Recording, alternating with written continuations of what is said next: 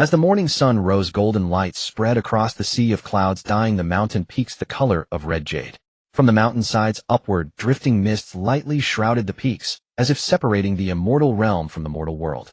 Amidst it all, the pine forests seemed to drink in the wind, and immortal cranes carried the rosy dawn in their beaks. This was the Qingyuan mountain range, named after the Qingyuan Sect that stood within it.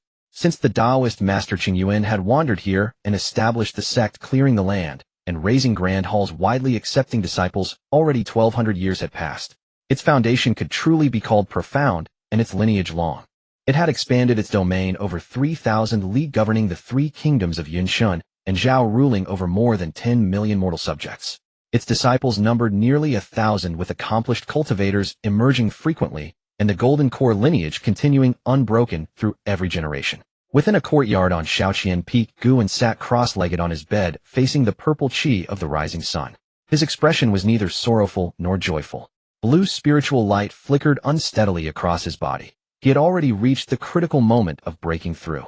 The spiritual power of the water origin art circulated along the meridians, striking the barrier of mid-stage qi, refining, and cracked open another fissure.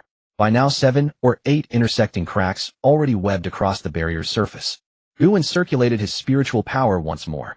This time he did not directly assault the barrier, but stopped before it. Blue spiritual force gathered and churned at the brink until his meridians could no longer bear the strain. The spiritual power transformed into a furious water-blue dragon and slammed violently into the barrier. With a sharp cracking sound, the barrier shattered. The blocked spiritual force poured out like a river in flood, rushing forward in torrents. Mid-stage, qi refining. Breakthrough. After the breakthrough, Qingyuan did not rush to conclude his cultivation. Instead, while the purple qi had not yet scattered, he seized the moment to firmly consolidate his realm. This was the habit he had cultivated over many years, never wasting a single second of cultivation time. Since entering Qingyuan Sect at the age of 6, 8 years had now passed. Throughout those 8 years, Qingyuan had welcomed the purple qi at dawn and drawn in the moon's essence at night, sat in meditation, contemplating the mysteries, refined spiritual energy, never once slackening. Today he had finally broken through to the 4th layer of qi refining. After a while, Qingyuan slowly concluded his cultivation and let out a long breath of turbid qi. The exhaled breath strangely shimmered in cyan and azure tones within the morning light, drifting away like smoke and mist. So this is the spiritual power leaving the body at mid-stage qi refining. Truly wondrous indeed. Mid-stage qi refining. The most obvious sign was spiritual power leaving the body. Upon reaching this step, a cultivator could no longer easily be harmed by mortals and would master various methods of commanding water and fire, greatly increasing their offensive power. Now that I've reached mid-stage qi refining, I should learn some new spells. The lightness art and cleansing art I learned before, although very convenient, have no real power. I possess the water, wood, and earth spiritual roots. My water affinity is the strongest, wood comes second, and the earth spiritual root is the weakest. The cultivation technique I practice is also the water origin art. As for spells, the water spear art and water shield art I read about before are both excellent. One offensive, one defensive. Supplemented by the binding art, I imagine they should be sufficient throughout mid-stage qi refining. It's a pity that even the 2nd floor of the scripture pavilion has no water-wood dual attribute techniques. My wood affinity isn't bad either. The water origin art's efficiency is still too low. Spiritual power capacity and quality are both average. Sigh, if only I had a heavenly spiritual root. Enough. Being able to cultivate immortality is already a heaven-sent fortune. I should not ask for more. At this thought, a strange glint flickered in Qingyuan's eyes. He had not originally been of this world. In his previous life, he had been a university student on a blue planet. While taking a stroll, he had seen someone organizing a release of life activity and had curiously gone over to watch. But when he saw an ant about to release a land tortoise into the sea, he could not help but step forward to stop her. This had been a kind act of saving a living creature. But the auntie was not willing to reason. Qingyuan, young and inexperienced, naturally was no match for her when it came to unreasonable arguments. He grew increasingly flushed with anger at her endless pestering. In the end, flushed with anger, Qingyuan suffered a heart attack and was rushed to the hospital, but resuscitation failed. When he awoke again, he had already become a fetus in a womb, and not long after was born into this world. As chance would have it in this life, he was still called Qingyuan. His parents ran a tavern in Blackstone City of the Yun Kingdom, and the family was fairly well off. He had thought he would live out a hasty life in this other world, but unexpectedly a heaven-sent immortal fate descended upon him. When he was 6, the Ascension Envoy of Qingyuan Sect descended upon Blackstone City of Yun Kingdom and convened the Ascension Assembly. Qingyuan saw with his own eyes a spiritual vessel parting the clouds as it came. The Immortal descended wearing a plain white robe whose sleeves fluttered without wind, draped in glowing mist, surrounded by immortal aura, inspiring awe in all who beheld him. Qingyuan had read stories of cultivating immortality in his previous life, and now in this life, he witnessed the Immortal bearing with his own eyes. A fierce longing was born in his heart. Having glimpsed the light, how could one remain content in darkness? Having seen celestial beings, how could one settle for the ordinary? Qingyuan refused that 100 years hence he would be nothing but a handful of yellow earth cast into some unknown darkness, never again to see the light of day. He wished to become an immortal. He wished for eternal life. Fortunately, Qingyuan was detected to possess water, wood, and earth spiritual roots. He had the qualifications for cultivation. Afterwards, Qingyuan joined Qingyuan Sect, embarking upon the immortal path of learning Taoist arts and seeking eternal life. Yet immortality was distant, the immortal path hard to seek. Although he possessed 3 spiritual roots, with neither great nor poor aptitude, resources were difficult to obtain. Relying only on the sect's annual subsidy of 3 spirit stones and the monthly 2 spirit stones earned through tasks, his cultivation speed could not be called fast. Only today had he finally broken through to the 4th layer of Qi refining, advancing to mid-stage Qi refining. Qingyuan, time for duty. If we're late again, Steward Liu will scold us. At that moment, a greeting called out from beyond the small courtyard. Qingyuan rose from the bed, slipped on his shoes, and pushed open the courtyard door. The visitor stood 8 Qi tall, with a tiger's back and bear's waist, massive shoulders, and thick chest.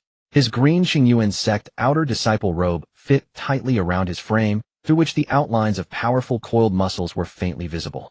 Qingyuan smiled and greeted him in a relaxed tone. Brother Song, no rush today. Let me show you what change has come over me.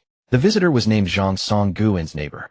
Since Qingyuan had entered the sect at 6, unfamiliar with the place and not daring to wander about aside from the monthly lectures, the only people he could interact with were the neighbors nearby.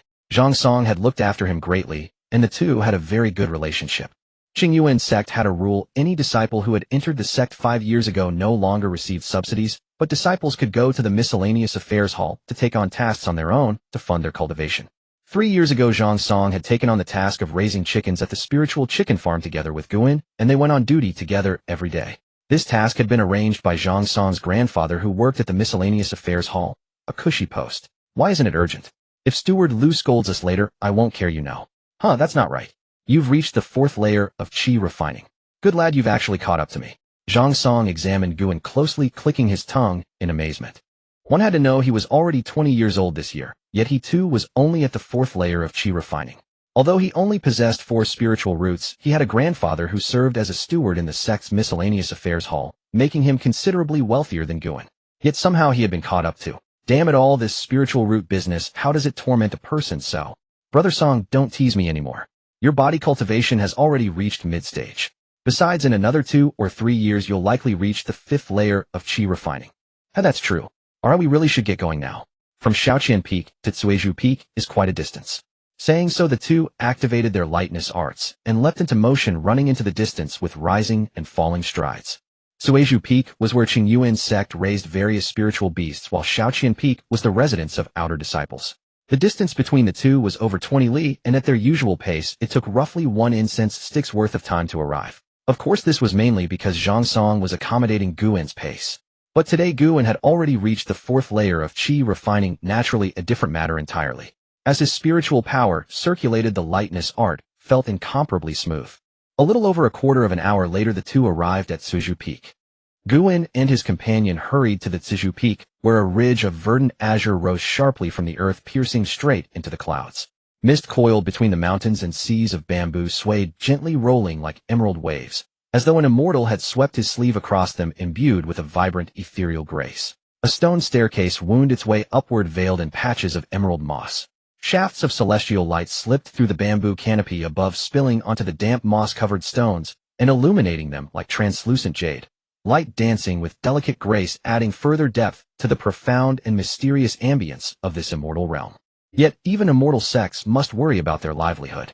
60 years ago, when the golden core legacy of the Qingyuan Sect was passed down, the entire sect pooled its resources to acquire a rare golden core spiritual material, aiding the true person Qingxiao in forming his core. To raise spirit stones, the old true person personally championed a campaign of expanding income and cutting expenses. The Cuizhu Peak was repurposed for spiritual beast husbandry. At its base were raised over 80 bamboo fragrance pigs, on its slope over 200 colorful feather chickens, and atop its peak dwelt 76 emerald bamboo snakes. The Qingyuan Sect maintained 4 or 5 such dedicated grounds for these 3 types of spiritual beasts alone, not to mention its other industries. Truly a vast and prosperous enterprise. Qingyuan Sect's renowned restaurant, the Qingyuan Tower, was celebrated near and far for its sky fragrance pig elbow, ginseng stewed spirit chicken, and emerald bamboo snake wine, all crafted from the very same spiritual beasts raised on these peaks. Sadly, Guan was a pauper, too poor to even set foot through the gates of Qingyuan Tower, let alone taste any of its famed dishes. The 2 companions climbed the stone steps in thoughtful silence, ascending until they suddenly realized they had reached the mid-slope of the mountain. A narrow branch path split off to the left, just 100 or so steps, and they arrived at the spirit chicken farm. Oh, you two. The sun must be rising from the west today. You two actually arrived on time today. Rare, truly rare. The moment Guan and Zhang Song stepped into the spirit chicken farm, a sardonic voice drifted toward them, and a thin, gaunt figure came into view. The newcomer's complexion was pallid and sallow, his cheeks sunk deep into his face, cheekbones jutting sharply upward. A pair of triangular eyes hung half-lidded while his thin lips pressed tightly into a single line, the corners slightly turned down as he regarded the pair with a sidelong glance. Haha, Steward Lu, don't say that. Apricots just ripened in my courtyard, brought these specially for you. Here, have an apricot, have an apricot. Guan stepped forward, drawing 2 greenish-yellow apricots from his storage pouch. These apricots had been borne by the apricot tree in his small courtyard, ripening just as the height of summer arrived. While they could hardly be called spiritual fruits, their pleasant sweet and sour taste was more than agreeable. As for Steward Lu's barbed remarks, Guan paid them no mind. Despite his harsh appearance, Steward Lu had never truly made things difficult for the 2 of them. The Qingyuan Sect's attendance roll was called at the 3rd quarter of the Qin hour, a time arranged to allow disciples sufficient room to cultivate in the early morning purple qi and still reach their duties on time.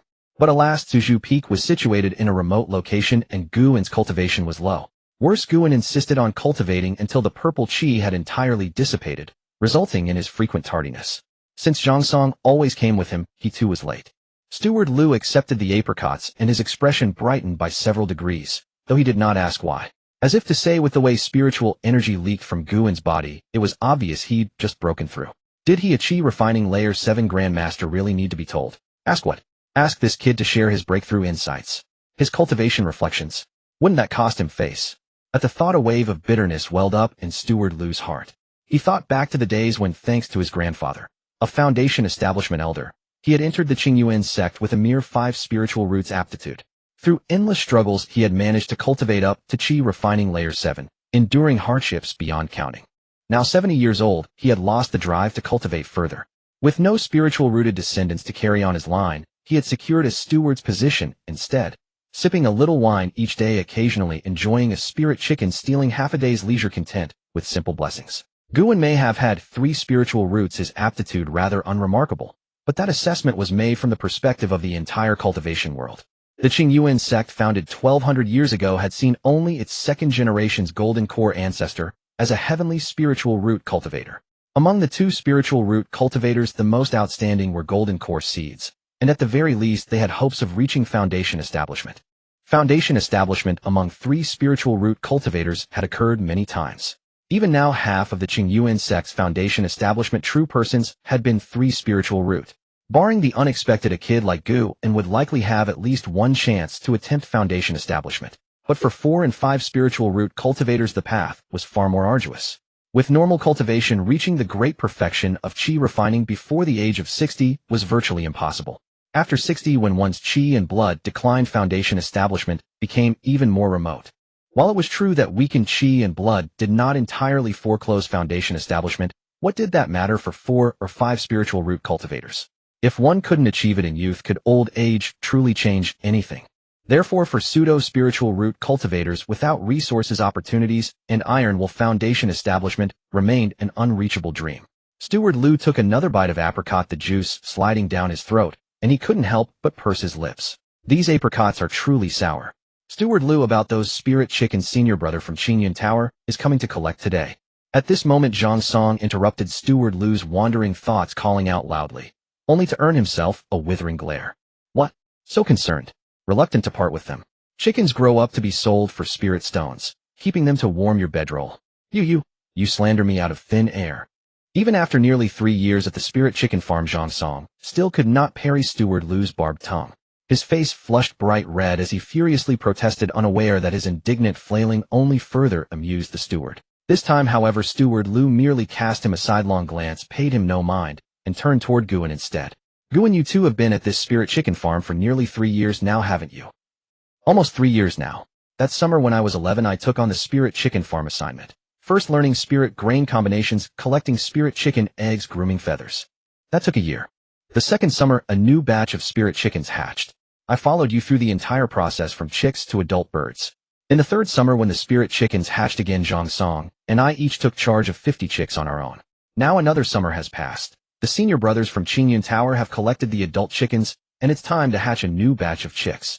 Guan counted these experiences carefully, nearly 3 years in total. The Qingyuan Sect's standard duration for such assignments was 3 years, which meant the two of them were about to finish their task and leave the spirit chicken farm. Although new junior disciples would surely take over the spirit chicken farm duties, it certainly wouldn't be Guan and Zhang Song any longer. Both had already reached mid-chi refining, and such assignments were no longer permitted for cultivators of their level. Furthermore, the rewards from this assignment were no longer sufficient to support mid-chi refining cultivation. Sai, I trained you two for 2 years, and you only work 1 year before running off. How does the steward hall even set these assignments? Steward Lu vented his frustrations, his words carrying a stream of complaints toward the steward hall, though he well knew these two were bound to leave. Guan muttered inwardly, you sure worked us hard enough those first 2 years too. Of course, Guan remained thoroughly satisfied with this assignment. Zhang Song had looked after him while the two of them heading to duties together each day. Steward Lu was also cold-faced but warm-hearted. Though he often spoke sharply, he had never truly made things difficult. If it had been another steward, not just frequent tardiness, but even a single late arrival, would have warranted an assignment rating of B or C with spirit stones docked from the task rewards. Moreover, Steward Lu occasionally craved a taste of fresh spirit chicken, and when he slaughtered one to eat, the two of them could share a portion, gaining a little extra spiritual energy. This was why Zhang Song's grandfather had called the spirit chicken farm assignment a cushy post. Thinking of this, Guan felt a touch of wistfulness. He had heard stories of senior disciples who fell into the hands of certain stewards, worked to the bone, had spirit stones docked, and received no benefits at all. Once this spirit chicken farm assignment is finished, they would need to take on a new assignment, and they'd better keep their eyes wide open lest they fall into the hands of some scoundrel steward. Steward Lu sighed and complained for a while longer, but said nothing further. He pointed toward the chicken coops, indicating for the two to fetch spirit grain and feed the chickens, then returned alone to his small courtyard. Before they knew it, the sun had climbed high, and scorching rays slipped through the gaps in the bamboo grove. Guan and Zhang Song were preening the spirit chickens, a daily task they had to complete. Because the colorful feathered chickens were naturally restless, they often messed up their feathers. And being fastidious, they would peck off any unkempt plumage. If left unattended, in just a few days they would become bare and bald. Just then a green leaf flew over from afar. Guan watched it with envy. Though the void leaf was only a low-grade magic artifact, flying artifacts were inherently expensive, costing as much as an ordinary mid-grade one. Guan had only ever ridden a spirit boat once when he came to the Qingyuan Sect from Haishi City and had never been up in the sky since. Every year at this time, sect cultivators would come to collect spirit chickens and deliver them to the Qingyuan Tower. In previous years, Guan had also seen this void leaf artifact a couple of times. He assumed that Steward Wang would come again this year. After a moment, the leaf artifact flew closer and a middle-aged cultivator leaped down, greeting Manager Lu with a smile. Brother Lu, how have you been lately? Very well indeed. Eating and drinking well, that's a peaceful life. Manager Lu swayed his head, looking quite content. After some pleasantries, they finally got down to business. Brother Wang, how many spirit chickens does the sect need this year? Well, the sect hasn't been peaceful lately. The demonic beasts in the northern Yunwu Mountains have been rampant, and a nearby market town has already been breached. The sect leader has ordered the Qingyuan Towers in Yunyan Market and Yunhu Market to withdraw. The number of spirit chickens needed this year has also decreased. For your Tsueju Peak Spirit Chicken Farm, take 120. If that's not enough, I'll go to other peaks. That's fine. Brother One, you must stay for a few drinks today. Old He from the peak just gave me 2 jars of Tsueju snake wine. The flavor is exquisite. Haha, then I won't be modest. Guan followed behind the two, listening to their conversation, trying to glean some useful information. Manager Lu and this senior brother Wang had been close in their youth, so whenever they exchanged the spirit chickens, he never made things difficult and instead offered many conveniences. In return, Manager Lu gave Steward Wang a fair share of perks. The sect was fully aware of this, but turned a blind eye, knowing that too strict a rule would defeat its purpose. After all, the sect only provided a fixed amount of spirit grain and bran. If you had the skill to raise more, that was your own ability, as long as the sect's tasks were completed without error. In other words, what you handed over to the sect was fixed, and the rest was yours to keep. Manager Lu led Steward Wang to his small courtyard, which was located within the spirit chicken farm. This courtyard was not much larger than Guan and Zhang Song's, but it was far more refined. Though small, it was exquisitely serene. A pool of deep water reflected the sky, with two spirit fish swishing their tails, shattering half the pool's cloud shadows. Beside the pool stood a hexagonal pavilion with flying eaves and interlocking brackets like a crane spreading its wings. Inside were a small table and 4 stone stools, tastefully elegant and refined. Next to the pavilion grew a cluster of green bamboo, each stalk like jade, each leaf exuding coolness. When the wind blew, it rustled, and the bamboo shadows danced. Gu and Zhang Song go kill 2 colorful feather chickens. Gu and you cook in the eastern kitchen, and Zhang Song you assist. Manager Lu instructed the 2. Guan's family ran a restaurant, and his parents often took him into the kitchen, intending for him to inherit the family business someday. Now he couldn't inherit the business, but he had learned some basic skills. After coming to the Qingyuan Sect, he refused to eat the swill from the communal kitchen and taught himself a few dishes. Manager Lu had once tasted Guan's bamboo-scented chicken pieces and praised them endlessly, calling Guan talented. He had Guan make it many times, and Guan was happy to oblige because each time he got to keep a few pieces for himself. Zhang Song went to cut bamboo, while Guan went to the chicken coop to catch chickens. After observing for a while, he picked 2 plump ones with bright feathers. It's just you 2. Today this priest will send you to reincarnation. 2 strands of water blue spiritual energy, threads extended from Guan's hand. With a sudden bind, he caught the 2 fat chickens. Seeing that Zhang Song hadn't arrived, yet Guan went ahead to kill the chickens himself. Although the colorful feather chicken was a spirit chicken, an adult chicken was only at the first level of qi refining. Killing it was no different from killing an ordinary mortal chicken. He gripped both wings with his left hand, twisted the comb back with his right hand, revealing a patch of fine down on the neck. He plucked a tuft of neck feathers. Spiritual energy formed a blade, and the water blue edge slanted across. A thread of crimson fell dripping into a flower. Guan then cast a cleansing spell, and all the feathers fell off, revealing the goose yellow skin beneath. The chicken stopped struggling and breathed its last. One of the colorful feather chickens you raised has passed away, offering you a lump of spiritual energy in return. A voice sounded in his mind. At the same time, a stream of spiritual energy fell into his chi si. What is this? Guan's heart shook, and he couldn't even hold the chicken, or it slipped from his hand. Yet Guan paid no attention to the fallen chicken. He was already immersed in ecstasy. A golden finger. It was a golden finger. How long I have waited for you. Guan was overjoyed. In his past life, he had been an ordinary college student, and in this life his talent and background were also average. Without a cheat, foundation establishment was a major hurdle, and golden core was an insurmountable chasm. Now with a golden finger, it couldn't be said that the path ahead was smooth, but it could be described as reaching the clouds with ease, picking up the immortal path at will. As for conspiracy theories or pride, that was a joke. Who would crawl on the ground when they could fly? A golden finger as a trap. I only know that without it I could hardly even reach foundation establishment. Immortality. Eternal life. Let us strive and witness it together. Guan's mind raced as he happily accepted the life that would be carried by the golden finger. I need to give it a name. I can't keep calling it golden finger forever.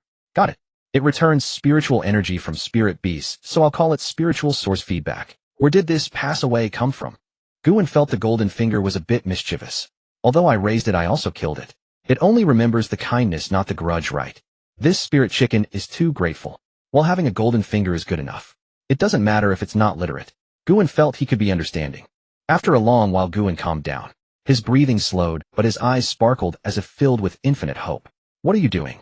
The chicken fell on the ground. Zhang Song approached with the bamboo, looking at Guan, and asked dully. Nothing, brother Song. You kill that chicken. I'll go wash this one. Guan handed the other unkilled chicken to Zhang Song and ran off without giving him a chance to speak. Why not use a cleansing spell? Zhang Song was puzzled, feeling that Guan was acting strangely and a bit worried. Guan didn't run far. He was afraid that if he went too far he wouldn't receive the spiritual energy. As for washing the chicken, of course it was an excuse. He wasn't stupid, he just wanted to see if the golden finger required him to personally kill the chicken. The voice in his head had already told him that it had to be his chicken. Last year he had killed quite a few chickens, and he had even fed them occasionally, but there was no spiritual energy feedback. The chickens this year had been fed by Guan since hatching with only occasional help from Zhang Song and Manager Lu. Yet these chickens had given him spiritual energy. Therefore the golden finger might require that he feed them most of the time, but a meal or two of feeding by others didn't matter. One of the colorful feather chickens you raised has passed away, offering you a lump of spiritual energy in return. The voice sounded in his mind, and another stream of spiritual energy fell into his chi si. How why does this stream feel a bit larger? Come to think of it, this chicken does seem a bit plumper. Guan stroked his chin deep in thought, but his feet didn't stop. Though he had a golden finger, his Dao sprout had just begun to grow and his immortal embryo was still young. He was still a mere 4th-level Qi refining cultivator and couldn't afford to neglect Manager Lu's business. Guan entered the eastern kitchen, split the bamboo, drained it, and washed it clean. Then he cut the 2 chickens into large pieces. Since the bamboo tube couldn't fit a whole chicken, and cutting into small pieces wasn't satisfying, Guan was used to cutting them into large chunks. He put the chicken pieces into the bamboo tube sprinkled in bamboo salt, and when Zhang Song came back with bamboo shoots, he cut some shoots and added them. Using spiritual power, he carved a piece of bamboo into a plug and hammered it into the joint of the bamboo tube to seal it tightly. By this time, Zhang Song had also dried the bamboo branches over a fire until they were slightly yellow.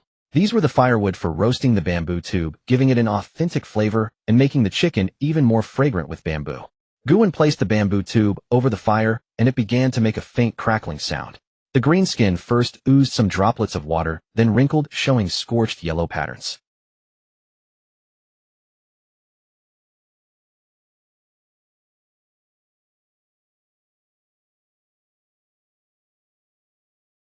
Manager Lu was in high spirits from the wine. He invited the 2 to sit down, cut open the bamboo tube, and Guan took the wine jar filling cups for all 4. The aroma from the bamboo tube mingled with the fragrance of the bamboo wine, then was scattered by the mountain breeze. Manager Lu and Steward Wang talked animatedly, while Guan and Zhang Song listened quietly. Amid the clinking cups and banter, the restlessness that had just arisen in Guan's heart seemed to be smoothed by the mountain breeze, leaving him feeling refreshed and clear-headed. Time flowed like a rapid stream, and days passed like shuttles in the blink of an eye. It was 7 days later. During these 7 days, Guan had roughly figured out the spiritual source feedback. In short, the spirit beasts he raised, grateful for his feeding efforts, would return a cluster of spiritual energy to him after their death. There might be other rewards, but none had been discovered yet. The concentration of the feedback depended on the beast's cultivation level at the time of death, and the golden finger did not care who killed it or how far away it was. To this end, he even killed the 2 golden spirit carp he had raised in his small courtyard. Since they were only half-spirit beasts, they returned 2 very small clusters of spiritual energy equivalent to just 2 or 3 days of hard work. There were also 4 other clusters of spiritual energy with a prompt indicating that the colorful feather chickens had died of natural causes. He presumed that Steward Wang had sent them to Qingyuan Tower to be made into spirit ginseng stewed chicken. And yet, even that returned spiritual energy to Guan. He was truly grateful. The feedback also fully stabilized Guan's cultivation at the 4th layer of Qi refining, and even advanced it slightly, with no hint of instability in his spiritual power circulation. After consolidating his realm, Guan planned to learn some spells as a means of self-defense. At the entrance of the Qingyuan Sect's scripture repository, Guan counted the spirit stones in his storage pouch. The spirit chicken farm task had been handed over, and he had received the final 2 spirit stones. Adding the 12 he had saved frugally, he now had 14. Each Qi refining spell cost 3 spirit stones. After learning 3, he would have little left. Thinking of this, Guan felt a twinge of pain in his heart. In his past life, he had always been troubled by money, often taking odd jobs to earn a living. After transmigrating to the cultivation world, he counted every single spirit stone he spent, and he recognized every stone in his storage pouch. They were all his hard-earned savings. "Hey kid, what are you dawdling there for? If you're not coming in, don't block the door." Guan followed the voice and saw Elder Gu Yin sitting cross-legged on a cushion inside the door, wearing a green cloud-patterned Taoist robe.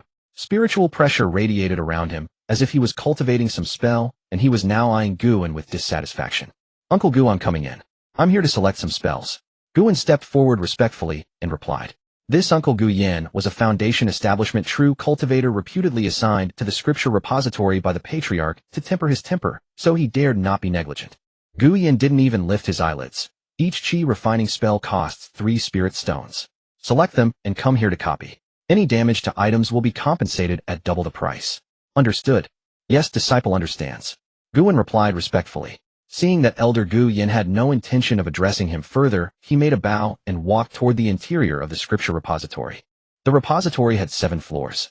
The first floor contained miscellaneous theories and strange tales. The second and third floors held Qi refining spells and techniques. The 4th and 5th floors were the Foundation establishment area, and the 6th and 7th floors were the Golden Core area. Guan's destination was the 2nd floor. Upon reaching the 2nd floor, he saw over a dozen bookshelves arranged in rows, but instead of books, they held jade slips emitting a faint shimmering glow. These were spell jade slips. Compared to traditional books, jade slips could better preserve the true essence of spells. He walked slowly to the water-attributed bookshelf where a senior brother was already selecting spells. They exchanged a slight nod, and Qingyuan began to browse the spells carefully. Water spear art, slow casting, but great power. At high levels it can summon 3 water spears to attack the enemy. Water arrow art, fast and stealthy, suitable for ambushes, but weak in power. Water shield art, strong defensive power, but only 1 shield requiring flexible use. Water spirit shield forms a spirit shield to protect the body, but its defense is far inferior to water shield art. I'll go with water spear art and water shield art. Water spear art has great power and can serve as an offensive breakthrough, and combined with entanglement art, the slow casting time can be somewhat compensated. Water shield art offers strong defense, but I must be careful in battle to avoid being ambushed from other directions. After a brief deliberation, Qingyuan selected the 2 spells, and then went to the wood-attributed spell area, took entanglement art, and headed downstairs to see Uncle Gu. Selected. Let me see. The idea of combining water spear art with entanglement art isn't bad. Water shield art and water spirit shield each have their pros and cons. It's up to you. Elder Gu Yan took the 3 jade slips, made a casual comment, and produced 3 blank jade slips. He aligned 2 jade slips, and a flash of spiritual light from his hands turned the originally white jade slip into a faint blue glow identical to the original. He performed the spell twice more, and the 3 jade slips were copied. Here 3 spells, 9 spirit stones. Elder Gu Yan tossed the jade slips to him, and with a flick of his sleeve sent the 3 original jade slips flying back to the 2nd floor. These spells were not considered precious, and could be found outside, so the management was not strict. However, some rare spells had to be returned and destroyed regularly, and some could only be studied in the quiet chambers of the scripture repository. The ones Qingyuan selected had no such restrictions as long as he did not privately pass them on. He took out 9 spirit stones, handed them to Elder Gu Yan, made a bow, and took his leave.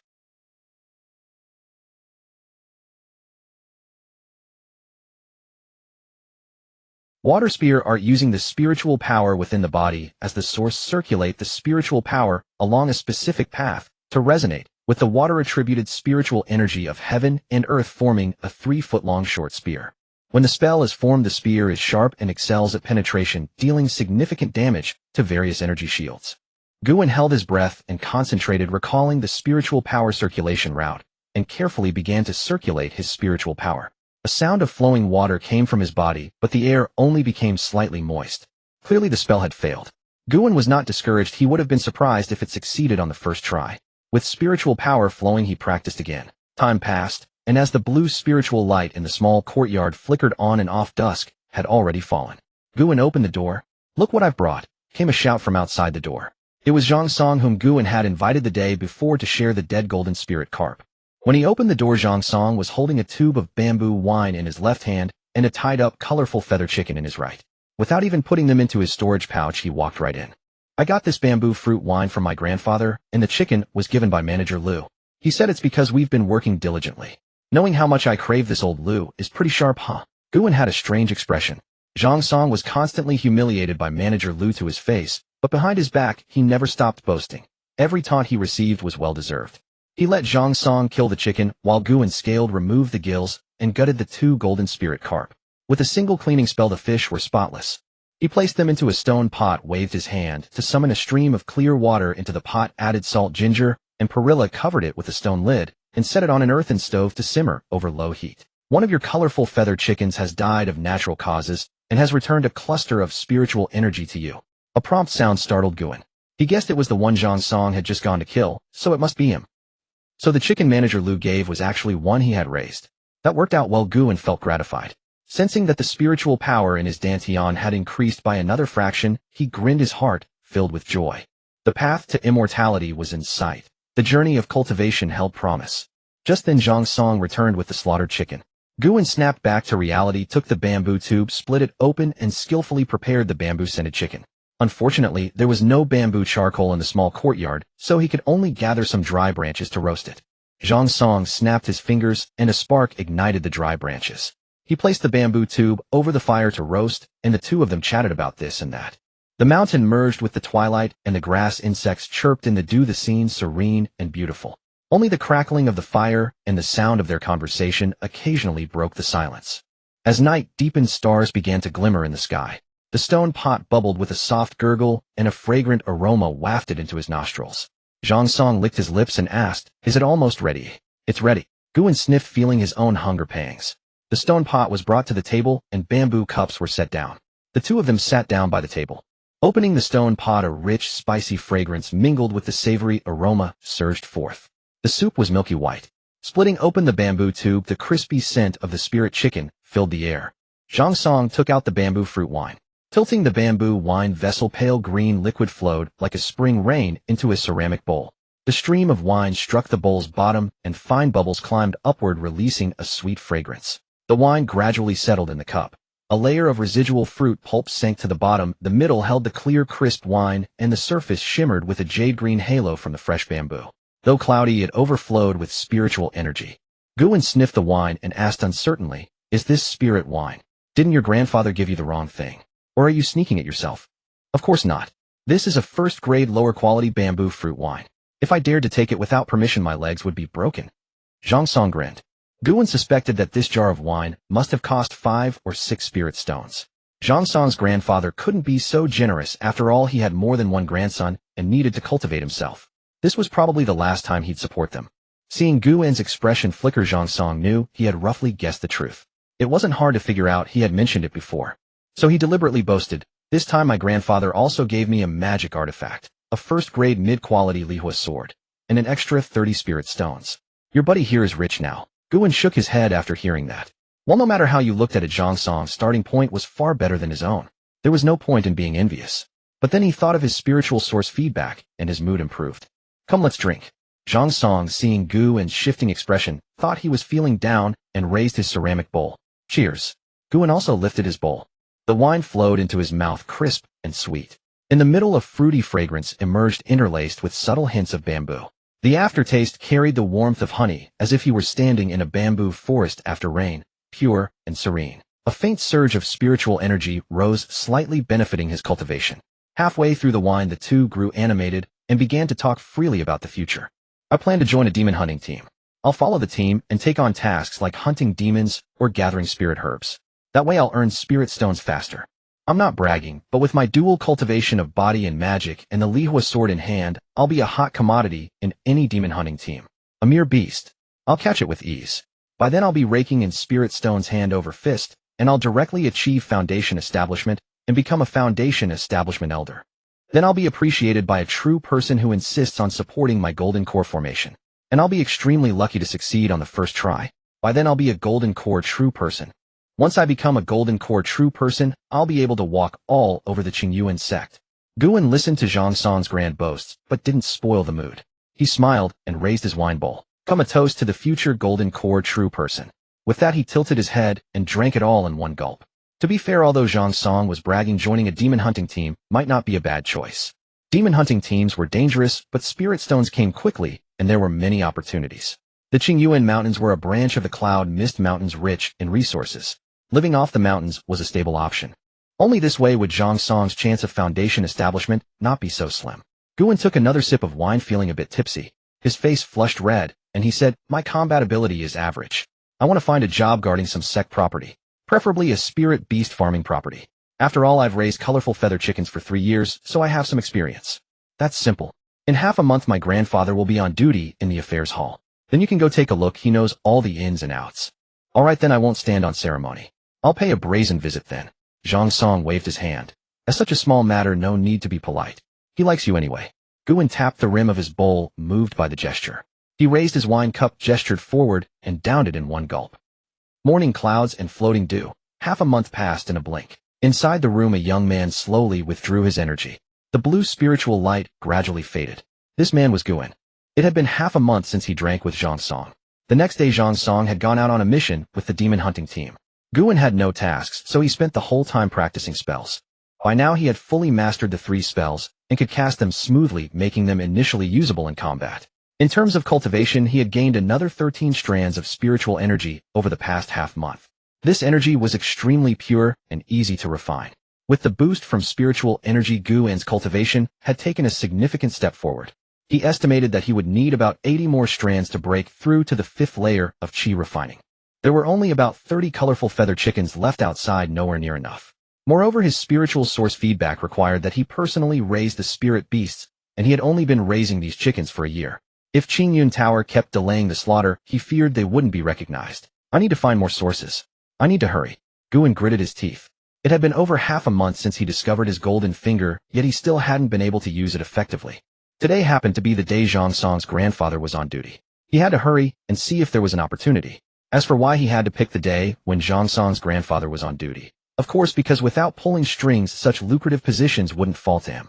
After all, Steward Liu occasionally caught a spirit chicken to eat, and it wasn't uncommon for other stewards of spirit beast farms to do the same. This perk was not an isolated case. Although the Qingyuan Sect's rules on the number of spirit beasts to be handed over were not particularly lenient, with a little maneuvering, he could always keep some surplus. Thinking this, Guan wasted no more time. He tidied up briefly and set out. The affairs hall was not far from Shaoqin Peak. It was located between the 5 outer disciple peaks and 1 inner disciple peak. To be precise, many of the Qingyuan Sect's buildings were here, including the scripture library, where Guan had gone earlier. It was called Qingyuan Peak. The Qingyuan Sect had a third-grade spirit vein that encompassed 9 peaks, 6 disciple peaks. Qingyuan Peak, where the sect's main hall and the core of the protective array were built, and Qingyuan Peak, where foundation establishment and golden core elders resided. Beyond the 9 peaks, there were scattered spirit veins, either on mountains or in valleys, serving as sect properties that continuously supplied resources to the Qingyuan Sect. Guan activated his light body technique and quickly dashed toward Qingyuan Peak. After a short while, he arrived at the sect's affairs hall. The morning mist on Qingyuan Peak's affairs hall had not yet dissipated. The ancient majestic wooden building was already radiating with spiritual light. Thin blue smoke rose from a bronze incense burner. Guan stepped inside, where a few disciples had already come to pick up tasks. A long table of green jade stood facing the door. An old man in a blue robe sat behind it with 2 young senior brothers on either side, each with a small table in front of them holding dozens of jade slips. The old man was slightly plump with a kindly face. His fingers tapped a rhythm on the table, and the green jade thumb ring occasionally struck the jade table, producing a clear sound. Guan stepped forward and bowed. "Greetings, Steward Zhang. Disciple Guan has come to take on a task." Steward Zhang looked up slightly, saw it was Guan, and cleared his throat. "Ahem, about that last task of yours. There's a problem. Come with me to the quiet room to discuss it in detail. You Feng Moron Lin, you two keep an eye on things." With that, he stood up and walked toward the inner quiet room. Upon entering the meditation chamber, manager Zhang flicked his sleeve, igniting 4 bronze oil lamps. After settling into his seat, he gestured for Gu and to be seated as well. "Gu and I heard from Xiao Song that you wish to find a spirit beast farming assignment. Why not join Zhang Song's monster hunting team?" Manager Zhang sipped his tea lightly and got straight to the point. Guan replied respectfully, "Manager Zhang, as you may not know, I cultivate the water yuan art, and my magical techniques are not particularly skilled. I'm afraid no one would accept me for monster hunting. Fortunately, I worked at a spirit chicken farm for 3 years and accumulated some experience, so I thought I'd take on a spirit beast farming task." Manager Zhang took another sip of tea, thinking to himself, "This Guan has 3 spiritual roots, yet cultivates most diligently. Xiao Song said he only entered Qi refining stage level 4 less than a month ago, and already has such progress. He truly is remarkable. He's also close with Xiao Song. Very well, I'll help him." He spoke.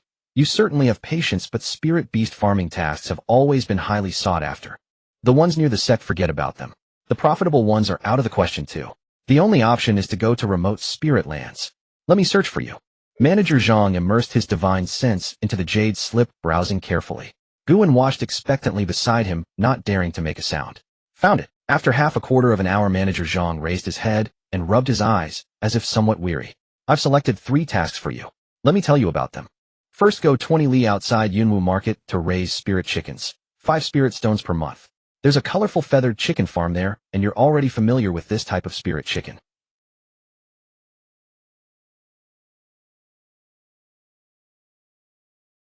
The benefit is that all the equipment is already in place and ready to use with just a bit of tidying. After deducting the sect's share, you don't need to worry about the rest. Qingyuan Tower at Yunwu Market will reopen, and you can sell to them. The downside is that the spirit vein is small and spiritual energy is sparse. Accounting for your daily cultivation needs, it can only support 60 or 70 spirit chickens. Moreover, it's not very safe. The monster chaos might flare up again." Guan furrowed his brow slightly, not yet offering his opinion. Second, guard Haiyan County in Yun Kingdom. 6 spirit stones per month. This task mainly involves protecting mortals and handling various demonic beasts and wandering cultivators. Recently, a first-grade mid-quality spirit vein was discovered within the county, forming a small spirit lake. It's suitable for your cultivation, and you could also raise some spirit fish. Moreover, since the sect's task is to guard Haiyan County, the spirit lake is merely supplementary, so all income from it is yours to keep. However, it's untamed land. Everything must be purchased and set up by yourself. The initial investment will be substantial, and in 3 years the task will likely be divided into 2 separate assignments requiring you to compete for it again. Guwen's eyes brightened. Seizing the moment when Manager Zhang took a sip of tea, he quickly asked, "Is the spirit lake approved by the sect for use? After all, this is a guarding task. The sect doesn't oppose it. It's customary practice." Manager Zhang tapped the table and continued. "Third, there's a snake valley in Shin Kingdom that's recruiting. If you go there, you don't need to worry about anything. Just raise spirit snakes well. The compensation is also high, 10 spirit stones per month. The downside is that you must serve under others and follow orders quite restrictive. There are many venomous snakes, and it's rather dangerous. You only handle the work, so there's little opportunity for extra gains." Guwen lowered his head to consider carefully. Manager Zhang was not impatient, lifted his tea, and slowly sipped. First, the Yunwu market task wouldn't do. He had previously heard senior brother Wang say that monster chaos frequently occurred there. It could flare up any day. He only wanted to find a place to raise spirit beasts and cultivate, so it wasn't suitable. The Snake Valley wouldn't work either. While the spirit stones were plentiful, he didn't know what kind of person the manager would be. Most importantly, when a group of people fed snakes together, the spirit source feedback wouldn't recognize it. Even if it were recognized under others' watchful eyes, his cultivation speed couldn't be hidden. Not suitable, not suitable. The guarding Haiyan County in Yun Kingdom task, however, fit his intentions perfectly. Alone with a water attribute spirit vein suitable for his cultivation. All the earned spirit stones would be his alone, no one competing to feed the fish with him, and it was close to his hometown of Haishi City. Perfect. Manager Zhang, I've decided. I'll choose the guarding Haiyan County in Yun Kingdom task. Guwen made his decision and spoke to Manager Zhang. Once you've decided, bring your sect medallion over. I'll register the assignment for you. Manager Zhang made no comment on Guwen's choice. After all, he had already analyzed the pros and cons. Moreover, in his view, all 3 options were reasonably good for Guwen. Guwen drew his sect medallion from his storage bag, holding it with both hands and offering it to Manager Zhang. Manager Zhang simply swiped his own sect medallion across it and tossed it back to Guwen. This journey to Yun Kingdom involves high mountains and long roads, making travel inconvenient. I can authorize the advance release of 6 months compensation as appropriate. Here, these are 36 spirit stones. Future compensation can be collected at Yun Kingdom's royal capital. Once a year is sufficient. Manager Zhang took out the spirit stones from a golden threaded storage bag.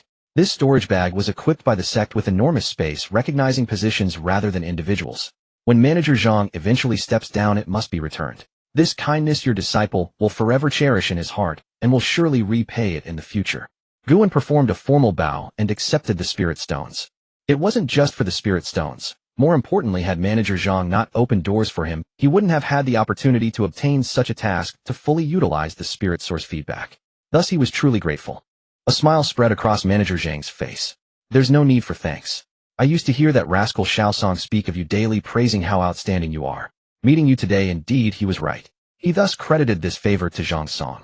Brother Song has taken good care of me. I am truly grateful in my heart. Guwen continued. Manager Zhang let out a laugh, lifted his teacup. This time to signal a guest's departure. Guwen said no more, performed another formal bow, turned and left. After finishing the last sip of tea, Manager Zhang tossed the teacup into his storage bag. Gazing at Guwen's departing figure for a moment, he then departed the meditation chamber. Guwen returned to his small courtyard, sitting cross-legged beneath the apricot tree, fingers rolling a few apricot leaves, organizing the recent events in his mind. The Yun Kingdom Haiyan County task begins in 7 days. The distance is merely 1,800 li.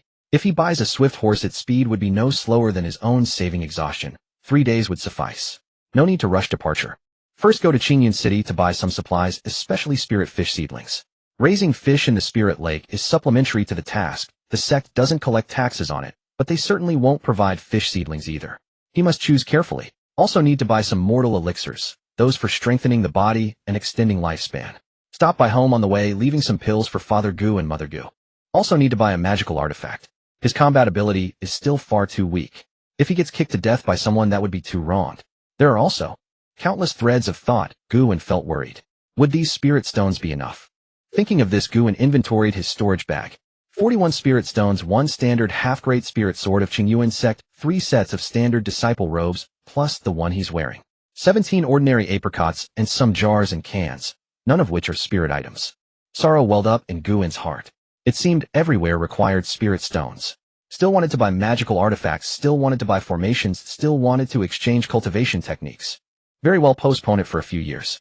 Prioritize buying spirit fish seedlings first. Days slipped by like a white pony flashing past a crevice. 3 days passed in the blink of an eye. Dawn was still dim, and the morning after a fresh rain carried a lingering chill. Guan tightened his green robe, locked the courtyard gate, and murmured to himself, I leave for 3 years this time. Who knows what the world will look like upon my return? His cloud-walking shoes shattered the morning light, kicking up specks of mud from the bluestone path as he hastened toward Qingyuan Peak. It was not until he reached the Spirit Beast Pavilion that he finally slowed his pace. Gazing at the bluestone entrance gates, he strode confidently into the valley. A young man, also clad in a green robe, came toward him with a smile. Junior brother, have you come to select a spirit beast? Guan gave a brief fist-in-palm salute. Senior brother, I have been assigned a mission to depart from the sect. I am here to purchase a swift steed. I wonder if senior brother might offer a recommendation. It is wise to buy a steed when traveling far from home. Maintaining one's condition on the road is of utmost importance. Riding a spirit horse conserves spiritual energy while ensuring the journey proceeds without delay. Junior brother has considerable experience. The robed senior brother was somewhat surprised. Generally, such knowledge was possessed only by seasoned veterans. New disciples rarely understood it without suffering a few losses first. Seeing how youthful this junior brother appeared, he could hardly be someone who frequently undertook missions. It was more likely that his elders had passed down this advice. With this thought, a warmer smile spread across his face, and his demeanor grew even friendlier. Let me introduce them for you. Our sect's Spirit Beast Pavilion offers a first-rate low-grade spirit horse called the Cloud Chaser. When it runs, mist rises beneath its hooves, and its endurance is exceptional. It can cover 1,000 li in a single day. We also have the first-rate low-grade whinnying wind horse with dark mane and explosive speed capable of covering 800 li per day. As for the first-rate mid-grade Firecloud steed, it can. The robed senior brother launched into an enthusiastic introduction, clearly quite eager. In truth, his eagerness was well-founded. Cultivators at the Spirit Beast Pavilion received Spirit Stone rewards for each beast sold, which was precisely what drove his enthusiasm. Guan awkwardly interrupted him. Senior brother, I only need a mortal horse or a semi-spirit horse. This junior brother's purse is rather slender. The robed senior brother was momentarily confused. Had this junior brother's elders not provided spirit stones for the mission? Or had he misjudged him? Nevertheless, he did not press the matter, and instead began introducing semi-spirit horses. Junior brother, I would recommend the Black Scale horse among semi-spirit horses. Its speed ranks among the finest, and its endurance is equally impressive. Our sect has achieved stable breeding of this breed, so the price is modest, only 2 spirit stones. It offers excellent value for its quality. Would senior brother mind showing them to me? Guan asked. Of course. Follow me. The robed senior brother led Gu and about 100 paces into the valley and stopped before the first stable. No introduction was needed. Guan knew at once that these were the Black Scale horses. The horses stood magnificent, their bodies sheathed in gleaming black scales, manes flowing in the wind, limbs muscular, and sinewy scales clinking like armor. Truly a sight to behold. Its very presence made one's legs ache with excitement, just as its name suggested. Ahem. Senior brother, might you also gift a saddle? Guan asked with a shameless grin. Fortunately, the senior brother was generous and agreed to include a saddle. Guan selected the tallest and most robust stallion that caught his eye, fitted it with the saddle, paid the spirit stones, mounted the Black Scale horse, and kicked up dust as he galloped away. This Black Scale horse could cover 500 li per day, meaning the journey would take 2.5 days. Guan planned to stop at Qingyuan Immortal City first to make some purchases. Qingyuan Immortal City was built entirely by the Qingyuan Sect and served as a key instrument for harvesting resources from rogue cultivators. Located not far from the sect, Guan arrived within half an hour. By now the fog had cleared and morning dew seeped from the bluestone walls. Guan heard a sound of tearing air above him. A cultivator riding a flying sword skimmed past the city gates, drawing envious glances from those around. He left the Black Scale horse at the stable by the gate and walked leisurely into the city. What met his eyes were rogue cultivators setting up ground stalls. Pieces of black cloth laid out with 3 or 5 items upon them, occasionally flickering with spiritual light that made one's heart itch. However, Guan dared not seek treasures at these stalls. If he were deceived and wished to return, the sellers would have long packed up and vanished. Every year there were reports of Qingyuan Sect disciples being scammed. He had heard of it, so often his ears were calloused. Noticing Guan pause and not move forward, some guides, literally pigeons, felt an opportunity. They made their living leading unsuspecting newcomers, mostly mortals. But upon seeing the green cauldron emblem on Guan's chest, they quickly dispersed in disappointment. Qingyuan Sect disciples had no need for their guidance. Guan did not linger in the stall district, but strode purposefully deeper into the city. After a short while he stopped before a gray stone building. It was modest, only 2 stories tall, but stepping inside revealed a surprising breadth within. A stout shopkeeper dressed in opulent jewels came forward. His dark robe was embroidered with dark golden cloud patterns. Smiling warmly he spoke, "This Qingyuan Sect cultivator. May I ask what you require?" "I am looking for black spirit fish. I trust the shopkeeper will offer a fair price," Guan said, returning the greeting with a fist in palm salute. Certainly, certainly. Though black spirit fish are not particularly valuable, I wonder if the fellow might." The stout shopkeeper invited Guan to sit and served tea. Black spirit fish absorbed spiritual energy rapidly and had a short maturation period, but their taste was mediocre and they commanded no high price. Only impoverished rogue cultivators ate them. As for claims of abundant spiritual energy, these fish remained at the chi condensation first layer for their entire lives. Who would eat spirit fish merely for that meager bit of spiritual energy? When did the 100 Spirits Pavilion begin inquiring about a buyer's intentions before making a sale? What is the shopkeeper implying? Guan frowned, but did not touch the tea. "It is my fault. Please forgive me, fellow Taoist. How about this? 1 spirit stone for 5 fingerlings." The stout shopkeeper still wore a smile. Guan's expression darkened. This swine, did he take him for a fool? 1 spirit stone for 5 was the same price as at the sect. Then why had he come here at all? "Shopkeeper, please do not jest with this humble one. My elders told me your prices are considerably lower than those of our Qingyuan sect." Guan let his eyelids droop and spoke in a deep tone. "Oh, so you have an acquaintance recommending you. You should have said so sooner, dear nephew. Very well, 6 fingerlings per spirit stone. How does that sound?" The stout shopkeeper, hearing Guan bluff, was uncertain how to proceed. "How about this? 20 spirit stones for 100 fingerlings plus a spirit beast bag. If that does not suit you, I shall leave." Guan spoke calmly. The stout shopkeeper hesitated. A spirit beast bag alone cost 5 spirit stones. The remaining 15 would only suffice for 90 fingerlings, leaving a loss of 2 spirit stones on the transaction. But one could not calculate it so rigidly. Both the fingerlings and the spirit beast bag carried profit margins. Selling at a thinner margin was better than earning nothing at all. This fellow looked so young. How could he be so difficult to fleece? Forget it. Let the margin be thin this time. Fellow Taoist truly knows how to conduct business. I gain nothing from this transaction. Do look favorably upon my shop in the future, would you? Guan ignored the shopkeeper's continuous complaints. He had every reason to be strange, not to profit from him. But he did not expose it, merely saying coolly, "Shopkeeper speaks too modestly. I have other matters to attend to, so please wait, fellow Taoist." The shopkeeper entered the back room. Shortly thereafter, he emerged with a small yellow bag and handed it to Guan. Guan took the spirit beast bag and swept his divine sense over it. The black spirit fish were lively and active, showing no signs of tampering. He then promptly handed over 20 spirit stones to the shopkeeper. Payment and goods exchanged, Guan took his leave. Walking along the main street, his thoughts rested on the black spirit fish. These fish were specifically chosen by him, rich in spiritual energy and quick to mature. Though their economic value was somewhat modest, they were ideally suited to his spirit source feedback, and a single first-rate mid-grade spiritual vein could easily sustain them. Guan walked along the street until he stopped before a towering wooden building. The structure featured soaring eaves, intricate carvings, glazed windows, and a white jade plaque. Its main body was built from sinking wood, exuding a faint coolness. Several crimson pillars about 2 zhang tall were adorned with golden cloud patterns. Medicine pills, magical artifacts, and talismans glittered on display stands, while a white jade plaque at the entrance bore the bold inscription, Jubao Tower. This Jubao Tower was an asset of the Qingyuan Sect, generating a vast amount of spirit stones and treasures for the sect each year.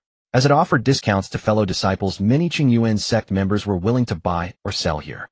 Guan had long heard of its fame, but this was his first visit.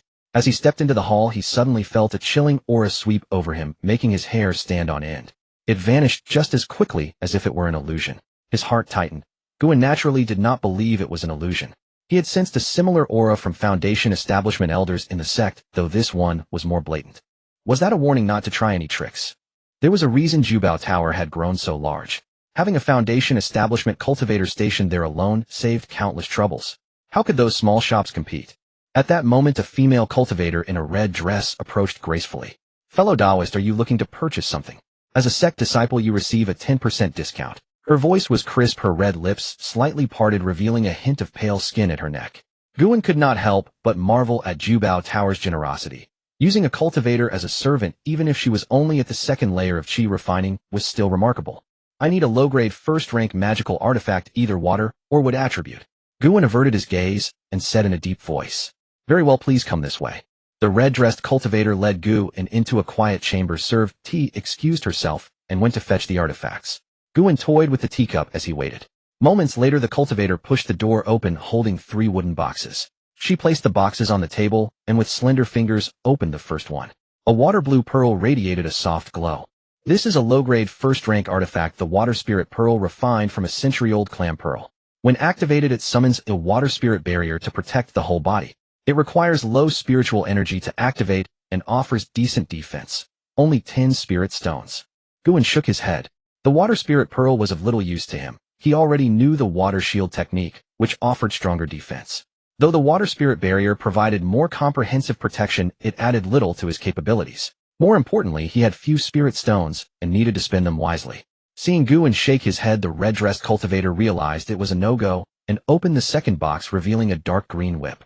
A low-grade artifact, the poison dragon whip, of wood attribute. Refined from the tailbone of a green poison python and steeped in blood poison, it is lethal upon contact, extremely vicious. It costs 12 spirit stones. Qingyuan's eyes lit up. Poison, he liked it, but he did not know how to use a whip. Even if he forced it, his movements would be stiff and inflexible, greatly reducing the whip's power. Moreover, he primarily cultivated water techniques and preferred a water-attributed artifact. Qingyuan pointed to the third box, signaling her to open it. The cultivator opened the third box, revealing a faintly glowing green needle. The needle was half a chi long, uniform in thickness from end to end. The more Qingyuan looked at it, the more he liked it. The red-dressed cultivator introduced it, the Emerald Shadow Needle, a premium among low-grade artifacts. Its main material is azure sinking iron mixed with black water copper and steeped in 7 layers of toxins. It is extremely fast to activate and silent. A careless mid-stage chi refining cultivator might be killed by a single strike. The price is also high, 18 spirit stones. A bit expensive, but I truly like it. Qingyuan murmured to himself, then abruptly raised his head and asked, after the discount, it's 16 spirit stones, right? Yes, fellow disciples receive a 10% discount. The red-dressed cultivator replied with a smile. Then I'll take the Emerald Shadow Needle. Qingyuan made up his mind, took out 16 spirit stones, and handed them to the cultivator. She put away the stones and the other 2 boxes while Qingyuan stored the needle into his storage pouch. Does the fellow Taoist have any other needs? The red-dressed cultivator smiled charmingly, but to Qingyuan she looked like a monster eager to devour him, coveting his last 3 spirit stones. Give me a few pills for conditioning the mortal body. Qingyuan forced himself to bear the heartache. Very well, the 100 herbs nourishing pill. 3 pills for 1 spirit stone. How many would you like? Just 1 spirit stone's worth. Seeing the cultivator about to speak again, Qingyuan quickly waved his hand. No more, no more. With that, he took the pill bottle and pushed the door open, only to bump into a chubby young man. Are you blind? If you damage my spirit robe, can you afford it? The chubby young man spoke with an arrogant tone. Qingyuan frowned, ignored him, and quickly walked away. Seeing the Qingyuan Sect disciple flee, the young man thought he had cowed him, snorted, and walked inside. Reaching the gate of Qingyuan Immortal City, Qingyuan took his black scale horse and galloped off. What Qingyuan did not notice was that 2 black-robed cultivators standing at the gate had been observing him for a while. Boss, what do you think? This fat sheep stayed in Jubao Tower for a long time. Should we? The one-eyed black-robed man's voice was hoarse as he made a cutting gesture in the air. Are you stupid? That's a Qingyuan Sect disciple. Aren't you afraid of the sect's enforcement team? The boss was exasperated. We can just flee the Qingyuan Sect territory. With both of us at the late chi refining stage, we can live, well, anywhere. The second man was still unconvinced. Use your brain. Is that a fat sheep? What fat sheep rides a half-spirit horse? Huh. Seeing the second man still argue, the boss suppressed his anger and explained in a low voice. Oh, so he's just a poor guy? Not worth it, not worth it. Hey boss, look at that chubby young man, radiant with spiritual light. The boss followed his gaze and saw a bejeweled, chubby young man. He licked his lips and sneered, this one is good. Let's follow.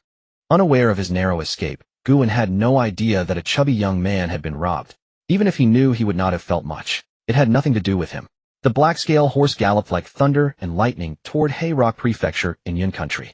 They rested only 3 hours a day, traveling under the stars and through wind and dust. In less than 3 days, they entered the territory of Hayrock Prefecture. First, I'll go home and see how my parents are doing. Qingyuan sat on the horse, trying to identify the direction. Blackstone City should be to the east, half an hour's ride. The black-scale horse snorted and shook its head unhappily. It had been running all day and was tired, wanting to go on strike. Good little black, hold on a bit longer. We're almost there. Qingyuan could only soothe it. Little Black was the name he had given it, following the idea that a humble name makes for a sturdy life. He hoped it would live long and serve him well. After all, it cost 2 spirit stones. This black-scale horse had been raised by humans since childhood. Though it could not understand human speech, it could sense the general meaning. However, after hearing Guan's words, it still did not move, clearly throwing a tantrum. Helpless Guan took a handful of spirit grain from his storage pouch. This was all he had left after tidying up his small courtyard before leaving. Just a few handfuls, and Little Black ate them all. Now that you've eaten my spirit grain, you have to work well. Guan threatened fiercely, then slapped the horse's rump. Little Black galloped off again, kicking up dust. The summer rain descended heavily and swiftly, transforming the dirt road before the Drunken Spring Tavern into a muddy quagmire. Within the tavern, chaos erupted as though a heated argument had broken out. This tavern belonged to Gu Sanjin, and ordinarily all manner of people from every walk of life would afford him some courtesy. Yet today 7 or 8 robust men in matching black short coats charged and standing shoulder to shoulder before the entrance, blocking all passage in and out. Manager Gu, your Drunken Spring Tavern business truly flourishes these days. One-Eyed Lee perched himself leisurely on the long table, the rotten vegetable leaves clinging to his shoe soles, smearing filth across the tabletop. Behind him, 2 hoodlums were tossing peanut shells into the wine jars, the crisp sounds mingling with the gurgling of the yellow rice wine. The sight made Gu Sanjin's veins pulse with fury. It is all thanks to our friend's generous patronage. Brotherly, let us settle today's matter with a clear line drawn. Gu Sanjin suppressed his rage with tremendous effort. These wretched scoundrels, what possessed them today? Friends, generous patronage. Yet Manager Gu, why do you not treat us as friends? One-Eyed Lee sneered, the small dagger in his hand dancing about like a butterfly before plunging suddenly into the wooden table before him. Without giving Gu Sanjin a chance to interject, One-Eyed Lee continued of his own accord. Our Blackblade gang has established our turf here for 6 months now. The entire southern district of the city knows about the protection fees. Yet you remain the most unreasonable. What do you look down upon us? One-Eyed Lee yanked the small dagger from the table and traced it across Gu Sanjin's cheek. What if you refuse to give us face? A voice cut through the air. One-Eyed Lee frowned impatiently, spitting to the side, and was about to turn his head to see which miserable wretch had grown tired of living. Before he could turn, he felt a chill against his throat. Irk! Irk! One-Eyed Lee clutched his neck as he collapsed slowly. In his final moments, it seemed he glimpsed a wisp of azure energy drifting past, then eternal darkness claimed his consciousness. The azure spiritual energy drifted past like a weightless silk ribbon, threading through the air and scattering several plumes of blood mist, then floated back to the young man's hand and vanished without a trace. The young man wore a green robe embroidered with a bronze cauldron upon his chest, his expression gentle as he smiled. Father, I have returned. Gu Sanjin's jaw dropped, his eyes wide with astonishment before they gradually reddened with emotion. Is that you? It is me, father. Guan's eyes too grew moist. 8 years had passed since he left home. For him to say he did not miss them would be a lie. He had been born with his memories intact, having been raised by this life's parents since childhood and held deep affection for them. My child has grown so much, he can even kill now? Come, let father have a look at you. Gu Sanjin gazed at Guan with profound satisfaction, praising him loudly. This was wrong, was it not? Guan felt the image of his kind, benevolent father from his memories crumbling. Third, fourth, handle the cleanup inside. Make it spotless. Saying this, Gu Sanjin pulled Guan toward the exit. You have no idea. Ever since you left, your mother has been thinking of you constantly. Come, let us go home. After walking several dozen paces down an alley beside them, they arrived at a grand 4-courtyard mansion built of blue stone. Passing through the main gate and the decorative screen wall, they reached the inner courtyard, where Gu Sanjin called out loudly, Wife! Wife! Look who's come back.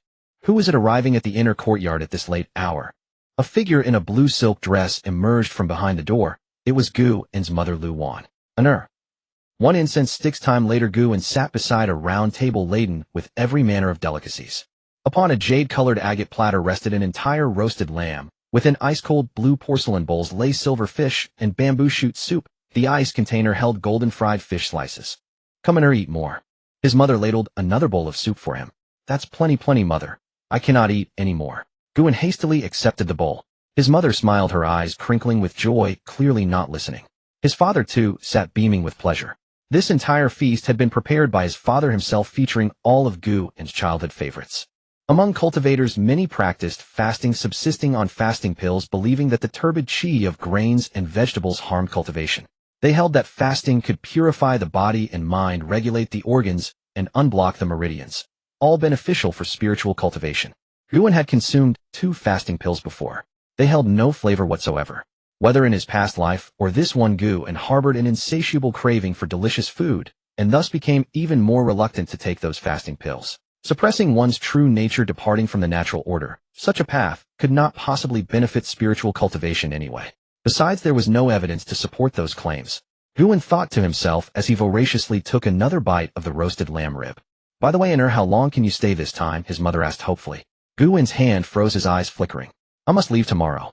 However, I have been executing missions in Blackrock Prefecture these 3 years, so returning will be convenient. Must you leave so urgently? Could you not stay a couple more days? Enough. Our son is an immortal. Naturally, he is kept busy. Guan's father perceived his son's discomfort and interrupted his mother's questions, not allowing her to continue. My lord, the city lord has come for a visit. At this moment, the butler Lu's voice came from outside the door. He certainly has quick ears for news. Father, did this city lord not know that I went to cultivate at the Qingyuan Sect? Then why would he cause trouble at the tavern? Guan asked in confusion. At the Immortal Ascension gathering years ago, all the prominent figures of Blackstone City had been present, and the city lord had stood among the front ranks. There was no way he could have been unaware. He naturally knew. The upper circles of Blackstone City all knew, and our business never faced obstruction in ordinary times. But the gangs at the lower levels were kept in the dark. For such a thing to occur, he must have come to make amends. Guan suddenly understood, nodding his head. Very well, I shall not see him then. Father, you should extract a hefty price from him. As for the Blackblade gang, I will handle it myself. Guan's father rubbed his hands together, excitedly agreeing with eager anticipation. The following dawn, when sunlight had dried the morning dew, Guan retrieved 200 grass nourishing pills from his storage bag and watched as his parents swallowed them with water. Observing the age spots on his parents' faces fade and their entire beings radiate with renewed vitality, Guan smiled with satisfaction. Father, mother, do not see me off. I am leaving now. Guan turned and departed. With the enhancement of his lightness skill, he vanished in the blink of an eye. Guan's parents gazed after him for a long while before sighing and returning inside. Meanwhile, Guan had already slipped into a blue stone alley. A few pedestrians wandered about Guan and merged among them. This is the place. He gazed up at the courtyard before him. Walls crumbling and decrepit, several black bricks hanging loose and about to fall, while a pungent, acrid odor permeated the air. What are you doing? Wanna die? The guard at the entrance, dressed in black short coat, shouted harshly, his right hand shoving toward Guan. Clang! The green origin sword unsheathed, its blue-gray blade slicing through flesh like cutting tofu. The man's head flew clean off. A half-grade spirit artifact commanded little respect in the cultivation world, but this was the mortal realm. Did they truly believe his sword was dull? After slaying the hoodlum, Guan formed seals with his hands as spiritual energy surged. A 3-foot-long water spear materialized in the air. Go! Guan swung his right arm, and the water spear violently crashed into the courtyard. Walls toppled, bricks flew, and in an instant the entire structure collapsed. Guan sensed the life signatures within gradually fading. He nodded with satisfaction. Oh, there is one who slipped through. Suddenly a life force moved rapidly, fleeing in the opposite direction from Guan. Whoosh! The green origin sword shot forth like a meteor, and lightning carving a white streak across the sky. Evidently it had been hurled by Guan. Taken care of. Guan retrieved the green origin sword, twirling it in an elegant flourish to fling off the blood, then sheathed it back into his storage bag. He summoned his black scale horse from the spirit beast pouch and galloped toward the city gates, leaving behind a street full of trembling mortals. Guan rode away on horseback, replaying the encounter in his mind. Though his opponent was merely a mortal, he had struck with the full force of a lion tackling a rabbit. Swift and decisive, leaving no opportunity for words. This was good. However, the commotion had been considerable, with everyone aware of what transpired. This was not ideal. He needed to reflect upon this to learn from the experience. In the future, he would arrive quietly and eliminate targets without a sound. He wondered, though, whether anyone would come to this Black Rock County garrison to lodge a complaint. The black-scaled horse could cover 500 li in a single day, chasing wind and lightning. 3 hours later, Guan arrived at Black Rock City, the county seat. The Black Rock City lord had been waiting at the city gates with a retinue for quite some time. Upon seeing Guan astride a rare divine horse radiating an air of extraordinary presence, he hurried forward to greet him. Black Rock City lord pays respects to the Immortal. Guan gave a slight nod of acknowledgement. Noting that Guan was not one for conversation, the city lord continued with introductions. Immortal Chu resides within the city. 2 streets ahead, the Vermilion Mansion is his. I can take you. My surname is Gu. Guan left these words behind and rode off, leaving the Black Rock City lord bowing in place for a long while before he dared raise his head. As for the others present, they had not managed to insert a single word. The chasm between immortals and mortals had become ingrained over 1,000 years of Qingyuan Sect's dominion. The soft clatter of hooves echoed on the stone-paved road. It was afternoon with pleasant temperatures and warm sunshine, yet no souls appeared. Only the wide avenues remained, letting the black-scaled horse frolic freely, a clear arrangement by the city lord. Never thought I'd become one of those tyrants who clears the streets, he quipped to himself. Guan arrived at the Chu residence.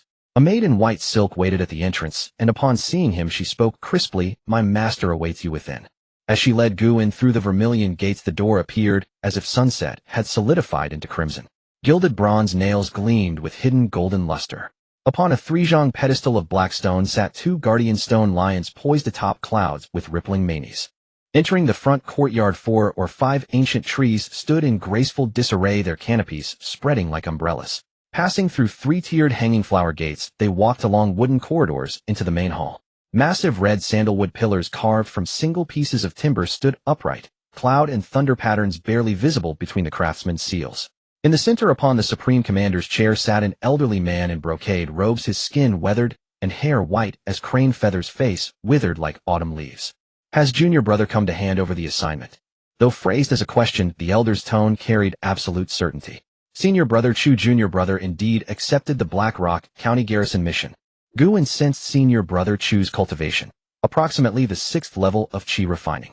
But seeing his decrepit, waning appearance, it seemed he didn't have long to live. In this realm, Qi refining cultivators live 2 cycles of 60 years, but with the trials of wind and frost, hidden injuries, and secret ailments, most survived only about a century. Those who fell midway were countless. According to Guan's Knowledge Foundation establishment, cultivators live 200 years. Golden core cultivators, 500, and nascent soul cultivators could reach 1,000. The spiritual energy around senior brother Chu was leaking outward. He could not even control his spiritual power, a clear sign his time was nearly spent. Senior brother Chu noticed Guan staring at him and showed displeasure. He coughed, and Guan snapped back to attention, hastily apologizing. "Forget it. I don't have many days left anyway. I might as well return to the sect to rest and recuperate." "But junior brother is impressive. The White Mirror Lake discovery was just made, and already you received this assignment." Guan smiled silently, showing no intention of responding. If he claimed to have connections with Manager Zhang, he wasn't sure if that person would appreciate being used as leverage. If he called it a coincidence, he feared the old man would shirk his duties. Better to stay silent and let him guess. Senior brother Chu observed Guan's silence and gave a light laugh. "Listen carefully, I won't repeat myself. Black Rock County is not large, spanning just 200 li. The county is mountainous and produces black rock and other minerals. Occasionally black-streaked iron can be unearthed, a first-grade inferior spirit iron. You must gather these for the sect. Over the 3-year period, demon beasts occasionally appear within the county, all at early Qi refining stages. They pose no threat to junior brother. There are 1 or 2 wandering cultivators who are fairly obedient. No need to manage them closely. However, there is one force to note: the Lin family of Red Maple Mountain. 200 years ago, an elder of the sect who had reached foundation establishment, facing the end of his lifespan, used his entire life's savings to purchase the Red Maple Mountain spirit land from the sect. It contains a first-grade medium spirit vein. Currently, Red Maple Mountain has 9 Qi refining cultivators, 1 at late stage, 2 at middle stage, and 6 at early stage. They produce red maple sap and have opened 80 acres of spirit fields, considerable output. They usually behave respectfully, but junior brother must keep a close watch the number of cultivators, their cultivation levels, any changes in spirit land output. This concerns the sect's spirit tax. Be meticulous, junior brother. Senior brother Chu paused and asked, "Did you understand?" "Understood," Guan confirmed. Guan produced his sect token, channeling spiritual energy. The token flew to senior brother Chu's presence. Senior brother Chu slapped his storage bag, and another token flew out. When he combined the 2 tokens and both injected spiritual energy simultaneously, the tokens glowed brilliantly. The handover was complete.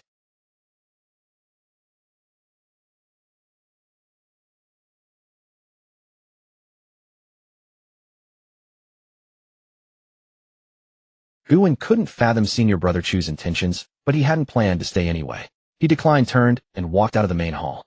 As he passed through the corridor, dusk had crept onto the ridged roof tiles shaped like the mythical beast Chaofeng. A rock garden formed its own landscape, while living water channeled through underground conduits murmured softly. This didn't resemble a cultivator's dwelling at all. It looked more like the estate of a worldly prince. Stepping through the vermilion gates, Guan encountered the Black Rock City Lord once more. This time no large crowd followed. Perhaps seeing Guan's aversion to such displays, they had been dismissed. "Immortal Gu, a mansion has been prepared in the city for you. Would you like to, unnecessary, find someone to guide me to White Mirror Lake, and have some people build a small courtyard by the lake?" Guan cut off the city lord's words. He had no time for pleasantries. His mind was focused solely on reaching White Mirror Lake, releasing his precious spirit fish into its waters. The sooner he began cultivation, the sooner he would reap rewards. After all, the sooner the spirit fish could repay their debt of gratitude to him. The Black Rock City Lord dared not disobey, and hastily summoned a black-armored general, giving him instructions. The black-armored general returned to his unit, divided the group into 2 detachments with a few words. One detachment rode off to find the finest stonemasons and carpenters. The other approached Qingyuan, tasked with guiding the Immortal to White Mirror Lake. Qingyuan released his black-scaled horse, bid farewell to the Black Rock City Lord, and followed behind the black-armored soldiers toward the distance. White Mirror Lake wasn't far from Black Rock City, about 7 or 8 li. Even at the soldiers' pace, it took less than half a cup of tea. Soon Qingyuan arrived at White Mirror Lake. The small lake stretched 5 or 6 li across in an irregular circle. 3 sides were encircled by mountains, while the 4th opened onto spacious grassland. A tiny island nestled in the lake's center. Evening had arrived. The setting sun melted into liquid gold, and evening clouds gathered like jade walls. Residual sunlight and sunset glow reflected upon the water, rippling with the waves. A few willow trees by the shore swayed in the wind, as if welcoming something. Aquatic plants in the shallows stretched upward, breaking the water's surface with unyielding spirit. Several birds skimmed the water from time to time, stirring up tiny ripples. These ripples carried the sunset's final golden scales toward the island's heart, then faded into stillness. In the twilight, White Mirror Lake shed all warmth, preparing to welcome the night. One spirit lake, one small island. As far as the eye could see, all was his domain. He could do whatever he pleased. Qingyuan took a deep breath, feeling utterly relaxed. In his past life, he had harbored an intense passion for farming and homesteading, dreaming constantly of returning to the countryside to build a home, to live a pastoral song. Never had he imagined this dream would be fulfilled in the world of cultivation. In the early morning, milky white mist rose from the lake's mirror-like surface, veiling it like a gossamer shawl. Several white lotus flowers swayed in the water, while fresh dewdrops occasionally slipped from their petals. It had been 3 days since Qingyuan arrived at Beijing Lake. Under the Haiyan City Lord's lavish investment of manpower, a small courtyard of green stone had been built on the central island, and it would be ready for occupancy today. Stepping out of the lakeside, thatched hut, Qingyuan learned that the courtyard was completed. He then dismissed all the mortals, retaining only 2 maidservants, and instructed the Haiyan City Lord not to disturb him without cause. Watching the Haiyan City Lord depart with his entourage, Qingyuan felt quite satisfied with his tactfulness and nodded slightly. When the crowd had gone far, Qingyuan slowly withdrew his gaze. One person needs 10,000 people at their beck and call. Is this what it means to be a cultivator? How intoxicating! Yet a bird's nest in the deep forest occupies but a single branch, a mole drinks from the river only to fill its belly. Attain the utmost emptiness, abide in stillness, and let all things flourish. By this I shall become an immortal. Still, the gradual accumulation of spiritual energy, drop by drop, is far more captivating. After this self-encouragement, Qingyuan lightly tapped the tips of his toes and began to stride across the lake surface.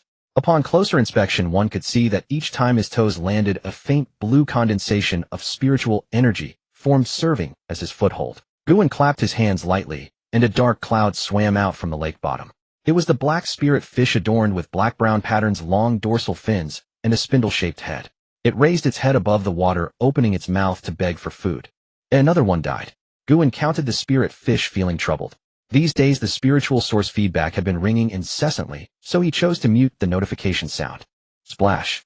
A spray of water struck Qingyuan's face. Several spirit fish, seeing that he was slow to produce treats, anxiously slapped the water with their tails, splashing his face. Qingyuan stared back at dozens of dead fish, eyes glaring at him, looking as if they were about to leap. He quickly took out prepared grain from his storage pouch and scattered handfuls into the water, muttering, "What are you staring at? After a year I'll sell you off, and you'll be eaten by who knows who. Then you'll realize how good I've been to you. Whoever behaves well, I'll keep as a brood fish, allowing it to spawn fry, and then those fry will be eaten by me. This way you leave behind progeny while avoiding the hardship of wandering. Isn't that wonderful? You'll repay my kindness." After drawing a few empty promises before the spirit fish, Qingyuan received no positive emotional feedback. The black spirit fish still stared at him with dead eyes. Feeling bored, he turned and walked to the lakeside courtyard. At this time the morning mist had not yet dispersed. The small courtyard lay on the lake like a damp jade pendant. The newly built walls showed a grayish-green hue, not very high, allowing one to see the lake scenery from within. The latticed windows were half rolled up, the red wooden doors half closed. The green-tiled eaves, layered in rows, allowed the morning mist to condense into droplets that slid down. The courtyard faced east, with a transplanted weeping willow standing on the south side, its branches hanging before the window. On the north side were two small rooms. Guan planned to use one for storing grain and the other for the two maidservants. The main hall faced west with an outer room, the largest used for receiving guests though Guan rarely needed it. Then a bedroom with only a bed and a table, and finally a cultivation chamber furnished with a meditation cushion and a low table. The entire courtyard exuded an air of simplicity. The High City Lord had wanted to send some fancy trinkets, but Guan refused them. They were mere mortal objects not worth chasing after. By Jiqing Lu, you two will live in the outer room from now on. Each day, just sweep the courtyard and tidy the outer room. Don't enter the inner rooms. And remember, no feeding the fish without permission. Guan looked at the two maidservants, one in green and one in white, easy to tell apart. The girl on the left had an oval face, almond-shaped eyes that seemed to hold dew, and a green jade hairpin. Her light green cloth dress wrapped around her slender waist. The girl on the right had a round face, a plain white ruchuan that was neat and tidy, and her black hair was orderly. We remember, and we will never make mistakes. The two quickly knelt to reply. Guan nodded slightly and gestured for them to rise. From now on, no need to kneel when speaking. What are your backgrounds? Although he didn't believe the High City Lord would dare to play tricks, caution was still necessary. This was his first time leaving the sect for a garrison post, so it was best to be careful in everything. I am from the Zhang family of High City. My father is the city lord. Bai Ji spoke softly, answering first. I am from the Zhen family of High City. My family is in the grain business. Qing Lu quickly added. I don't care what your background is. Once you're here, just do your work properly. Guan couldn't detect anything wrong, but he still issued a warning. All right, you may leave. Guan walked into the inner quiet room, sat cross-legged on the meditation cushion, and began to review his journey down the mountain. I have only 2 spirit stones left. I shouldn't use them for cultivation. They can be used to replenish mana in an emergency during a battle. Low-grade magic artifact, the Jade Shadow Needle. It's a Yin artifact. If used well, it can be very useful. A half-spirit beast, little black, for traveling. I'll keep it on the lakeside meadow. After tallying his possessions, Guan felt a mix of sorrow and joy. The sorrow was that he had only 2 spirit stones left. He would likely have no income until a year later, when he would go to Yin City to collect his salary and sell the black spirit fish. The joy was that he had acquired a new magic artifact, the Jade Shadow Needle. Although it was only a first-grade low-grade artifact, it was his first magic artifact and suited his preferences well. Guan shook his head and smiled, thinking of the black spirit fish in the lake outside, and felt a surge of hope. He had 3 spiritual roots, no resources, ordinary talent, and an unremarkable background. In this cold world, only spirit beasts knew gratitude and gave him warmth. Pushing aside stray thoughts, Guan began to cultivate. Indeed, although he had the spiritual source feedback, Guan did not slack off. Not to mention the habits cultivated over the years. The black spirit fish took a full year to mature. Before that, they were in the growth stage, easily absorbing spiritual energy. Naturally, he could not do something as foolish as killing the goose that laid the golden eggs. He could not waste this idle time, so he might as well cultivate, striving to reach the peak of qi refining and seek foundation establishment. As spiritual energy entered his body, Guan immediately sensed the difference.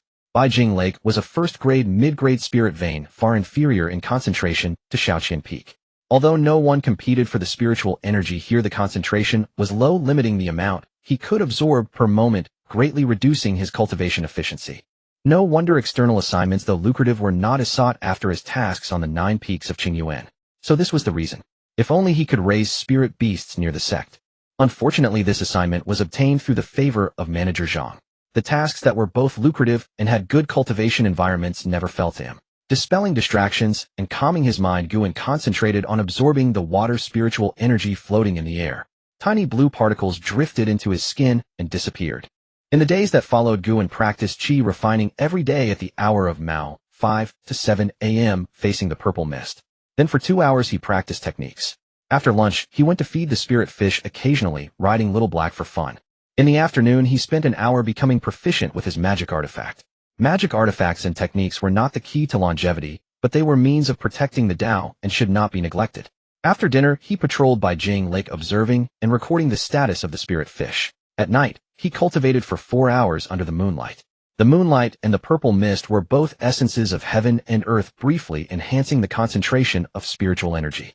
A true person of Qingyuan Sect once said that spirit veins bathed in purple mist and moonlight absorb the spiritual energy of heaven and earth and can gradually elevate their grade. At such times, spiritual energy overflows, and disciples of our sect should seize the opportunity to cultivate diligently. Guan wholeheartedly agreed. Thus the days passed in the cycle of sun and moon. Guan's life went on full, but not hectic. Time waits for no one, seasons flow like water and moments slip away in the blink of an eye. It had been a year since Qingyuan settled at White Mirror Lake, tending to his spiritual fish, practicing spells, and diligently cultivating each day. He found a certain contentment in this life. The returns from the colored feather chickens had gradually ceased 10 months prior. Of the 50 spirit chickens, only 34 had provided feedback. The spiritual energy received was exceedingly pure, though meager in quantity. Qingyuan estimated it amounted to roughly 1/10 of the total spiritual energy. The spiritual energy from those 34 colored feather chickens, combined with the feedback from some of his black spirit fish that had died along with a year of personal cultivation, had propelled Qingyuan forward significantly at the 4th layer of Qi refinement. The 5th layer was not far off.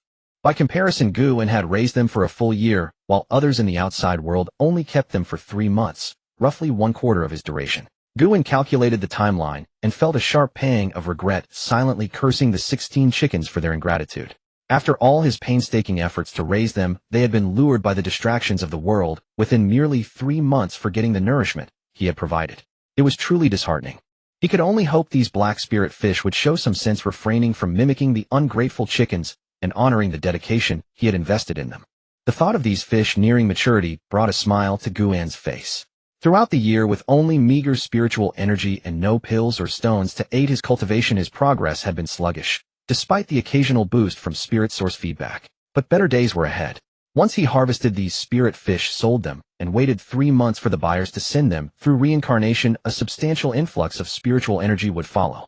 Stepping out of the courtyard, Qingyuan channeled his spiritual energy to his feet and lightly tapped the ground, carrying him across the lake's surface. With rhythmic claps of his hands, a dense school of fish surged upward from the depths. The larger ones at the front measured roughly half a foot in length, their bodies shimmering with spiritual radiance as they had reached the 1st layer of Qi refinement, yet they still stared with lifeless fish eyes, mouths agape, in anticipation of feeding. Behind them trailed fingerlings no larger than black sesame seeds, smaller even than the batch Qingyuan had purchased from 100 Spirit Pavilion, following close behind to scavenge the leftover scraps. Qingyuan tallied the fish, counting 68 mature specimens. The mortality rate had been substantial, particularly during their vulnerable juvenile stage, when even a moment of distress could prove fatal. Despite his careful tending, 32 had perished, and the cannibalistic nature of the black spirit fish meant their carcasses were consumed by others, leaving Qingyuan with nothing to salvage. Indeed, black spirit fish were omnivorous, a factor Qingyuan had considered when introducing them to the lake. As spirit fish, they should have posed no trouble hunting mortal fish, but he had not anticipated they would turn on their own kind. They left behind merely 32 threads of diluted spiritual energy, a sum equivalent to only 2 or 3 of the colored feather chicken's feedback. The distinction between reaching the Qi refinement stage and remaining below it proved crucial. Even colored feather chickens at the 1st layer yielded far more. The young spirit fish, shameful among all spirit beasts, possessed barely any spiritual energy within them, nearly nothing at all. As for the black spirit fish fingerlings, the mature fish had begun reproducing on their own in recent days. Out of consideration for their diligent daily breath cultivation, Qingyuan had shown mercy and allowed them all to propagate, deeming it only fitting to honor the karmic connection he shared with them. Starting with over 300, half a month had claimed enough that only 244 remained. Since these fingerlings were smaller than the first batch, survival rates would likely drop further. Qingyuan figured the lake could accommodate whatever remained once the mortality settled, so he abandoned any notion of selling them for spirit stones. More importantly, these fingerlings would have been difficult to sell anyway. Black spirit fish lacked popularity, and within Yun State's mountainous terrain, with its scarcity of water, few cultivators would have had interest in purchasing them. Haunted by the memory of the black spirit fish consuming their own kind, and fearing the fingerlings would meet the same fate, Qingyuan checked on them daily, forced to witness what amounted to fish fillets for several days. Once he confirmed the adult fish showed little interest in their young, he felt secure enough to resume his normal routine. Splash! Water surged toward him as the black spirit fish, having noticed his delay in producing their feed, struck the lake's surface with their tails to send a wave his way. A clear warning. A small water shield materialized instantly. Over the past year, his arduous spell cultivation had allowed him to cast water barrier and binding techniques nearly reflexively, and his water spear casting speed had improved dramatically. He was no longer the novice he once was. Though modest in size, the water shield intercepted every droplet without fail. A dark green vine emerged from his sleeve, slipping into the water like a spirit snake to secure the lead fish with tight bindings. You little rascals, still hoping to feast on grain. Today you will join him at the table. And as for the rest of you, your time won't be long either. Muttering softly, Qingyuan stowed the black spirit fish in his storage pouch, scattered a handful of grain, and walked across the water to depart. The school showed no concern for their captured companion eagerly consuming the grain in large mouths. The fingerlings gathered around the bigger fish darting in to snatch scattered fragments, while the water's surface churned with commotion. Qingyuan planned to sell these black spirit fish when he traveled to Yun City in a few days to collect his stipend. Once mature black spirit fish reached the first layer of qi refinement, after which further advancement required extraordinary fortune. Keeping them merely wasted spiritual energy with no benefit to his spirit source feedback, so selling them made more sense. Returning to the courtyard, Qingyuan took out the black spirit fish and handed it to Baiji, instructing her, "Steam this fish for dinner today." Even though the fish could fetch a spirit stone, Qingyuan chose to eat it instead. Old wisdom held that one should spend where necessary and save where possible, and he refused to deny himself such pleasures. Over the past year, Baiji's skin had grown increasingly luminous and radiant under the nourishment of White Mirror Lake's spiritual energy. Qingyuan harbored no inappropriate thoughts and remained unmoved by her subtle hints, though he admitted the sight was pleasing enough to behold. Taking the fish, Baiji asked softly, "Master Gu, shall I prepare it with just scallions and salt as before?" After a year together, they had grown accustomed to Qingyuan's preferences and become skilled cooks, though this was their first attempt at spirit fish, filling her with some apprehension. "Just as usual, but steam it a bit longer," Qingyuan replied. Having studied cooking himself, he knew this spirit fish lacked any gaminess or fishy odor, making it ideal for simple steaming. Baiji took the spirit fish and left the room, while Qingyuan entered his inner chamber and sat cross-legged. Half a shurchen passed and dusk settled across the horizon in streaks of rose and gold, the lake lying smooth as silk. In the bluestone courtyard, the old willow shook its few remaining branches. At the stone table beneath it, Baiji and Xing Lu had set out dinner. Qingyuan pushed open the door and approached, taking his seat. The two women knew he preferred solitude during meals and withdrew. The black spirit fish lay in a bronze cooler, its skin slightly split to reveal tender white flesh. Steam carrying the fragrance of scallions rose and spread, while snow-white fat seeped from the fish's belly. Jade chopsticks gently parted the gills where translucent flesh unfurled like wisps of cloud. Lifting a cluster to his mouth, he felt a burst of sweet clarity explode across his tongue. His second bite fell to the belly, where lifting the skin revealed flesh that was firm, perhaps a bit dry. The texture proved inferior to the gill meat. Still, the overall flavor was pleasant, far superior to mortal fish, and at a modest price it should sell without difficulty. A cool current of energy seeped into his dantian, and Qingyuan narrowed his eyes, savoring the trace of spiritual energy. The spiritual energy was adequate, but nowhere near what the colored feather chickens provided. Once he had gauged the fish's effect, Qingyuan began his meal in earnest, breaking the seal on a jar of yellow wine and pouring a full bowl. Paired with the spirit fish, he dined with considerable satisfaction. Qingyuan sat cross-legged on a meditation cushion, surrounded by azure spiritual light. Morning light crept in through the window, illuminating his face. With a long exhale, his starry eyes suddenly opened wide, revealing a look of helplessness. A whole night of cultivation had yielded only a thread of spiritual energy. The path of immortality was truly arduous. Fortunately, the spiritual source feedback served as an aid, making this long journey toward eternal life worth pursuing. Qingyuan walked slowly out of the house. By then, Baiji Qing Lu had already prepared breakfast, just a bowl of congee and a dish of pickled vegetables. After finishing the meal, he was about to check on the school of black spirit fish, when a loud, piercing wild goose cry echoed through the sky. Qingyuan abruptly stood up, his expression solemn. The goose's cry was so resonant that the wind stirred by its flight rushed against his face, and the spiritual pressure it emitted weighed heavily on Qingyuan. Most unsettling of all, the wild goose seemed to be flying straight toward him. Is it coming for me? Or did it sense the spiritual energy in the lake and come to hunt? Damn my luck. Why would a demonic beast appear at just this moment? Feeling the rapidly approaching spiritual pressure, Qingyuan estimated it to be a late qi refining stage demonic beast, far beyond his ability to confront. He gathered spiritual energy at his feet, fully activated the light body technique, and dashed away like an arrow shot from a bow. If the spirit fish were lost, he could raise more. If the task failed, he could endure punishment. But he only had one life. If not now, when would he flee? Yet seeing Qingyuan run so swiftly, the wild goose flapped its wings and increased its speed by another 20%. Qingyuan felt the wind and spiritual pressure drawing closer behind him, and a sense of despair crept in. Turning around, he saw the wild goose, its body covered with purple cloud patterns, its wings spanning 3 zhong when fully spread. Qingyuan recognized this goose as a purple cloud wild goose, one of the fastest among late qi refining demonic beasts. I can't keep running. Being caught will be worse. Better save my spiritual energy and fight to the death. Facing imminent danger, Qingyuan was not without the resolve to fight to the death. He spun around abruptly, summoning the Qingyuan sword from his storage pouch. The emerald shadow needle lay hidden in his sleeve ready to strike. In his right hand he held a spirit stone, and as spiritual energy surged, a water spear quickly took shape in the air.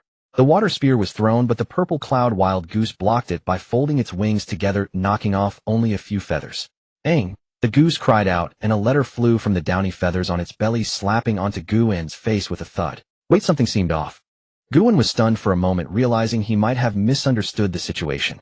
He looked up at the purple cloud wild goose, and the fire in its eyes seemed to blaze. Its wings came crashing down on him, sending him into a flurry of dodges. "Aang, Aang!" The purple cloud wild goose angrily complained as it struck him. It was just a messenger. When it arrived, the recipient immediately fled. After chasing him down, it was drenched with a large mass of water, and its beautiful feathers were knocked off. Guwen sensed that the purple cloud wild goose was not using spiritual energy, and feeling guilty, he did not fight back. He let it vent its anger, all the while wondering in his heart whose spirit beast this was. If the beast was already at late chi refining, how high must its master's cultivation be? At that thought, he dared not even dodge. If the master were petty and held a grudge, that would be truly unfortunate. After venting for a while, Guwen's hair was twisted into a tangled mess. The purple cloud wild goose seemed to lose interest and stopped, though it still glared at him angrily. Seeing that the purple cloud wild goose's mood seemed to improve, Guwen repeatedly apologized. Forgive me. I felt a powerful spiritual pressure and was flustered, leading to this mistake. How about this? I'll treat you to some spirit fish. What do you say? How about this? I'll treat you to some spirit fish. What do you say? Though his heart ached as if bleeding, Guwen offered black spirit fish as compensation to appease the purple cloud wild goose's anger. Upon hearing there would be spirit fish as compensation, the goose finally stopped being so angry. Aang. It had agreed. Guwen, too pained to spare any more thought, secretly thought, after eating my spirit fish it can't tattle anymore, right? Guwen led the purple cloud wild goose back to Beijing Lake. He told Bai Qinglu that everything was fine and asked them to tidy up the yard that had been blown about by the wind. Then he went straight to the lake, used a binding technique to curl up 2 black spirit fish. Aang! The purple cloud wild goose beside him let out a dissatisfied cry, and with a whirlwind it swept up 2 more fish. It seemed today would be a day of spending money to avert disaster. Guwen smiled bitterly and shook his head, tossing the 2 fish in his hands to the goose. With a flash of spiritual light, the 2 fish were wrapped in a gust of wind, suspended in midair. Opening its wide mouth, the purple cloud wild goose swallowed 1 black spirit fish whole. A black spirit fish you raised has passed away, naturally returning a cluster of spiritual energy to you. A familiar voice sounded, and a cluster of spiritual energy fell into his dantian, the added spiritual energy, lifting his spirits somewhat. He finally managed to pull himself together from the pain of losing the spirit stones. Seeing that the purple cloud wild goose was busy eating and had no time for him, Guwen walked to a stone bench under a willow tree, sat down, and opened the letter to read it. To my junior brother Guwen, personally, it has been a year since you took on the guard duty at Haiyan County. As we enter July, all station guards are to report to Yun City for their debriefing and to receive their stipends. You should come as soon as possible.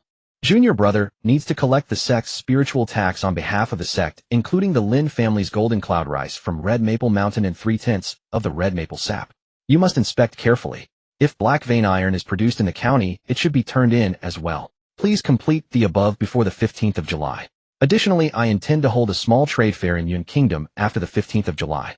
Junior brother may prepare in advance. Wishing you fair winds. The signature was Yun Xiuyan. Guwen had once heard Zhang Song mention this woman. She was born into the Yun royal family with gold and water dual spiritual roots.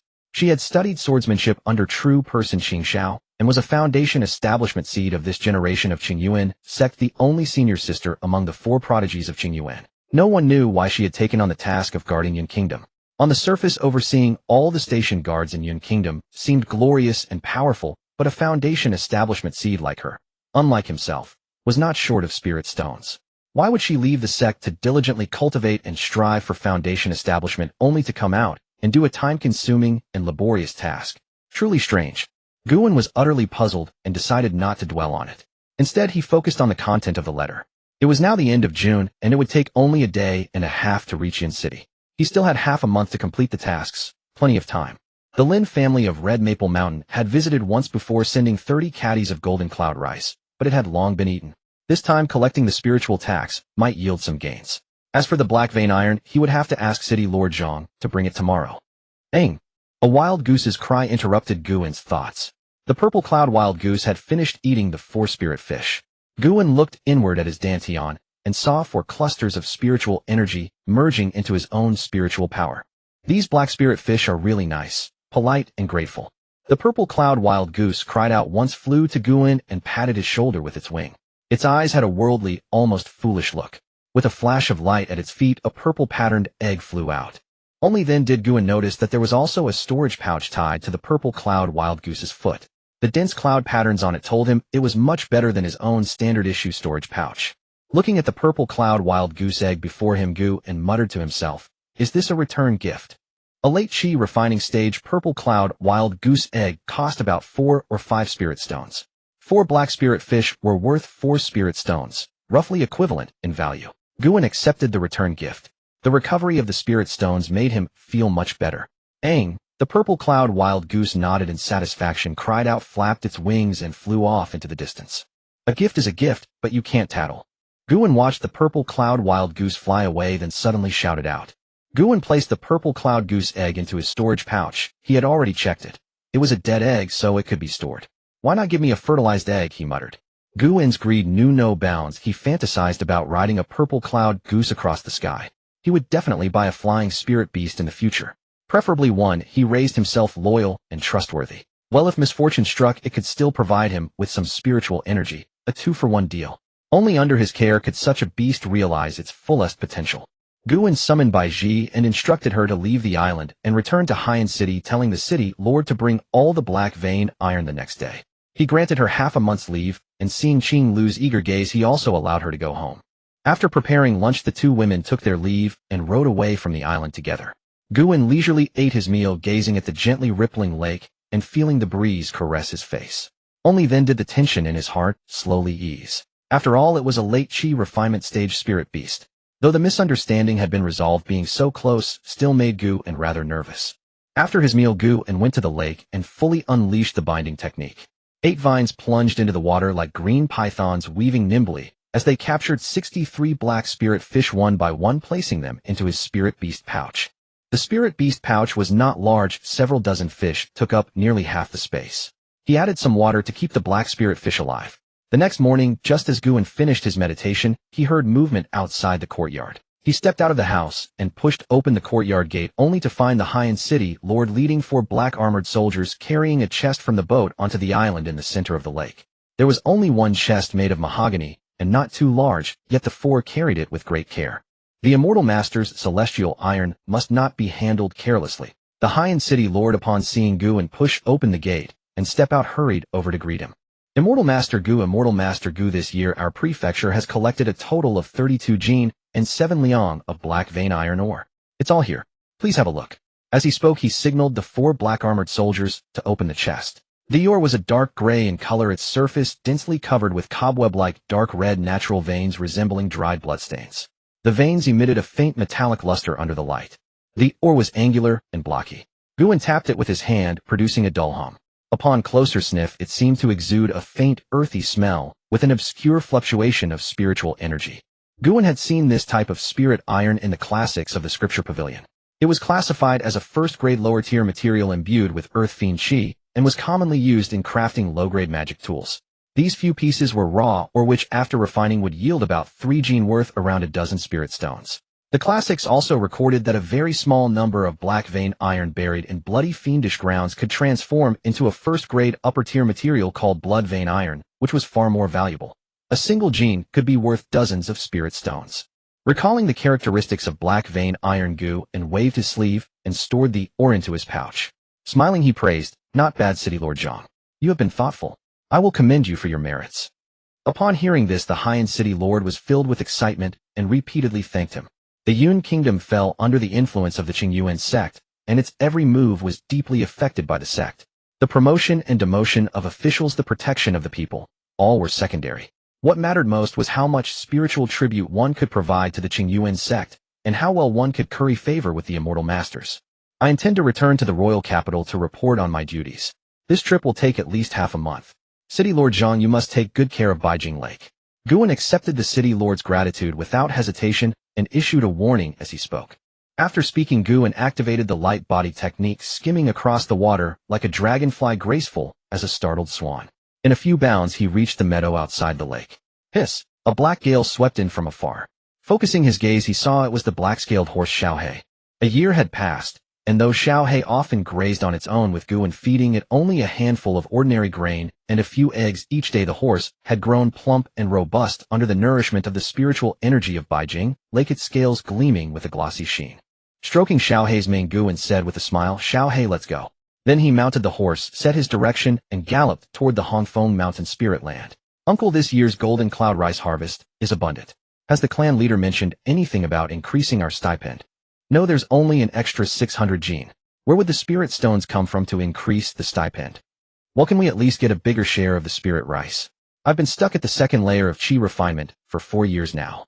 In the spiritual field, the two chatted under the sun, occasionally picking up stray grains of spirit rice from the field and storing them in the middle-aged man's pouch. Suddenly the sound of hoofbeats came, growing louder and clearer.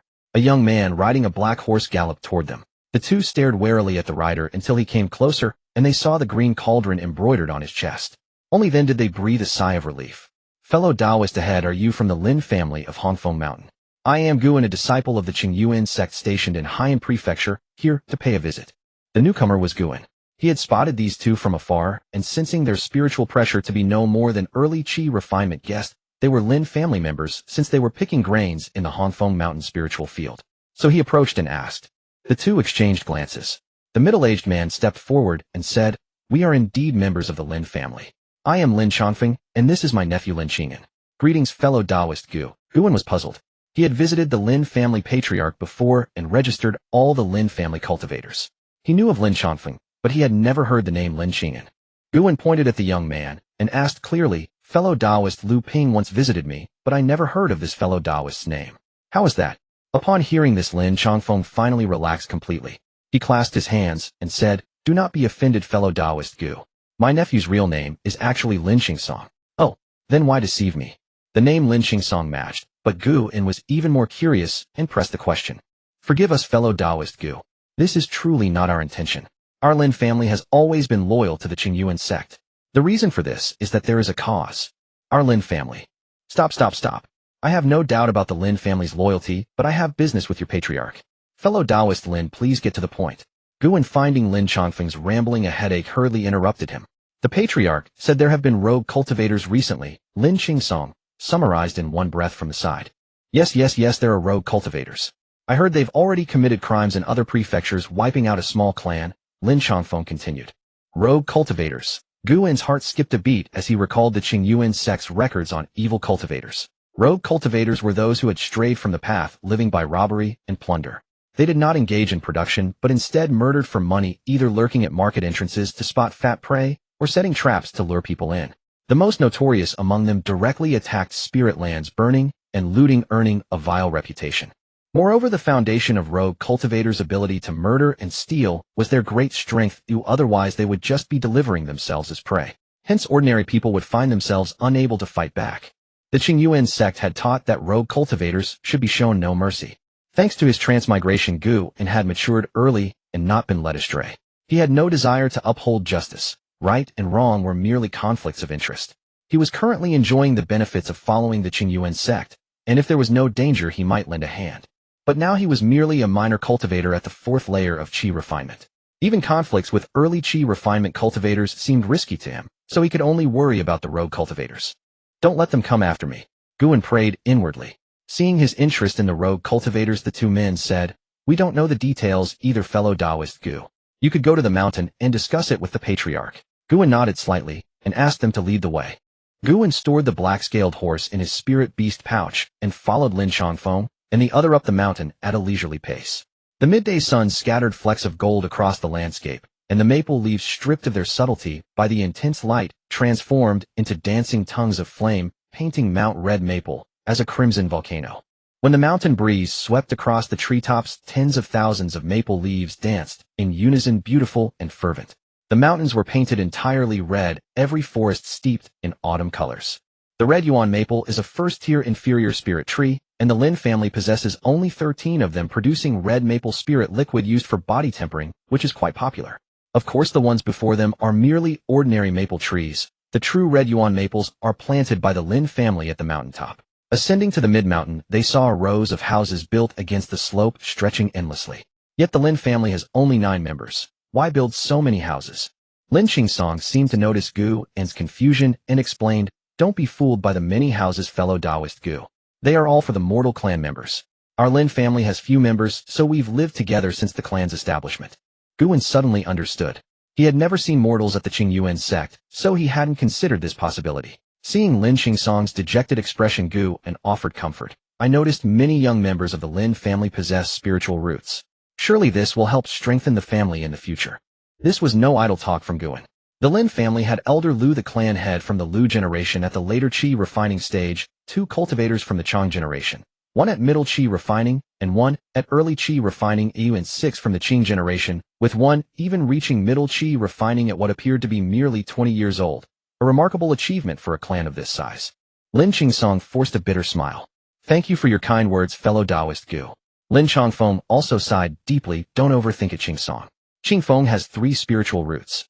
When his cultivation advances, the Lin family will prosper and benefit us all." Gu En sensed undercurrents in their words, but refrained from commenting on family affairs. Before he knew it, they had reached the mountaintop. Several courtyard residences stood scattered about, and Gu En was led to the highest one. Lin Changfeng stepped forward and knocked on the door. "Clan head, fellow Taoist Gu from the Qingyuan Sect has come to pay a visit." The wooden door swung open by itself, and Gu En sensed a faint ripple of spiritual energy, evidence of meticulous spiritual control. "Haha, what an honor to have fellow Taoist Gu grace my humble abode." A hearty laugh rang out as an elderly man in brocade robes strode forward. "The junior greets, clan head Lin. After our parting last time, you remain as spirited as ever." The visitor was indeed Lin Lupeng, the Lin clan patriarch. Gu En clasped his hands in greeting. "You're too kind, fellow Taoist Gu. Please come in." Lin Lupeng led Gu En into the main hall. A long wooden table occupied the center of the room with a grand chair at the head and 4 chairs on each side, clearly a place for council discussions. Gu En sat in the first chair on the right, while Lin Lupeng took the head seat. After tea was served, Lin Changfeng and Lin Qingsong were sent away by Lin Lupeng, leaving only the 2 of them in the hall. Lin Lupeng skimmed the tea surface with the lid and said, "Fellow Taoist Gu, have you come to collect the spirit tax this time?" Gu En nodded. He wasn't surprised that Lin Lupeng knew about this. He wouldn't come to visit Mount Red Maple without reason, and it was already the 7th month. Nothing strange about that. "I remember last year fellow Taoist Chu visited us at this time. We were rather good friends. How is he these days?" Gu En hesitated briefly and replied, "I'm not acquainted with senior brother Chu, so I don't know his current situation." Lin Lupeng seemed to ask only casually, showing little real concern. Instead, he introduced the Lin family's output.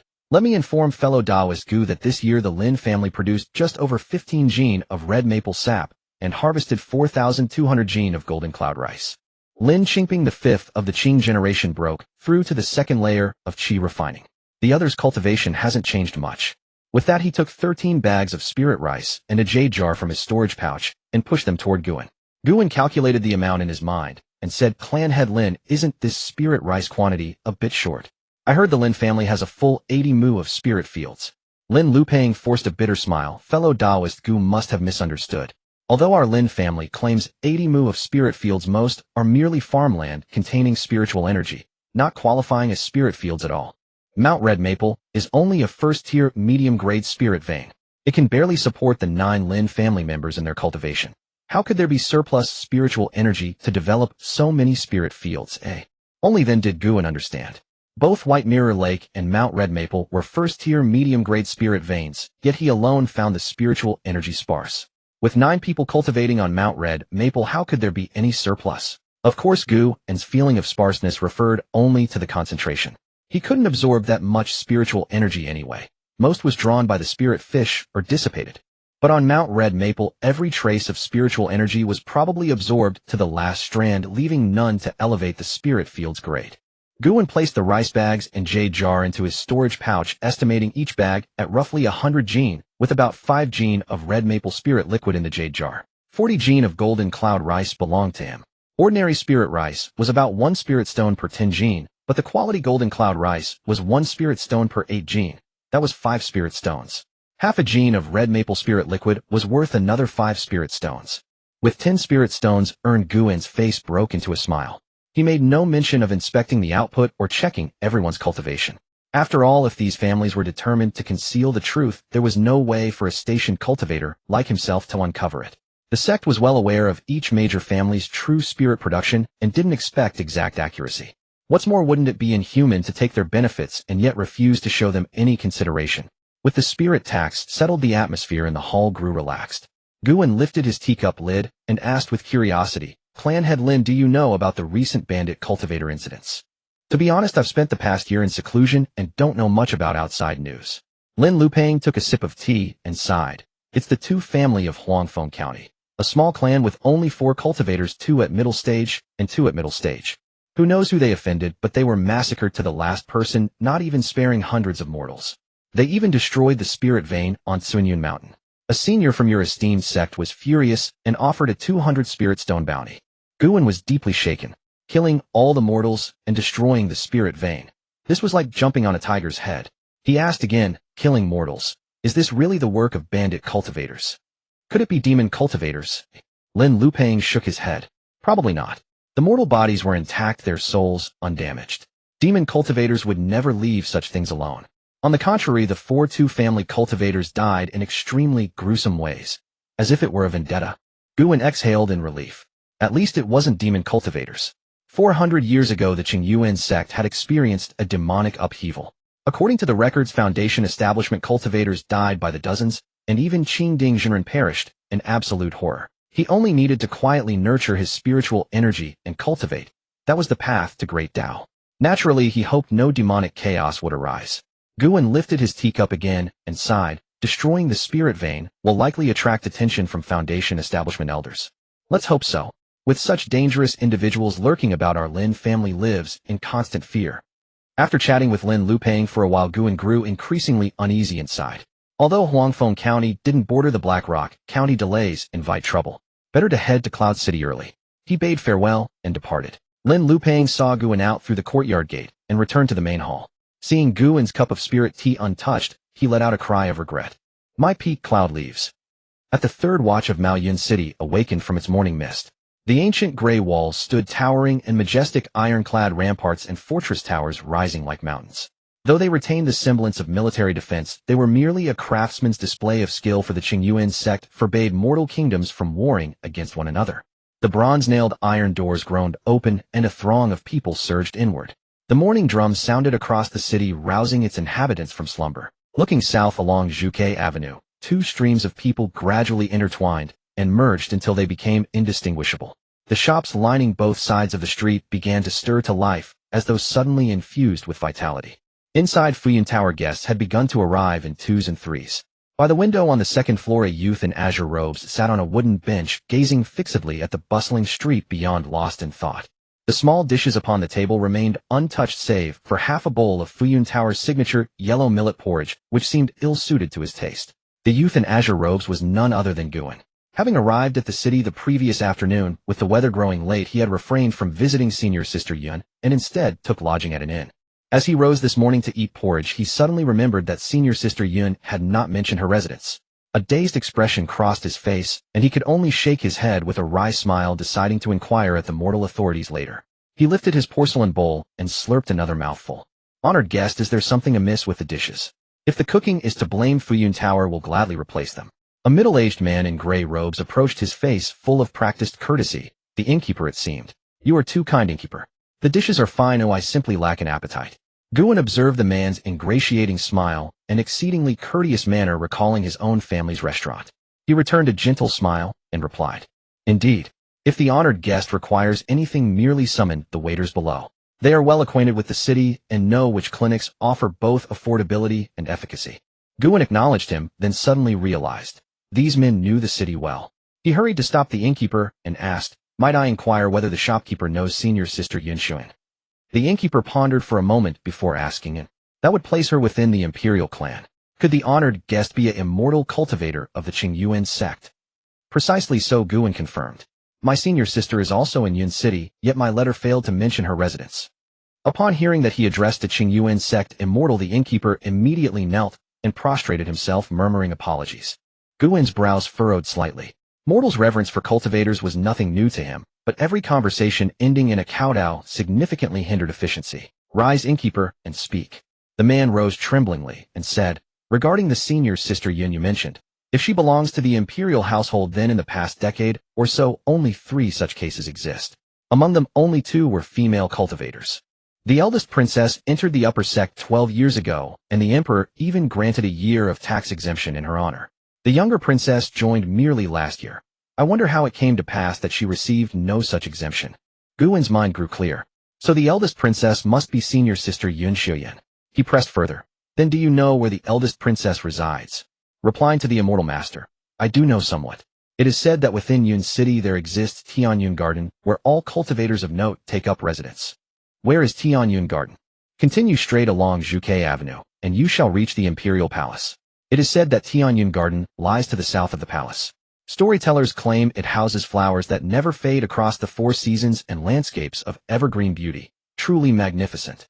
Guwen nodded in satisfaction. A visit to the mortal offices could be spared, saving him some time. He tossed a silver ingot onto the counter and stepped out. Guwen strolled to Tianyun Garden. Its high walls obscured the interior scenery, yet he could faintly sense spiritual energy seeping beyond them. At a round arched gate, 2 armored guards stood on either side and barred his path. Proceed no further, Tianyun Garden lies ahead. A token flew from Guwen's storage pouch, chiming resonantly in the air and radiating spiritual light. Seeing this, the guards hastily stepped aside. This humble one has been blind. Forgive us, immortal master. Guwen smiled lightly. You serve your duties. What fault is there? I come to visit senior sister Yun Xiuyan. Might I ask where her abode lies? The guard on the left rumbled. Continue straight along this white jade path.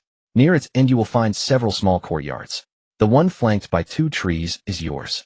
They were specifically trained by the Yun family for reception duties and possessed only a rudimentary knowledge of Tianyun Garden. Walking along the white jade path, birds sang and flowers perfumed the air. Guwen even spied several spiritual herbs growing, their surroundings clearly delineated and meticulously tended. Near the end of the path, he finally glimpsed the small courtyard.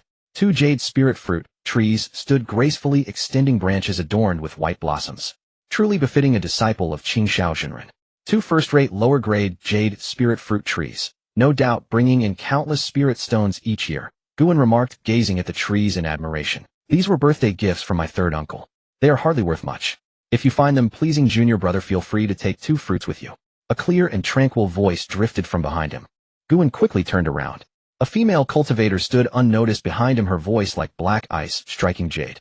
Her countenance resembled exquisitely crafted porcelain, her skin as luminous as moonlight after fresh snow. Her eyebrow bones slanted like winter branches, and her nose bridge cut the light like a cold blade. Her eyes were as deep and dark as a midnight cold pool, her gaze shifting like shards of ice clinking beneath the moon. Long lashes fell like raven feathers. She wore a plain cyan wide-sleeved flowing cloud cultivation robe, its spiritual patterns faintly visible. Her raven black hair was secured with a jade hairpin, and she stared directly at him. Her countenance shone like autumn chrysanthemums, her grace bloomed like a spring pine. A flicker of confusion crossed Yun Xiuyan's eyes. Will you enter or not? I wish to go in. Only then did Guwen realize he had been blocking her way. Embarrassed, he smiled awkwardly and stepped aside. I shall accompany senior sister inside. Yun Xiuyan pushed open the door and walked into the courtyard with Guwen following closely behind. The small courtyard spanned half a li in circumference. The 2 jade spirit fruit trees bore over a dozen fruits. White jade pathways intersected, dividing the grounds into neat squares, each filled with lush grass, all visible at a glance. Before the house lay a small pond. Jagged rockeries bordered its edges, and a pavilion with upturned eaves arched gracefully overhead. The pond bubbled continuously, exuding spiritual energy, a true spring of spiritual essence. Guwen once again felt the meaning of extravagance. Honk! A purple figure by the pond let out a cry. Inside its flat, broad beak, a fish struggled to slide down its throat. The 2 witnesses watched as the fish formed a knot around the creature's neck before laboriously sliding down. Yun Xiuyan fell silent, her cold gaze fixed upon the foolish bird. Seeing the atmosphere grow tense, Guwen managed a nervous laugh. Senior sister's spiritual beast is truly remarkably natural. Indeed, this foolish creature was the purple cloud goose. Even when delivering letters that day, it had seemed rather doltish. Who would have guessed it possessed yet another dimension to its nature? Yun Xiuyan observed Guwen in secret. Finding his expression unchanged, without the slightest trace of awkwardness, she breathed a quiet sigh of relief within. Simultaneously, a sharp resolve hardened within her heart. Foolish bird, stealing my eyes, crystal fish, was one offense. To embarrass me so publicly, let us see how I deal with you. Yet upon her face, she maintained an air of serene nonchalance. Junior brother jests. The purple cloud goose, oblivious to the calamity imminent, sensed a chill upon its back and instinctively fluffed its feathers tighter. Seeing its mistress glaring at it, it scampered over, briskly rubbing against Yun Xiuyan's legs with an expression of utter innocence. At this moment the morning mist dissipated and Gu En and Yun Xiuyan settled in the pavilion. The spiritual energy from the spirit spring I spread with the water vapor. Taking a deep breath, they felt their qi abundant and their hearts refreshed. This spirit spring I is the only one on our Yun family's second-grade lower-quality spirit vein. My third uncle granted it to me. Yun Xiuyan, noticing Gu An's eyes drifting toward the spirit spring, I explained with a hint of helplessness. This junior brother from the moment we met has been talking about spirit stones and such, and now he can't tear his eyes away from the spirit spring eye. I wonder what he's thinking. Gu An then came to his senses and withdrew his gaze, feeling a bit embarrassed. Why do I get stuck when I see good things? It's all because of poverty. I need to earn more spirit stones. The storage pouch at his waist gave a slight tremble. 13 bags of spirit rice flew out first, followed by a jade jar. A careful look revealed that compared to when Lin Lupang had handed them over, the 13th bag of spirit rice was nearly half less, and the red maple spirit liquid in the jade jar had also decreased by a layer. Since it had passed through Gu An's hands, it was only natural to skim a little off the top right. Besides, the extra portion was originally a tribute from the Lin family to him. How pedantic would he have to be to hand it over? Senior sister, this is the Lin family's spirit tax for this year: 1,260 jin of golden cloud rice and 4.5 jin of red maple spirit liquid. Please check. Yun Xiuyan picked up a handful of golden cloud rice, glanced at it, and saw that the quality was good. She then opened the red maple spirit liquid and examined it, nodding with satisfaction. Her usually expressionless jade-like face broke into a faint smile, and her red lips parted slightly. You are quite honest, junior brother. This is much more than the sect estimated. Not like your senior brothers, who would bite off a chunk if they could. Gu An's heart ached upon hearing this. These parasites, too shameless. Are the senior brothers so bold? I only skimmed a little, but they actually eat the meat directly. I suffered from being too honest. I must learn from this lesson next year. Unaware of Gu An's thoughts, Yun Xiuyan continued. But being too honest isn't good either. The red maple spirit liquid is too little, and I also need some. Let me take 1 bag of golden cloud rice. As she spoke, a bag of golden cloud rice flew back to Gu An. Gu An blinked, momentarily confused. How honest must he appear in Yun Xiuyan's eyes that she would voluntarily give him a kickback? How ruthless must the senior brothers be? Also, does the sect have no objections? Why didn't anyone tell me? Dark. Too dark. Gu An felt that the world was shrouded in darkness, and only he remained unsullied. Little did he know that in Yun Xiuyan's eyes this junior brother was also strange. He seemed to have his eyes fixed on spirit stones, yet he was indifferent to the spirit tax. How could she know that Gu An had already tampered with it? But his vision was too low and his greed too small, so she didn't notice. Although he had been in this world for 15 years, and some of his concepts had changed, Gu An was still influenced by his previous life. His cognition hadn't fully adapted, lagging behind the times. Simply put, Gu An's moral standards were still too high. Suppressing the temptation, Gu An cupped his hands to Yun Xiuyan and said cautiously, "Senior sister, is this appropriate? Won't the sect investigate?" Yun Xiuyan's expression remained unchanged. "Relax, the sect doesn't care. Even my master said it's fine." "Then thank you for your kindness, senior sister. I'll accept it ungraciously." Gu An felt as if he had taken a calming pill, and he relaxed. After all, if Qing Xiaozhenren said it was fine, then it was truly fine. Yun Xiuyan scattered the golden cloud rice in her hand to the purple cloud goose, causing the goose to frolic joyfully. The goose swallowed the spirit rice in 2 gulps, then rubbed against Yun Xiuyan's feet, clearly not full. But Yun Xiuyan was unmoved, determined to let this foolish bird go hungry. Couldn't it see that there were guests? "It doesn't earn me face, and it only loses me face." Seeing that its owner ignored it, the purple cloud goose stopped its futile efforts and walked away heartlessly. It knew very well when it could get food. Turning to look at Gu An, it remembered the human who had fed its spirit fish. A faint wisp of spiritual energy entered the storage pouch, and a familiar purple cloud goose egg floated before Gu An. Gu An found it both amusing and exasperating. Is it here to exchange for spirit fish again? What a polite and good spirit beast. He glanced at senior sister Yun Xiuyan and saw that she was also a bit surprised, but didn't stop it. Instead, she said, "Since she is willing to give it to you, junior brother, take it." Hearing this, Gu An shook his head and explained, "Senior sister, this spirit goose is not giving it to me." As he spoke, he took out 4 black spirit fish from his spirit beast pouch, tossed them to the purple cloud goose, and stored the goose egg away. Yun Xiuyan's long eyelashes trembled, and her heart grew more distressed. This foolish bird, how many times has it gone mad today?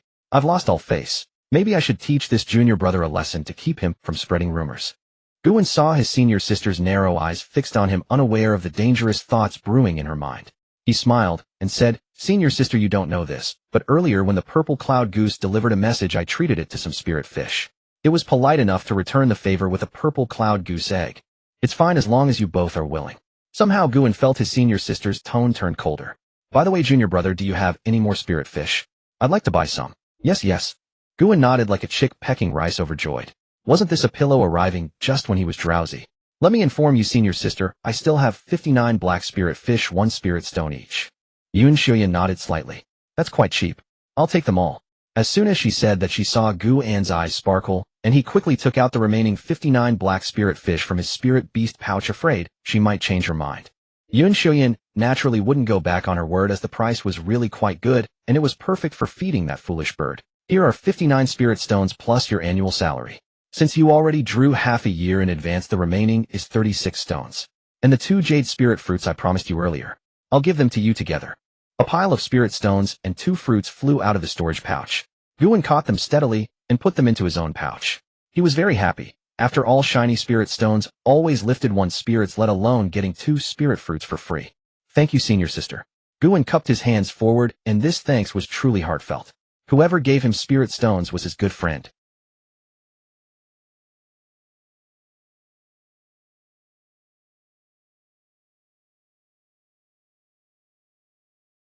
By the way, there will be a small assembly of fellow disciples here in 3 days. If you're interested, you can come.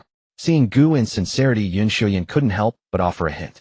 Of course, it might also be because she saw that Guan had just received a windfall of spirit stones. Regardless, Guan was very interested in this assembly.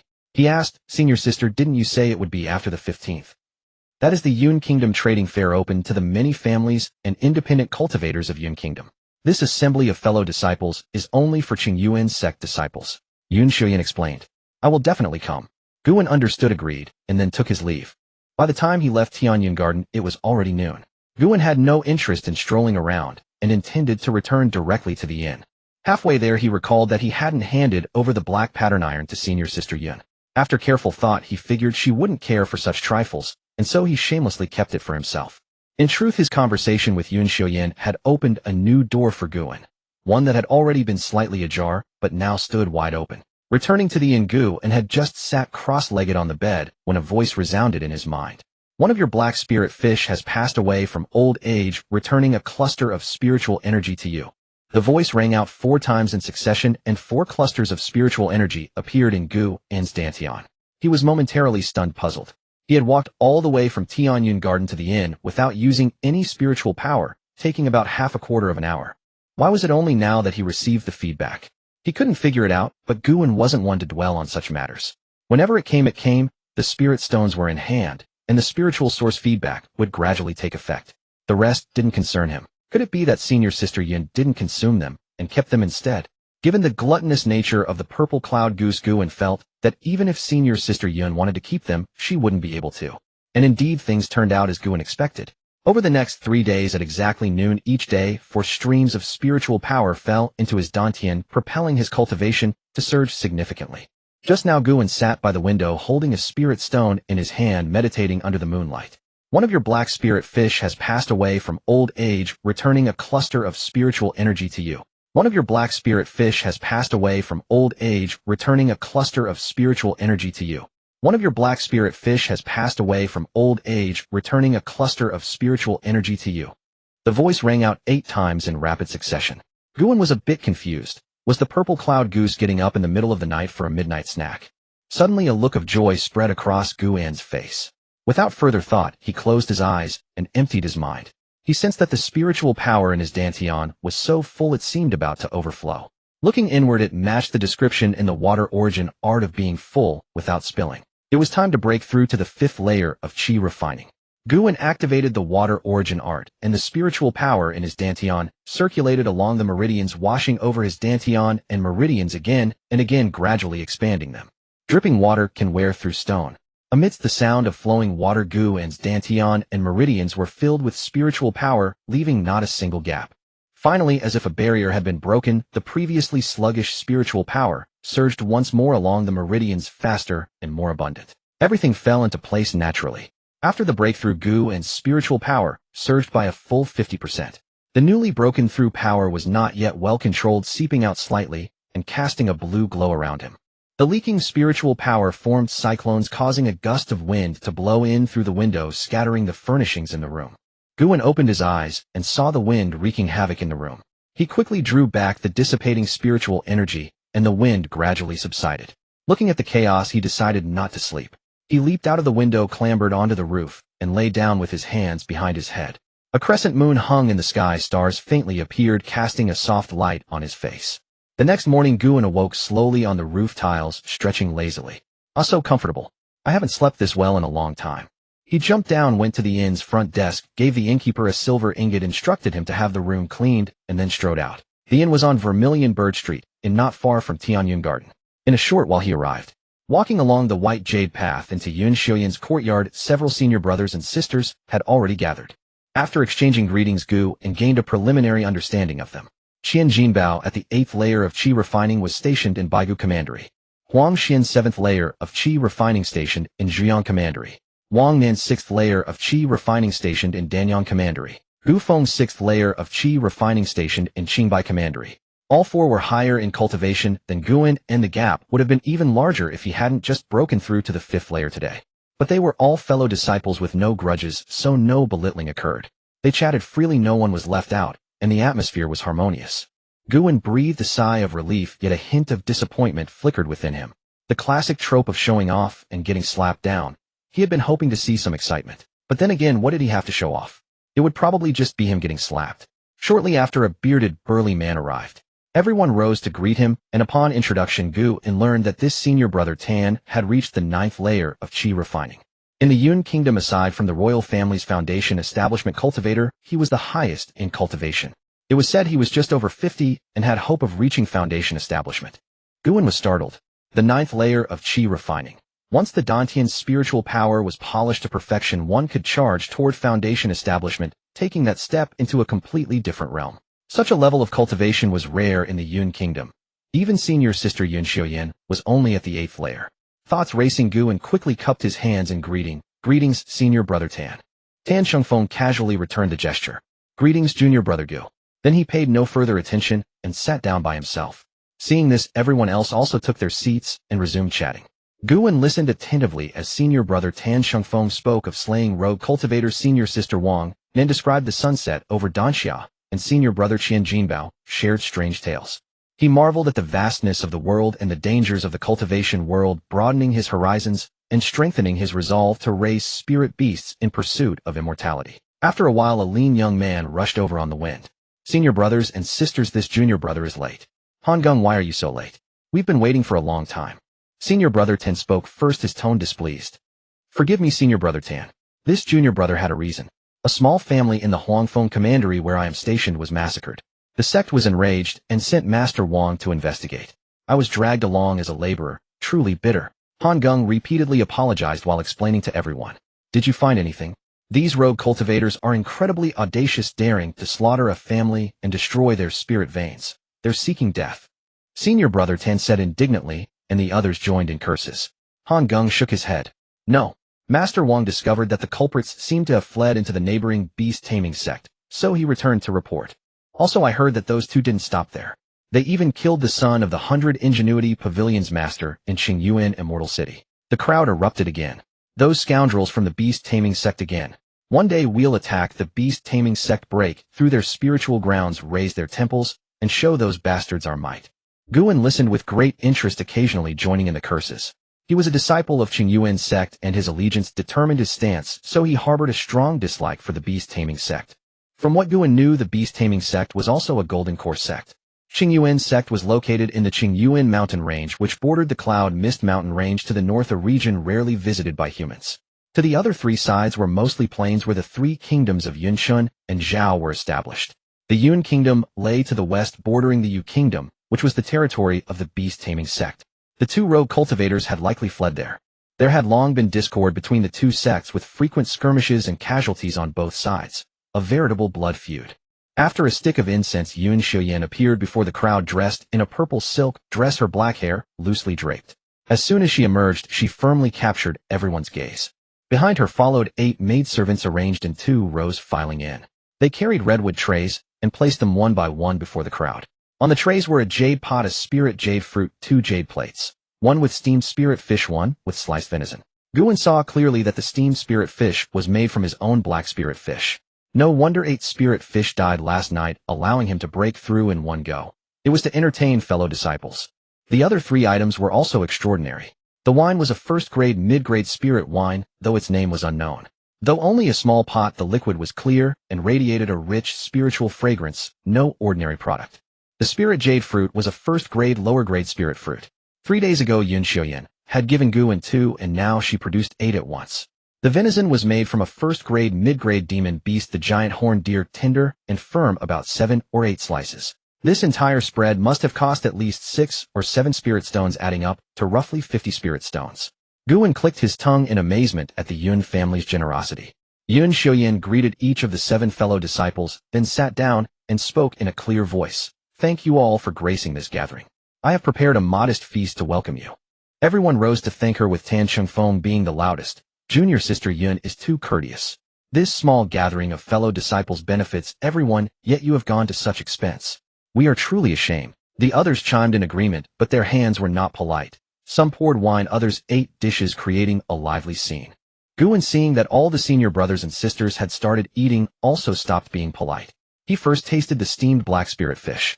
A piece of cheek meat entered his mouth, feeling exceptionally smooth and tender, with a faint wisp of spiritual energy spreading out. Qingyuan nodded slightly, feeling it was better than the cooking of Baiji and Qinglu. He couldn't help but sigh inwardly. This fish's life is really good. Even after death it tastes better than its brothers. And it knows how to think of its master. One fish 3 uses spiritual energy, spirit stones, and meat. Not bad. I would call it the most grateful fish of the year. To praise this black spirit fish, Qingyuan ate it all up. After 3 rounds of wine and 5 courses of dishes, Yun put down her jade chopsticks, rinsed her mouth with spirit wine, and then her clear, cool voice rang out like pearls falling on a jade plate. Fellow disciples, our Yun kingdom is in a remote location, making exchanges inconvenient. Therefore, I have organized this gathering today to facilitate mutual exchange. Thank you all for your support. If anyone has need for trade, you may come forward and display your spirit items. Both buying and selling are acceptable. We understand. Junior sister Yun, please begin. Tan Chengfeng spoke with a smile. He was the strongest, thus had few reservations. Yun glanced around, seeing no objections, and with a light step moved forward. Her slender jade hand brushed over her storage pouch and took out 3 items. Then I shall cast a brick to attract jade, she said. Everyone please look. These 3 are the barrier-breaking pill, the golden wind sword, and the earth-shaking hammer. The barrier-breaking pill is a first-grade, upper-grade spirit pill, highly effective for breaking through to the late chi refining stage. The golden wind sword and earth-shaking hammer are both first-grade, upper-grade magic tools. The former is metal attributed, the latter earth attributed, with excellent quality. What I seek are the spirit herbs for refining the foundation establishment pill. If anyone has any of the 3 main ingredients, heavenly origin fruit, dragon blood grass, or soul nourishing flower, I will exchange all 3 items for it with additional compensation. The pavilion fell silent. The foundation establishment pill was a spirit pill that aided the breakthrough from chi refining to foundation establishment. It contained the 3 treasures of essence, energy, and spirit, perfectly suiting the 3 stages of foundation establishment: physical, sublimation, liquefaction of spiritual energy, and transformation of divine sense. It could increase the success rate of foundation establishment by 30%, making it exceptionally precious. Even exchanging only for the spirit herbs was extremely difficult. No wonder she had organized this small gathering of fellow disciples and treated everyone to spirit meals. This was the real reason. After all, only Qingyuan Sect disciples had the opportunity to exchange for foundation establishment pills in the sect, and thus might have the spirit herbs to trade. Holding on to 1 or 2 spirit herbs was useless anyway, better to exchange them for various spirit items to enhance strength and strive for the sect's foundation establishment pill. As a disciple of true person Qin Shao and a genius with dual spiritual roots, Yun would not be lacking a foundation establishment pill from Qingyuan Sect. So these herbs were for the Yun family to acquire on their own. Who in the Yun family was about to attempt foundation establishment? The crowd fell silent for a moment. The main ingredients combined with 3,000 spirit stones could directly exchange for a foundation establishment pill within the sect. That was a sect benefit. Even if they had them, they would not trade them. It was known that at the triennial auction in Qingyuan Immortal City, a foundation establishment pill could sell for 7 or 8,000 spirit stones. So let's see if anyone present had auxiliary herbs willing to trade. At this moment, Wang Nan, after some hesitation, took out a spirit herb and said, "Senior sister Yun, I have a 3-leaf Ganoderma here. Could I exchange it for the barrier-breaking pill?" The three-leaf Ganoderma was one of the 27 auxiliary herbs for refining the foundation establishment pill, requiring 50 years to be usable. Wang Nan's plant was just over 50 years, barely meeting Yun Xiuyan's requirements. Yun Xiuyan waited for a moment, but no one else spoke. Knowing it was impossible to obtain the main ingredients, she agreed. Guan calculated. The three-leaf Ganoderma was a first-grade, upper-grade spirit herb worth about 80 spirit stones. The barrier-breaking pill was priced at 100 spirit stones at the treasure pavilion, but the herb was rarer, and with the Yun family's need, a slight premium was normal. After the exchange, no one else came forward to trade. Yun Xiuyan had no choice but to say exchanging for spirit stones is also acceptable. Near Qingyuan Sect, a first-grade lower-grade magic tool was about 10 to 20 spirit stones, a first-grade mid-grade about 60 to 70, and a first-grade upper-grade could sell for around 200 spirit stones. First-grade supreme-grade magic tools were even more expensive, selling for around 500, which was the price of some inferior second-grade lower-grade tools. Since Yun Xiuyan's two tools were of excellent quality, there was no shortage of bidders. I offer 230 spirit stones for the earth-shaking hammer. What do you think, junior sister Yun? Tan Xingfeng spoke first, his voice booming. The price is fair. I have no objections. Yun Xiuyan nodded, slightly indicating agreement. The others were unwilling to compete with him, firstly, because Tan Xingfeng was powerful, and secondly, because the price was indeed not low. Tan Xingfeng put the earth-shaking hammer into his pouch, took out spirit stones from his storage pouch, and with a flick of his sleeve the stones flew toward Yun Xiuyan. He then sat down. The remaining golden wind sword was taken by Qian Jinbao at a price of 220 spirit stones, and Yun Xiuyan also agreed. After acquiring the upper-grade magic tool, Qian Jinbao did not sit down again. Instead, he took out another item and introduced it. This is a first-grade lower-grade formation disc called the Mist Formation. It has the effect of blocking divine sense. I will exchange it for spirit stones or spirit items of equal value. The Mist Formation was the lowest grade formation, usually placed in a cultivator's cultivation site. It could not conceal one's figure, but it could block divine sense. When someone's divine sense probed, it could slightly obstruct and give an alarm. Guan was a bit tempted, but on second thought he seemed to have no use for it. The formation had no offensive or defensive capabilities, only slightly blocking divine sense. He was stationed in Haiyan Prefecture, where he could hardly see a single person. What would he do with it? If he returned to the sect later, he might need it, but then he could just buy a better one in Qingyuan Immortal City. The others also shared the same thought, and for a moment the atmosphere turned cold. In the end, Yun Xiuyan, seeing no one buying for a long time, advised Qian Jinbao, "Senior brother Qian, please put away your spirit item. In a few days the Yun Kingdom gathering will be held, you can try selling it there." Qian Jinbao took the cue, returned to his seat, reluctantly, looking displeased. Next, Tan Xingfeng stood up, stepped forward, and took out two items from his storage pouch. Allowing the two spirit items to fly around in front of everyone, Tan Xingfeng announced, "Fellow disciples, I have two spirit items here, a first-grade mid-grade magic tool, the Heart-Charming Bell, and a first-grade upper-grade talisman, the Lightning Summoning Talisman. Exchange for spirit stones as well." The Heart-Charming Bell can emit a sound that disorients and disturbs the mind, often having an unexpected effect in battle. The Lightning Summoning Talisman, as everyone knows, can summon a bolt of lightning to attack an enemy cultivator, equivalent to a full-force strike from a late Qi refining cultivator with formidable power. Guan seemed to understand. It appeared that over 200 spirit stones was no small amount for a late Qi refining cultivator, as both Qian Jinbao and Tan Xingfeng were offering spirit items for spirit stones. Examining the Heart-Charming Bell, Guan liked it more and more, feeling it suited him well. Although he was reluctant to part with his spirit stones, he could distinguish what was more important. Opportunity knocks but once. This Heart-Charming Bell is of good quality, worth taking. Guan made up his mind and said to Tan Xingfeng, "Senior brother Tan, I am willing to buy the Heart-Charming Bell for 65 spirit stones." Tan Xingfeng hesitated for a moment. Seeing that no one else was interested in the Heart-Charming Bell, he agreed. Guan was overjoyed but kept his expression calm. He took out 65 spirit stones and sent them flying toward Tan Xingfeng, and the Heart-Charming Bell floated to him. Guan had barely put away the heart-disturbing bell when he heard Huang Xian offer 20 spirit stones in exchange for the Thunder-Calling Talisman. Qian Jinbao outbid him with 21. With an air of determination, Huang Xian promptly raised his bid to 25 spirit stones and secured the talisman at a premium. Stowing the Thunder-Calling Talisman into his storage pouch, Huang Xian produced a Wind Orifice Stone and announced, "This is a first-rate upper-grade spiritual artifact, the Wind Orifice Stone. I'll trade it for any escape-type talisman or magical implement. Should the value fall short, I'll make up the difference in spirit stones." Oh, another cautious soul. The moment he'd heard rumors of tribulation cultivators roaming about, this one was already plotting his escape and taking decisive action. No doubt he'd live a long life. Guan silently admired this approach and strongly approved of such behavior. Alas, escape-type spiritual items were each person's life-saving treasure, and no one was willing to trade them. Yun Xiuyan had attempted a bid of 60 spirit stones, but Huang Xian declined. Noticing no one else had any intention of trading Huang, Xian shook his head in disappointment, stowed the wind orifice stone, and returned to his seat. Next, Gu Feng brought forth a white mystery sword, a first-rate lower-grade magical implement, and not a single person dared to bid. Wang Nin didn't produce anything notable either, only a single stalk of first-rate mid-grade spiritual herb called body-tempering grass, which Yun Xiuyan purchased for 20 spirit stones. Guan recalled that Yun Xiuyan had previously mentioned needing red maple spirit fluid for its usefulness. Now she'd acquired the body-tempering grass, suggesting she was constantly gathering cultivation-assisting spiritual items. A trace of curiosity stirred within him. Hadn't she studied sword cultivation under the revered Qin Xiaozhenren? Why the interest in physical tempering as well? No one answered Guan's unspoken question, and the small meeting carried on. When it was Han Gung's turn to step forward, he drew a fox from his waist. Guan could clearly see it was the same type of spirit beast pouch he carried himself. Han Gung lifted the fox into view, and only then did everyone get a clear look at it. Its fur was pure white and silky smooth, its willow leaf eyes half open with a watery gleam, while its pink nose and lips twitched, as though still nursing.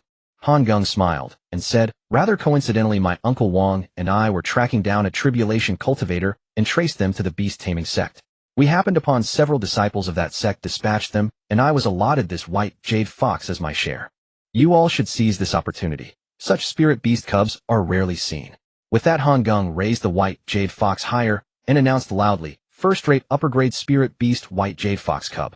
I'm seeking a first-rate upper-grade defensive magical implement in trade." Guan's eyes burned with longing. A first-rate upper-grade white jade fox that mastered the jade mystic arrow technique would reach late-stage qi condensation upon maturity. Raised from a cub, there'd be no risk of it ever turning on its master.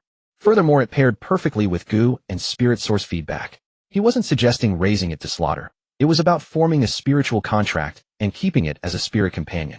This was no ordinary spirit beast like the rainbow-feathered pheasant or black spirit fish, creatures destined only for the dinner table. The white jade fox was extraordinarily powerful in combat, ranking among the finest spirit beasts even within the beast-taming sect. With such a spirit beast at one side, one would hold a decisive advantage in magical combat. The beast-taming sect's strength lay precisely in this. Every disciple kept one or two spirit beasts, overwhelming opponents through numerical superiority during battles, a tactic that had driven many cultivators from the Qingyuan Sect to the brink of despair. With such a spirit beast cub present, now Guan anticipated fierce competition. Unfortunately, he had few spirit stones to his name and couldn't afford it, so he could only watch the spectacle unfold. He glanced around and noticed everyone wearing hungry expressions, yet none spoke up. Confusion clouded Guan's mind. Had they all exhausted their spirit stones? How could they remain unmoved by such an exceptional spirit beast? This was merely Guan projecting his own biases. Having firmly chosen his path early on, dedicating himself to raising spirit beasts in pursuit of immortality, he naturally saw only its virtues. But others saw things differently. They too recognized the multitude of difficulties raising a spirit beast demanded spirit stones, just as purchasing one did. Even after buying it, nurturing it to maturity could take decades. By then, what purpose would it serve? Their hopes of reaching foundation establishment would long have faded. Moreover, Han Gung was demanding a first-rate upper-grade defensive magical implement, already an exorbitant price, with defensive artifacts commanding the highest premiums. The white jade fox alone required at least 3 decades to mature, assuming abundant spiritual energy. Under ordinary circumstances, no rational person would purchase such a cumbersome asset. After a moment's hesitation, Yun Xiuyan spoke first. "Junior brother Han, a defensive implement is impossible. Would an ordinary upper-grade magical artifact suffice?" Backed by her family's resources, she could afford to raise it for 30 or 40 years, eventually wielding the combat power of a late-stage qi condensation cultivator, which made the white jade fox particularly appealing to her. Han Gung quickly shook his head and declined. "No, I only accept defensive magical implements." Then another voice chimed in. "I have a first-rate mid-grade defensive artifact, the Black Sand Shield. I'll also supplement with 200 spirit stones. Would that work?" Tan Xingfeng spoke up. He too had family backing, though not from the Yun Kingdom, which is why he was also eager to make the purchase. Han Gung hesitated. Valuation-wise, the two offers were roughly equivalent, and he found himself tempted. Besides, at his current qi condensation 6th layer, the Black Sand Shield would likely serve him adequately. Nevertheless, Han Gung decided to wait and see whether senior sister Yun would raise her bid. Yun Xiuyan, sensing this, grew somewhat anxious. Her youngest sister had just joined the sect last year, but her aptitude was mediocre, merely 5 spiritual roots, which meant her cultivation path ahead would be arduous. The two shared a close bond, so Yuan Shuyan naturally couldn't bear to see her sister struggle. If she could acquire this white jade fox, her sister's cultivation path might become considerably smoother. Yet she temporarily lacked a first-rate upper-grade defensive implement. She did possess a first-rate supreme-grade green silk parasol, but that had been gifted to her by Qing Xiaozhenren. It was not something she could possibly offer.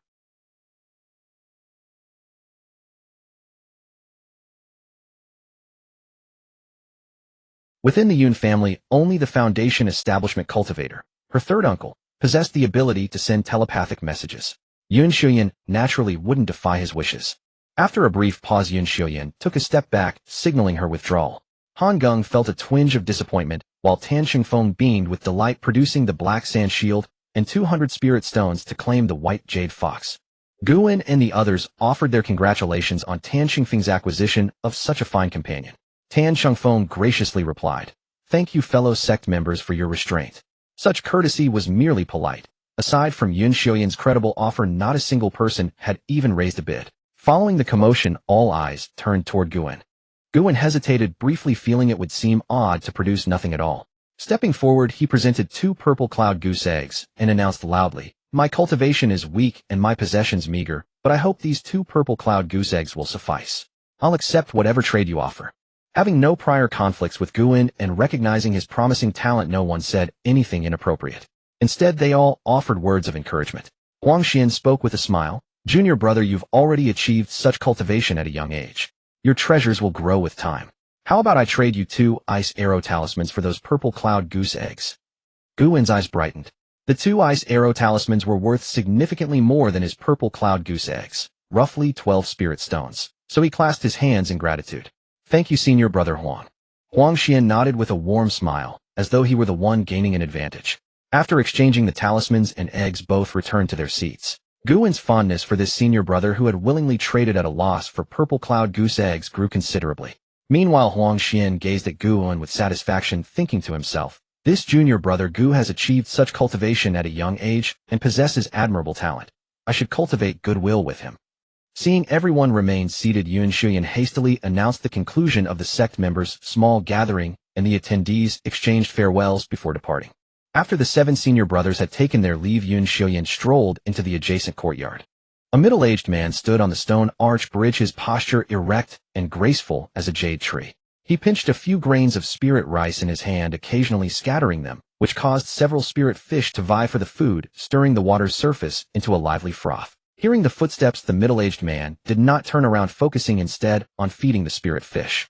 Only when Yuan Shuyan reached behind him did he turn his palm, brush it with his other hand, and scatter all the remaining rice, then finally turned around. Yuan Shuyan stared at the middle-aged man, the frost on her face seeming to thaw somewhat. She said softly, "Third uncle, have you made a decision?"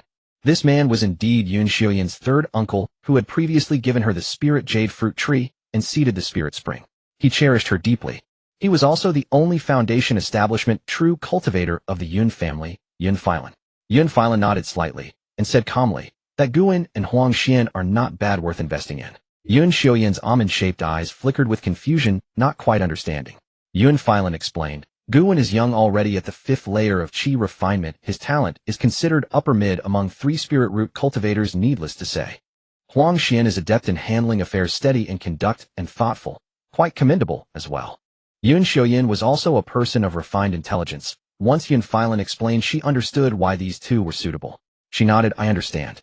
I will have people investigate their backgrounds." As for Tan Xingfeng, neither of them mentioned him. At the 9th layer of qi refinement, he could only bluff others. In their eyes, how could they not see that his spiritual energy was utterly hollow, his marrow poisoned with pill residue, his path already severed? Biting her lip, Yuan Shuyan seemed to have something to say, but hesitated.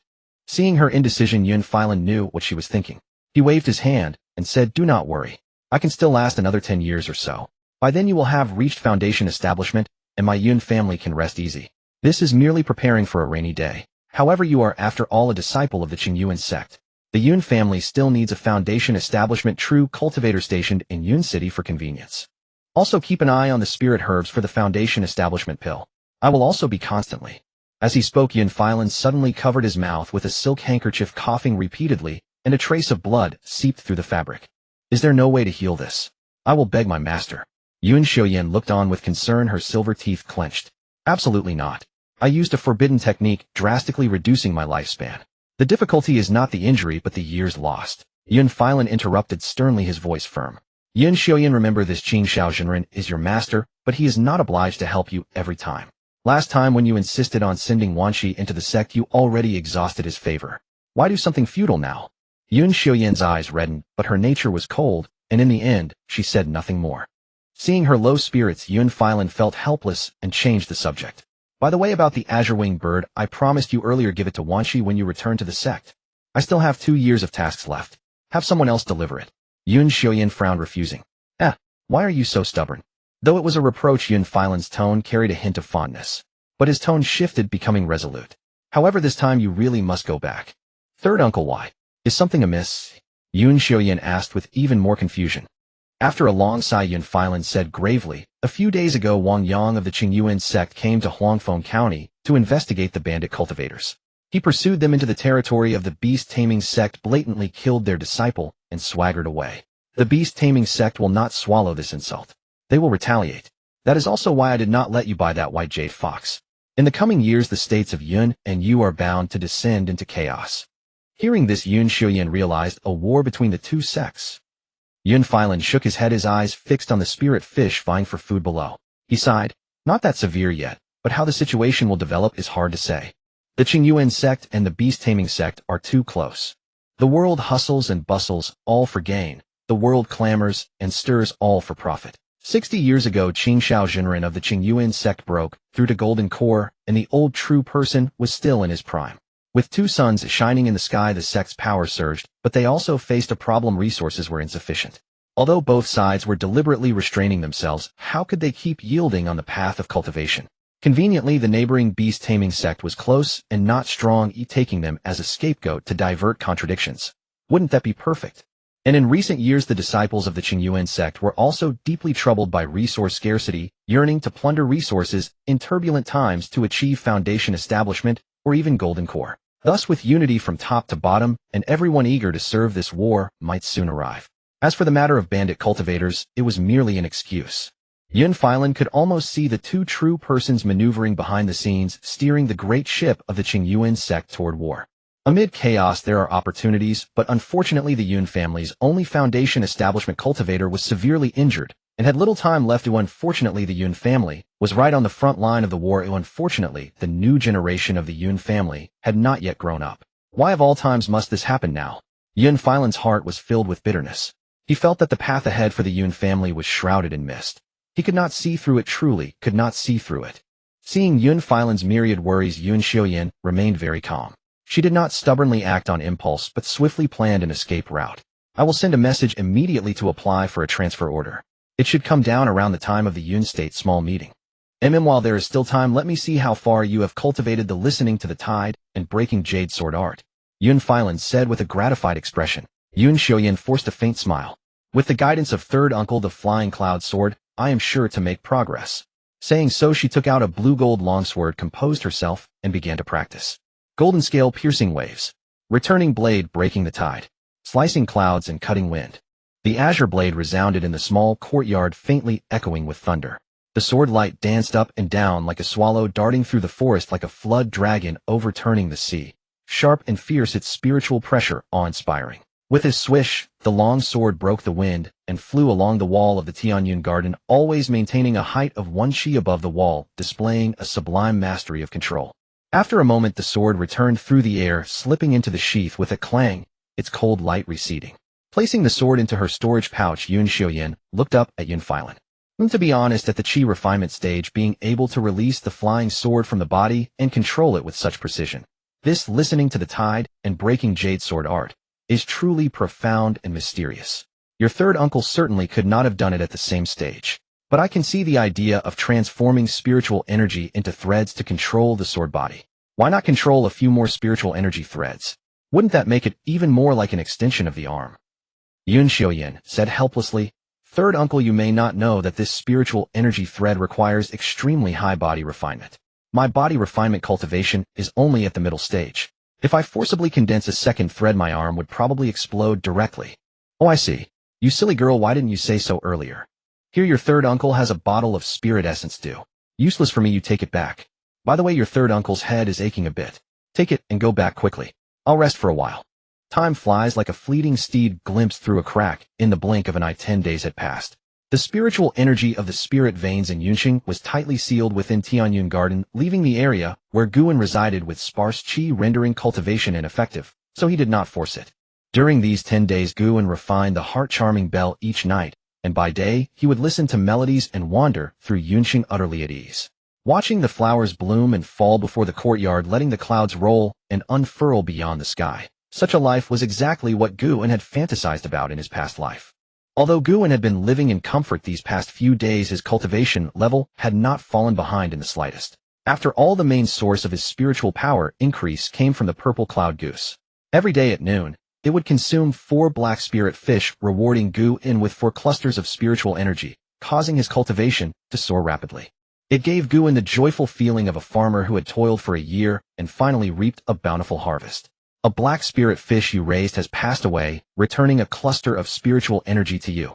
A black spirit fish you raised has passed away, returning a cluster of spiritual energy to you.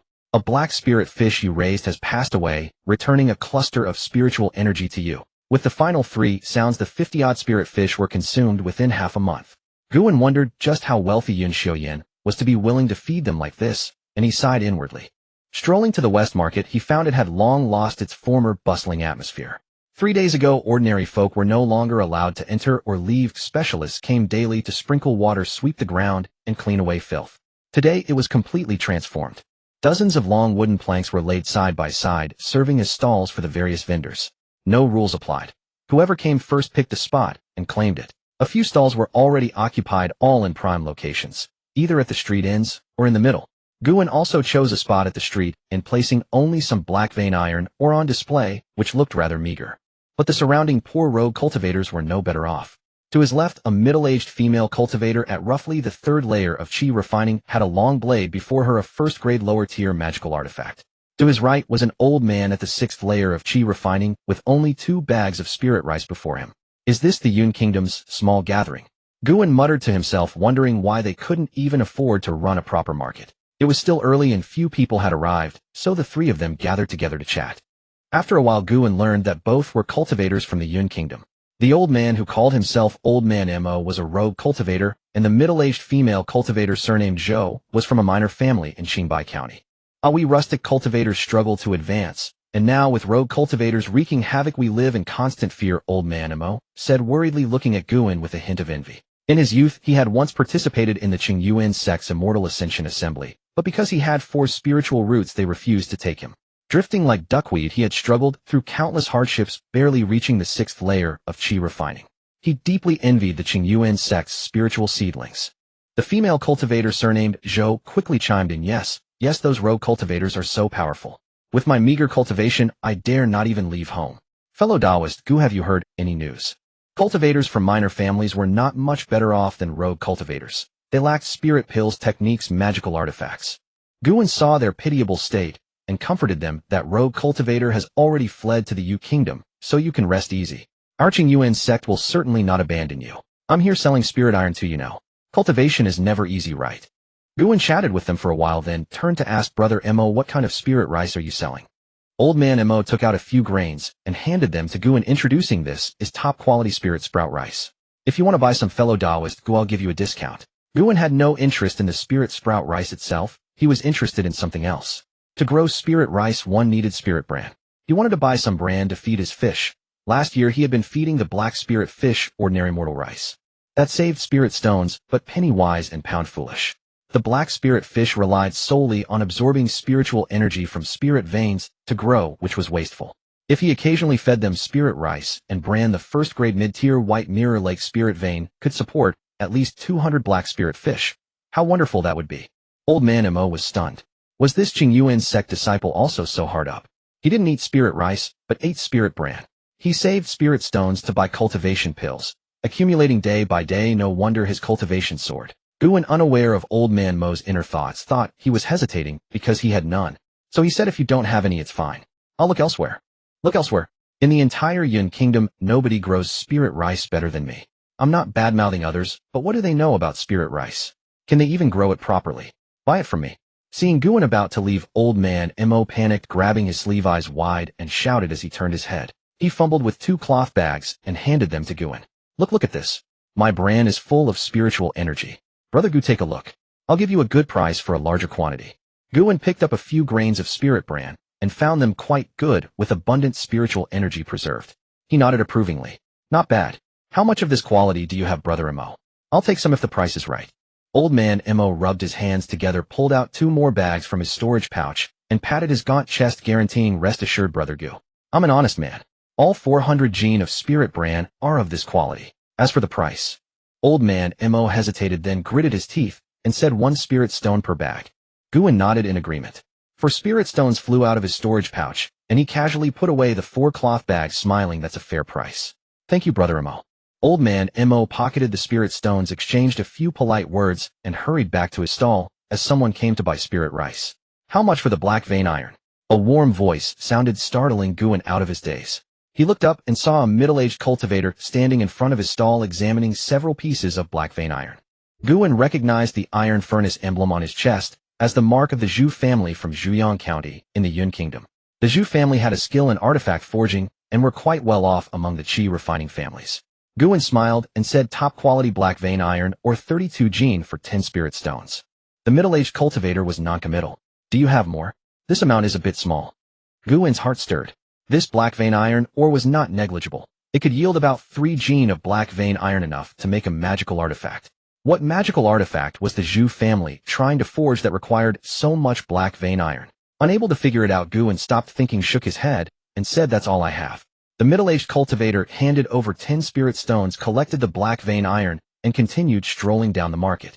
The black vein iron sold so quickly surprised Guin, but selling early meant he was done. He stood up, bid farewell to the female cultivator, surnamed Zhou, and Old Man Mo, and leisurely walked along the market path. Rock-armored ox-hide, top-grade forging material. Don't miss out. Selling chi gathering pills. Loose stone sand's finest, guaranteed quality. Fireball talismans. Affordable and effective. Buy one, get no regrets. Cheap fireball talismans here. Spirit sprout rice. Freshly harvested this season. Come take a look. After the Mao hour, the West Market buzzed with life. The peddlers' cries rose and fell in rhythmic cadence, much like the days of the mortal world not long ago. Guin strolled leisurely, pausing now and then to observe. He had no urgent needs, so he wandered with a curious mind, eager to broaden his horizons. And indeed, this stroll revealed many rare sights. Venom glands of the black toad, pincers of the fire cloud, scorpion honey of the purple source bee. Many items he had never even seen in the scripture pavilion, and even those he had only read about. This walk truly opened his eyes. Snakes have their paths, mice their own. So too did scattered cultivators and minor clans find their ways to acquire spiritual treasures. Beneath the shadow of Qingyuan Sect, in the crevices between 2 sects, these people carved out their own means of survival, struggling on the path of cultivation. Of course, amazement aside, Guin had no desire to become a scattered cultivator. It was far more comfortable to be a disciple of Qingyuan Sect, enjoying the shade of a great tree. He was not one to suffer hardship for no reason. As he walked, he came to a stall drawn by the items on display, and could not help but stop. The stall held 3 items: a venomous horn from a poison horn python, 4 jointed limbs of a cold jade spider, and a jade jar with something shadowy moving inside. Uninterested in the 2 materials, Guin pointed at the jar and asked, esteemed friend, what spirit beast is in this jar? The stall owner, clad in black with a bamboo hat, exuded an aura of aloofness. He did not hawk his wares, merely sat there. At Guin's question, he lifted his eyelids slightly and said calmly, a first-grade lower-rank spirit beast, the blood moon eel. A food-type beast maturing in 3 years. Eating it greatly replenishes blood and chi. His voice was like sandpaper, hoarse and grating. Guin, undeterred by the cold demeanor, opened the jar's lid and teased the blood-red threads inside. Hiss! The blood moon eel fry, sensing the scent of flesh, bit the wiggling finger. Guin quickly shook it off, but a hint of joy flickered in his heart. This spirit beast seemed quite promising. Back then, Guin was strapped for cash, buying only a few black spirit fish fry at the 100 Spirit Pavilion in Qingyuan Immortal City. Now slightly better off, he naturally wanted to explore more possibilities of spirit source feedback, collecting more beasts to see what rewards came upon their natural death. Feigning nonchalance, Guin flicked the water from his hand and asked how much. Blood moon eel fry, 2 spirit stones each. The stall owner's tone was flat, as if indifferent to whether the deal was made. Guin was surprised. Spirit beasts varied greatly. A first-grade upper-rank white jade fox cub adept at spells and combat, could fetch over 200 spirit stones, while a first-grade lower-rank black spirit fish fry cost 6 for 1 spirit stone. Of course their uses differed. As adults, a first-grade lower-rank black spirit fish could sell for 1 spirit stone, while a white jade fox's value plummeted to around 100. He wondered what made the blood moon eel so special, costing 2 spirit stones per fry. Instinctively, Qingyuan didn't think the stall owner was fleecing him. 1, because the blood moon eel truly seemed extraordinary. 2, because the owner genuinely seemed indifferent to the sale. Curiosity piqued. Qingyuan pressed. What makes the blood moon eel so unique?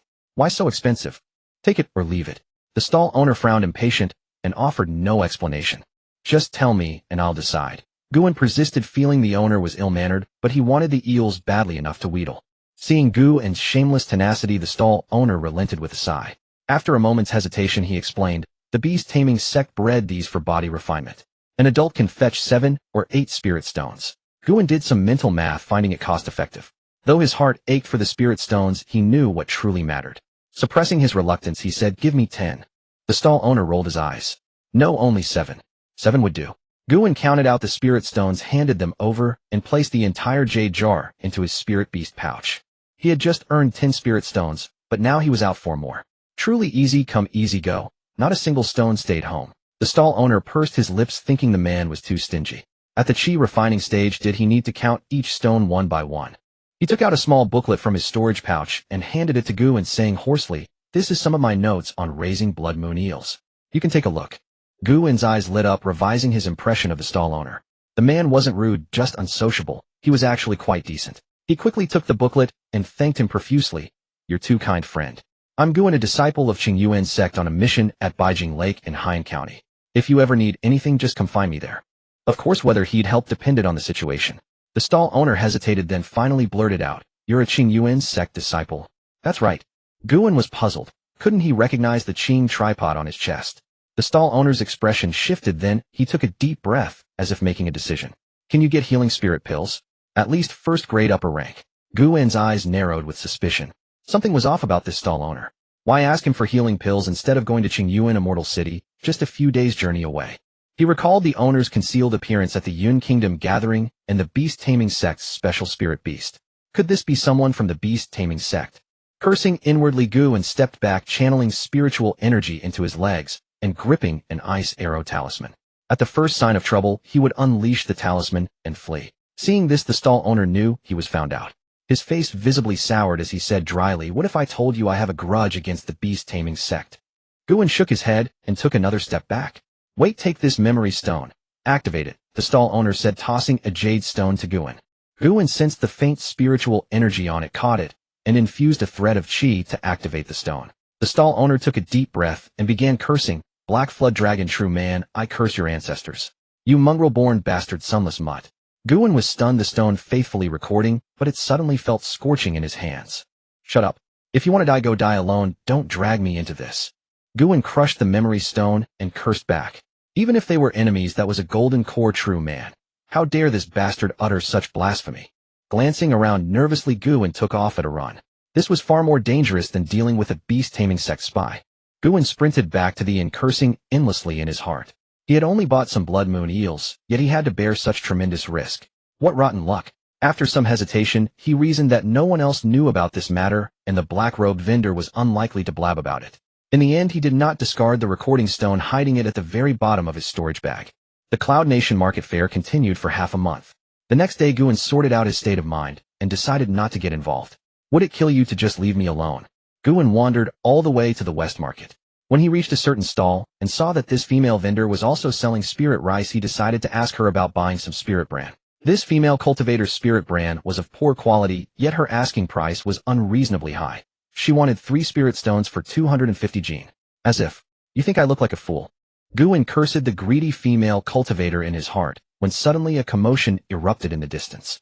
Unwilling to waste any more breath bargaining with her, he got up and left to see what the fuss was about, hoping to lighten his mood. When he got closer, Qingyuan realized that he actually recognized one of the arguing parties. It was his fellow sect disciple, senior brother Han Gong. The other party was a middle-aged female cultivator. Seeing her spittle flying everywhere, Qingyuan felt deeply uncomfortable, as if a wave of painful memories was attacking him. For some inexplicable reason, he thought of that, release animals for merit, old lady. TCH, what bad luck. No point watching this spectacle anyway. Guan muttered about his misfortune, turned around, and prepared to leave. At that moment a voice rang out, freezing Guan in his tracks. Han Geng had spotted Guan's figure, and his eyes lit up as he shouted loudly. Junior brother, Gu, you be the judge. This two-family liquor manual was examined by Instructor Wang himself. How can it be her property? Huh? Judge? Me? Guan's heart sank. Unfortunately, I am not skilled at judging. Senior brother Han, I suddenly remember I forgot to bring in the laundry. I'll go get it first. You two carry on, I won't disturb you. Without looking back, Guan tossed out a remark and quickened his pace to leave. But Han Geng was faster. He grabbed Guan's sleeve and said apologetically, "We're fellow disciples of the same sect, Junior brother Gu. You simply must help me." With that he pulled Guan toward the center of the crowd. I only wanted to watch the show, not become the show myself. Unfortunately, no one cared about the protests in Guan's heart. Reluctantly dragged to the center of the crowd, Guan felt rather displeased as he looked at Han Geng and the middle-aged female cultivator. These two couldn't scrape together a single decent person between them. The middle-aged female cultivator glared at them fiercely, seemingly viewing them as a group. She barked, "No matter who you call, that two-family liquor manual must be handed over." Han Geng refused to back down and shouted in retort, "You've already married out of the family. What claim do you have to the two families' belongings? The two family has no cultivators left alive except me, so naturally everything belongs to me." Bull. I obtained this two-family liquor manual with Instructor Wang's full knowledge. Do you, a Zhu family woman, even know the way to the two families' door? Don't try to intimidate me. How do I know you didn't fabricate this? My son is also a disciple of Qingyuan Sect. I'm not afraid of you. Guan listened as the two grew increasingly heated. By then he had more or less figured out what was going on. The two family had been annihilated by rogue cultivators. Han Geng, as the garrison guard of Huangfeng Prefecture, arrived first and found a jade slip containing the two-family liquor manual. He brought it to the Cloud Nation market fair, hoping to sell it for some spirit stones. But unexpectedly he ran into the two families' married-off daughter. Upon seeing the liquor manual, she was seized by greed and wanted to claim it for herself. This spirit liquor manual was no ordinary item. It belonged to the 100 arts of cultivation. Though not as prestigious as pill-making, tool crafting, formation array, inscription, or talisman writing, it was still extraordinary. One such inheritance of spirit liquor could sustain a small clan. Both parties had their own reasons, yet neither could convince the other. Han Geng possessed the liquor manual and had cleared it with Qingyuan Sect, but he had no actual connection to the two family. Originally, with the two family completely wiped out, no one would have cared if he kept the manual as his own fortuitous encounter. However, this two-family woman had suddenly appeared, and Qingyuan Sect absolutely could not afford to gain a reputation for forcibly seizing a subordinate family's inheritance. As for the middle-aged female cultivator, though she shared blood ties, she couldn't really claim a deep connection to the two family. Both her parents were mortals. The two family deemed her low talent and sold her to the Zhu family as a child bride in training to avoid diluting their resources. For her to insist the liquor manual should belong to her was far too far-fetched. Even an honest official finds it hard to settle family disputes. And Guan was no honest official. He was a muddle-headed fellow at best. He might as well slip away while they were still arguing fiercely. As the saying goes, troubles never come singly. Junior brother, Gu, you be the judge. It turned out Han Geng was losing ground in the argument and urgently sought Guan's help. My son is also a disciple of Qingyuan Sect. You can't side with her.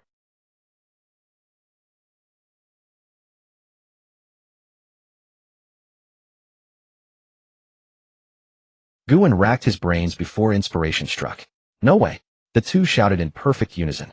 Han Geng had come to sell the manual. If he made a copy for her, who would buy it? Even if someone did, the price would plummet. Why should he accept that? Instructor Wang had genuinely reviewed the liquor manual. The middle-aged female cultivator was equally unwilling. Her son was cultivating in Qingyuan Sect and desperately needed spirit stones. She didn't want to share even a single one. Fine, fine, fine. You two can't agree on anything when arguing amongst yourselves, but you both agree on attacking my suggestions. Guan roared furiously, his expression dark. He stormed off with a flick of his sleeve. This time no one stopped him. Han Geng felt resentful that Guan wouldn't speak up for him, while the middle-aged female cultivator was only too happy to see him go, afraid he might help Han Geng's case. The two watched Guan leave with cold eyes. Guan walked briskly away. Once he was out of sight, his expression relaxed, and he felt a secret thrill of delight. Lucky me, being so resourceful and cunning, escaping those two scoundrels. That's right, he had done it on purpose. Han Geng had insisted on dragging him into the water, assuming Guan would definitely speak up for him. But did Han Geng ever consider what kind of person he was dealing with? Fellow disciple. What kind of fellow disciple? Did they even know each other? TCH. Taoist Gu refuses to accept moral coercion. He simply offered a suggestion Han Geng could never accept, so he could slip away cleanly. But thinking about it still made his blood boil. Han Geng wasn't even close to him, yet dared to drag him into this. Utterly detestable. And that female cultivator had the nerve to threaten him. Truly infuriating. Did they think he was some dough to be kneaded at will? 30 years east of the river, 30 years west. The tables will turn. I'll go back and whip that black spirit fish into shape. Guan harbored these vengeful thoughts. Just as Guan left, the Cloud family people saw the commotion grow too large, and since it involved Qingyuan Sect, hastily summoned the Foundation establishment cultivator Yun Filan. Without even showing his face, a flying sword shot out from Tianyun Garden, hovering directly above the two squabblers' heads. The blade gleamed sharply under the sunlight, dazzling to the eye. A voice exploded through the air. Get out and argue. The two changed color, never expecting that flying cloud sword to show no respect for Qingyuan Sect. Han Geng, being more perceptive, scurried out of the west market with his tail between his legs. The middle-aged female cultivator, however, lacked such tact. It seemed she thought her son, a Qingyuan Sect disciple, carried some weight, even before this Foundation establishment true cultivator. She tried to continue arguing, hoping to claim the liquor manual. With a whoosh, the flying sword descended. A plump ear went flying. Ah! The middle-aged female cultivator shrieked, collapsing backward and blacking out from the pain. Looking closely, one would notice fine golden threads glinting at the root of her ear, writhing and burrowing through the flesh. Only then did a middle-aged male cultivator arrive belatedly. He pushed through the crowd, his face dark as ink. Silently, he carried the woman out on his back, not daring to speak a single word. Had Guan been present, he would have recognized this middle-aged male cultivator as the very man who had bought the black-patterned iron earlier. And so this farce finally came to a temporary end. Guan had encountered two frustrating incidents in a row, feeling that the small gathering in Cloud Kingdom was simply poisonous. He decided to give it up and head back to White Mirror Lake. Stepping out of the sunlight was just right, the sky as clean as porcelain. Guan took a deep breath, only then feeling his mood improve significantly. Junior brother Gu, where are you headed? A gentle voice rang out. Turning around, he saw it was senior brother Huang Xian. Guan still held a favorable impression of this senior brother who had bought the purple cloud goose egg at a premium, and replied with a smile, "The spirit stones in my storage pouch have all been swindled by that small gathering of Cloud Kingdom. If I don't leave soon, I'm afraid I won't even have my undergarments left." Huang Xian chuckled softly, thinking this junior brother was truly an interesting character. When he was this age, he wouldn't have had the nerve to declare his empty pockets with such righteous conviction. "If you have nothing else to do, junior brother, why not come for a drink?" Huang Xian laughed heartily, inviting Guan for a drink. Guan was also keen to get to know senior brother Huang, so he readily agreed. Before long, the two arrived at Fuyun Tower, ordered a few dishes, and opened a jar of aged apricot blossom wine. Though it lacked spiritual energy, it was still flavorful and enjoyable. Chopsticks rose and fell several times, porcelain bowls emptied and refilled, as the two chatted with growing enthusiasm. After 3 bowls of wine, Guan began to pour out his grievances to Huang Xian. "Senior brother, Huang, you don't know that Han Geng is such a scoundrel. He insisted on dragging me into the mire." Once the floodgates opened, Guan threw caution to the wind and recounted today's events to Huang Xian in meticulous detail. "What did you say?" Han Geng got hold of the two families' wine recipe. Huang Xian was slightly stunned, his mouth agape as he said, "This Han Geng is indeed cunning." When the two family was slaughtered, he remained unmoved like a mountain. But when it comes to profiting from the dead, he's as aggressive as fire. Guan was somewhat confused. "Senior brother Huang, what do you mean by that?" Huang Xian drained the wine from his bowl and gave a cold laugh. "Junior brother Gu, you may not know this. Our Qingyuan Sect collects spiritual taxes from people, so we must protect their lives." When the transmission talisman reached his mansion, he acted as if he hadn't seen it. How despicable. Hearing this, Guan's impression of Han Geng worsened even further, and he resolved never to deal with that man again. Both of them were disgusted by Han Geng and stopped mentioning him. After another round of wine, Huang Xian leaned in with a mysterious expression and said in a low voice, "Junior brother Gu, do you know? Our Qingyuan Sect might be heading into chaos." Guan was startled, his chopsticks pausing. "Chaos? What happened?" Curiosity piqued, he also lowered his head and asked quietly, "Senior brother Huang, please elaborate." "I haven't heard anything." Huang Xian wore a pained expression and said resentfully, "It's all because of that rogue cultivator incident. Uncle Wang went to the beast-taming sect and went on a killing spree. Of course they'll retaliate." "Off!" Guan exclaimed in surprise. He knew about the rogue cultivator incident, and he knew that Uncle Wang had killed beast-taming sect disciples, but he hadn't thought deeply about it before. That's right. Both were golden core sects. If someone barged into the beast-taming sect's home and killed their disciples, how could they not retaliate? What are UNG about? Think again, where do our Qingyuan Sect and the beast-taming sect border? Huang Xian urgently tapped the table. Cloud Kingdom and Nether Kingdom. You mean? Guan realized and exclaimed. Exactly. From now on, Cloud Kingdom will definitely be the most chaotic. And we the station cultivators in Cloud Kingdom are the most dangerous. Huang Xian looked deeply distressed, worrying about his own situation. Oh no, I've become the front line. Guan felt like crying, but had no tears. He only wanted to quietly raise spirit beasts and cultivate immortality. Why did he have to run into this? He quickly asked, Senior brother Huang, is there any way to resolve this? To be honest with you, junior brother is naturally timid. I can't handle this kind of situation. Huang Xian let out a long sigh and said, I'm scared too, senior brother. The only way now is to use connections, see if we can give up the mission and be transferred back to the sect. Junior brother, do you have any connections? Guan pondered briefly and didn't hide it. I was able to get this mission thanks to Manager Zhang of the General Affairs Hall. I wonder if he has the ability to recall me. I'll write a letter as soon as I return. Huang Xian's eyes lit up. A manager in charge of assignments. That could really work. He quickly said, Junior brother Gu, could you ask for me as well? Once it's done, I'll have a token of gratitude. Of course, I won't make things difficult for you. Manager Zhang will also receive a thank you gift no less than this amount. Seeming to sense Gu's hesitation, Huang Xian held up 2 fingers. Seeing this, Guan gasped. 200 spirit stones. That was truly a lot. The autumn wind stirs before the cicada senses it. Guan held Huang Xian in high regard, finding him worth learning from and comfortable to be around. A person worth befriending. Moreover, Manager Zhang might not necessarily refuse this offer since 200 spirit stones were indeed a considerable amount. So he agreed to help inquire. Suddenly, a young cultivator walked into Fuyun Tower.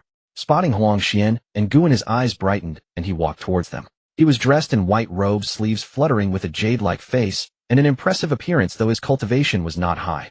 Only around the 3rd level of qi refining. As he walked, he smiled and said to the 2, I've been looking all over for you. Guan didn't recognize him and looked up at Huang Xian only to find Huang Xian also looking back at him with a questioning gaze. Who is this? The young man finally noticed the awkward atmosphere and, realizing his mistake, gave an embarrassed smile. I am Yun Lin of the Yun family, sent by my cousin to invite you both to Tianyun Garden for a talk. Is it senior sister Yun Xiaoyan? Guan wondered inwardly. Why did she wait until I was about to leave to call on me? And what does she want with us? Exactly, Yun Lin replied loudly, clearly proud of his cousin. Huang Xian put down his wine bowl and asked, Is it for all station cultivators or just the 2 of us? Yun Lin hesitated for a moment, thinking it wasn't a big deal, and said slowly, My cousin only asked me to call you 2. The 2 exchanged a glance and decided to go see what Yun Xiaoyan was up to. Before long, the 2 arrived together at the small courtyard in Tianyun Garden. Having not been there for a few days, it felt much more desolate. The jade spirit fruit tree had no fruit left, and the ice crystal fish with trailing tails were nowhere to be seen in the spirit spring. Only the purple cloud goose by the pond, unwilling to be lonely, honked loudly.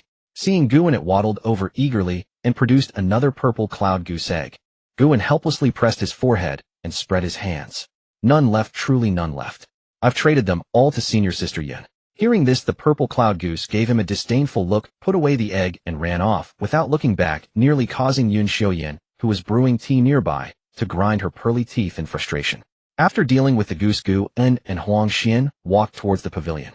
Yun Xiaoyan handed 2 bowls of tea to them. In the porcelain bowls, bright yellow tender buds swayed gently, and the emerald green tea rippled with tiny waves. The 2 held the bowls, looking at Yun Xiaoyan with probing eyes, neither speaking first. Yun Xiaoyan cast a glance at them and said coolly, What, won't you even drink your senior sister's tea? This Biyun tea is a first-grade mid-quality spirit tea. The 2 exchanged awkward smiles and quickly took a sip of the tea. As soon as the tea entered his mouth, a wave of bitterness hit him, but before he could react, a sweet taste rose from the tip of his tongue. His mind turned clear and light, and upon careful sensing, it even had a slight effect of enhancing spiritual sense. Clear and pure, truly excellent tea. Huang Xian smacked his lips, looking deeply savoring. Indeed, indeed. Guan echoed in admiration, shaking his head in delight. Yun Xiaoyan shot them a cold glare and parted her delicate lips. Casting pearls before swine. The 2 exchanged awkward smiles, neither being connoisseurs of tea, so they could hardly be expected to offer any profound commentary. Guan scratched his head, unable to restrain himself from asking, Senior sister Yun, may I ask what you called us here for? Yun Xiaoyan parted her crimson lips and gently blew on the tea. Nothing much, just thought I'd fund you too. A question mark hung in the air. Was it really that straightforward? Is this right? I have no experience with this. Senior brother Huang Xian is older, let's see what he says.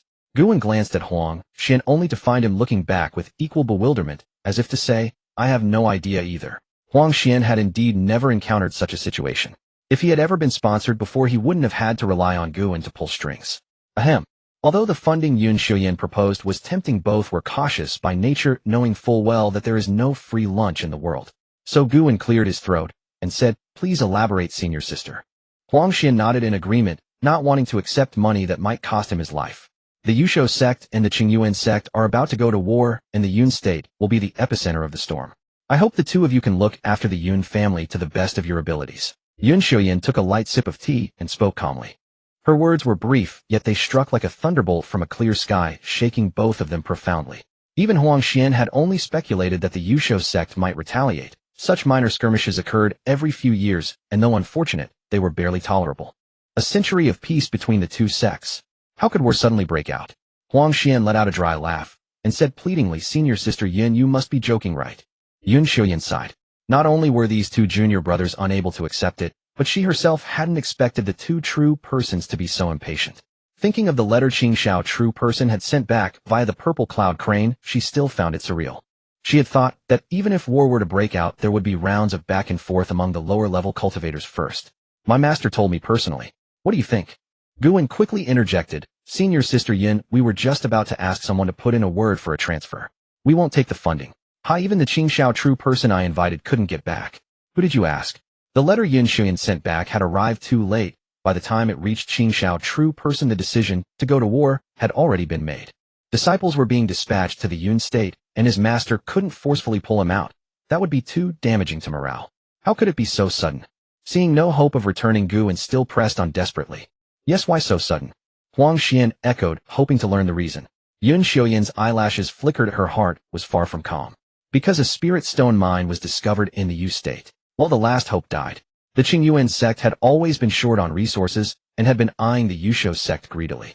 Without this spirit stone mine, they might have had the patience to gradually encroach. But now that the mine was discovered, the war would only accelerate. Guan and Huang Xian wore expressions of utter despair. Why was it so difficult to cultivate in peace? And it wasn't over. Yun Xiaoyan continued. The war has already begun. A few days ago, the Zhou family of Qingbai Commandery was destroyed by the Yusho sect's villains. Except for the two who came to the Yun state meeting, all are dead. A Foundation establishment senior has already led a team into the Yun state, but their main goal is to infiltrate the Yu state and investigate the spirit stone mine. The Yusho sect will surely come to the Yun state to cause destruction, targeting various spiritual sites. At that point, life and death will depend on ourselves. Huang Xian's expression turned grave. But why did senior sister Yin choose to fund us too? Don't senior brother Tan and senior brother Qian have higher cultivation than us? Yun Xiaoyan straightened up and said calmly, "We're all at the qi refining stage. The difference isn't great. If my third uncle can hold the line, all 7 of you are the same, so I might as well invest in your future. If my third uncle can't hold the line, then I need to pick people of good character to give the Yun family a fighting chance. You two, though timid and cautious, have decent character, good reputations among fellow disciples, and fair aptitude. That's why I chose you two. Understand?" Guan suddenly realized they were being kept as a backup plan, a casual gambit for the future. Now that he understood the full picture, many of his worries dissipated. Guan was the first to decide. "Since senior sister Yin thinks highly of us, if it's within my power, I will surely repay the favor." Huang Xian nodded in agreement. I, Huang Xian, say the same. For now, the Yun family sponsorship offered nothing but benefits. There was no reason to refuse. And with the war imminent, strengthening their strength was the top priority. This funding was like a timely rain for the two of them. Hearing this, Yun Xiaoyan nodded in satisfaction. "Good. Here is the Yun family's support for you. Take a look." With that, Yun Xiaoyan tossed 2 storage pouches to them. Guan caught one and opened it, finding it much better than his own. It was as large as half a room. Inside were many items shining with spiritual light, presumably of good quality. Guan began to inventory them. A first-grade, mid-grade magical artifact, the water element pearl, which could be activated to form a water spiritual power shield. A first-grade, upper-grade divine wind talisman, a life-saving escape tool. A first-grade, upper-grade scorching fireball talisman. A first-grade, upper-grade diamond talisman. A jade slip and a talisman brush. Guan took a deep breath. This set alone was worth at least 200 or 300 spirit stones. The Yun family had really emptied their pockets. He glanced at Huang Xian and saw joy on his face as well. Clearly he was very satisfied. Seeing the irrepressible smiles on their faces, Yun Xiaoyan nodded slightly. The 3 talismans and 1 artifact need no explanation. You two have the same set. I learned that Guan had once considered studying talismans, so I prepared a jade slip of the water cloud talisman scripture and a lower-grade snow hair brush. Guan was not surprised that the Yun family had investigated his past. In fact, it would have been surprising if they hadn't before sponsoring him. But the fact that they had found out about his interest in talisman arts was astonishing. Guan had no fire spiritual root, so he was unsuited for alchemy or artifact refining. Array formations were too abstruse and complex, so in the end, he wanted to learn talisman making. But after asking around, he learned that although talisman making was the lowest threshold among the 4 arts of cultivation, the cost in spirit stones was still astronomical for him, so he abandoned the idea. He never expected the Yun family to dig this up. It seemed their influence in the Qingyuan Sect was truly formidable. As for Yu Huangxian in your storage pouch is a qi refining stage technique blood-burning escape. I trust it suits your liking. Yun Xiuyan took a sip of tea and continued. You too must remember that these 2 inheritances were exchanged from the sect's scripture pavilion. They are absolutely not to be passed on. You are well aware of how strict the sect's rules are. Guan and Huang Xian replied in unison, we understand. We will not cause you trouble, senior sister. Yun Xiuyan nodded in satisfaction and gave further advice. The destruction of the Zhou family is a signal. Since the mission cannot be changed, you two should go back and prepare. Strengthen ties with the local families and take precautions. Guan and Huang Xian nodded repeatedly. That was indeed a good plan. Guan and Huang Xian left the Tianyun garden without daring to delay. After bidding each other farewell, they hurried on their way. According to Huang Xian, he intended to capitalize on the news not yet spreading, stockpiling talismans and healing pills to make a fortune. Guan had only a few spirit stones in his storage bag, so he could only shed envious tears. After purchasing some talisman paper and talisman ink, he rushed toward Han Prefecture. Racing swiftly along the road, Xiao He was so exhausted that his tongue lolled out repeatedly. Barely had Guan set foot in Han Prefecture when he sensed a surge of spiritual energy ahead in the woods, accompanied by the roar of fireballs and flashes of golden light. Clearly someone was engaged in combat. Guan startled in fright and wheeled his horse around, preparing to flee. Yet from within the woods burst forth a black-robed cultivator, and upon closer inspection it turned out to be that black-robed stallkeeper from days past. 2 men gave chase behind, shouting sharply, Xiao Wenyuan, you cannot escape. Their cultivation levels were one at the 8th stage of qi refining and another at the 6th stage. The black-robed stallkeeper, also known as Xiao Wenyuan, remained silent, darting forward in a wild scramble. Upon spotting Guan ahead, his expression shifted dramatically. Fellow Taoist, run quickly. They are thieves from the Taming the Beast sect. With that, he unexpectedly turned back to face the 2 men attempting to intercept them. By this time, Guan had already galloped his horse half a li ahead. The 2 men, seeing Xiao Wenyuan halt, cackled wickedly. Xiao Wenyuan, you're a Buddha in trouble yourself. Hardly in a position to worry about others. Junior Zhang, you pursue that one. We cannot let any news escape. The scarred, burly man among them veered sharply, lunging toward Guan. Guan sensed pursuit closing in his face, draining of color. He leapt from Xiao He's back, activated the Wind God Talisman, his speed surging as he streaked toward the distance, leaving ghostly afterimages trailing behind him. The scarred man behind, without hesitation, ignited a talisman of his own, his velocity climbing another 30% as he hotly gave chase. Since you've seen us, there's no way you're getting away. Fresh meat straight out of the sect, my favorite. Guan cursed inwardly at the relentless pursuer, his spirit stones pressed deep into his palm, continuously replenishing his spiritual energy, while the pain sharpened his mind. Then a waterfall, white as silk, appeared in the distance, stretching across the path ahead. An opening, Guan murmured silently. Clenching his teeth, he hurled himself over the falls. The scarred man below showed equal ferocity, plunging in after him. Both vanished into the thundering cascades, swallowed by the churning waters. Sigh. Safe. Guan exhaled, slowly gripping a rock. Indeed, he had concealed himself behind the rocks at the fall's edge, never truly falling. After some time, convinced the pursuer had been swept away, Guan clambered up the cliff. Gazing at the swirling white mist, he burst into wild laughter, drunk on the thrill of survival. Suddenly a figure burst from beneath the falls, a black ghost blade slashing downward toward him. Enjoying yourself? Having fun playing me for a fool? The scarred man, finding nothing despite searching the waters below, had grown suspicious. Doubling back to the base of the falls, he heard that infuriating laughter, and fury mounting fought against the crushing water pressure to climb up and eviscerate this cunning wretch. Enraged and humiliated, he battled against the waterfall's crushing pressure, swimming upstream to slice this cunning dog into 8 pieces. As the blade descended, Guan hastily summoned a water shield to block, while infusing spiritual energy into the water origin pearl, its azure light encasing him. Standing above the fall's water attribute techniques drew tremendous power from the element. The water shield repelled the blade's force by 7 or 8 parts, leaving only faint ripples across the pearl's barrier. Is that all? You're not much stronger than me, Guan thought, confused. He'd assumed the pursuer's relentless aggression meant overwhelming strength, but evidently not. Then why did you chase me like a mad dog, throwing your life away? A man who preferred to stay hidden like Gu and could never comprehend the mindset of those who lived by the blade.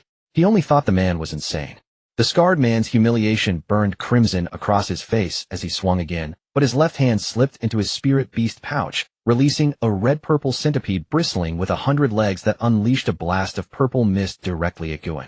Though lacking in battle experience, Qingyuan understood the principle of striking first. While the scarred man drew back his blade to strike, 3 water spears had already formed, thrusting sharply toward him in a triangular formation. The scarred man frantically activated a talisman. Brownstone armor enveloped his torso, a first-tier middle-grade stone armor talisman. The water barrier quivered as the blade struck. The purple mist shattered it completely. Some mist seeped into Qingyuan's nostrils. The scarred man fared far worse. Despite the stone armor, all 3 spears hit the same point, piercing clean through his belly. Damn it! Roaring in agony, his eyes blazing with fury, he reached for another talisman. But Qingyuan's soul-confusing bell rang first. A sound that drove men to madness tore through the scarred man's mind, freezing his hand mid-motion before he could activate it. Swoosh! A green needle streaked through the air, cold light flashing. It buried itself straight into the scarred man's brow, a spray of blood following. The emerald shadow needle had been perfectly concealed within the billowing mist and thundering waters. It left no trace. The scarred man crumpled lifeless. The centipede beside him convulsed twice, its demonic soul shattered, then lay still. Qingyuan summoned his Azure Origin sword and decapitated both corpses. Then, strength finally failing him, he sat cross-legged by the riverbank. The poison had already spread, though not yet into his meridians. Spiritual energy churned within his dantian, rushing through his channels. Threads of energy seeped into his flesh, then evaporated from his pores. The pale blue energy that escaped carried traces of purple, the poison leaving his body. After a full cycle, the poison was mostly expelled. What remained would dissipate in a few days. Qingyuan opened his eyes from meditation and sighed. This had been his first life-or-death struggle. His heart still raced at the memory. The scarred man's corpse had drifted to a shallow bank. Blood still seeped from his brow, a crimson thread trailing in the white waterfall like a mosquito's smear against white cloth. Most unwelcome.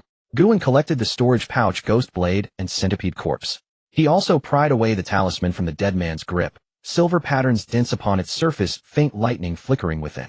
Qingyuan recognized this talisman. It had appeared once at a fellow disciples' gathering. It was a thunder-summoning talisman. He sucked in a cold breath, realizing how fortunate he'd been. Had it been activated, the outcome would have been far from certain. With his spoils gathered, Qingyuan headed back along his original path to search for Xiaohe. Night approached, stars emerging one by one. Despite his thorough search, he found no trace. Sighing, he murmured, "Forget it. Some things are left to fate. The scarred man pursued me the entire time and never bothered with Xiaohe. It should still be alive." After orienting himself, he set course for White Mirror Lake.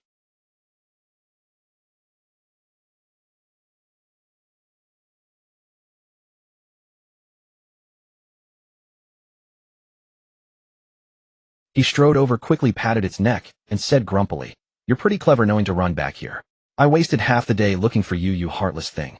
Xiaohe stared back with innocent eyes as if understanding nothing of his words. But finding something lost was still a good thing, so Qingyuan chuckled and scolded, "Stop staring.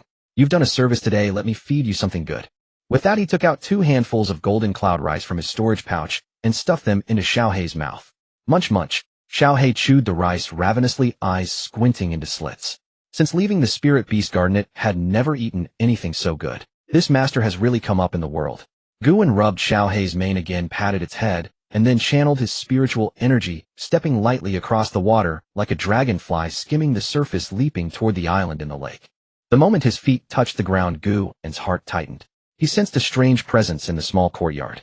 "Who's there? Get out here." His voice exploded in the night, but his body retreated toward the lake. Having just finished a fight, he was physically and mentally exhausted and had no desire for another conflict. "Fellow Taoist Gu, don't panic. I am Xiao Wenyuan Cough. Xiao Wenyuan." Qingyuan's brow furrowed as he said angrily, "What are you doing here? I haven't settled accounts with you for the trouble you caused earlier." This Xiao Wenyuan was the black-clad stall owner from the Yun State small gathering and the one who had just brought disaster upon Qingyuan. Qingyuan really disliked him. "Didn't fellow Taoist Gu tell me to come to Beijing Lake if I had business?" Xiao Wenyuan said haltingly, but his tone remained calm. "Did I tell you to come? I told you to stay far away. Why didn't you listen?" Qingyuan was filled with regret. Why did he have to be so loose-lipped telling someone his whereabouts? Now he had attracted a shameless person who actually came. "I regret it," Qingyuan said furiously. "Not a single good thing has happened since I met you. Can't you just stay far away?" But Xiao Wenyuan acted as if he hadn't heard, continuing in his monotonous tone. "Ahem, fellow Taoist Gu, why must you push me away? What happened earlier was not intentional, and I am willing to compensate you." Guan curled his lip. Although he was greedy for wealth, he valued his life more. This Xiao Wenyuan was a ticking time bomb. If Qingyuan Sect discovered him, they might kill him, and the Yusho Sect had even come to Qingyuan Sect's territory to kill him. What had he done that the Yusho Sect wanted him dead so badly? Soon Guan found out why. Seeing that Guan wasn't responding, Xiao Wenyuan began to tell his story unprompted. Fellow Taoist, Gu must be curious why the Yusho Sect wants to kill me. Actually, I was originally the patriarch of the Xiao family, a qi refining family in the white state of the Yusho Sect. A year ago, I went exploring in the Cloud Mist Mountains and obtained a cold-scale python egg which carried a trace of flood dragon bloodline with considerable potential. Xiao Wenyuan paused, taking several deep breaths. Whether it was pain from his wounds or sad memories, he then spoke much more fluently. The grandson of Hejiao Jinren forced me to hand it over, but I was reluctant and kept delaying. I never expected he would directly slaughter the families under his command.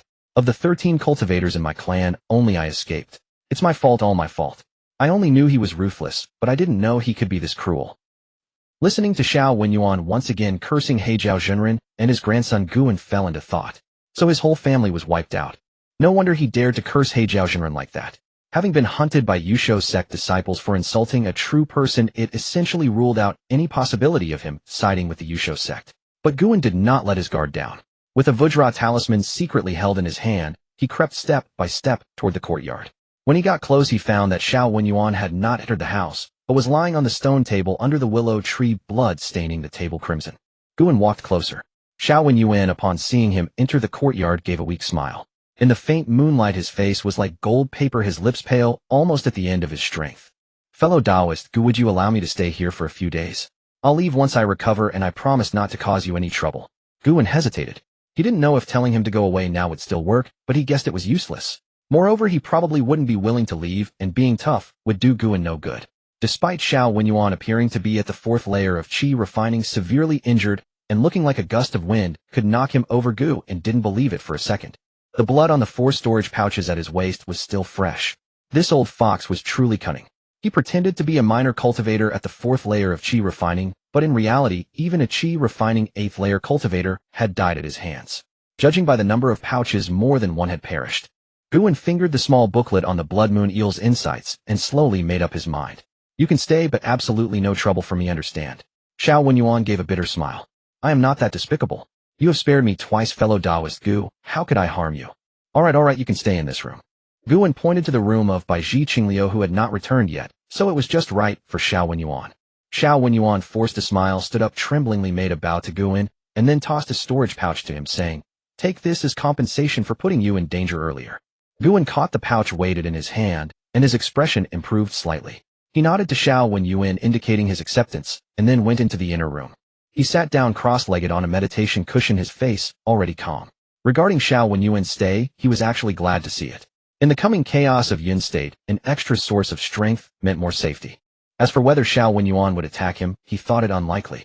First, Xiao Wenyuan had a great feud with the Yusho Sect. Killing Gu and would cut him off from Qingyuan Sect, and with both sects after him, he would have nowhere to hide. Second, after several encounters, Guan found Xiao Wenyuan to be a decent person.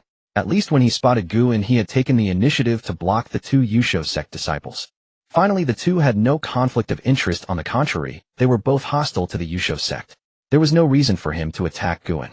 On the contrary, if Yusho Sect disciples came to attack Xiao Wenyuan, would be a great help, greatly increasing Guan's safety. Thinking of this, a smile crept onto Guan's face, proud of his quick wit.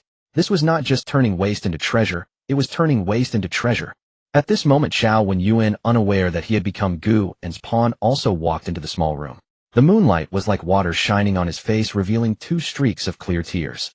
Wen Feng, Wenshua Wu Chang. Wait for me to recover, I will avenge you. Wait for me.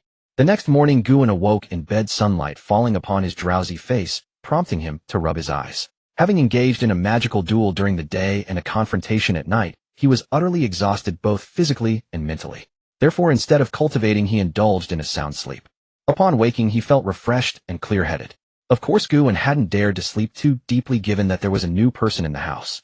Yawning, Guan climbed out of bed and produced 2 storage pouches, one belonging to the scar-eyed brute, and the other given by Xiao Wenyuan. These were basic storage pouches of the cultivation world, devoid of any owner recognition function. They could be opened by infusing spiritual energy.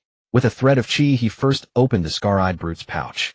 The first thing he saw was a pile of colorful undergarments, some stained with blood, and carrying a strange odor. What a pervert! Guan frowned and remarked, planning to throw them away later. It seemed he hadn't killed the wrong person. Aside from these useless items and other mundane objects, Guan picked out all the spiritually luminous artifacts. He had no desire to keep this pouch. He would sell it later and see who hit the jackpot. A pile of spiritual items lay before Guan, 86 spirit stones. Not bad. Far better than what Guan himself had. A first-grade low-rank flying artifact, the Black Wind Cloth, 4 first-grade low-rank fireball talismans, 1 first-grade mid-rank rock armor talisman, and 40 gene of beast blood spirit rice. Additionally, there was a mid-rank artifact, the Ghost Head Blade, a lightning attraction talisman, and a centipede demon beast carcass. The Scar-Eyed Brute's wealth was quite decent for a mid-stage Qi refining cultivator. Among them, the flying artifact was something Gu and had long coveted. Although the Black Wind Cloth lacked the grace and freedom of flying on a sword, nor the ethereal elegance of Senior Brother Wang's verdant leaf artifact, it was still a flying artifact that could let him fly. Guan was already quite satisfied. It was just that Xiao He would have fewer opportunities to be of use. Guan nodded and then opened Xiao Wenyuan's storage pouch. This pouch contained only 2 items which appeared to have been carefully arranged: a jade slip and a small chest of spirit stones. Guan counted them, exactly 100. Wow, quite generous. Guan thought happily. Adding the previous 86, he now had nearly 200 spirit stones. He had never seen so many before. Earlier at the small gathering in the Cloud Kingdom, Guan had bought some talisman paper and ink, leaving him with only 6 spirit stones. After the duel, he had used 2 more, so he was utterly broke.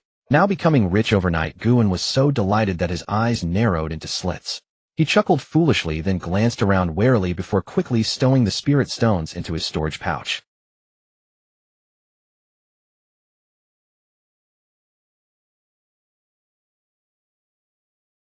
Let me see what this is.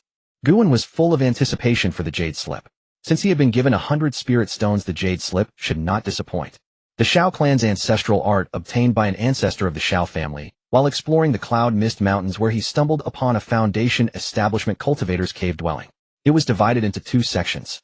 The first section, the Cicada Molt chapter, involved condensing a cicada molt within the Dantian to store spiritual energy. The molt isolated internal and external qi, thereby creating the effect of concealing one's cultivation base. When mastered, it could hide 3 levels of cultivation, and unless one had a powerful divine sense or cultivated a spiritual eye technique, even a Foundation establishment cultivator could not see through it. The second section, the Cicada Slumber chapter, drew inspiration from the 17-year cicada. It allowed one to sleep beneath the earth, suppressing all bodily energy and lying dormant, completely undetectable. A first-rate method for preserving one's life.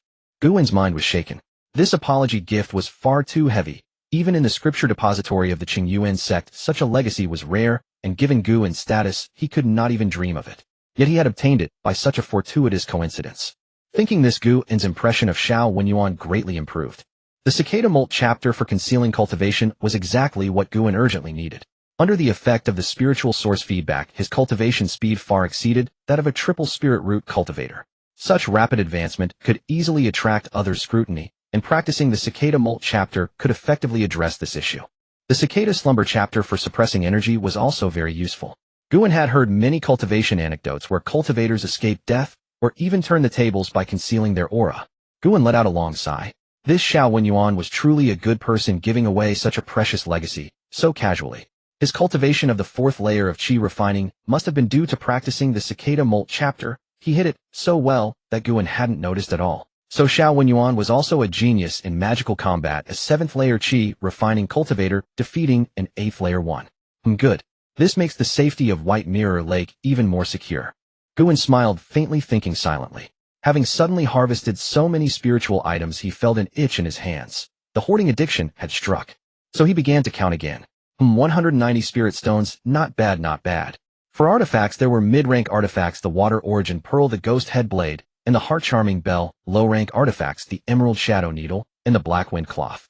Both offensive and defensive, combining orthodox and unorthodox methods. Very good, very good. First-grade high-rank talismans, Lightning Attraction Talisman, Diamond Talisman, and Chain Fireball Talisman. A first-grade mid-rank talismans, Rock Armor Talisman, and 2 Ice Arrow Talismans. First-grade low-rank talismans, 4 Fireball Talismans. Quite good, quite good. Over 200 gene of Spirit Rice, as well as Blood Moon Eel and Black Spirit Fish, and more. After counting all the spiritual items in the pouch, Guan left the room, feeling satisfied. At this time, Xiao Wenyuan had not yet come out. Guan cooked 2 bowls of golden cloud rice porridge. Its color was like golden flowing clouds. The spirit rice was half mushy, yet not fully cooked with a layer of oil on top. It was smooth and silky in the mouth with a faint flow of spiritual energy. Truly worthy of spirit rice. Guan sighed in admiration and first ate a bowl himself. Daoist Xiao, there's a bowl of porridge on the table. Have it later. After greeting Guan paid no attention to whether Xiao Wenyuan replied and leaped up heading toward White Mirror Lake. After more than half a month, many black spirit fish had died again. They had been clamoring in Guan's mind every day, and he didn't know why. Today he happened to go take a look. Arriving at the center of the lake, Guan clapped his hands. A dark cloud of fish quickly swam over with an air of impatience. And why are they all so thin? With a splash, nearly 100 water waves surged toward him, startling Guan. His face changed color, and he quickly summoned the water origin pearl, forming a spiritual energy shield to block the waves. Are they rebelling? This is no longer ordinary play. It seems they must be taught a serious lesson. At this moment, seeing that Guan still hadn't fed them, the black spirit fish became agitated. Bastard! Not feeding for half a month. The mud in this small lake has been gnawed thin. Nearly 100 of their kind have died, and now that you finally show up, you still don't feed us. Don't you dare treat black spirit fish as non-spirit fish. Staring at hundreds of pairs of furious dead fish eyes, Guan finally began to realize something. It seemed he hadn't arranged for them to be fed. With an awkward smile, Guan hastily took out a mixture of spiritual bran and mortal rice from his storage pouch and scattered a dozen handfuls. The water surface immediately churned. Guan felt even more guilty and sprinkled a small handful of golden cloud rice. After a fierce struggle for food, the black spirit fish swam away one by one, their bellies full, showing no interest in lingering. Guan paid it no mind and took out a small booklet from his storage pouch, the notes on blood moon eel breeding gifted by Xiao Wenyuan, and began to read. The blood moon eel has peculiar habits. It prefers to surface under the moonlight to absorb its essence, so it cannot be kept in dark or shaded waters. The moonlight must shine adequately on the water's surface. Moreover, there should be no loud disturbances at night, as startling the eels while they absorb the moonlight will slow their growth. Blood moon eels have high requirements for water quality, which must be clear and rich in spiritual energy. After reading for a while, Guan had a general understanding of blood moon eel cultivation. Compared to the black spirit fish, blood moon eels have higher requirements, but fortunately, White Mirror Lake basically met the conditions. The booklet was detailed and thorough, suggesting Xiao Wenyuan had not held back. From this, Guan could see the man's character was genuine, especially considering they had only just met.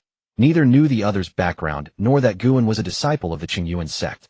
He withdrew a jade jar from his storage pouch, within which 7 crimson thread-like creatures swam about with vitality. These blood moon eels possessed far stronger life force than the black spirit fish. Opening the jar, Guan tossed the entire jade container into the water and scattered a handful of golden cloud rice across the surface. Watching the 7 blood moon eels scramble for the food, he nodded in satisfaction. Better to eat well. Only by eating fast can they grow fast, and only by growing fast can I harvest quickly, bringing faster returns. Guan looked forward to the day of harvest. These blood moon eels are quite suitable for White Mirror Lake. Fellow Daoist, Gu has indeed chosen a fine location. Xiao Wenyuan came walking across the water behind Guan. Though his complexion was still somewhat pale, it was much better than the previous night. Clad in dark robes, standing atop the water's surface, he carried himself with considerable elegance. Thank you for your gift, fellow Daoist Xiao. Seeing Xiao Wenyuan approach, Guan and clasped his fists in gratitude. He was referring to the cicada breath spirit concealing technique. Xiao Wenyuan waved his hand dismissively and said, "No need for such formality, fellow Daoist Gu. It was merely an apology gift." Guan smiled bitterly and replied, "This apology gift is far too precious. I am truly both astonished and delighted." Xiao Wenyuan shook his head and grew serious. "If not for you, fellow Daoist Gu, I would have been killed by those 2 long ago. No matter how valuable these things are, they would be useless to me now, and they would have fallen into the hands of the beast-taming sect. Besides, the Xiao clan is gone, so there is no need to conceal the cicada breath spirit concealing technique anymore. It is not as precious as you might think." Guan did not argue further, he simply kept it in heart. After all, with the spiritual source return in his possession, he had the confidence to do so. The 2 strolled back to the bluestone courtyard and sat by the stone table beneath the willow tree, where Guan asked Xiao Wenyuan about the key insights of the cicada breath spirit concealing technique. Xiao Wenyuan paused thoughtfully before explaining. Fellow Daoist Gu should know that techniques for concealing cultivation generally fall into 2 categories. One stores spiritual power within the dantian, while the other disperses it throughout the meridians. We need not discuss the merits of each approach. The cicada breath spirit concealing technique is one of the storing methods. Let us discuss the storing method then. Each sect and school has its own techniques. Some seal spiritual power at the base of the dantian, others construct a misty barrier directly outside it, and some create spiritual objects to store the power. The cicada shell section of this cicada breath spirit concealing technique follows the latter approach, using spiritual power to form a cicada shell that seals away the energy for concealment purposes. Because this shell possesses certain abilities to block divine sense, it can somewhat deceive foundation establishment cultivators. The difficulty lies in how to direct divine sense to guide spiritual power in constructing the cicada shell, a process of immense complexity compounded by excruciating pain when the divine sense channels the energy. Only 2 members of the entire Shao clan managed to master it. Xiao Wenyuan paused, his expression clouded with sorrow as memories of the Shao clan's past weighed heavily upon him. Guan did not know how to offer comfort. A single thought from a golden core true cultivator was an insurmountable burden for qi refining cultivators, and though Xiao Wenyuan was only the grandson of such a cultivator, he remained beyond their reach. Fortunately, Xiao Wenyuan possessed good self-adjustment abilities and quickly recovered from his melancholy. Forgive my lapse in composure, fellow Taoist Gu. Let us continue. The cicada slumber section is far simpler. It involves condensing a layer of spiritual power around one's body to achieve synchronization between breath's spiritual power and the spiritual energy of heaven and earth. I primarily cultivate the earth's spiritual root, which has broad applicability, whereas you fellow Taoist Gu focus on the water spiritual root, correct? Then the applicable range would be somewhat narrower, and during cultivation it would be best to find a place rich in water spiritual energy. White Mirror Lake would serve this purpose, while helping you more rapidly perceive the spiritual frequency of water essence in heaven and earth, and thereby better cultivate the cicada slumber section. His analysis was penetrating and insightful, causing Guan to nod repeatedly. Guan committed Xiao Wenyuan's words to memory and thanked him sincerely. I am deeply grateful for your guidance, fellow Taoist Xiao. Xiao Wenyuan replied modestly, do not say such things. Merely some worthless words of experience. I am merely pleased that fellow Taoist Gu does not find them misleading. Haha, how could that be so? The sound of splashing water echoed nearby. Looking in that direction, Guan saw Bai Ji and Qing Lu returning in their boat. He offered Xiao Wenyuan an apologetic smile, rose, and walked toward the small boat. Bai Ji, Qing Lu, you two need not come here anymore, Guan told them. This was out of necessity. Xiao Wenyuan now resided on the lake's central island, and it was inadvisable for too many people to know of his presence. Where there are many people, there is gossip, and if word leaked out and the beast-taming sect disciples connected the dots, it would bring calamity upon them. Thus Guan did not even allow them onto the island. Furthermore, there was simply no sleeping space available. Yun's state was growing increasingly dangerous, and at this critical juncture drawing too close to cultivators would not be beneficial for them either. Hearing this, Bai Ji and Qing Lu hastily knelt on the ground, trembling with fear. This humble servant deserves death. We were unaware that Immortal Master Gu had returned to the island, which is why we were late. Please grant us forgiveness, Immortal Master. Guan sighed and helped them to their feet, explaining. Yun's state is on the verge of turmoil, and even cultivators are no longer safe. For the two of you, staying by my side would only make you more vulnerable. It would be better if you returned home. As he spoke, Guan retrieved a pill bottle from his storage pouch and tossed it to them. These are 100 herbs nourishing pills considered payment for your year of service. Each of you takes 1 pill, and give the remaining 1 to Lord Zhang. Go now, all of you. Knowing Guan was a man of his word, the two could only bid reluctant farewell before tearfully rowing away. Watching the two depart, Guan felt a touch of melancholy. From now on he would have to cook for himself. When he was young at Qingyuan Sect he could always manage his own meals. It would only be a bit more troublesome now. His sigh was merely a reflection of how easy it is to accustom oneself to luxury, but hard to return to simplicity. Turning back to the courtyard, barely had he sat down when he heard Xiao Wenyuan jest, fellow Taoist Gu has fine tastes, keeping a beauty hidden in a golden house. It seems I have interrupted your pleasure. Guan rolled his eyes and pouted. What golden house hiding a beauty? Do not wrong me unjustly. I understand. Xiao Wenyuan smiled at the corner of his mouth, taking it as youthful embarrassment. You understand nothing. Guan was helpless and found it difficult to explain. Since Xiao Wenyuan had finally regained his spirits, he decided not to spoil the mood. Time flew like a fleeting white horse glimpsed through a crack. Half a month had passed in the blink of an eye. Amidst the vast heavens and earth a broad leaf drifted as if upon a lake, yet also as if floating in the sky. Guan lay upon it with his eyes tightly shut. If any cultivator were to witness this, they would likely be astounded. There was no trace of his aura on the lake's surface, only an endless expanse of water. This was a sign that the cicada slumber chapter had been mastered. In these 15 days Guan had successfully initiated both chapters of the cicada breath spiritual concealment art. The cicada molt chapter could already conceal 1 layer of cultivation, and on the surface he was merely an ordinary qi refining layer for cultivator. If an enemy judged his strength by this, a surprise would await them. A gust of wind wrinkled the lake's surface and startled Gu, and who was lying on a green leaf deep in contemplation. The spiritual frequency of water chi is truly difficult to perceive, Guan thought to himself. Although the cicada slumber chapter had been mastered, it still took a long time to sense the spiritual frequency each time, making the technique slow and unsuitable for actual combat. According to Xiao Yuan, this was already very fast. One only needed to cultivate slowly, since the spiritual frequency deepen one's cultivation, and naturally, the cicada molt chapter would become more profound. Yet Guan was still unsatisfied. Every day, he set aside 1 hour to cultivate on White Mirror Lake. Today's hour had passed, and that was enough for the cicada breath spiritual concealment art. He still had many things to do. Casually tossing a few handfuls of spirit brand, ignoring the feeding frenzy of the black spirit fish and blood moon eels, Guan leaped up from the green leaf, walked on water, and dashed toward his small courtyard. After a moment, Guan sat cross-legged on a meditation cushion in his quiet room, took out the water cloud talisman scripture, and pressed it to his forehead. Mysterious words and images appeared in his mind, irresistibly drawing his spirit in. The water cloud talisman scripture was a first-grade superior talisman-making inheritance, containing 5 first-grade inferior talismans, 3 first-grade medium talismans, and 2 first-grade superior talismans. Among them, the first-grade inferior talismans were Calm Mind Talisman, Water Gathering Talisman, Fireball Talisman, Stone Skin Talisman, and Golden Needle Talisman.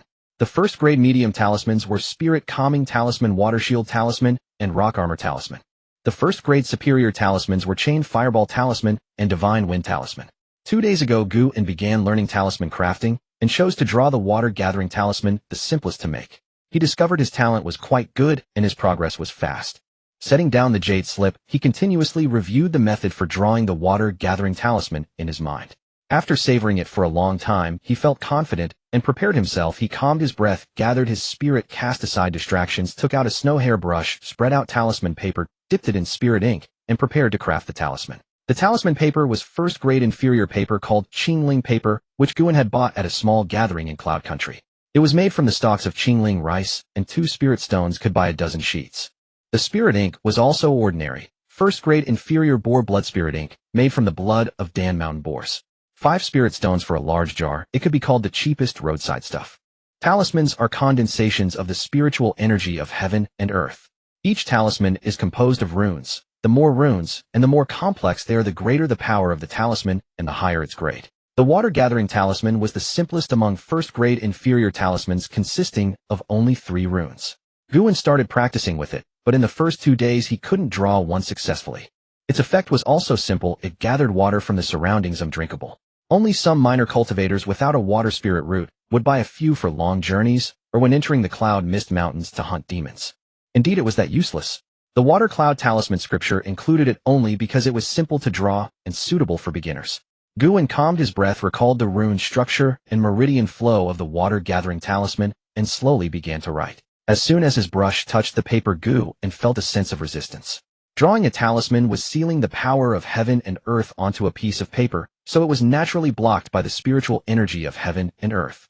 It was said that when a great power drew a high-grade talisman, the winds and clouds would change in all directions and thunderbolts from the 9 heavens would strike down to prevent its birth. Guan applied force to his wrist, channeled spiritual energy to the brush tip, and slowly infused it into the talisman paper through the spirit ink. 1 rune took shape. Without any pause, Guan began drawing the 2nd rune. The pressure, speed, length of strokes, and spiritual energy output all had to be carefully controlled, or one mistake would ruin the talisman. However, just as Guan was drawing the final rune, his focused hand trembled slightly, disrupting the spiritual energy flow and causing the rune to deviate from its intended path. Guan cursed inwardly, but it was already too late to remedy. He grabbed the talisman paper and threw it out the window. With a bang, the paper burst and self-ignited. The half-sealed spiritual energy of heaven and earth had run wild and exploded. Drawing talismans was indeed a dangerous business. Keep going, I was almost there. Failure is the mother of success. Guan would not be discouraged by one failure, especially since he had already failed a dozen times in the past 2 days. And this was when he was quite talented. There was a reason why many cultivators didn't learn talisman crafting. It wasn't that they didn't want to, but they lacked talent, and the investment was huge. Alchemy ruins 3 generations. Talisman learning impoverishes a lifetime. Guan took a deep breath, took out another sheet of talisman paper, spread it out, and continued drawing. By nightfall, while drawing a water-gathering talisman, he suddenly felt a subtle movement in his divine sense, a flash of clarity. His brush became inspired and his strokes bloomed. The sense of resistance was still there, but much weaker. With the final rune drawn, a brand new spirit talisman was completed. The freshly made water-gathering talisman emitted a faint blue light, and 3 runes could be seen shimmering brightly. This time no mistake, no self-ignition. Guwen's first talisman in his life was thus drawn, even if it was just a water-gathering talisman. Success! Guwen shouted excitedly. Although it was only the simplest water-gathering talisman, it meant that Guwen had officially become a first-grade inferior talisman master. 3 days. No one to guide him. Relying on a single talisman inheritance jade slip, Guwen had stepped into the ranks of first-grade inferior talisman masters. This talisman crafting talent could be considered top-notch. Even in the Qingyuan Sect, he could easily obtain a position in the Talisman Hall. Of course, Guwen would not be so short-sighted. Raising spirit beasts was his true path. Not bothering to rest, Guwen seized the feeling and quickly began drawing the next talisman. Success. Failure. Failure. Until late at night, Guwen had drawn 10 water-gathering talismans with 2 successes. This success rate was acceptable for a beginner, but far from profitable. A dozen sheets of talisman paper cost 2 spirit stones plus the consumption of spirit ink. The cost of 1 drawing session was about 1/5 of a spirit stone. 1 spirit stone could buy 3 water-gathering talismans, meaning that a success rate of 3/5 was needed to roughly break even. There was also the factor that the water-gathering talisman was useless and its price too low, but it also showed that Guwen still had room for improvement. If your bad, practice more. Guwen meditated briefly to recover. When his spiritual energy was mostly restored, he got up and continued drawing. When the east gradually brightened and the rooster crowed, Guwen finally fell into a deep sleep. On the table 7 or 8 water-gathering talismans glowed faintly, the fruits of a night's work. Time slipped by like water, and 2 years passed in the blink of an eye. During these 2 years, no beast-taming sect disciples came looking for Gu and granting him a period of days spent in constant unease, yet peaceful existence.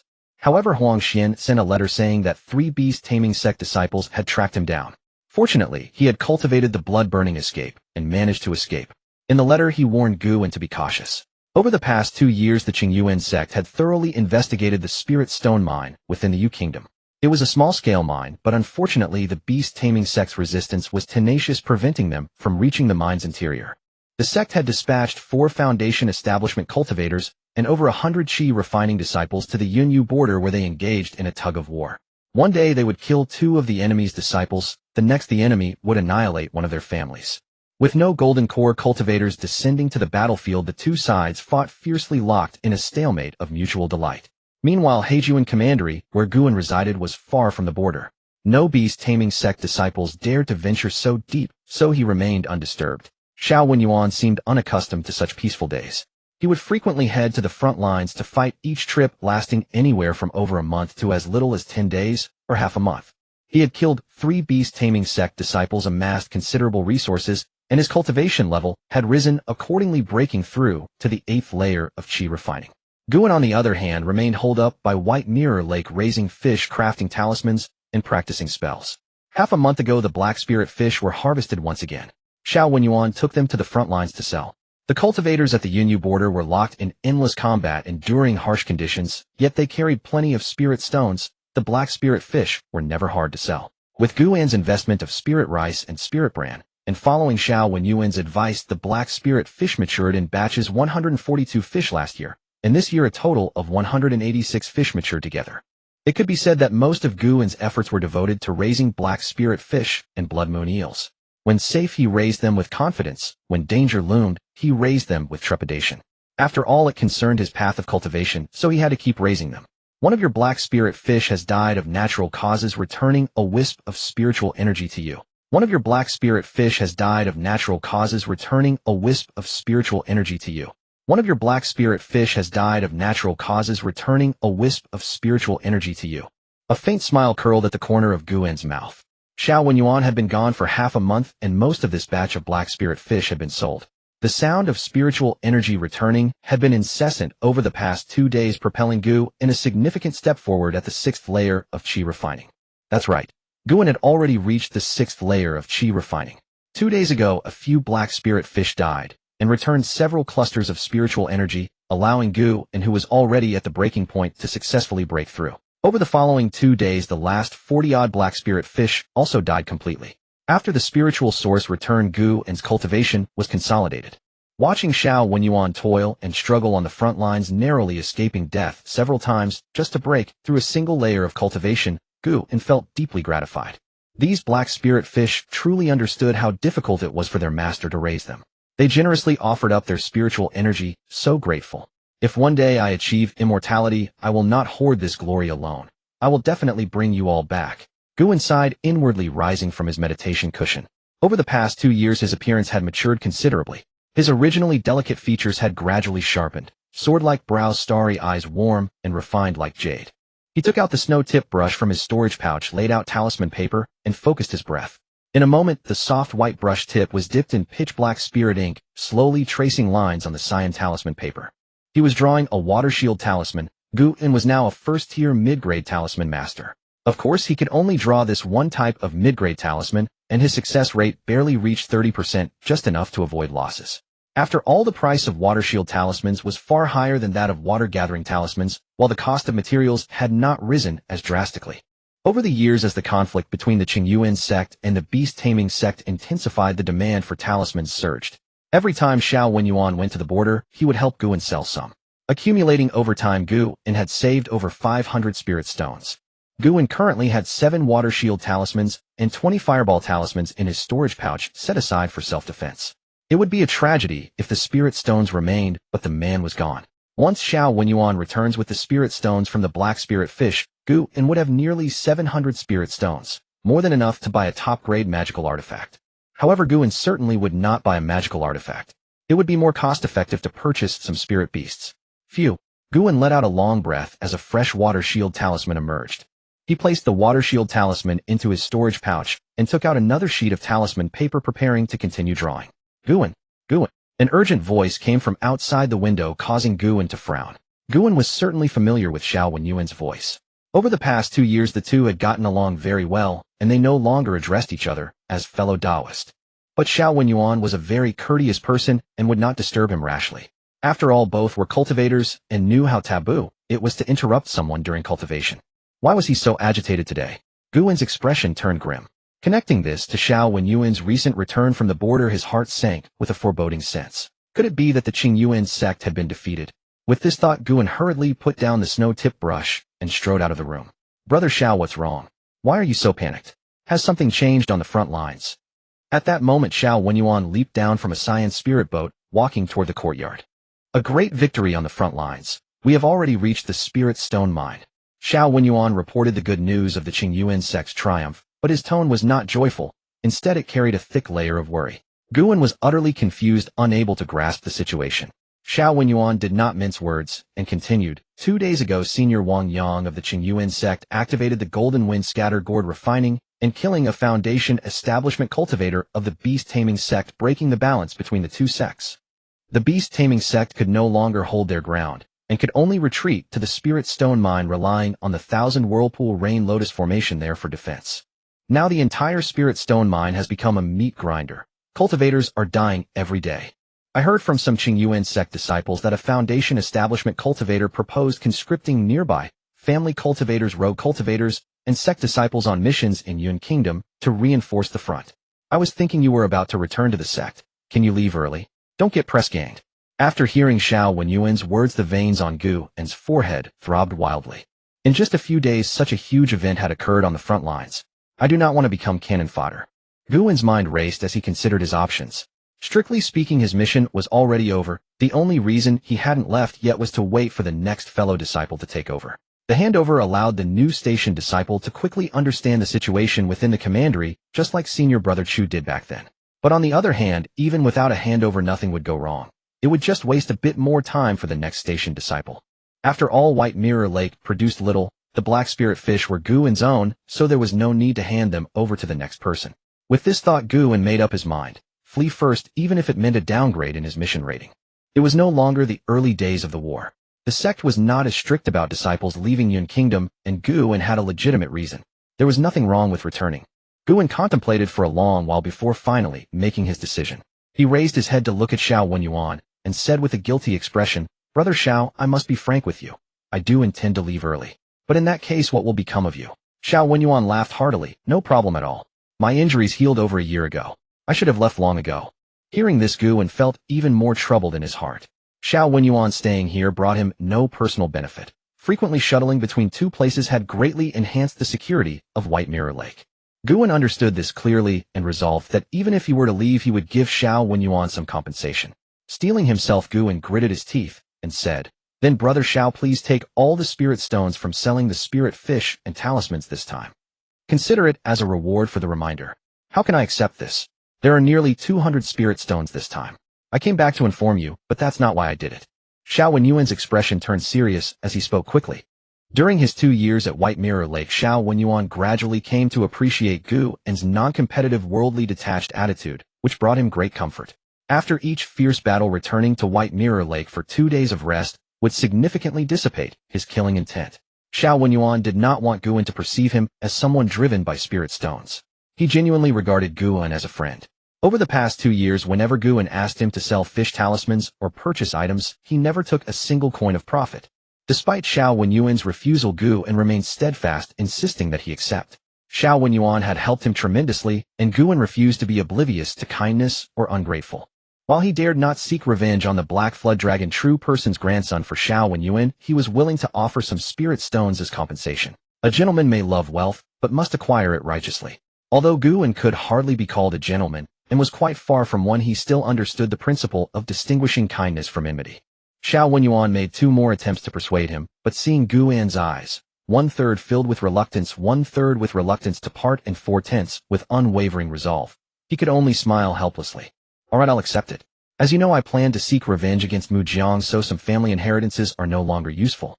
Though they're not comparable to the Qingyuan Sect's techniques, they might still have some value. Take them all." With these words, Xiao Wenyuan tossed a bag toward Guan. Guan caught the bag without hesitation. Xiao Wenyuan hadn't brought much when he left back then. His family's inheritances were mostly lost, not particularly valuable. Since they were useless for his revenge, Guan accepted them without worry, treating it as a memento. After receiving the bag, Guan went to White Mirror Lake to catch blood moon eels and black spirit fish.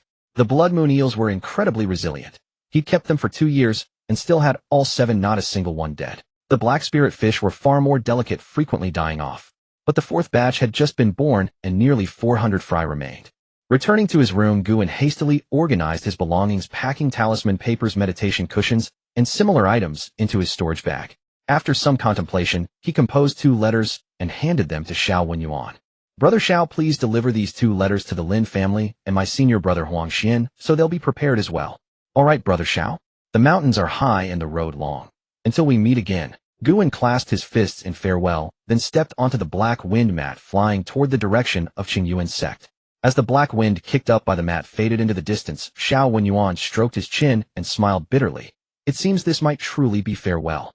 Seeking to kill Mujiang would never be so simple. Even if successful, he could hardly escape unscathed. There would be no reunion after this. What fate decrees will come to pass, what fate denies cannot be forced. Perhaps this is for the best. Guan piloted the black wind mat continuously toward Qingyuan Sect. With an unobstructed journey, he arrived at the sect in merely 2 days. Ascending the steps, Guan entered the Administrative Affairs Hall on Qingyuan Peak. The morning mist had just cleared and few people lingered inside. Only a sparse handful queued. Guan scanned the area, disappointed to find no trace of Manager Zhang. He'd hoped the manager might show some leniency, but those plans now lay in ruins. After waiting briefly in line, it was soon Guan's turn. "Greetings, manager. This disciple has come to submit a task." Guan bowed with clasped hands before a manager he didn't recognize. The manager wore green robes with silvery hair, youthful features, and a white beard cascading to his chest. Clearly someone who valued his appearance and cultivated an air of immortality. His eyelids drooped as if he'd risen too early and hadn't fully awakened, and he extended his hand. "Your token." Guan retrieved his token from the storage bag and presented it with both hands. The token aligned with the jade fragment before the manager, emitting a faint glow. The manager glanced at it and asked in surprise, "Hey, hasn't your task concluded yet? How did you return?" Guan replied respectfully, reporting to the manager this task was set for 3 years. "The time has elapsed. I waited and waited, but the sect delayed in sending someone for the handover, so I had no choice but to return first." The manager's lips curved slightly upward, his mood seemingly pleasant, his eyelids lifting a fraction. Hasn't it only been a couple of days? If you hadn't waited for others to complete the handover, how would you account for any losses to the sect? The type of person I despise most is someone like you. Do you even have the sect in your heart?" Though his words were stern, Qingyuan was all too familiar with that knowing, half-smiling gaze. They were cut from the same cloth. Qingyuan's face broke into a smile. This disciple's judgment was lacking, but my loyalty to the sect is as clear as the sun and moon. Being young and inexperienced, I've stumbled, humbly requesting the manager's guidance. Speaking, Qingyuan stepped forward, taking the token bag from the manager. Simultaneously, a storage bag slipped into his sleeve. The manager drew his sleeve inward, stroking his beard, while his spiritual sense swept over the bag. He nodded slightly, and the creases on his face seemed to smooth away. At least this one understands how things work. Well, you are quite young. Some oversight is understandable. I'll inform the disciple taking over the task when I get the chance. But this cannot happen again. The manager, having received his payment, adopted a much more amicable tone and assigned Qingyuan a grade B ranking. Qingyuan quickly smiled in agreement, profusely expressing his gratitude. Stepping out of the administrative affairs hall, Qingyuan's expression instantly darkened, his gaze turning grim. The Blackrock County assignment paid a mere 6 spirit stones per month, totaling just 216 over 3 years. Yet this scoundrel had demanded 100 in one go. With such vermin infesting the Qingyuan Sect, how could anything improve? Though Sister Yun's guidance had sparked Qingyuan's enlightenment, he certainly didn't want everyone around him to be like this. Wicked people always desire good souls surrounding them. Qingyuan remained dejected. While escaping the turmoil of Cloud Country was his primary goal, losing over a year's compensation in one blow still stung deeply. Just you wait. When this master achieves foundation establishment, you'll repay everything with interest. Qingyuan cursed inwardly, then activated a lightness technique and rushed towards Shaoqian Peak. Moments later, Qingyuan arrived at his own courtyard. After 3 years of absence, dust blanketed the grounds. The apricot tree in the courtyard had produced a sparse scattering of fruits, untended, scanty, and withered. Qingyuan performed a hand seal and cast a cleaning technique. A flash of spiritual light swept through, removing most of the courtyard's dust. 2 more cleaning techniques later, the courtyard was immaculate, gleaming brightly. Qingyuan finally exhaled, feeling his frustration lift considerably. The wind rustled through the apricot trees, the green leaves whispering, bringing a hint of coolness. Qingyuan sat beneath the apricot tree, contemplating his upcoming cultivation plans. First, he needed to go to the scripture depository to select a spell. The 3 spells Qingyuan currently knew were all ordinary spells, sufficient for dealing with ordinary people, but cultivators at the late Qi refining stage would all learn some fine-quality spells, and exceptionally talented ones might even cultivate them in the middle Qi refining stage. Fine-quality spells were also Qi refining stage spells, but they were either exceptionally powerful, extremely fast, or had special effects. For example, Xiao Wenyuan's Cicada Breath Concealing Art and Huang Xin's Blood-Burning Escape were both fine-quality spells of the Qi refining stage. Although Qingyuan had only recently reached the 6th layer of Qi refining, given the breeding efficiency of the black spirit fish, it wouldn't be long before he broke through to the 7th layer. I'll go to the scripture depository tomorrow morning to take a look. Secondly, there was the diversity of spirit beast breeding. Qingyuan had this idea before, but when stationed in the Yun Kingdom, he lacked the conditions. He needed to find time to go to Qingyuan Immortal City and see if there were any good spirit beasts. This time, Qingyuan also planned to buy some aquatic spirit beasts. Comparatively, aquatic spirit beasts of the same level were smaller in size, but contained more spiritual energy, making them very suitable for the spiritual source feedback. Also, he needed to buy some talisman paper and spirit ink. Having returned in a hurry this time, he had given his storage pouch to Xiao Wenyuan and hadn't asked if he had any talisman paper or spirit ink. Qingyuan's stock was running low. Finally, and most importantly, Qingyuan needed to take on another breeding task. Logically, at the 6th layer of Qi refining, taking on a breeding task wasn't difficult, but thinking of the steward's demeanor at the affairs hall today, Qingyuan decided to wait until Manager Zhang was on duty before going to check. In a couple of days, he would visit Zhang Song. 3 years had passed, and he didn't know how he was doing. Qingyuan took out the storage pouch that Xiao Wenyuan had given him and injected spiritual energy to open it. And why does it need so much spiritual energy? Qingyuan wondered inwardly. It was actually similar to the amount needed to open a spirit beast pouch. In fact, this was a spirit beast pouch. Without handling them, it was hard to distinguish between a storage pouch and a spirit beast pouch. Only the amount of spiritual energy required to open them was different. Inside the spirit beast pouch was empty. There was no so-called Shao family inheritance, only a huge ice blue egg lying quietly. Qingyuan's breathing grew heavy. Could this ice blue giant egg be the cold scale python egg with flood dragon bloodline that Xiao Wenyuan had mentioned? This cause of the Shao family's destruction was simply given to him like this. For a moment, Qingyuan even wondered if Xiao Wenyuan had made a mistake, but then he thought it was impossible. The storage pouch and spirit beast pouch on him. Qingyuan's heart felt heavy. This gift was too precious. Brother Xiao, I accept this gift. If after I form my golden core the Black Flood Dragon True Man is still alive, I will surely avenge your family's annihilation. The next morning Guan arrived at the scripture depository. Walking slowly into the scripture depository, he saw Elder Gu Yin lying on a rocking chair holding a small booklet and reading with great relish. On the jade table before him was a set of tea utensils, steam rising, the fragrance of tea wafting. Hearing Gu Yin's footsteps, Gu Yin casually tucked the booklet under the jade table, cleared his throat, and looked up at Guan. Cough, what are you standing there for? If you're picking spells, go in, if not leave. Why are you staring at me? Aren't you sitting right at the entrance of the scripture depository? How could I pretend not to see you and just walk in? Despite his inner complaints, Gu Yin's face showed no abnormality. He bowed and said respectfully, "Disciple will go in now." Seeing Gu Yin not being defiant, Gu Yin hummed with satisfaction, waved his hand to signal Gu Yin to go in quickly. Gu Yin cupped his hands again and strode upstairs. One can never be too polite, especially to a Foundation establishment elder with a strange temper. Caution never hurts, one shouldn't be secretly given a hard time. After Gu Yin went upstairs, Gu Yin pulled out the booklet and started reading it again. If anyone could witness this scene, they would see the usually cold and serious Elder Gu Yin grinning lewdly. Gu Yin, now on the third floor, naturally didn't know that Elder Gu Yin was reading a risque book downstairs. Earlier, when he saw Gu Yin tucking the booklet away, he only thought it was some secret. Who would have thought that in this solemn scripture depository in broad daylight, and in public, a Foundation establishment elder could be so licentious? This was not just shameless, it was utterly shameless. The third floor was much smaller than the second, but there were still over 100 jade slips on the shelves recording fine-quality spells and skill inheritances. These inheritances were extremely precious in the outside world. Any one of them could cause a bloody storm. Yet Qingyuan Sect displayed over 100 of them for disciples to choose freely. This was the sect's foundation. This was the benefit of leaning against a great tree. Gu Yin looked through the jade slips one by one, seeing many spells that made his eyes burn with desire. Blood Burning Escape, a fine-quality spell. Burning Essence Blood greatly increases the speed of the escape technique, an excellent method for fleeing. Previously, when Yun Xiuyan invested in Huang Xian, she gave him this spell. It could not only be used as an escape technique, but also use one's own essence blood to enhance the speed of artifacts or talismans, allowing one to flee faster. Gu Yin had been very envious of it before, and now that he had the opportunity, he certainly wanted to acquire it. Water Dragon Art, a fine-quality spell. Summons a water dragon to attack enemies fierce and unstoppable. Desiccation Art, a fine-quality spell. It itself has no attack power, but can be attached to other water-attributed spells, adding the property of eroding spiritual energy.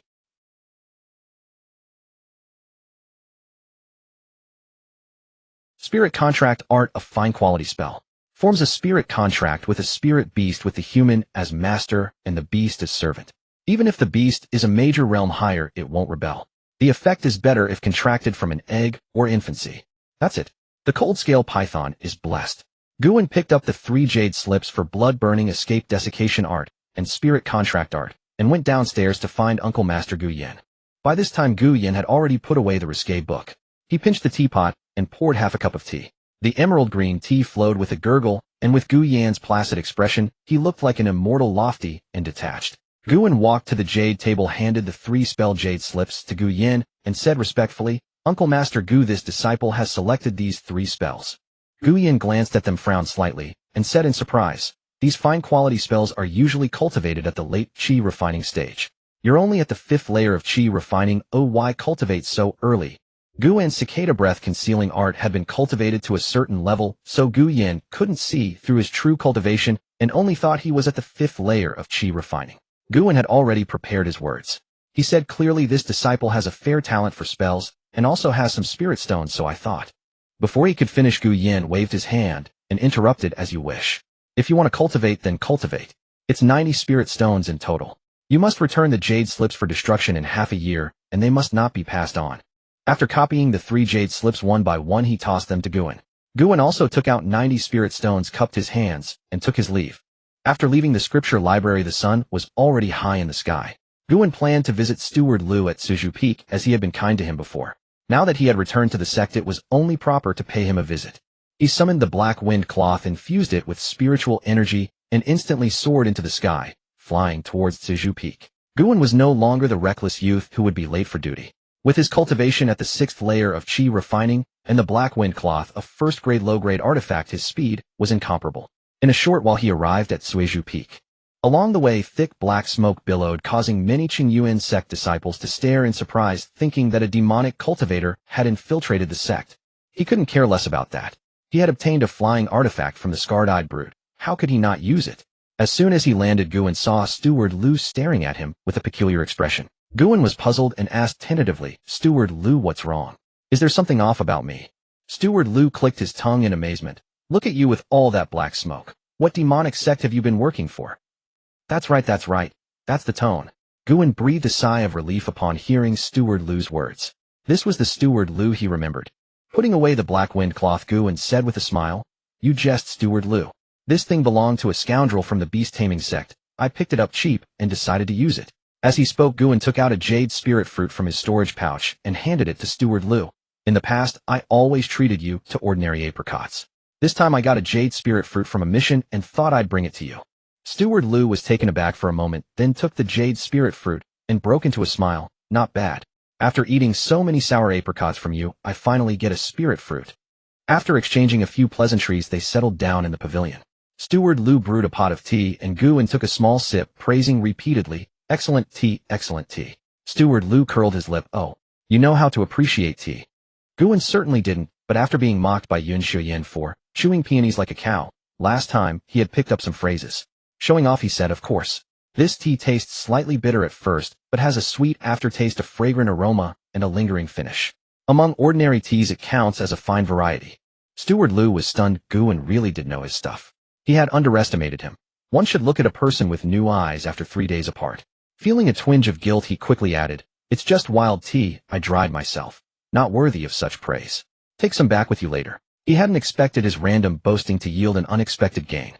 Guan quickly thanked him. Though he didn't really like the tea, he could use it to entertain friends. "Don't be so polite. What's the real reason for your visit? You're not one to get up early without a profit." Steward Lu tapped his fingers lightly on the stone table and asked with a smile, "Haha, can't I just come to see you, Steward Lu?" Guan laughed heartily, a little embarrassed that his little scheme had been seen through. "Cut it out. You never come to the temple without a reason. There must be something this time." Hearing Steward Lu's certainty, Guan gave a helpless smile. "Well, since I've returned, I plan to find a task of raising spirit beasts. I thought I'd ask Zhang Song's grandfather for some advice. I can't show up empty-handed, can I? So I thought I'd come to buy a few chickens and some jars of wine." After Guan finished, he found Steward Lu staring at him in surprise, seemingly puzzled. "Don't you know? The sect's front line is locked in a bitter fight with the beast-taming sect. Many Qi refining mid and late-stage disciples have gone to the Yunyu border. As a result, the number of people taking tasks has dropped sharply.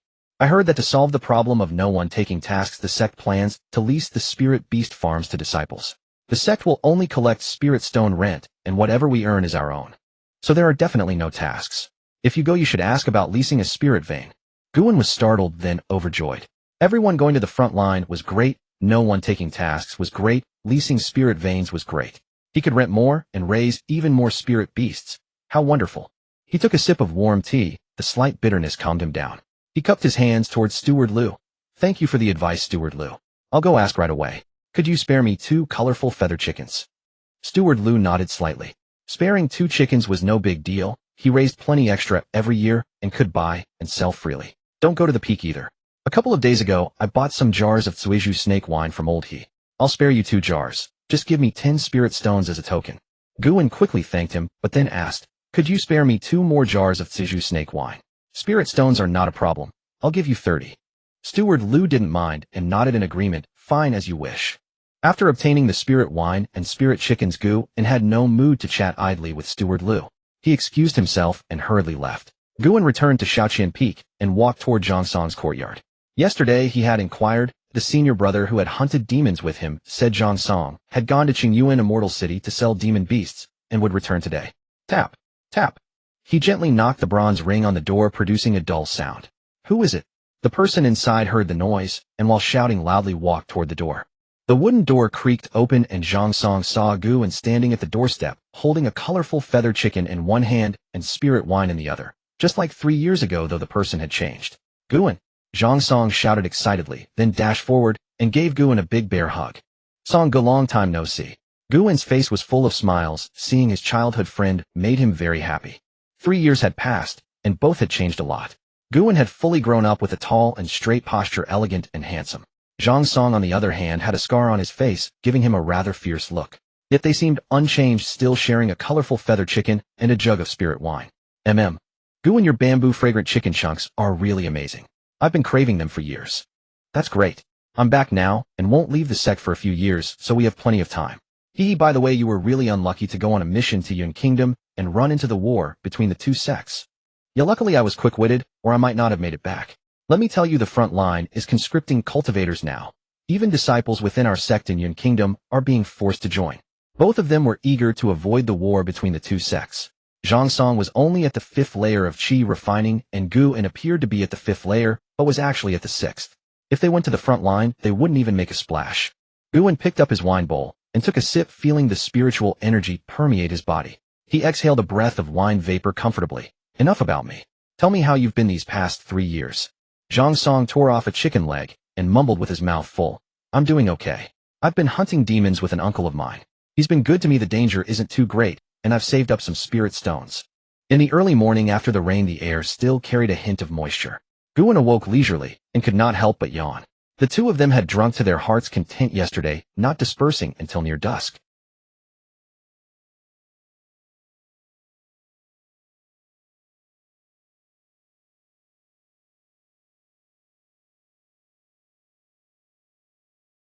Having finally escaped the vortex of the Yun Kingdom, Gu felt completely relaxed. He deliberately refrained from using spiritual energy to dispel the effects of alcohol, instead indulging in a heavy drunkenness and retiring early. He rose from the bed and cast a cleaning spell. Having slept in his clothes the night before, he still carried some lingering scent of wine. Lowering his head to sniff at his collar, Gu nodded with satisfaction. He had to admit that these small spells, though seemingly insignificant, were extremely practical. Casually summoning the Black Wind cloak, he oriented himself toward Qingyuan Peak and flew off. Qingyuan Peak was where Manager Zhang resided. He had learned from Zhang Song yesterday that Manager Zhang was not on duty for a few days, so Gu would have to seek him out. The Qingyuan Sect had 6 peaks for disciples, 5 outer disciple peaks, and 1 inner disciple peak. Shaoqian Peak belonged to the outer disciples, while Qingyuan Peak belonged to the inner disciples, where the spiritual energy was richer. The Qingyuan Sect did not make such strict divisions between inner and outer disciples.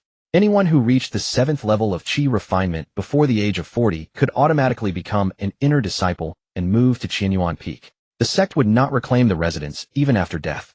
However, many older disciples, seeing no hope of foundation establishment, would not want to stay on Qingyuan Peak and would instead apply to be stationed elsewhere, moving out. Manager Lu was one such example. After all, watching younger disciples train diligently in pursuit of foundation establishment was too cruel for them.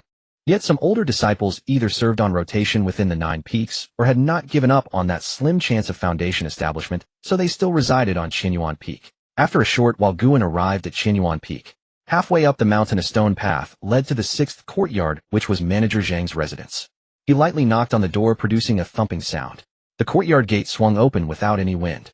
Stepping over the wooden threshold, Gu walked toward the house. Before he could knock on the door of the house, he heard a hearty laugh, and Manager Zhang pushed the door open and stepped out. I was wondering who would come looking for me so early. It's young Gu. Gu cupped his hands in greeting and said in a clear voice, Manager Zhang, I've just returned and have taken the liberty to visit. I hope you don't mind. Not at all. I'm delighted. Come in. Manager Zhang waved his sleeve, signaling Gu to follow him inside. Gu took 2 jars of bamboo snake wine from his storage pouch and placed them on the wooden table in the hall. Smiling, he said, back then, if it weren't for your help, Manager Zhang, I might not have been able to get the garrison mission. I happened to buy 2 jars of wine. Please don't refuse. Manager Zhang shook his head and said, I shouldn't have recommended you for that mission in the Yun Kingdom. No sooner had you arrived than a great war broke out, dragging you into it. Gu spoke slowly. Manager Zhang, please don't say that. That mission was the most suitable for me at the time. I'm grateful that you recommended it to me. How could I be so ungrateful as to blame you? Moreover, the war between the 2 sects was unpredictable. Who could have guessed that the Yusho sect would discover a spirit stone mine? The garrison mission in Haiyan Prefecture of the Yun Kingdom had been extremely beneficial for Gu. If not for Manager Zhang, he would never have obtained it, especially since Manager Zhang hadn't accepted a single spirit stone in return. It would be unworthy to harbor resentment or even blame him because of the inter-sect war. Would that still be human? Gu had his principles. Manager Zhang was pleased with Gu's attitude. After all, no one wanted to help an ungrateful wretch.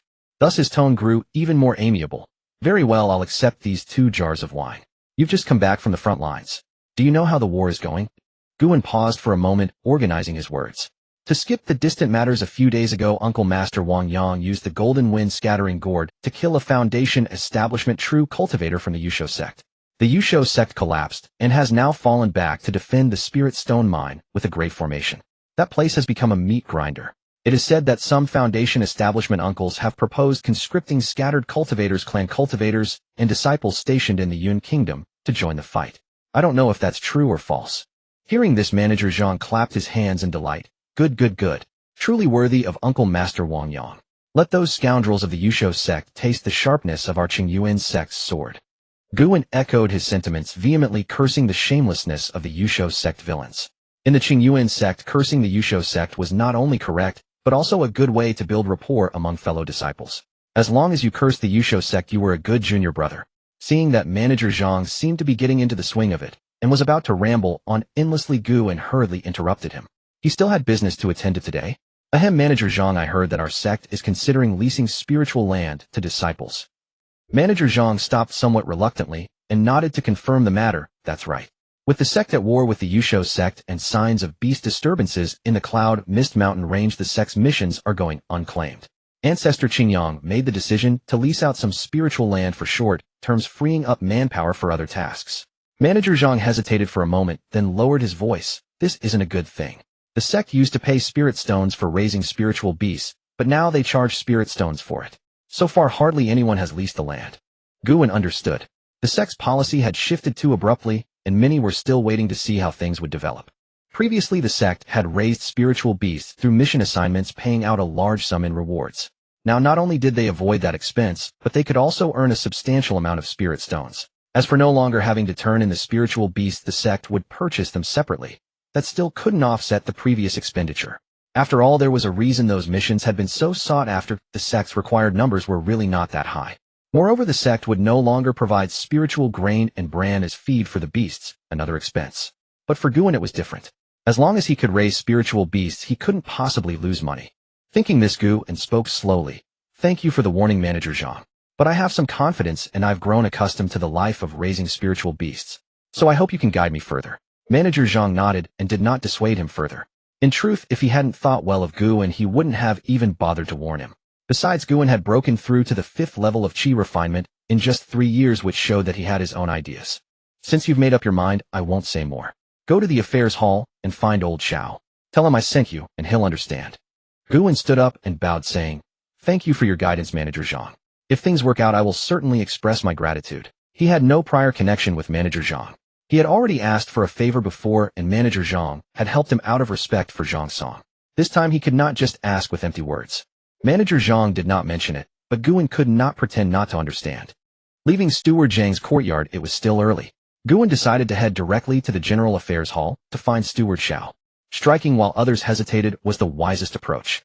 Otherwise, once those with deeper pockets entered the fray, his 400 spirit stones would barely make a sound. The black wind parasol rode the wind, leaving a long trail of dark smoke that lingered in the air for a long while.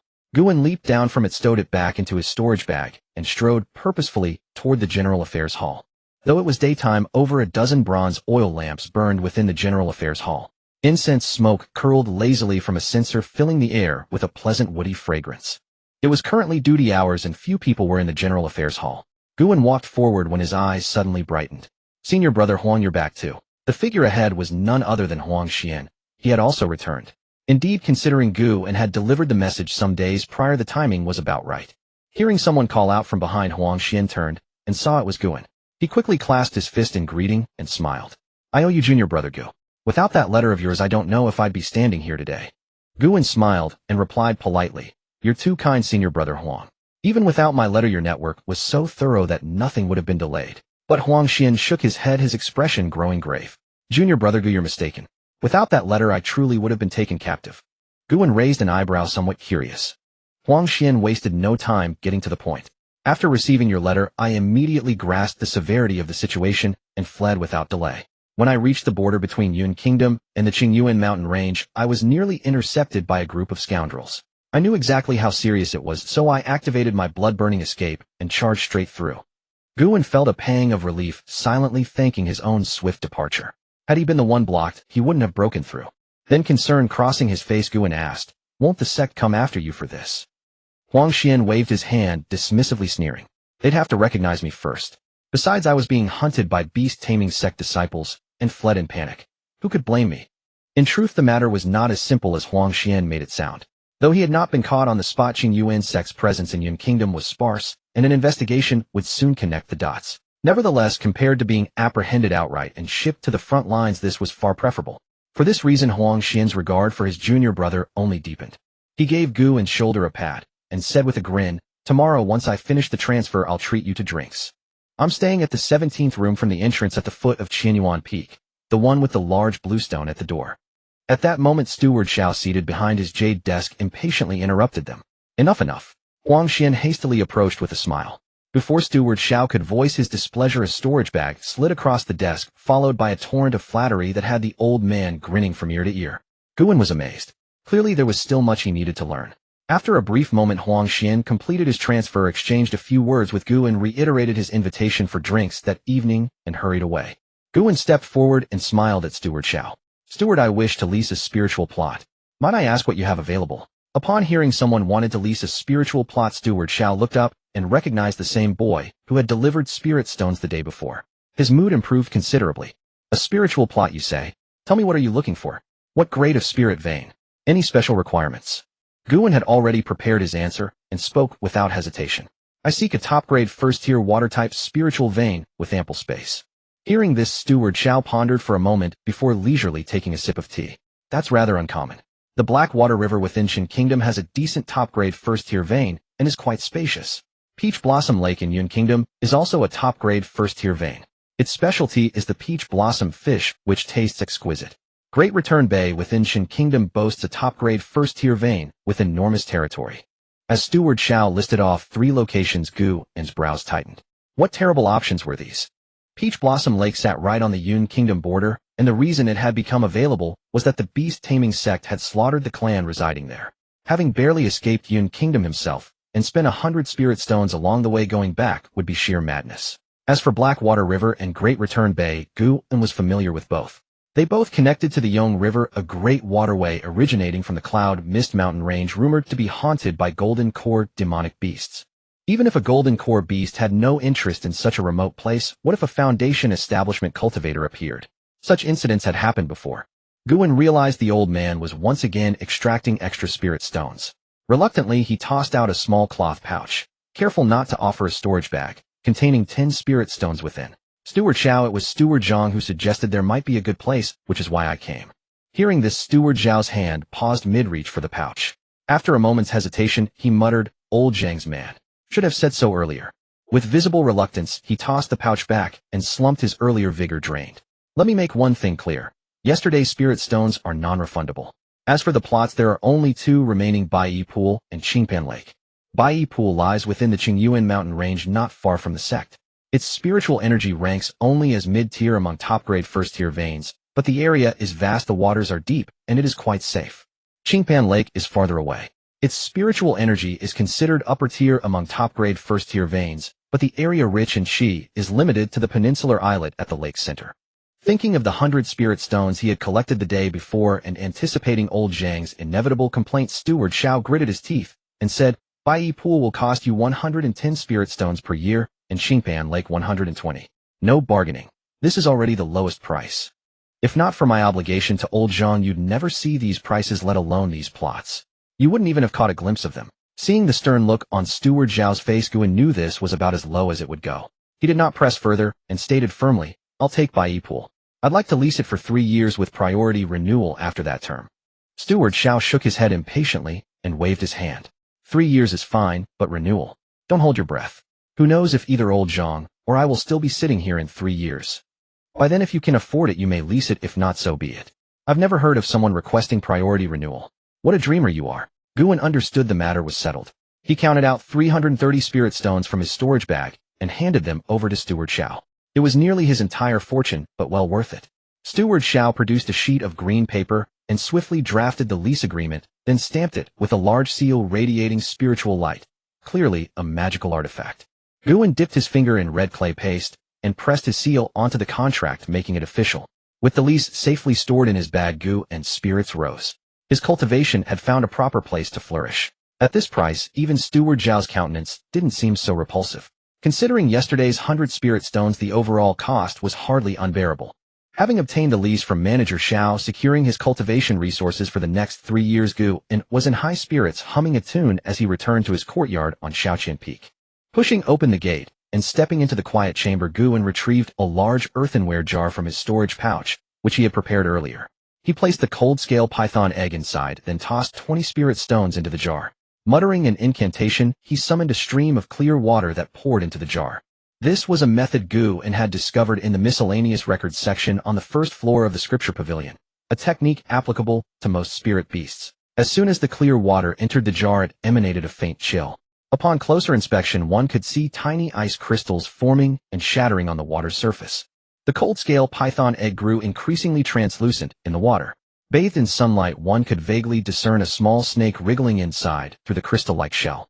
Truly a spirit beast egg with a trace of dragon bloodline. It can already subtly influence the outside world before hatching.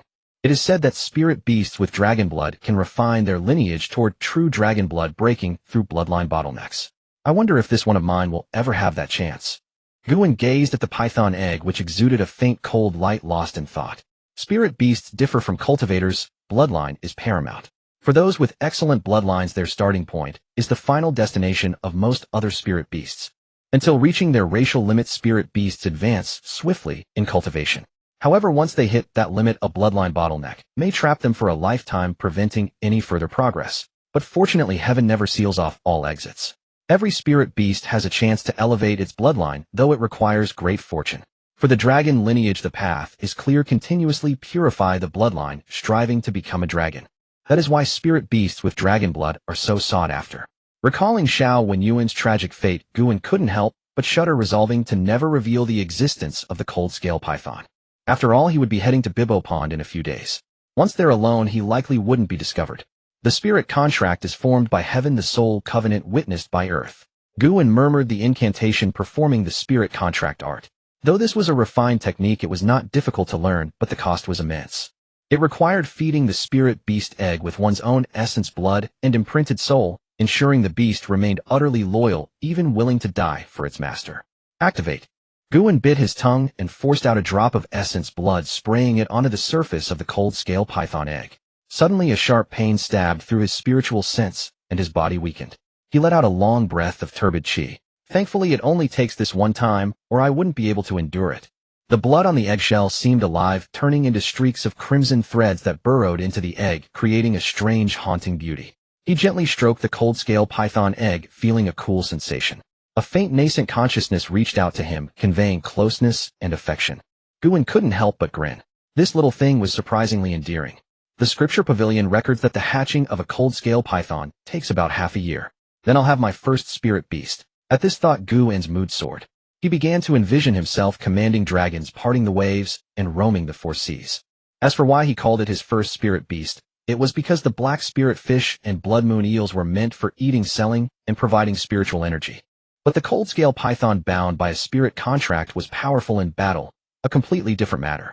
By evening, twilight clouds gathered.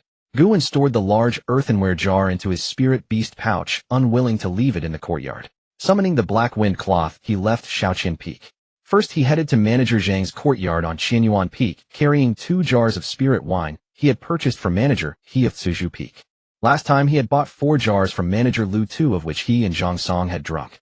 The remaining 2 had been brought to Manager Zhang, so he went to buy more.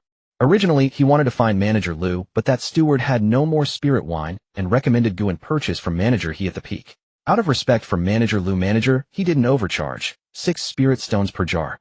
Gu found it reasonable and bought another 4 jars.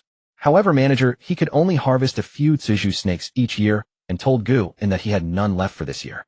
If Gu wanted more, he would have to wait until next year. Arriving at Manager Zhang's courtyard gate, he tapped lightly on the wooden door, producing a dong-dong sound. Who is it? The voice belonged to a young female cultivator, clear and melodious. Gu was taken aback, then called out, "Disciple Gu is here to visit Manager Zhang." The door creaked open, revealing a young female cultivator in the outer disciple robe of Qingyuan Sect, her figure graceful. Seeing Gu, she raised an eyebrow and asked, "What business do you have with my grandfather?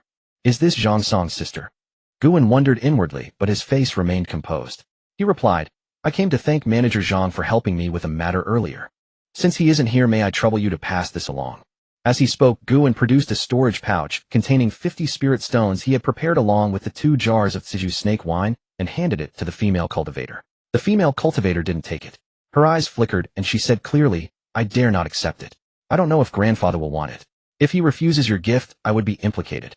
Guan withdrew his hand, finding her words reasonable. He asked, when will Manager Zhang return? If he came back within a day or two, Guan could come again. Showing gratitude in person showed sincerity. The female cultivator shook her head. He went to the clan lands to handle some affairs. It could be 3 to 5 days, or as long as half a month. I don't know exactly when he'll be back. Hearing this, Guan scratched his head. There was no helping it. Zhang Song was nowhere to be found either, so he couldn't entrust the delivery to him.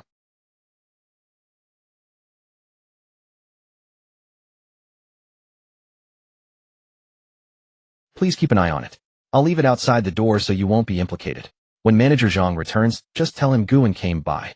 He loaded the 2 jars of wine into his storage pouch, stepped forward a few paces, placed the pouch on the threshold, and smiled at the female cultivator. Hey, what kind of person are you? If it gets lost, who's responsible? I can't stand here guarding it for you, can I?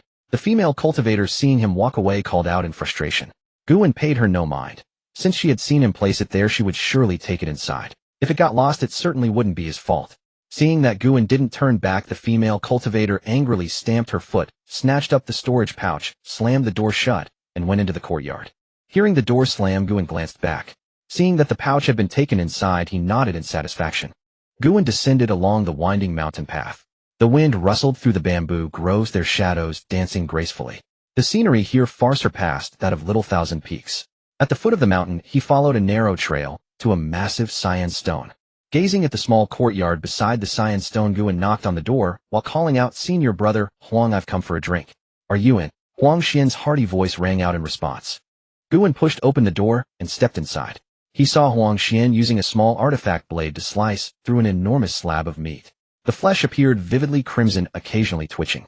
Beneath the dark red fibers, white tendons crisscrossed throughout with fat crystallized into cloud-like patterns. It was evident the meat was extremely firm. Even with an artifact blade, Huang Xian labored considerably to cut through it.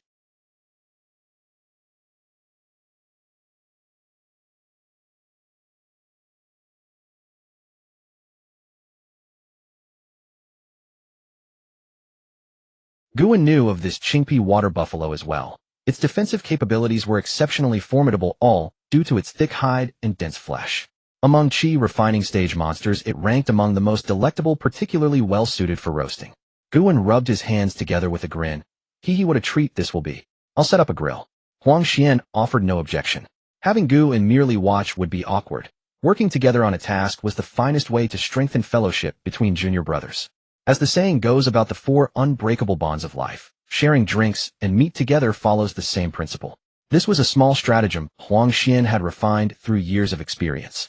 Half an hour later, Huang Xian had split the Qingpi water buffalo meat into strips and set them out to dry. Seeing the 2 jars of emerald bamboo snake wine Guan had produced, he smiled. Junior brother Gu, you've gone to great expense. I was meant to treat you. Guan waved his hand dismissively. What's the fuss? You can bring the wine next time. At this, Huang Xian burst into hearty laughter. Precisely so. We have plenty of time ahead. Let's share more gatherings like this. The two arranged the sliced Qingpi water buffalo meat on the stone slab Gu and had just heated. Without any oil, Huang Xian flicked his finger to ignite the kindling beneath the stone. Sparks crackled and popped upward as orange flames licked persistently at the stone's surface, the temperature rising steadily. Guan retrieved 2 white jade cups and unsealed the jar of emerald bamboo snake wine, releasing an immediate burst of pungent fiery fragrance into the air. The pale cyan liquid poured into the jade cups, resembling someone scooping fresh spring water, its gentle ripples casting an enchanting spell upon the heart. They clinked cups and drank. The moment the wine touched their lips, a searing burn spread through their mouths, followed by crisp bamboo fragrance that ebbed and flowed, gradually diluting the heat. A truly remarkable sensation. Guan exhaled slowly, the burning sensation in his mouth fading. Looking at Huang Xian, he asked, "Senior brother Huang, you returned later than I did. Have you heard any news from Cloud Nation?" Huang Xian pondered for a moment. "I do know a thing or two, though it's all from hearsay. I cannot vouch for its accuracy. Consider it mere gossip, junior brother Gu. I hear the reason for the conscription at the Spirit Stone Mine is because Uncle Wang Yang issued the order himself, hoping to seize the mine in one decisive assault. They say people are dying there every single day. Every day wandering cultivators from Cloud Nation are conscripted, sent charging forward, and then killed. The sect supports Uncle Wang Yang's decision, offering 2 Foundation establishment pills and numerous rare spiritual treasures for those wandering cultivators and minor families to exchange. They've truly spared no expense. The Feiyun sword of the Yun family has gone to the Spirit Stone mine as well. There's news that his life is nearly spent. He's trying to earn a Foundation establishment pill for his family. Understanding dawned on Guan. He set down his jade cup and asked with a grave expression, no wonder they invested in him beforehand. His lifespan must be nearly depleted. Has the Yun family sent any word about what they want from us? Nothing of that sort. The situation probably isn't as dire. Sister Yun is still under Master Qingxiao's tutelage. As he spoke, Huang Xian lowered his voice and leaned closer. Many disciples from our sect went too, and quite a few perished, including Ho Xian from the 4 heroes of Qingyuan. Guwen's hand froze mid-seasoning, and he lifted his head in disbelief. Ho Xian is dead. Wasn't he at the perfect stage of qi refining? How did he die? Huang Xian sighed, endlessly lamenting. How else? He was kicked to death by a Foundation establishment cultivator from the beast-taming sect. This so enraged Uncle Wang Yang that he smelted that Foundation establishment cultivator alive. With that, Huang Xian took another long drink and clicked his tongue. Why would such a Foundation seed not wait for the sect to grant him a Foundation establishment pill, attempt to establish his Foundation in one stroke, but instead rush to the front lines? Unfathomable. Guwen grabbed a sizzling piece of Qingpi water buffalo meat and stuffed it into his mouth, without waiting for it to cool. Delicious. Who knows? The Spirit Stone mine can take whoever it wants. I'm not going. Huang Xian also stuffed a piece of Qingpi water buffalo meat into his mouth, his speech somewhat muffled. I'm not going either. With that, the two glanced at each other and burst into laughter. Guwen lifted the wine jar and refilled both cups, then asked Huang Xian, Senior Brother Huang, I've heard that when one advances to the inner sect, they can reselect their cultivation technique. What's the story behind that? This isn't exactly a secret. Anyone who enters the inner sect is told about it. Here at Qingyuan Sect, qi refining disciples in the early and middle stages all practice common techniques, with no real distinction.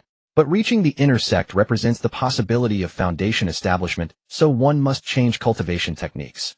The 3 trials of Foundation establishment include the spiritual energy trial. The purer and more abundant one's spiritual energy, the easier it is to pass. This means selecting a superior technique that improves one's chances of overcoming the spiritual energy trial. Take myself for instance. I chose the Molten Fire Earth Spirit Art. Though its cultivation speed isn't swift, the spiritual energy it produces is remarkably pure, giving a significant advantage during Foundation establishment. When your time comes, junior brother, keep your eyes sharp. Don't be seduced by techniques that promise rapid progress, lest you sever your own path. I see. Guwen took another small sip of wine as though something had just occurred to him. After swallowing, he asked, By the way, Senior Brother Huang, now that you've returned from Cloud Nation, where will you go next? Huang Xian shook his head. To be frank, I've turned 40 this year. The journey to Cloud Nation gave me a glimpse of my bottleneck. I plan to seclude myself for a period to break through to the 8th level of qi refining. Haha, then allow me to congratulate you in advance on your successful breakthrough. Guwen raised his jade cup, clinked it against Huang Xian's, and drained it in one gulp. Reaching the 8th level of qi refining at 40 was considered respectable within Qingyuan Sect's inner disciples. With 20 years remaining to pursue Foundation establishment, his potential was considerable. Well, nothing's certain yet. Though Huang Xian spoke modestly, a sense of quiet satisfaction colored his expression. There's no need for false modesty, Senior Brother. I'm counting on you to establish your Foundation and watch over me. Hiccup. As for me, I cultivate at Bibo Pool, just 200 li to the east, not far from the sect. Do visit when you have leisure, Senior Brother. I shall sweep the bed and welcome you properly. Fine, I'd better have some good wine when I visit, or there'll be trouble. You can count on it. The two continued drinking until nightfall, when the moon shone bright and the stars were sparse, before finally bidding farewell and departing. Guwen mounted his black wind silk and drifted wobble by wobble toward Little Thousand Peaks. The next morning, a gentle breeze carried a sense of tranquility. The sky was a vast, cloudless expanse of azure, as if freshly washed, when a long streak of black smoke cut across the heavens, halting only before the Qingyuan Immortal City. Guwen leaped down from the black wind scarf. Compared to 3 years ago, the Bluestone City gate before him appeared much more desolate. The war between Qingyuan Sect and the beast-taming sect had lasted 2 years, driving many cultivators to the front lines, where they shed blood at the border, leaving deep scars on the Qingyuan Immortal City as well. Passing through the Bluestone Gate, Guwen made his way to the Baling Pavilion. What might this fellow cultivator wish to purchase? A plump shopkeeper adorned in an ostentatious display of jewels approached with a beaming smile. This very Baling Pavilion was the same shop where Guan had bought the black spirit fish 3 years ago, and the shopkeeper was still that same plump figure. But he had clearly forgotten who Guan was, taking him merely for a disciple of Qingyuan Sect who had come to buy a spirit beast, and thus continued his introduction. Arriving early is not as good as arriving by chance. We at Bailing Pavilion have just received a batch of exquisite goods. Would you like to take a look? Guan's interest stirred, and he nodded. All right, lead the way, shopkeeper. But if they're not top-notch, I won't take them. Just kidding. He wouldn't take them even if they were excellent. He had barely 80 spirit stones left. Still, it wouldn't hurt to broaden his horizons. The plump shopkeeper, unaware of Guan's thoughts, was overjoyed at his words. Disciples of Qingyuan Sect were far wealthier than wandering cultivators. Perhaps today, he would make a tidy profit. Of course, these are all top-grade goods, he said eagerly. The 2-year war with the beast-taming sect has brought in a batch of spirit beasts with superior talent. As he spoke, he led Guan into an inner chamber, where cages of black iron sat on the ground, each sealed with a spirit-restraining talisman. Inside the cages were various spirit beasts, among which Guan recognized the poison blood python, the thorn wolf, the iron feather eagle, and more. These were all adult spirit beasts, not as expensive as cubs, but they could only be controlled by a soul imprint.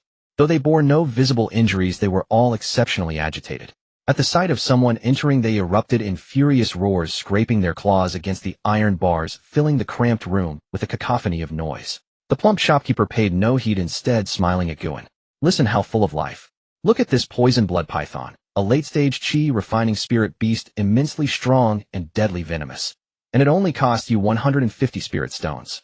This thorn wolf, though only a first-grade mid-rank, has the potential to advance to first-grade high rank for just 120 spirit stones. As the plump shopkeeper rattled on without pause, Guan nodded from time to time, feigning great interest. After all, one must give due emotional value. After showing Guan 6 or 7 spirit beasts, the shopkeeper's throat grew dry, yet Guan still appeared quite tempted, but never bought. The shopkeeper couldn't help but feel a bit exasperated.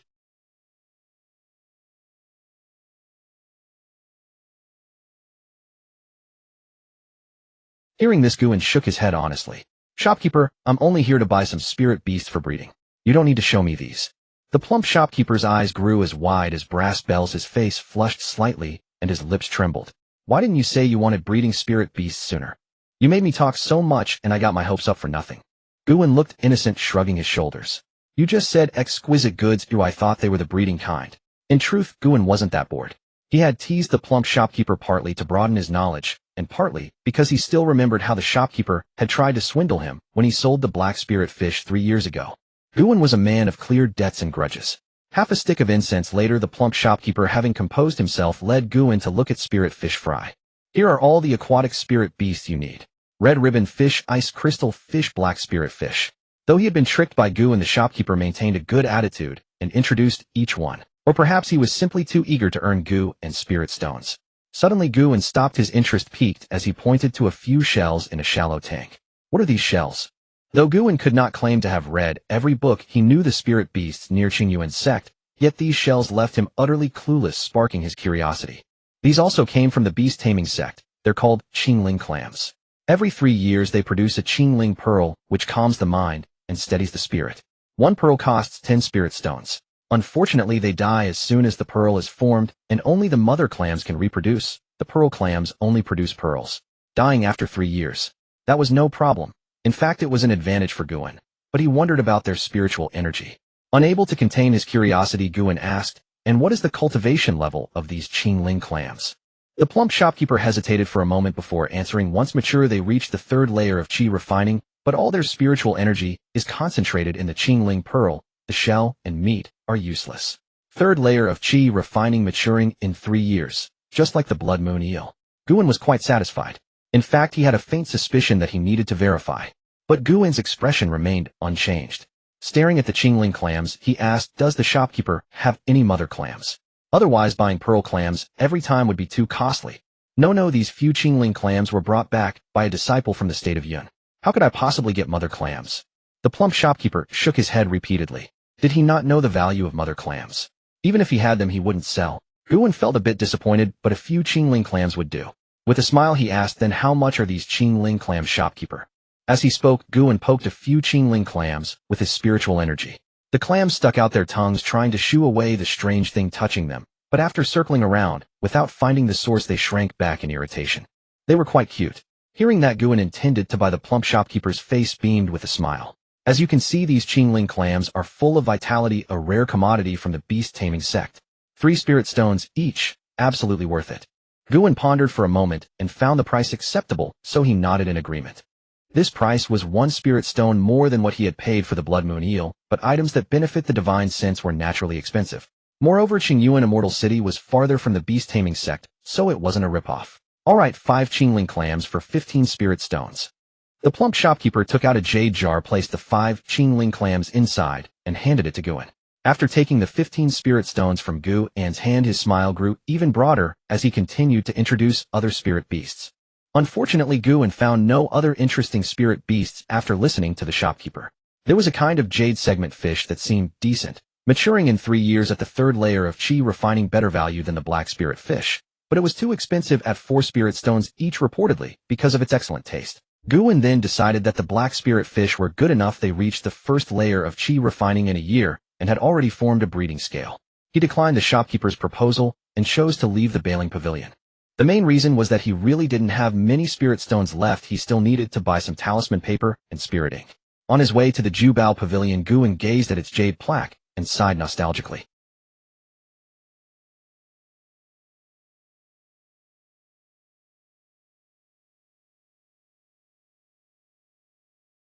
There must have been many, for even Ho Xian had perished. Chi refining cultivators truly had little security.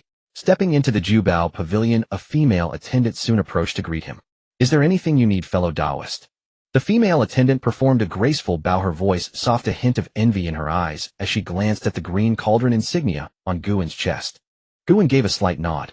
"Take me to see the talisman papers and spirit ink, mid-grade 1st stage." The attendant blinked. "Does senior brother have any preference for elemental attributes?" Guan was well aware that both talisman paper and spirit ink carried elemental affinities. Using materials of matching attributes when inscribing talismans would slightly increase the success rate and enhance their power. Previously, Guan had always purchased the cheapest mid-grade 1st stage Huanyuan paper and spirit ink, never placing much emphasis on such refinements. The quality of products in Yuan Kingdom was notoriously poor, leaving little room for hope, but now he could afford to be more particular. 5 bundles of mid-grade water attribute talisman paper, 5 bundles of earth attribute, and 3 bundles of neutral. 1 jar of spirit ink, neutral as well. Present your recommendations. After a moment of thought, Guan listed his requirements.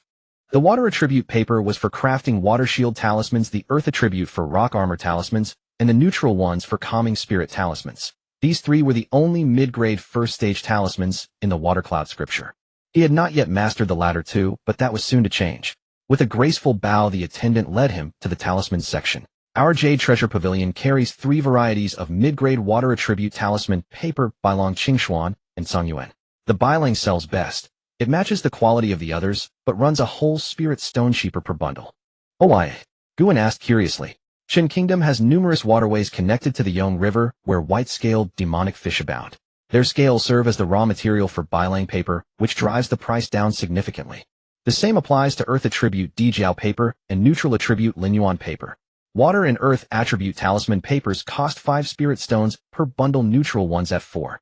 Guan winced. The paper alone totaled 62 spirit stones, and mid-grade 1st stage spirit ink ran over a dozen per jar. "Which spirit inks do you have? Show me the cheapest option." "The most affordable is Sanxian ink at 13 spirit stones per large jar." Guan waved his hand dismissively and murmured, "That's all I need. Bring them over."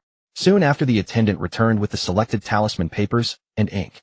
Guan counted out 67 spirit stones from his storage bag and handed them over. The Jade Treasure Pavilion offered a 10% discount to Qingyuan Sect disciples, and Guan managed to negotiate away the odd stones. After spending 67 spirit stones, only 8 remained in his storage bag.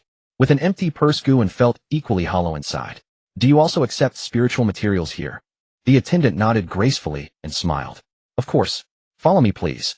She led him through to the rear hall, where an elderly man in azure robes sat beside a wooden desk, idly twisting an emerald thumb ring. "Master Gu, a Qingyuan Sect disciple wishes to sell something." Guan approached, meeting the elder's scrutinizing gaze with a respectful bow. "Greetings, senior brother.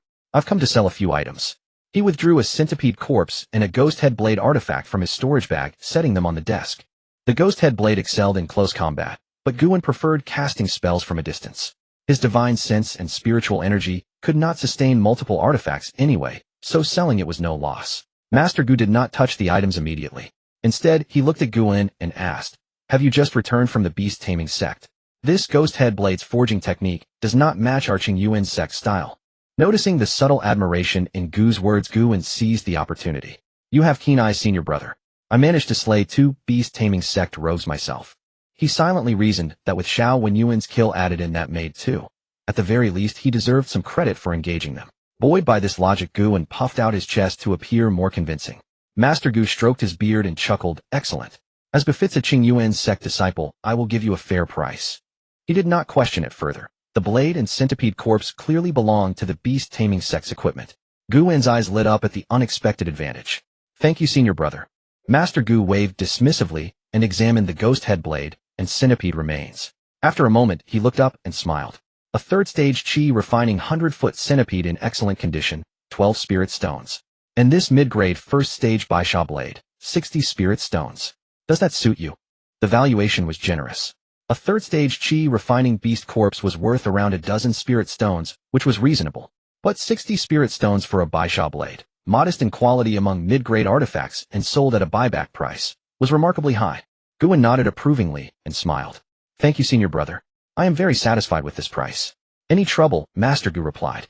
"Just kill more beast-taming sect rogues. That is all that matters." Guan felt a twinge of guilt.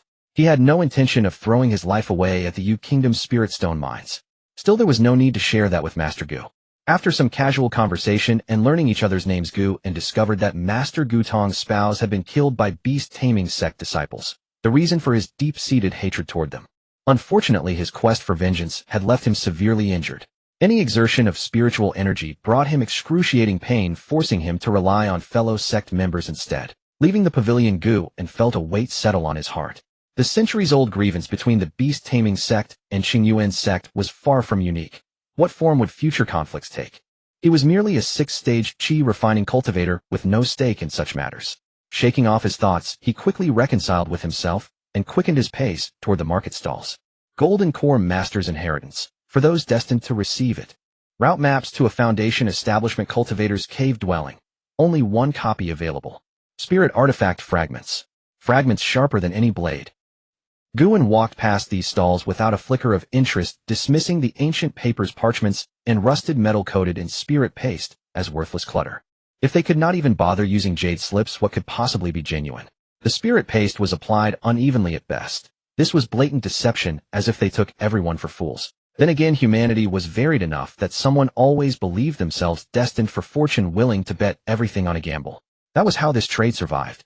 Right now, a young girl in embroidered silk was crouching over a parchment, clearly intrigued. The vendor spotted her golden threaded storage pouch and the azure bird perched on her shoulder, signs of wealth, and launched into an elaborate tale about the map's origins, which evidently swayed her. Guan shook his head at the scene, but kept moving. He respected others' fates and had no desire to meddle. He turned his attention to vendors selling spiritual grains and rice. His supply of fish feed was running low, and the shops in Immortal City would not deal in such humble wares. He had to find them at the street stalls himself. After visiting 3 stalls and expending considerable eloquence in bargaining, Gu and spent 20 spirit stones to purchase 2,000 jin of spirit bran and rice bran. Estimating it would suffice, he departed from Qingyuan Immortal City, mounted the Black Wind Silk, and flew toward Bibo Pool. The lease at Bibo Pool had already commenced, with spirit stones due each day, so there could be no further delay. Besides, the sect was not far away, and he could return at any time. There was no need for farewell. The Black Wind Silk raced swiftly through the air, and after half a day, Guan arrived at Bibo Pool. Before him lay a jade mirror nestled at the valley's bottom, reflecting the verdant mountains in all their vibrant splendor. 3 sides of the pool were encircled by mountains, where a clear spring cascaded from the cliff's summit, shattered by the wind and fragmented upon stone steps, unfurling like a ribbon of white brocade.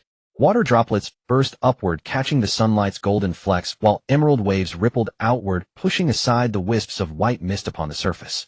Below the pool, rushing waters had carved out a shallow beach strewn with jagged rocks, where streams murmured softly. Water colliding with stone produced crystalline jade-like notes, then flowed serenely toward the distant horizon. Guan descended from the Black Wind Silk and approached a wooden hut beside the pool, seemingly constructed from ancient trees felled from the mountain. The hut was modest, just 2 rooms containing merely a bed, a table, and 2 chairs. Green moss clung to the surfaces, and mud spots blemished the walls, indicating considerable age. This dwelling had surely been left behind by disciples previously stationed here. Now that the sect had abolished the task of cultivating spirit beasts, the stationed disciples had long since departed, leaving only this solitary wooden hut behind. He performed a cleaning spell, sweeping the interior and exterior spotless. The once dim and damp quarters now gleamed with renewed brightness. Qingyuan surveyed his refreshed sanctuary with a satisfied exhale. Strolling to the pool's edge where the fathomless depths vanished into shadow, he cupped a handful of water, rich with spiritual energy, biting cold crystal clear. Ah, the spiritual energy is abundant indeed. Next year I can raise many more black spirit fish. This year, however, was already too late. Within Qingyuan's spirit beast pouch were merely 246 black spirit fish, fry, 7 blood moon eels, and 5 clear spirit clams. Next year he intended for the black spirit fish to breed prolifically and contribute more. Previously at White Mirror Lake, the spiritual vein could sustain no more than 200 black spirit fish to maturity, and Qingyuan himself required spiritual energy for cultivation. With insufficient spiritual energy, many had perished along the way, offering Qingyuan a modicum of spiritual energy while serving as a meal for their survivors. Now at Bibbo Pool, increasing the black spirit fish population to 300 should pose no problem. The blood moon eels would mature next year as well. According to Xiao Wenyuan's notes, each eel could produce roughly 7 or 8 offspring. With 4 female eels, Qingyuan mused amusingly, which fortunate male would enjoy such conjugal bliss. He retrieved the spirit beast pouch and released both the black spirit fish and blood moon eels together. These two species were hardy and resilient, but the clear spirit clams required delicate care and shallow waters. With a casual gesture he cast a binding spell.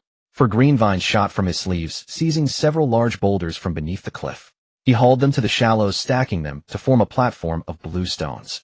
Qingyuan gently placed each clear spirit clam upon the platform. These newly acquired spirit beasts demanded tender care. He absolutely could not let them rise and bare their shells at him. Standing at the pool's edge and gazing outward, a dark mass of black spirit fish splashed into the water like an ink droplet falling into crystal spring. They scattered in all directions, acting with brazen impunity, occasionally nibbling at the moss on the blue stones or chewing the leaves dangling over the water's surface, creating constant splashing. The 7 blood moon eels swam disdainfully away, clustering together beneath the small waterfall where they played merrily.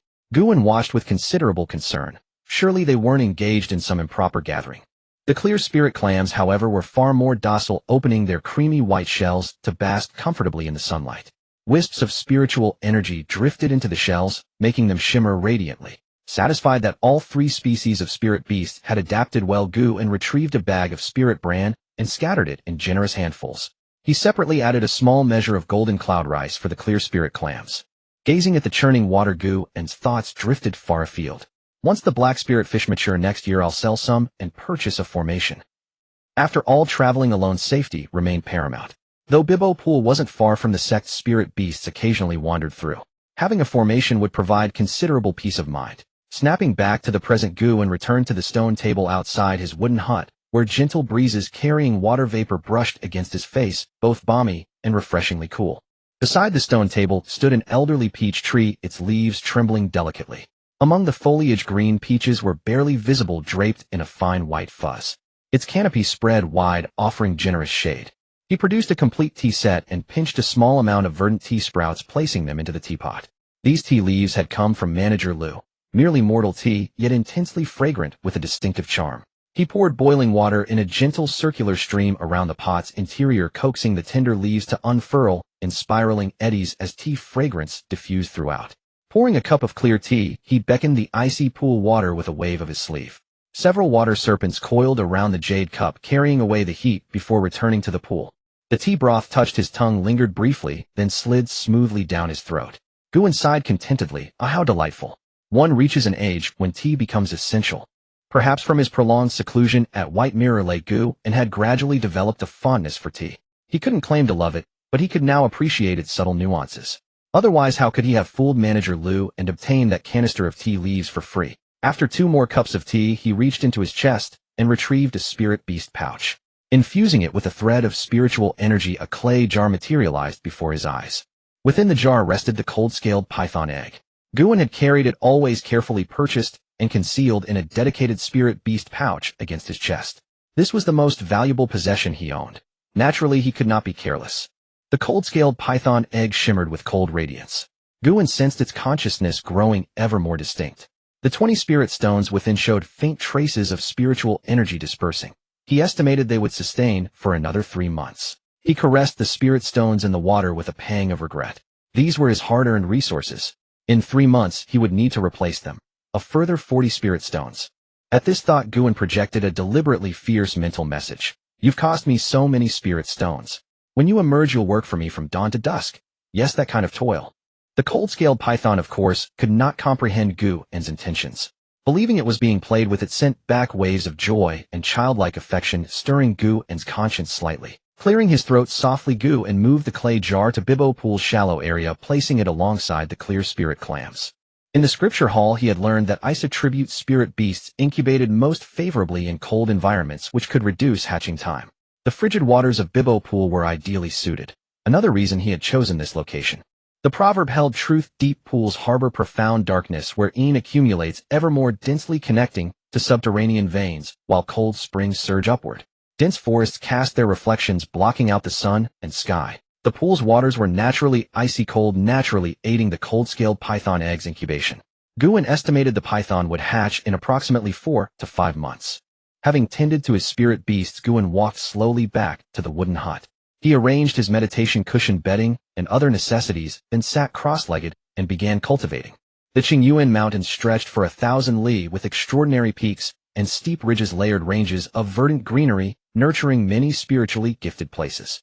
Among the boundless mountains and deep valleys, a sapphire-like lake mirrored the sky, with idle clouds drifting across its surface and ancient trees from the surrounding hills, all reflected within. It held an air of seclusion, like a paradise hidden from the mortal world. Yet this spiritual haven was not entirely peaceful either. Intermittent explosions would boom through the air, startling birds from the forest. Damn it, why is the rock armor talisman so much harder than the water shield? Were my Jiao papers a total waste? Qingyuan stood before the wooden table, swiftly hurling the unruly talisman out the window just before it could detonate, then winced at the muffled bang that followed, frustration gnawing at him. He had been at Bibo Pool for half a month now. After consuming 24 Balang talisman papers, he had successfully crafted 6 water shield talismans, boosting his confidence considerably and emboldening him to attempt the rock armor talisman. But after 3 days, half a dozen Jiao papers were wasted without a single successful result. This puzzled him deeply. The 2 talismans were of similar difficulty. Even with his primary affinity toward the water spirit root, he should have grasped the fundamentals by now. Why did every attempt end in premature explosion? Something's wrong. There must be an issue somewhere. Qingyuan replayed the talisman drawing process in his mind, his brows knitting tighter with each iteration. He thought it over and over again, but remained utterly baffled. After considerable time spent wrestling with the problem to no avail, Qingyuan finally sighed.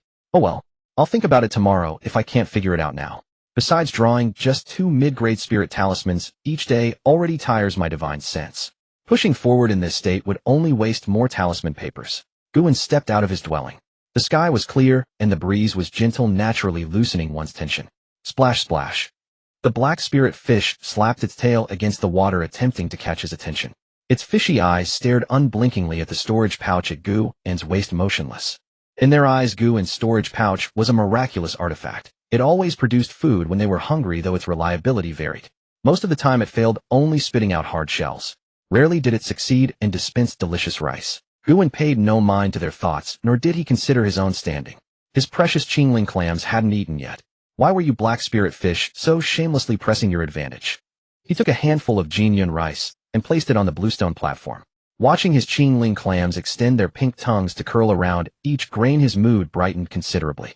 The black spirit fish followed Qingyuan's movements, gathering around the bluestone platform and staring at him with hollow eyes. Once the Qingling clams had nearly finished the Qingyuan rice, Qingyuan rose and walked to beneath the small waterfall. He found the blood moon eels coiled together in a tangled ball, his lip twitching at the sight.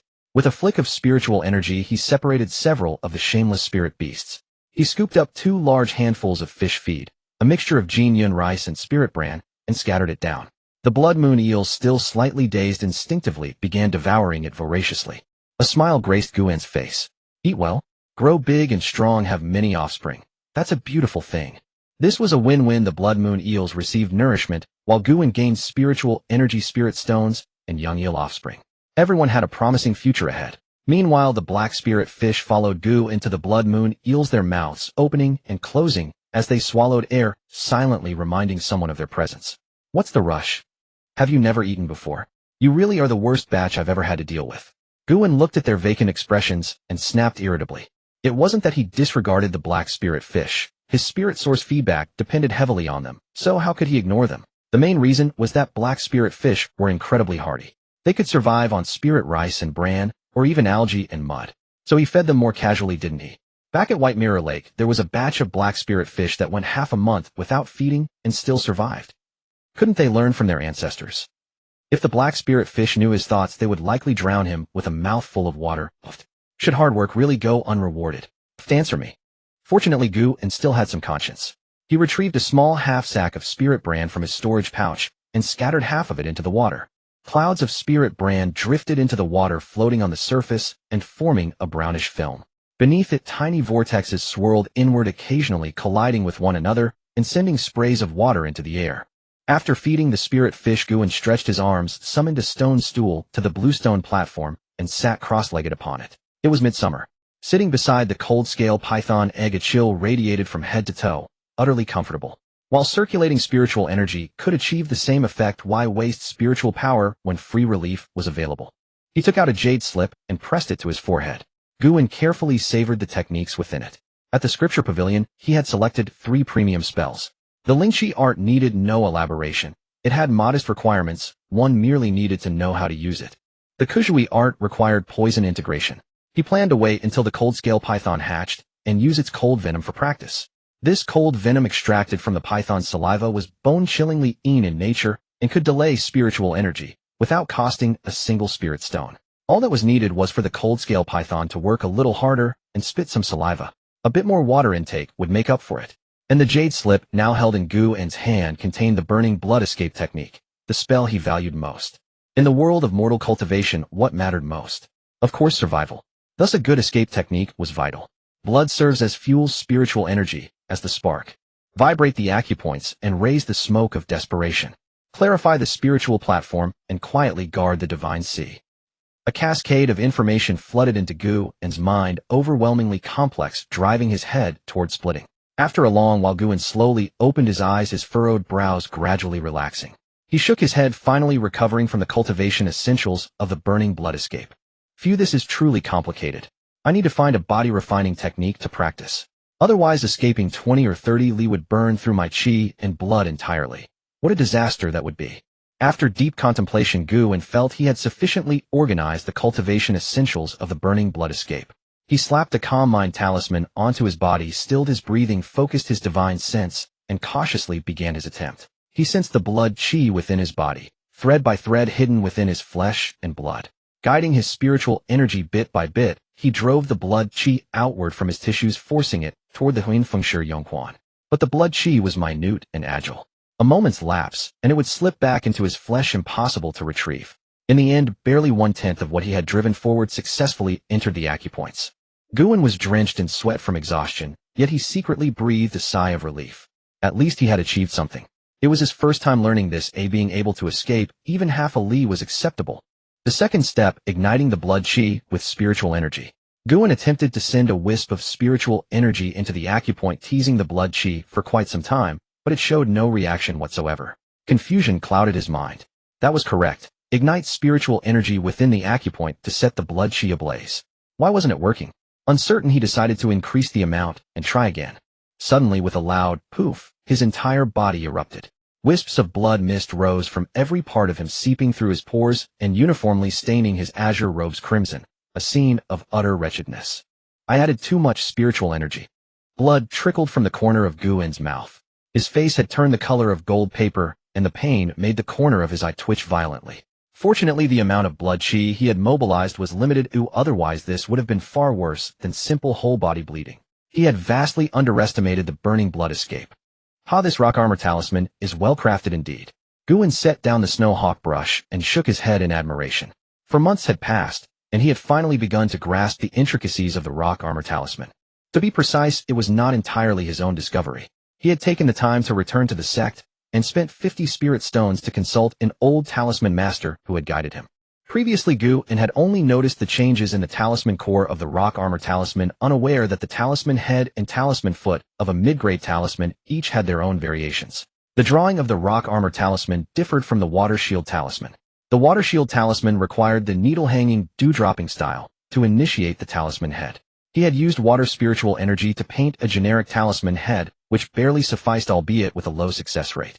But the rock armor talisman emphasized the hairpin-folding mountain hiding style to secure the talisman foot. Qingyuan's method of simply painting a generic talisman head and foot would yield a success rate of less than 1 in 10 even for a first-grade upper-rank talisman master, let alone a talisman master who had just stepped into the first-grade mid-rank. Qingyuan felt aggrieved. The water cloud talisman scripture had not mentioned it. It only said, "Hang the silver needle drip, the hanging dew embody the intent of heaven's one water, and fold the gold hairpin without breaking deeply conceal the towering mountain." These 2 lines of tiny characters. How could one discern the method of style from them? Couldn't it be made clearer? It cost me 50 spirit stones. Qingyuan's heart was filled with resentment.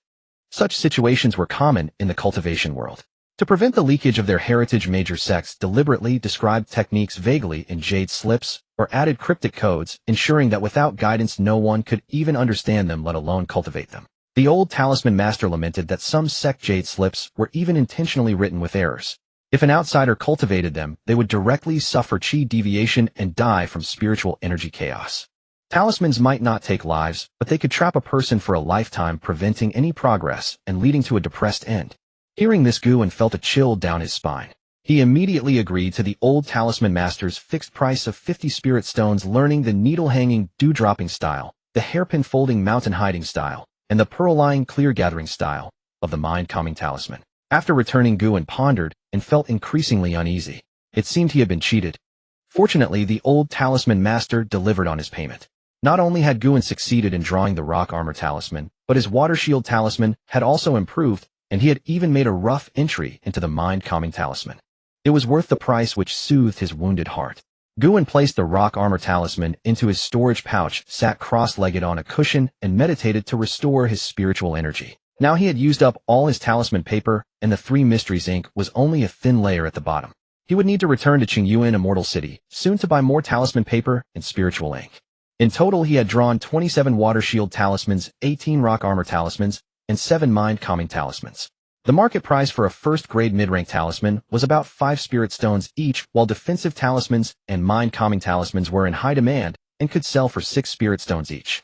But that was the selling price. Unless he was willing to set up a stall and sell slowly, he could not expect to get that price. Qingyuan had previously inquired at the treasure pavilion, which offered a recycling price of 5 spirit stones for each of these 3 talismans. The treasure pavilion bought at 5 spirit stones, but if you wanted to buy, it was not that price. 6 spirit stones each, no bargaining.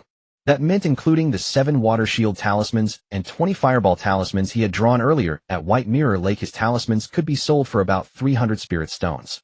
Oof. This behavior of buying low and selling high, exploiting the labor of talisman masters, deserves to be hung on Daoxian Peak for 100 years. Feeling taken advantage of, Qingyuan muttered to himself, displeased with the treasure pavilion's effortless profit-making. But obviously the treasure pavilion existed to amass wealth. The Qingyuan Sect would not cut off its own arm and destroy the Great Wall. One of your black spirit fish has passed away, naturally returning a cluster of spiritual energy to you. One of your black spirit fish has passed away, naturally returning a cluster of spiritual energy to you. One of your black spirit fish has passed away, naturally returning a cluster of spiritual energy to you. 3 prompts rang in Qingyuan's mind in succession. Without time to refine the pure spiritual energy in his dantian, he executed a light body art and leaped out the window. In the past, black spirit fish had occasionally died, but never 3 in such a short time.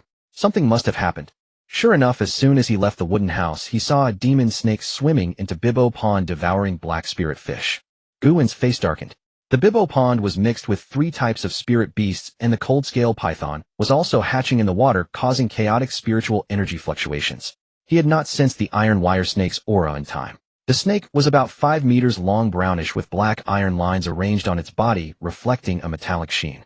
Its scarlet pupils stared at the water surface, hissing and flicking its tongue. Qingyuan's gaze sharpened. This was a chi refining layer 5 iron wire snake with incredibly hard scales, venom, and mastery of the iron skin art. Quite dangerous. Fortunately, the iron wire snake was greedy and had swum into Bibbo Pond. Although the snake could swim, it was still easier to kill in water than on land. By then, the black spirit fish and blood moon eels sensed danger and dove to the bottom.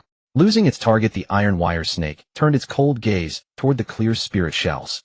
Qingyuan stared coldly at the iron wire snake, furious inside. He formed hand seals for the water spear art, conjuring 3 water spears in the air. Sensing the spiritual energy surge of the water spear art, the snake hurriedly turned to escape the water spear's range. But unknown to it, 4 wrist-thick green vines had emerged from under the water, tightly binding the iron wire snake's body, rendering it immobile. Hiss! The iron wire snake shrieked, its body tensing like a bow, lunging forward to break free from the vines. But it was too late. 3 water spears with sharp whistling sounds struck the iron wire snake's body in a triangular formation. However, the snake twisted violently, and only 1 spear hit. Rings of blood spread in the water, causing the iron wire snake to thrash in pain, churning up crimson splashes. Qingyuan would not miss this opportunity. Strike while the iron was hot. The jade shadow needle silently slipped from his sleeve and plunged into the water. The iron wire snake seemed to sense the faint underwater movement. Suppressing the pain, it stopped rolling, and a layer of iron-gray light rose on its body. Iron skin art. At that moment, the jade shadow needle reached the wound on the snake's belly, collided with the gray light of the iron skin art, and failed. It circled and hid in the water, quietly waiting for an opportunity. Seeing that it had successfully blocked the human's attack, the iron wire snake focused its attention on the figure on the shore and charged furiously. The entanglement art was activated again, restraining the iron wire snake for a moment before being torn apart. A faint smile flickered on Qingyuan's lips as he conjured 3 water spears again, charging toward the snake's 7-inch spot. Seeing this, the iron wire snake gathered the gray light of the iron skin art on its head and collided with the water spears. For a moment, neither side prevailed, and the surging spiritual energy formed a whirlwind. A fierce wind arose, bending the trees and stirring the water surface. Just then, a deep emerald gleam emerged from the water, riding the wind and water sounds undetected by the iron wire snake.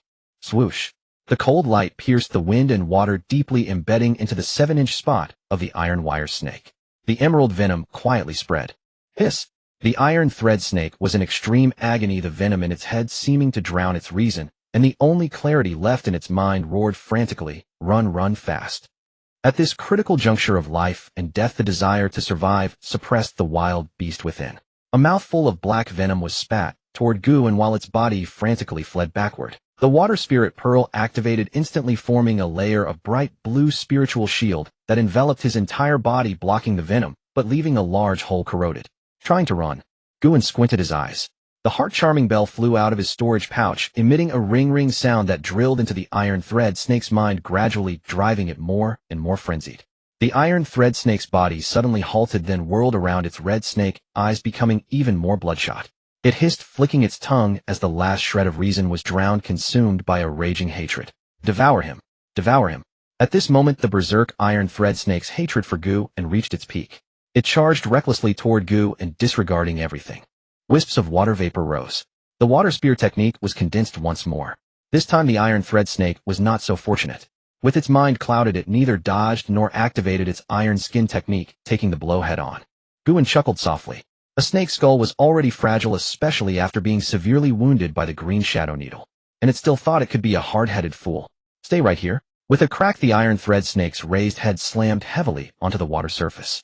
Its bloodshot eyes went dark, and it fell silent with no more signs of life.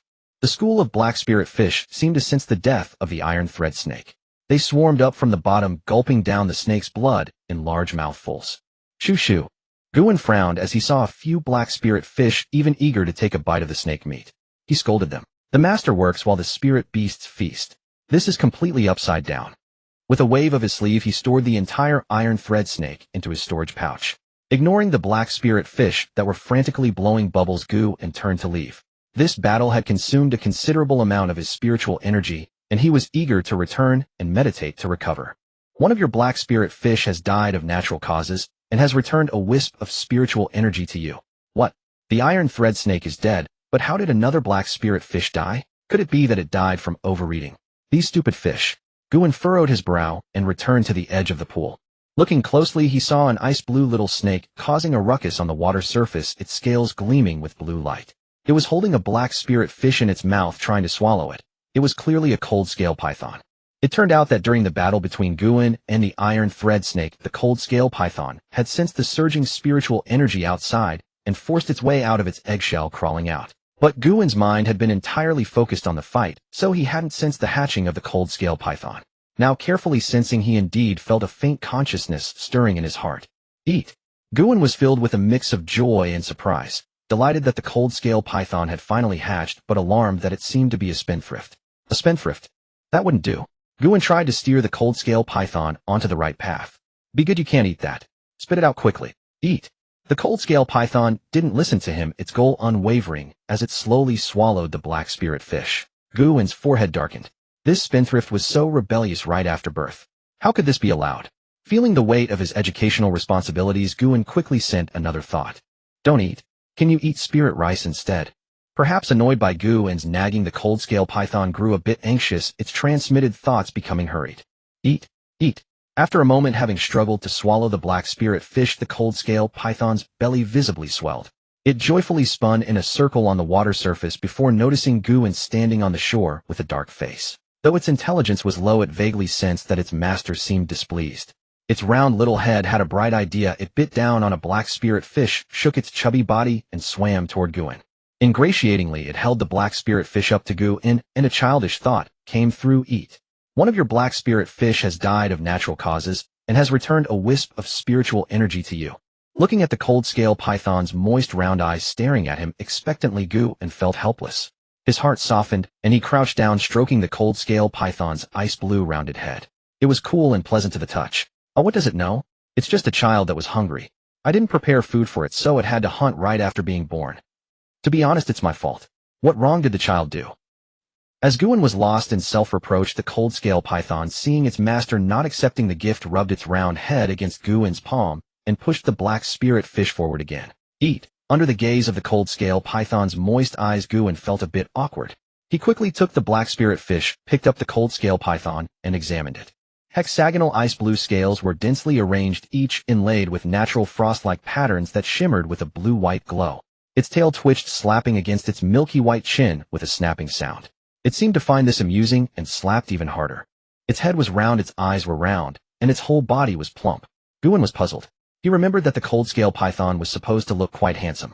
How could it have changed so drastically after containing a trace of draconic bloodline? If not for the slight bulge on its forehead, he would have started to suspect that Qingyuan had given him a fake. Though the cute type was fine, he had dreamed of riding a dragon into the clouds and roaming the heavens and earth.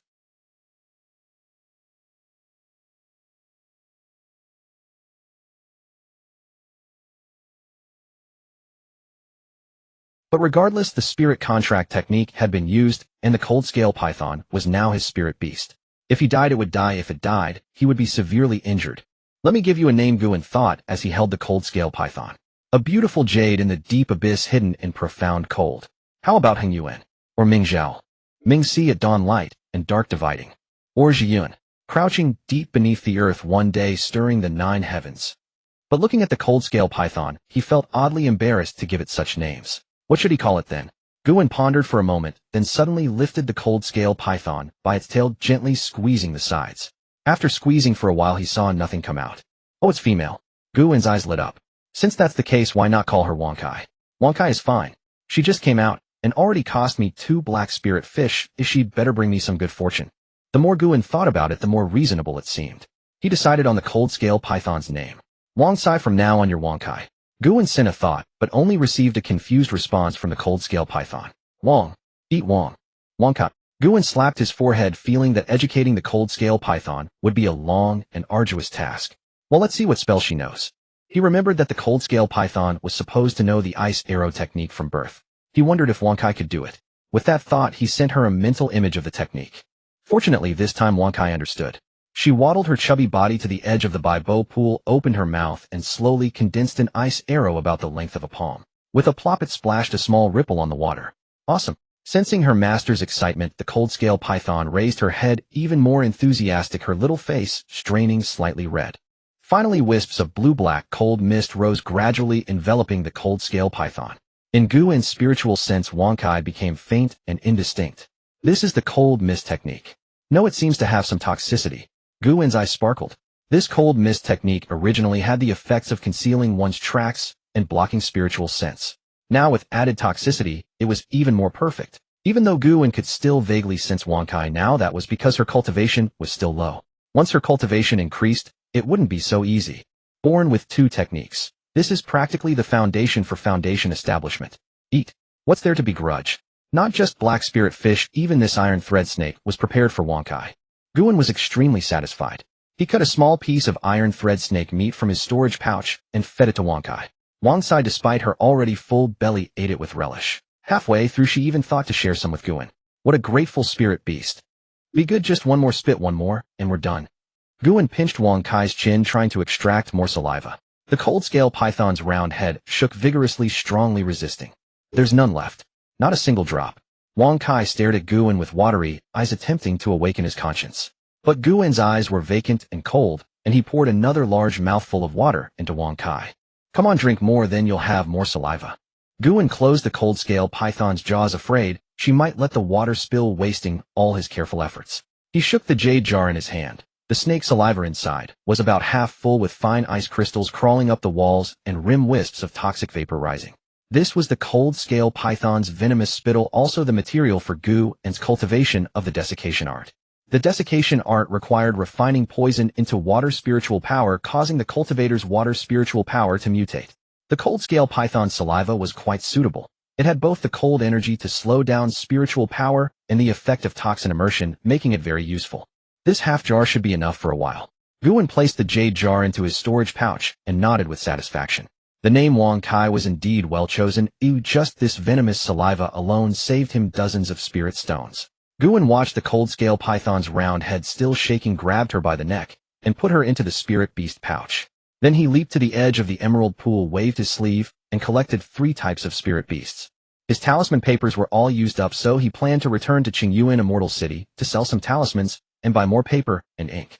The emerald pool had no grand formation to guard it. When going out, he had to bring all his belongings. Guan summoned the black wind cloth and flew toward Qingyuan Immortal City. Just after flying a few dozen li, he suddenly sensed 2 figures speeding toward him, one chasing, one fleeing, clearly a pursuit. The 2 were extremely fast, and there was no time to escape. Seeing the raging river below, Guan gritted his teeth, chose to gamble, lowered the black wind cloth, and dived into the water.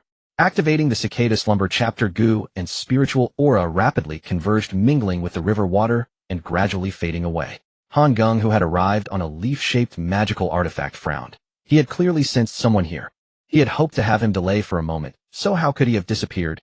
Without time to think, the man behind spat a mouthful of blood onto his spirit boat, his speed suddenly increasing by a third, rapidly closing the distance with Han Geng.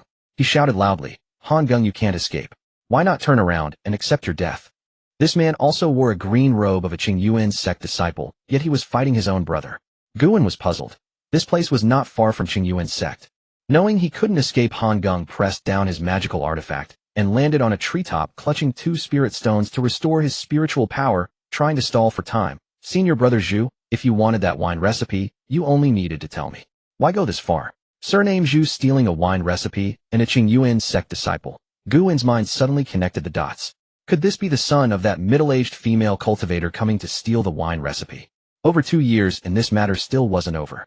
Zhu Ziming saw that Han Geng had stopped and also landed his spirit boat, snorting coldly. Did I not inform you? But junior brother Han repeatedly made excuses. Did you really think I had no temper? Han Geng gave a bitter smile. He hadn't expected the other to dare strike directly. Just as he was about to say more, Zhu Ziming's expression changed. What a cunning thief, trying to recover spiritual power while I wasn't paying attention. Without further ado, he summoned a black mountain-shaped magical artifact and smashed it down. Han Geng cursed under his breath and was about to dodge, but the mountain, though slow, exuded a binding force that was not easily shaken off. Seeing no hope of escape, Han Geng hurriedly sent his black sand shield to meet it. It blocked only for a moment before the mountain artifact's heavy momentum broke through and sent the shield flying. A first-grade, top-grade magical artifact, and his cultivation was a layer higher, truly troublesome. But the outcome was still uncertain. Han Geng's face hardened, but a fierce glint flashed in his eyes. He swung both sleeves, and 2 golden spears met the attack head-on. First-grade, top-grade talismans, golden spear talismans. The golden spears collided with the mountain artifact, causing spiritual power to roar, trees to be uprooted, dust to fly, and chaos to reign. Clang! A golden Xian sword broke through the dust. Han Geng closed in the cold gleam of the blade aimed at Zhu Ziming's throat. Zhu Ziming clapped his hands together. Yellow-brown rock crawled over his palms, firmly gripping the sword tip. At the same time, a silver needle suddenly shot from his mouth, bright, silver light flashing straight for Han Geng's brow. The black sand shield was summoned again, but was too late to block. It could only bump into the silver needle, deflecting its trajectory slightly. Swoosh! The silver needle grazed Han Gung's cheek, leaving a long trail of blood. Zhu Ziming had hidden the needle in his mouth, which made it more sudden, but prevented it from being poisoned. Thus, though Han Gung looked disheveled, he was not seriously injured. Zhu Ziming's eyes showed some disappointment. He used his heavy rock hands to push away the golden Xin sword and grabbed for Han Gung's head. Seeing the sword freed, Han Gung quickly leaped backward, avoiding the heavy rock hands. But this played right into Zhu Ziming's hands, creating distance. Then let's see if you can withstand my Xian Iron Peak. The Xian Iron Peak crashed down heavily with no fancy tricks. Just the binding force, and its own weight, creating terrifying power. Cold sweat broke out on Han Gung's forehead. He had no more golden spear talismans, so he could only send the black sand shield to meet it, while simultaneously layering 3 first-grade, mid-grade golden armor talismans on his body. At the same time, he hurled the golden Xian sword fiercely at Zhu Ziming, hoping to attack the enemy to save himself. The Xian Iron Peak was powerful, but consumed immense divine sense. Zhu Ziming could no longer control other magical artifacts, so he gritted his teeth, slapped a rock armor talisman on himself to endure, and continued to smash down with the Xian Iron Peak. Boom. Clang. The Xian Iron Peak, with overwhelming momentum, smashed the black sand shield, shattered the golden armor talismans, and struck Han Gung until he coughed blood continuously, even spitting out several bloody membranes. But Zhu Ziming was not unscathed either. The golden Xian sword pierced through his abdomen, bringing a trail of blood. He was also severely injured. Wiping the blood from the corner of his mouth, he grinned fiercely. Well, junior brother, I underestimated you. But Qi refining 8th layer versus Qi refining 7th layer. The advantage was ultimately mine. Zhu Ziming pulled another lightning talisman from his storage pouch and was about to activate it to finish off Han Gung. Suddenly Zhu Ziming grunted, blood seeping from the corner of his mouth. His spiritual power collapsed, becoming uncontrollable, and he couldn't even activate the talisman. You? When did you poison me? Han Gung licked the blood from his lips, the rusty taste refreshing his spirit. He sneered, Senior brother Zhu, what are you saying? I just smeared a bit of dispersion ointment on the sword. How does it feel? While speaking, he forcibly mustered his spiritual power and barely activated a fire serpent talisman. The ferocious fire serpent tore through the air, gradually filling Zhu Ziming's entire vision. Feeling the rising temperature, he gave a bitter laugh. He who often walks by the river will eventually get his feet wet. Without spiritual power to protect him, Zhu Ziming naturally couldn't withstand the fire serpent's heat and was instantly burned to ashes. Seeing this, Han Gung laughed and coughed. Haha, go slowly, senior brother Zhu. Soon, your whole family will join you. We were fellow disciples. I won't let you go alone. Guan witnessed the entire exchange of magical techniques between the two, secretly shaken. Though the duel was brief, it was rife with insidious tactics, exceedingly perilous. Such petty schemes were directed at fellow sect members. However, Han Gung was indeed vicious and cruel. Death comes, but once, yet he even contemplated bringing harm to his family. How utterly shameless. Recalling that he had previously forced him to arbitrate, and he had not spoken in his defense, this man must now hold a grudge. A chill ran down Guan's spine, murderous intent surged within him. The being needle slipped silently from his sleeve, darting toward Han Gung. The silver needle pierced through the air, but Han Gung suddenly changed expression, rolling to the left and narrowly evading the strike. Who's there? Han Gung bellowed. He had flown toward that direction, hoping to shift blame elsewhere, but finding no one, he remained ever vigilant and cautious. Guan emerged from the riverbed, silt leaping onto the water's surface. Han Gung, you have slain a fellow sect senior brother, an affront to the heavens themselves. Today I, Guan, shall enact justice on behalf of the world. Heard this, dark fury surged within Han Gung's heart as he roared. Didn't you see, he was the one chasing me? Guan knew the man was cunning and had no desire for further words. Before Han Gung could finish, binding arts wrapped around his ankles, while 3 water spears flew toward his face, and the being needle aimed for his skull. Simultaneously, the Thunder Attraction Talisman and Continuous Fireball Talisman slipped quietly into his palm, ready to be activated at the first sign of trouble. Yet it proved unnecessary. Han Gung, already severely wounded from his earlier battle, could not evade Guan's coordinated assault. He could only barely condense a golden shield technique before him deflecting the water spears, but the being needle pierced into the back of his skull. He let out a muffled groan and collapsed lifelessly. Guan quickly activated a fireball talisman, incinerating Han Gung's corpse to ashes. He then summoned several water-gathering talismans, cleansing the scene of all traces of battle before grabbing the storage bag and magical artifacts, flying toward Qingyuan Immortal City at full speed. Half an hour later, Guan arrived at Qingyuan Immortal City. He found and paid 1 spirit stone for a superior room and stepped inside. Let's see what treasures are inside. Guan rubbed his hands together, opening Zhu Ziming's storage bag first. Its internal space was enormous, twice the size of the one Yun Xiuyan had previously given him. The contents were plentiful 127 spirit stones and a first-rate low-grade white jade boat. Its speed surpassed the black wind scarf, and its appearance was far more elegant, making Guan's heart ache with desire. Unfortunately, it was tainted goods and could not be displayed openly. 2 pills of spirit gathering belonging to first-rate high-grade pills. A single pill at the Jubao Gu cost 45 spirit stones, highly effective for cultivators at the late Qi condensation stage. 1 pill of jade green, also first-rate high-grade, priced at 60 spirit stones per pill. Its healing properties were remarkable. Whenever Jubao Gu received stock, it was snatched up instantly. 1 first-rate high-grade thunder attraction talisman and 1 divine wind talisman. 7 or 8 first-rate medium-grade talismans. Several pieces of medium-low-grade spirit iron, 1 yuan hui fruit, a supporting herb for refining foundation establishment pills, and 60 gene of spirit rice. The remainder consisted of mundane items, including the first-rate high-grade magical artifact Black Iron Peak and the first-rate medium-grade silver coin needles. Zhu Ziming's total wealth exceeded 1,000 spirit stones. A Qi condensation clan like the Zhu family could hardly support such expenditures. This youth either possessed some tremendous fortune or dabbled in the profession of a pillager. Yet he fell at the hands of Han Geng, a mere minor realm below himself. Truly lamentable. Beholding these dazzling spiritual treasures, Guan's heart pounded fiercely. No wonder they say those who kill and burn ride in golden belts, while those who build bridges and roads leave no corpses. The feeling of sudden wealth is truly hard to resist. Yet Zhu Ziming, at the 8th layer of Qi condensation and enjoying overwhelming advantage, was still counterkilled by Han Geng. And Han Geng himself fell victim to Guan's scheme of the third bird awaiting behind. The killer is always killed in turn. Such dangerous work best be kept at arm's length from himself. After sorting through Zhu Ziming's storage bag, Guan turned his attention to the pile of spiritual goods left by Han Geng. First was the black sand shield, now dim and lifeless. During the previous battle, it had been repeatedly struck by the Black Iron Peak, severely damaging its spiritual quality. Its surface was badly deformed, leaving no value for restoration. Only the spirit iron within could potentially be refined and sold. He still remembered how senior brother Ten Fengcheng had traded this very artifact to Han Geng, and how envious he had been. In just a fleeting moment it had fallen to this state, and ended up in his possession. Then there was the first-rate medium-grade magical artifact Golden Profound Sword. Not a bad item, but likewise tainted goods that would need to be disposed of when the opportunity arose. Opening Han Geng's storage bag revealed 87 spirit stones, 40 gene of spirit rice, and 1 spell jade slip.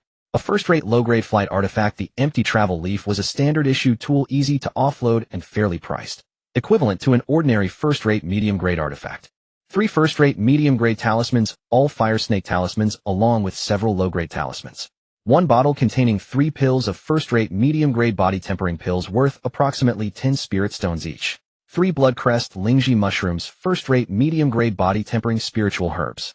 Several jade vials containing various poisons, and 1 vial of milky white spiritual ointment, likely the dispersing spirit salve Han Geng had mentioned. Precious indeed. Categorizing the various spiritual items, Guan took the spell jade slip and pressed it against his forehead. A flood of information poured into his mind. It was indeed the 2 family brewing manual. It recorded recipes for first-rate low-grade bamboo fruit spirit wine, first-rate medium-grade spirit peach wine, and a series of beast blood spirit wines ranging from first-rate low-grade to first-rate high-grade. From ingredient selection to final brewing, every step was comprehensively documented. This first-rate high-grade spirit wine lineage was not limited to sect members alone. It could be passed to others, greatly increasing its value. The beast blood spirit wines were particularly beneficial for Guan. With so many spirit beasts under his care, they were ideally suited for brewing such wines. Guan breathed a long sigh. This windfall was indeed generous, but most of it was ill-gotten gains with no legitimate channels to dispose of. It would remain locked away for quite some time. He had heard of a black market within Qingyuan Immortal City, dealing in illicit transactions. Many rogue cultivators and family clan members went there to sell stolen goods. But that black market operated with the tacit approval of the Qingyuan Sect. Dealing with contraband associated with the Qingyuan Sect itself would be too risky. The sect could investigate with ease if they wished. Guan had no intention of taking such a chance. Leaving the inn, Guan strolled into Jubao Gu and stated his intention to sell items. Guided by a female attendant, he arrived at the appraisal wing. Unfortunately, senior brother Gu Tong was absent. Instead, a middle-aged, beautiful woman received him. 1 first-rate medium-grade iron wire serpent skin with certain damage, 15 spirit stones. 24 first-rate medium-grade water shield talismans, 15 rock armor talismans, 5 soul calming talismans, 5 spirit stones each. 3 fire snake talismans, 2 golden sword talismans, 5 snake vine talismans, 4 spirit stones each. The total comes to 260 spirit stones. The grand total is 275 spirit stones. How does that sound, fellow Taoist? The middle-aged beauty moved her crimson lips softly, her gentle voice doing little to soften the blow. Between the two offers, each talisman lost 1 spirit stone of potential profit. Zhu Baogu made spirit stones too easily. But there was no alternative. Guan could not stand and hawk his wares slowly. He nodded, accepting the price. Very well. Upon his agreement, the beauty smiled gracefully. Then, fellow Taoist, is there anything you wish to purchase? Our Zhu Baoji's spiritual goods are unmatched throughout the Immortal City, and sect disciples enjoy a 10% discount. Bring me 10 dozen sheets, each of white wave talisman paper, earth corner talisman paper, and spirit source talisman paper, and 2 jars of black Xian ink. Guan estimated these paper supplies would last him over half a year, enough until the blood moon eels and black spirit fish matured without needing to leave the jade wave pool. Anything else? We recently acquired several new talisman brushes. Would you like me to show you? Guan declined firmly. He felt his snow hairbrush served well enough. No need to spend additional spirit stones. Seeing no further purchasing intent from Gu, and the beauty lost interest. She gave a slight nod to the female attendant, signaling her to escort him out. After obtaining the talisman paper and spirit ink from the maidservant Gu, and paid the spirit stones, and strode out. Stepping out of the treasure pavilion, he noticed that fine snow had begun to fall, landing on the ground and melting swiftly. Treading on the slightly damp ground, his cloud shoes splattered with mud, he made his way to the 100 Spirit Pavilion. A servant at the first level of Qi Refining received him, informing him that the owner had gone to the Yun Kingdom to purchase spirit beasts. Guan felt a twinge of disappointment, as he had intended to ask the plump shopkeeper about the availability of clear spirit shells. After browsing and finding nothing new, he had to take his leave reluctantly. Arriving at the stall area, the marketplace was even more bustling now, with crowds jostling and shouts mingling with arguments, a constant hum of noise unaffected by the light snow. Long black cloths spread on the ground, each stall owner casting a spiritual barrier to ward off the wind and snow, lest the flakes melt and wash away the spiritual ointment on their goods. Guan slowed his pace and examined each stall one by one, not expecting to find bargains, but merely to sharpen his eyes. This is no good, a century-old jade slip for treasure seeking. Using blue flower jade to make jade slips only started 30 years ago. This magic tool is no good either, the joints are too obvious. Those seams are so dense they're trying to fool a blind man. Oh, this Li fire sword. Its spiritual light radiates. Quality is, just too much spiritual ointment. The stall owner, seeing him dressed in Qingyuan disciple robes and examining goods with a playful smirk, inwardly cursed his bad luck and ignored him. Though Guan saw through the fakes, he refrained from exposing them, reasoning that ruining one's livelihood was like killing one's parents. Why make enemies? Thus one continued to deceive while the other critically appraised, who both tacitly respected each other's space, each engrossed in their own affairs. But these stall owners were too unprofessional. After inspecting a dozen stalls, he found not a single genuine item. All counterfeit and poorly made at that. Guan shook his head, abandoning all hope for such wares, and prepared to buy some spirit bran and rice husk before leaving. Just as he turned, a young cultivator in a leather cap furtively called out to him. Taoist friend, do you want a treasure? A treasure? What treasure could there be in these stalls? Guan sized up the young cultivator, shifty-eyed with a lecherous grin and low cultivation of around the 3rd level of Qi Refining. Taking him for a swindler, he asked with interest, oh, what treasure? This the ultimate joy pill. I tell you, though it's a first-grade low-tier pill, its effects are unique and highly sought after. It can restore vigor, make it bigger, thicker, harder. If not for the affinity I feel with you, Taoist friend, I wouldn't easily sell it. Guan's lips twitched, and he wanted to cast a water spear spell at him. Restore vigor. Affinity with me. What affinity? Sensing Guan's anger and dangerous gaze, the man seemed to realize his mistake, scratched his head, and let out a dry chuckle.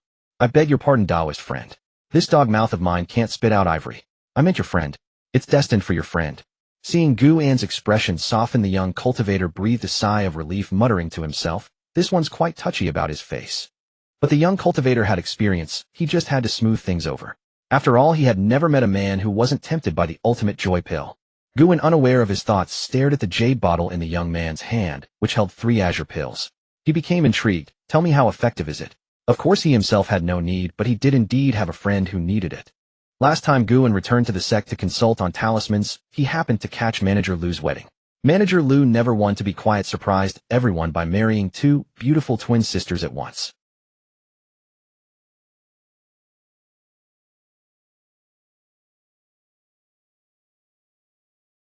He truly feared that one day Manager Lu might die from overexertion. At the wedding banquet, a drunken manager Lu boasted about having many children, renting a spirit land from the sect, and founding a cultivation family, just to leave his mark on the world. Qingyuan felt that manager Lu had helped him greatly, and he was not one to forget favors. It was time to lend a hand. The young cultivator glanced left and right quickly, then whispered with a grin, "Rest assured, Taoist friend. All who have used the ultimate joy pill sing its praises. As the saying goes, ultimate joy pill, vigor spilling 7 times a night, never chilling. Guan Yuan warm yin and yang blend, golden spear, unyielding meeting, celestial maidens." Stop, stop, stop. Seeing the young man launch into a rhyming spiel, Qingyuan quickly interrupted him. In broad daylight, what a spectacle. Ahem, I'll take one, no 2 bottles. Qingyuan whispered, feeling a bit embarrassed as this was his first time buying such medicine in both lifetimes. The young cultivator deftly produced 2 bottles of ultimate joy pills, chuckling, "Right away, Taoist friend. Although the ultimate joy pill is only a first-grade low-tier pill, its effect is miraculous. 3 spirit stones per pill." Qingyuan was somewhat surprised by the price, but understood, given the pill's demand. He warned, "If I find it useless, you know the consequences. Don't worry, I've been selling these for over a year without a single complaint. Besides, I Lu Xiaosan live in Wudong Lane. How would I dare cheat a Qingyuan Sect disciple?" Hearing Lu Xiaosan's assurances, Qingyuan felt reassured. No one would risk offending a Qingyuan disciple over 18 spirit stones, especially a local resident. He handed over 18 spirit stones, received 2 bottles of blue pills, and poured one out. After sniffing it, he could vaguely identify ingredients like spirit primordial fungus and golden essence, all invigorating herbs. Satisfied, he nodded and turned to leave. He browsed a few more stalls, haggled, and bought 1,000 jin of spirit bran and rice husk. Then he left Qingyuan Immortal City, mounted his black wind cloak, and flew towards Qingyuan Sect. By now the snow was falling heavily. Amidst the flurry, a streak of black smoke was starkly visible, like ink on white paper, jarring to the eye. The smoke shot straight towards Shaoqian Peak, startling a flock of birds and drawing a few curses from fellow disciples. Qingyuan laughed, carelessly landed the black wind cloak in his small courtyard. The courtyard was blanketed in white, reflecting a faint glow, and the branches of the apricot tree were bent under the weight of snow, swaying gently. With a sweep of his sleeve, he whisked away the snow from the door and the apricot tree. He strolled into his meditation room, let out a long sigh, and the tension in his heart gradually eased. Lying down on the bed, fully clothed, he soon fell into a deep sleep, snoring loudly. All night the snow fell with a rustling sound. Qingyuan slept until the bright light of day, then rose and stretched with a yawn. He changed into a Qingyuan disciple robe, performed a cleansing spell, and pushed the door open to step out. By then snow had blanketed the courtyard. The snow on the eaves, startled by the sound of the door, fell onto his body. He brushed his sleeves and summoned a wind to blow away the snow-laden branches of the apricot tree. Qingyuan mounted his black wind cloak and flew toward the scripture library. A cold light spread and surged. Jade trees and jade branches circled. The scripture library stood silently in the snow. 2 disciples outside the gate were summoning gales to move the snow, clearing a path. Qingyuan trod on the newly cleared path and strolled into the library. Inside, it was completely different from outside. Warm and cozy, with embroidered silk curtains and curling sandalwood incense, creating a unique atmosphere. At this time, seated before the jade table was not Uncle Qingyuan, but an unfamiliar senior brother with white hair and beard, appearing even older than Qingyuan. Qingyuan did not sense the pressure of a foundation establishment cultivator from him. He could vaguely perceive that he was around the 8th layer of qi refining. He stepped forward, cupped his hands, and said, "Senior brother, greetings from your junior brother. The 6 months are up, and I've come to return the jade slips." So saying, he took out the jade slips for blood burning, escape, desiccate, water art, and spirit contract art, and laid them in a row on the jade table. The white-haired senior brother looked up, picked up the jade slips, examined them, and after confirming they were correct, nodded slightly, his movements carrying a sense of decrepitude. Qingyuan asked casually, "Senior brother, wasn't it Uncle Qingyuan who was in charge of the library before?" The white-haired senior brother glanced at him and said hoarsely, "He went to Yin country." Went to Yin country. Qingyuan felt a bit uneasy. Had the battle for the spirit stone mine become more intense?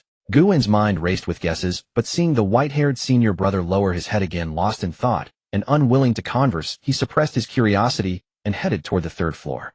Arriving at the right side of the 3rd floor, a wooden shelf stood against the wall, lonely and sparse, with only a few jade slips placed on it, covered with a layer of dust, appearing neglected. This was the body cultivation technique area, indeed, not valued by anyone. Body cultivation methods did not hold the key to longevity. They only made one's combat techniques sharper and more ferocious. Most people were not interested. A cultivator's life was so limited.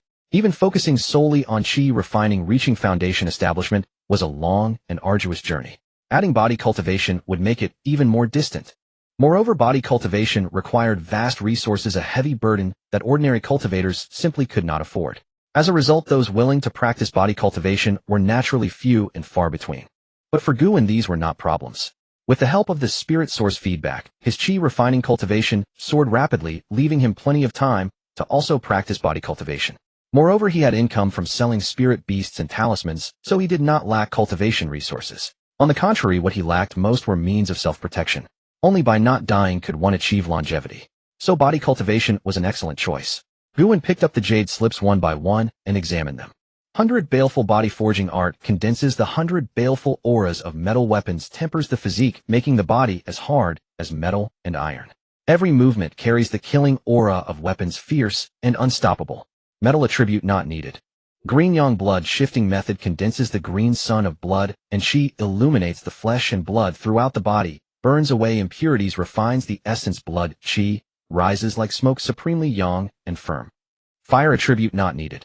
100 Rivers Body Tempering Meridian Chart travels through 100 rivers, connects 1,000 acupoints, vast and mighty like the heavenly river, glorious and unstoppable. Water attribute good technique, but only has a Qi refining fragment not needed. Suddenly Guan's eyes lit up. This technique seemed good.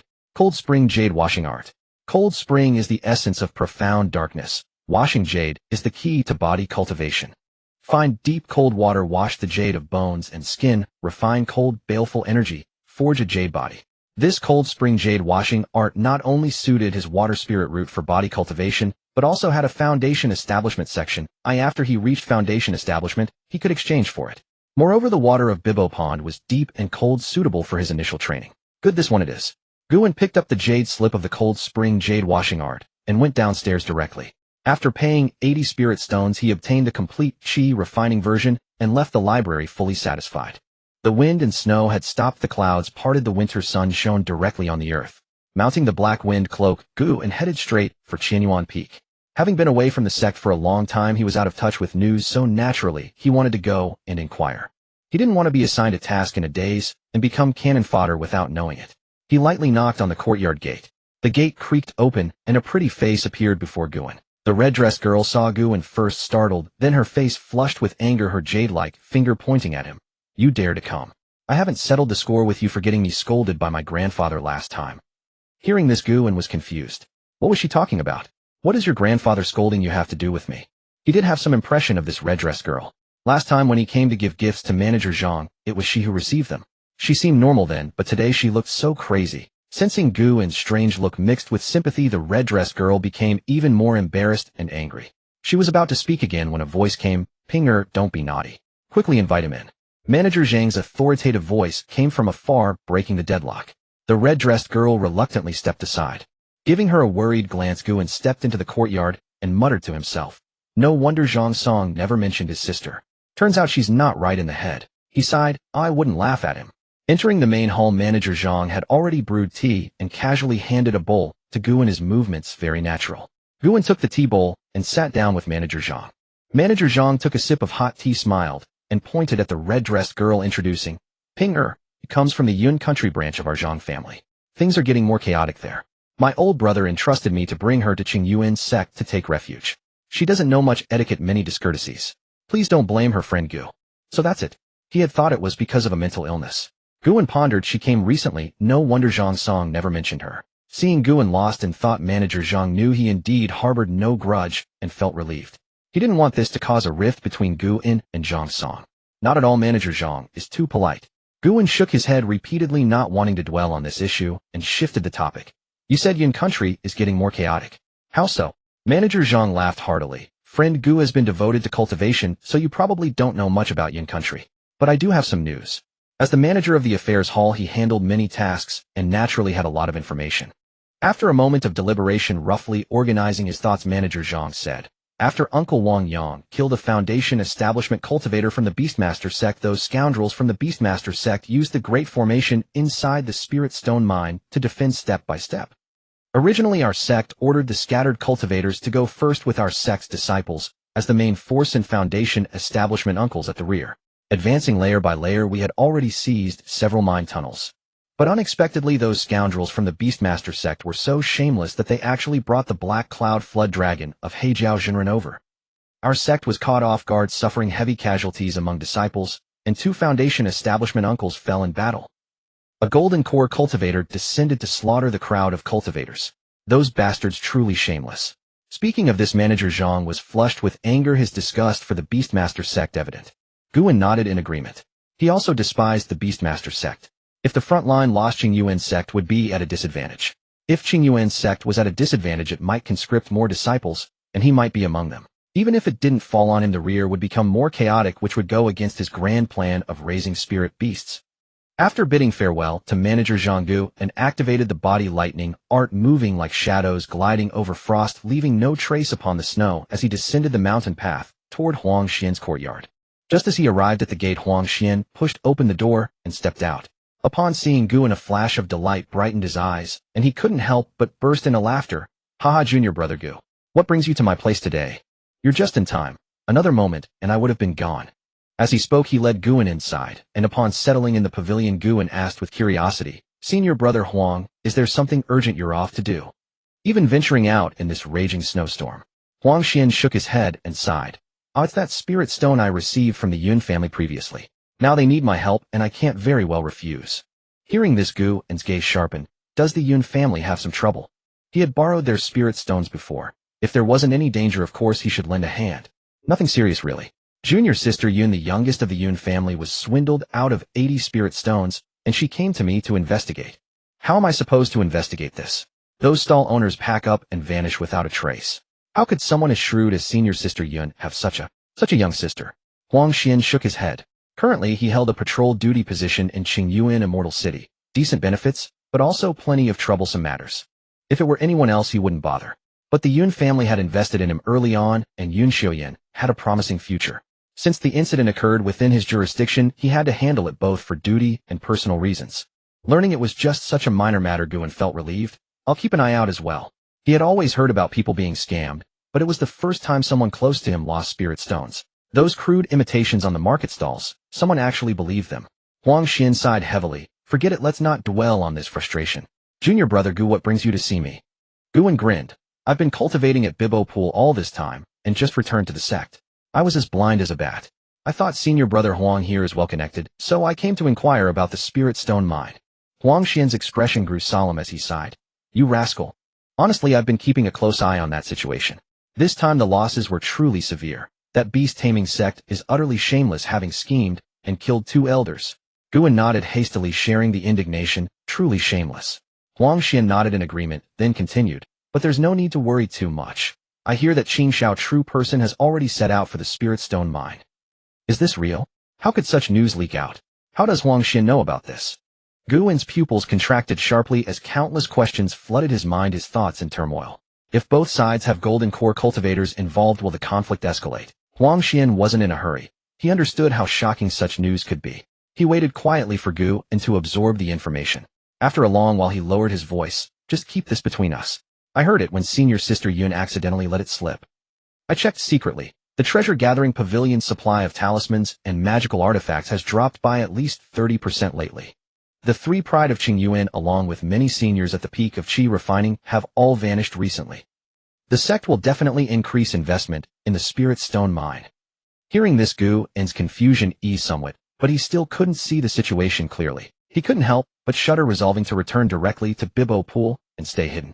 The black wind silk scarf glided through the air, carrying Guan's stern expression as he hastened toward Qingyuan Immortal City. The information from Manager Zhang and Huang Xian left him deeply shaken, completely disrupting his plans. He had intended to wait until the black spirit fish matured, sell them, and then purchase a formation set. He had planned to break through to the late stage of Qi refining naturally, step by step. Now everything had to change. The black wind silk raced through the air, and soon Guan arrived at the treasure-gathering pavilion once more. A woman attendant in a qipao approached with a professional smile, about to speak, when Guan cut her off. Take me to see grade 1 superior magical artifacts, grade 1 superior formations, and bring me 1 breakthrough pill. Hearing his words, the attendant's smile became much more genuine. Please follow me. She led Guan into a jade-green display platform, where 4 formation sets were arranged, their spiritual light flickering brilliantly. Guan was taken aback. Only 4 sets. It seems the sect truly had increased support for the spirit stone mine. Grade 1 superior golden sand formation. Once activated golden sands spread extensively, gathering and dispersing unpredictably. Attack like sudden rain, defend as solid as mountains, and trap enemies without a trace. Quite comprehensive, priced at 320 spirit stones. Grade 1 Superior Poison Vine Formation. Upon activation, poisonous vines weave into a net with toxic thorns emitting poisonous gas. As long as spiritual energy persists, the poisonous gas flows endlessly and is extremely troublesome, priced at 310 spirit stones.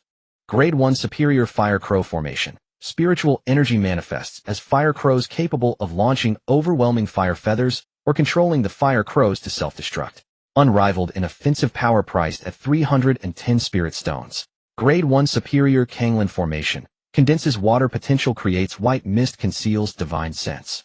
Can activate the Qingyuan barrier with water flowing ceaselessly and the Qingyuan never perishing, priced at 310 spirit stones. The attendant enthusiastically praised these 4 formations, hyping Grade 1 Superior formations with claims of unrivaled offense and inexhaustible and imperishable. One might think they were talking about some golden core great formation. The Qingyuan Sect's Qingyuan Departing Fire Great Formation was never hyped like this. Yet Guan couldn't help but furrow his brow as he listened. Why were these formations so expensive? Formations were indeed the most expensive among pills, artifacts, talismans, and formations, but this price was a bit excessive. Guan pretended to be angry. Do you take me for a fool? Why is it so expensive? The attendant remained composed and explained. With the 2 sects at war, prices for pills, artifacts, talismans, and formations are all rising. This price is perfectly reasonable. Wait any longer, and these 4 formations would have been sold. She worked for the treasure-gathering pavilion, advocating for the Qingyuan Sect's interests. The pavilion wouldn't reprimand her for one sect disciple. Seeing he couldn't intimidate her, Guan cursed internally. Damn it all. The things they sell are sky-high in price, but their buying prices remain unchanged. You profit from spirit stones like this. Who could possibly outprofit you? I'll take 1 Qingyuan formation. Forget the artifacts and bring me 1 breakthrough pill. Among the 4 formations, the Golden Sand formation was the best quality, possessing attack, defense, and trapping effects, but it wasn't suitable for Guan. The remaining 3 were comparable. The Qingyuan formation suited him best, a water attribute spiritual formation with concealment and defense deployed over Bibbo Pool, giving him immense peace of mind. The attendant produced the Qingyuan formation base, then led Guan to retrieve the breakthrough pill, handing both to him with a smile. That will be 369 spirit stones, please. Although this customer didn't seem like a good person, she was confident nothing would happen. The treasure-gathering pavilion was Qingyuan Sect's property. How would a Qingyuan Sect disciple cause trouble here? Besides, there was a foundation establishment, true cultivator, stationed in the pavilion. Who would dare have designs on this place? Guan painfully extracted spirit stones from his storage bag. He had just earned them yesterday and hadn't even warmed his hands before returning them all to the treasure-gathering pavilion.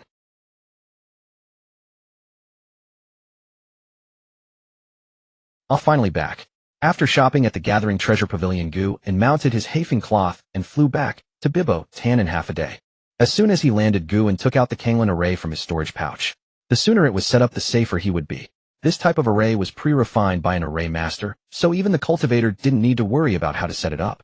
Just toss it at the designated spot, inject spiritual energy, insert spirit stones, and it was done. Incredibly convenient. After all, array formations were the hardest of the 4 cultivation arts. One had to grasp the transformations of yin and yang and the 5 elements, understand the principles of the 3 talents and 8 trigrams, comprehend the celestial movements of the Zhoutian stars, and discern the flow of spiritual energy through the Earth's veins. The basic array patterns alone numbered in the thousands, and the variations and compound patterns were as vast as the ocean. A lifetime was insufficient to glimpse the true face of the array Tao, and by old age one would have achieved nothing in either cultivation or array arts. Of course, geniuses in the cultivation world were as numerous as carp crossing the river. Some could indeed master both cultivation and array arts, and a few extraordinarily gifted individuals could even use arrays to accelerate their cultivation. In their hands, the same array consumed less spiritual energy, yet delivered greater power. But most cultivators couldn't even grasp array theory, let alone set one up. Beginners like Guan preferred these foolproof arrays. Just throw them out, and they work. Whoever invented this kind of array must be a genius. Guan placed the Qingyuan array plate at the center of Bibbo Tan. A blue spiritual light radiated brightly, humming and spinning continuously. 9 azure array flags pierced through the water and embedded into the cyan stones at the bottom.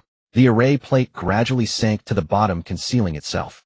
Runes flowed, vapor rose, forming a layer of white mist that grew thicker and thicker, enveloping the entire Bibbo Tan. Any cultivator flying overhead would only see a mist-shrouded valley and would not sense the spiritual energy within. Qingyuan dived to the bottom, took out 20 spirit stones, and placed them into the array plate. The Qingyuan array, when only maintaining the mist of confusion, consumed little spiritual energy, roughly 1 spirit stone per month. However, activating the Qingyuan spirit shield would burn through spirit stones quickly. So he stored 20 spirit stones as backup, ready to activate the shield at any sign of danger. Splash! Qingyuan broke through the water's surface. With a slight circulation of his spiritual energy, the moisture on his body evaporated rapidly, leaving him feeling refreshed. This Bibo Tan is perfect for practicing the cold pool jade washing art. He sighed inwardly, then suddenly felt a slight stir from the storage pouch at his waist. He infused a thread of spiritual energy and released Wang Kai. As soon as it came out, Wang Kai nuzzled Qingyuan's cheek with its round, cool head, transmitting a thought, eat. Having not eaten for 2 days, Wang Kai was hungry and dizzy, stars flashing before its eyes. Who could understand? This was the first time it had been hungry since birth, and its master had separated it from the big black fish with no food at all. For some reason, Qingyuan noticed that Wang Kai's appetite was far greater than that of an ordinary cold-scale python. Could it be the effect of the dragon bloodline? There were indeed rumors about this, but eating more was good. Eating more meant growing faster, becoming combat-ready sooner, and protecting its master. Qingyuan took out some iron wire snake meat from his storage pouch, cut a large chunk, and stuffed it into Wang Kai's mouth. Wang Kai was no longer as foolish as when it was first born. Swallowing it whole was indeed a challenge. A big piece of meat. It had its own way. A wisp of cold mist emerged from its body, enveloping the meat in its mouth, corroding it into 6 or 7 pieces. Wang Kai squinted its eyes and swallowed it down. Feeling its stomach finally full, Wang Kai happily exhaled a puff of cold air mixed with tiny ice crystals, spraying onto Qingyuan's face. Come on, full now. Spit some saliva for your master.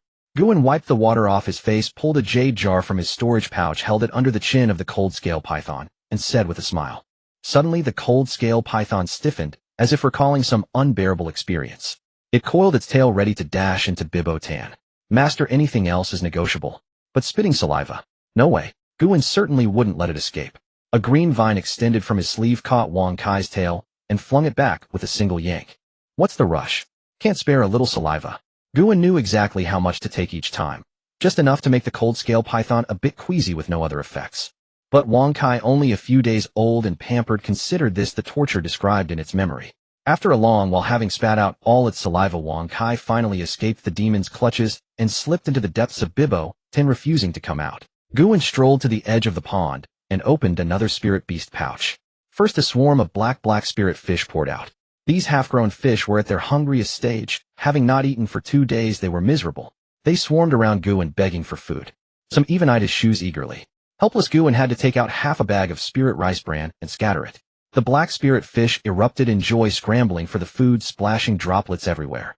Not a single fish paid Qingyuan any more attention. Taking the chance, Qingyuan quickly left that spot.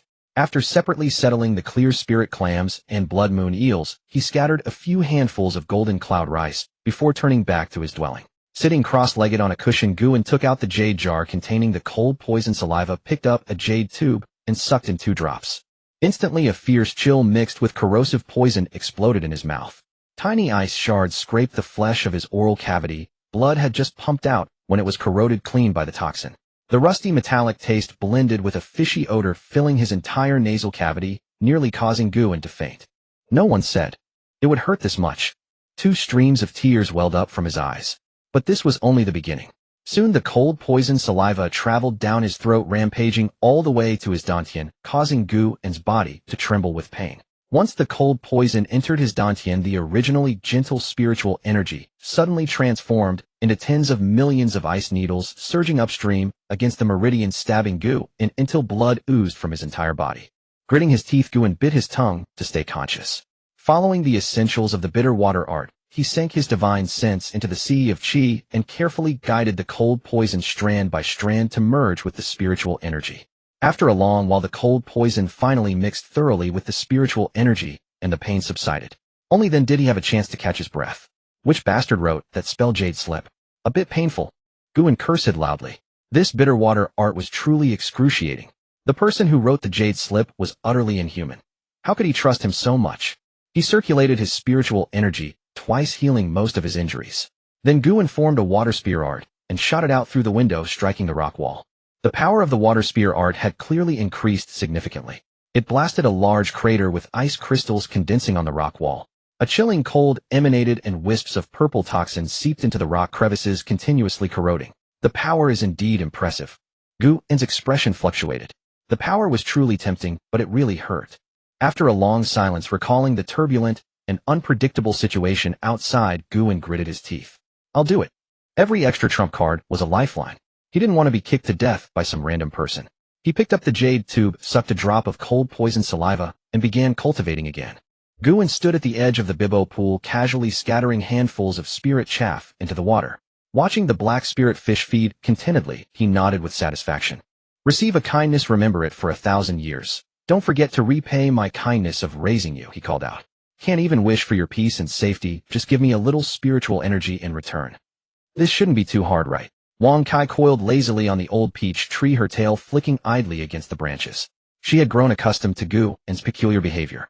The master called this loyalty education.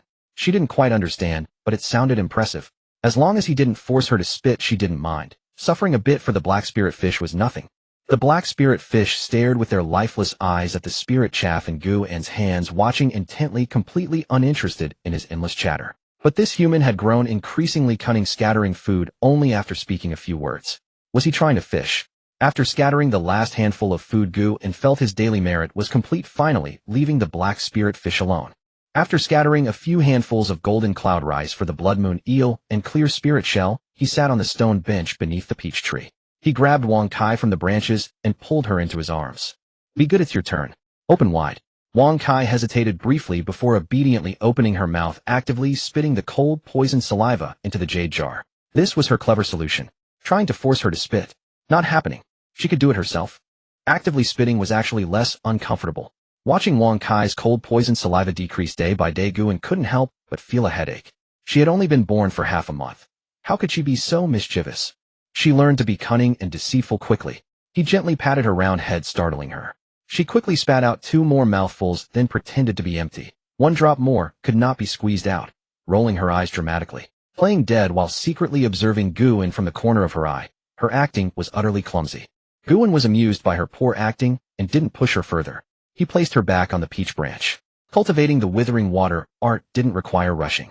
In 7 days he had refined the cold poison into his spiritual energy. When casting spells, his spiritual energy carried cold and toxic properties, dramatically increasing its power.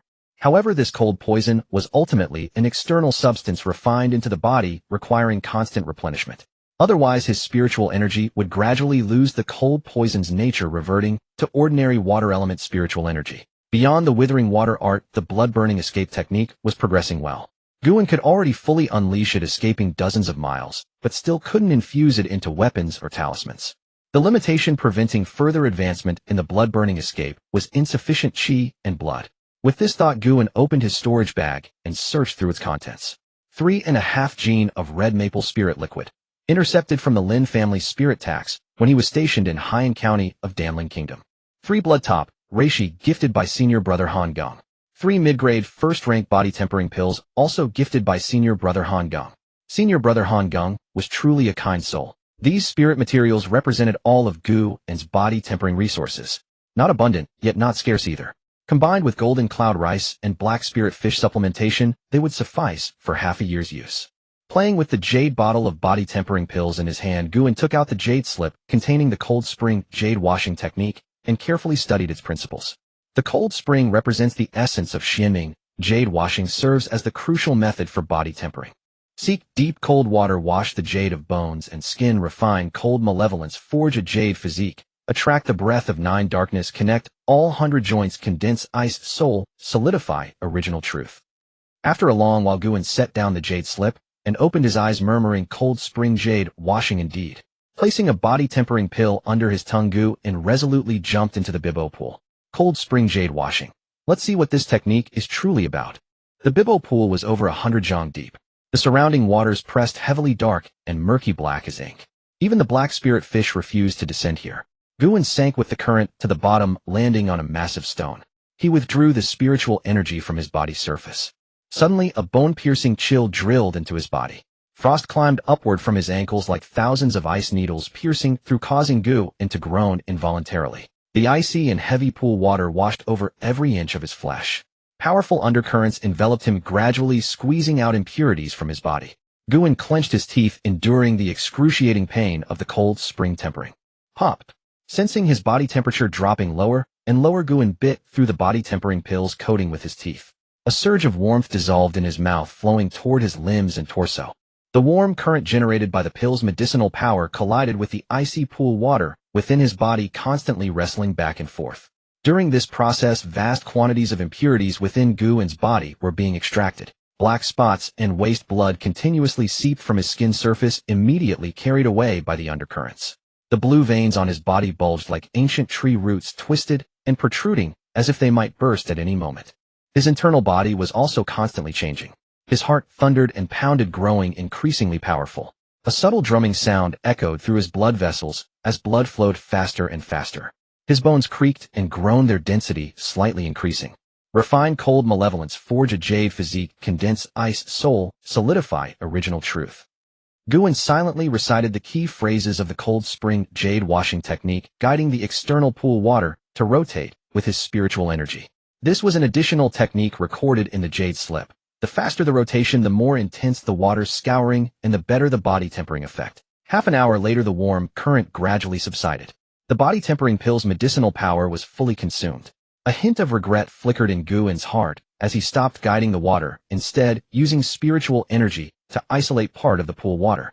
Without the body tempering pill, his fragile body couldn't withstand such rigorous training. He would have to proceed slowly. The moon hung mid-sky, casting a silvery radiance. Qingyuan finally climbed out from the Bibo pool's depths, dragging his exhausted form back to the wooden hut. Master Eat. A consciousness transmitted directly into his mind. Wang Kai had dragged a wild deer into the room using an ice rope. Caught another wild game. Qingyuan smiled and stroked the bump on Wang Kai's forehead. It felt cool and hard, seemingly grown slightly larger. During these past days, as Wang Kai's appetite grew, she occasionally ventured into the mountains to hunt wild beasts. After all, as a Qi refining first-rank spirit beast, capturing some wild animals was effortless for her. Though they were all ordinary beasts without spiritual energy, their meat was delicious. Now that Qingyuan was tempering his body, he especially needed to replenish his Qi and blood. A large gash marked the wild deer's neck, pierced by Wang Kai's ice arrow technique. The Qingyuan sword hummed, carefully peeling back the deerskin along the wound. Blood dripped into a jade bottle. Qingyuan sliced the deer heart into thin pieces, soaking them in icy pool water. Both deer heart and deer blood could serve as supplementary ingredients for beast blood spirit wine. He planned to store them until the black spirit fish season arrived. Quite fatty. This fat layer is at least 2 fingers thick. Qingyuan finished peeling the deerskin. The meat revealed marbled patterns like marble. Cutting 2 rib pieces, he tossed them to Wang Kai. Lighting pine branches and laying a stone slab, he cut a piece of fat to render its oil. Placing the prepared deer meat on top, he spread wild fruit jam over it. Qingyuan sprinkled some snow salt, continuously basting the fat to prevent it from drying out. Pine branches crackled and popped. Under the moonlight and mountain breeze, the man and python feasted contentedly, grease glistening on their lips. The atmosphere was remarkably harmonious. As frost withered summer's green, and time marched on, another year had passed. In the Qingyuan mountains, verdant pines and cypresses stood tall. The ceaseless chirping of cicadas filled the air, and life thrived in abundance. A few sparrows happened upon a mist-wreathed valley, alighting on a cluster of pink blossoms, eager to peck at a peach flower.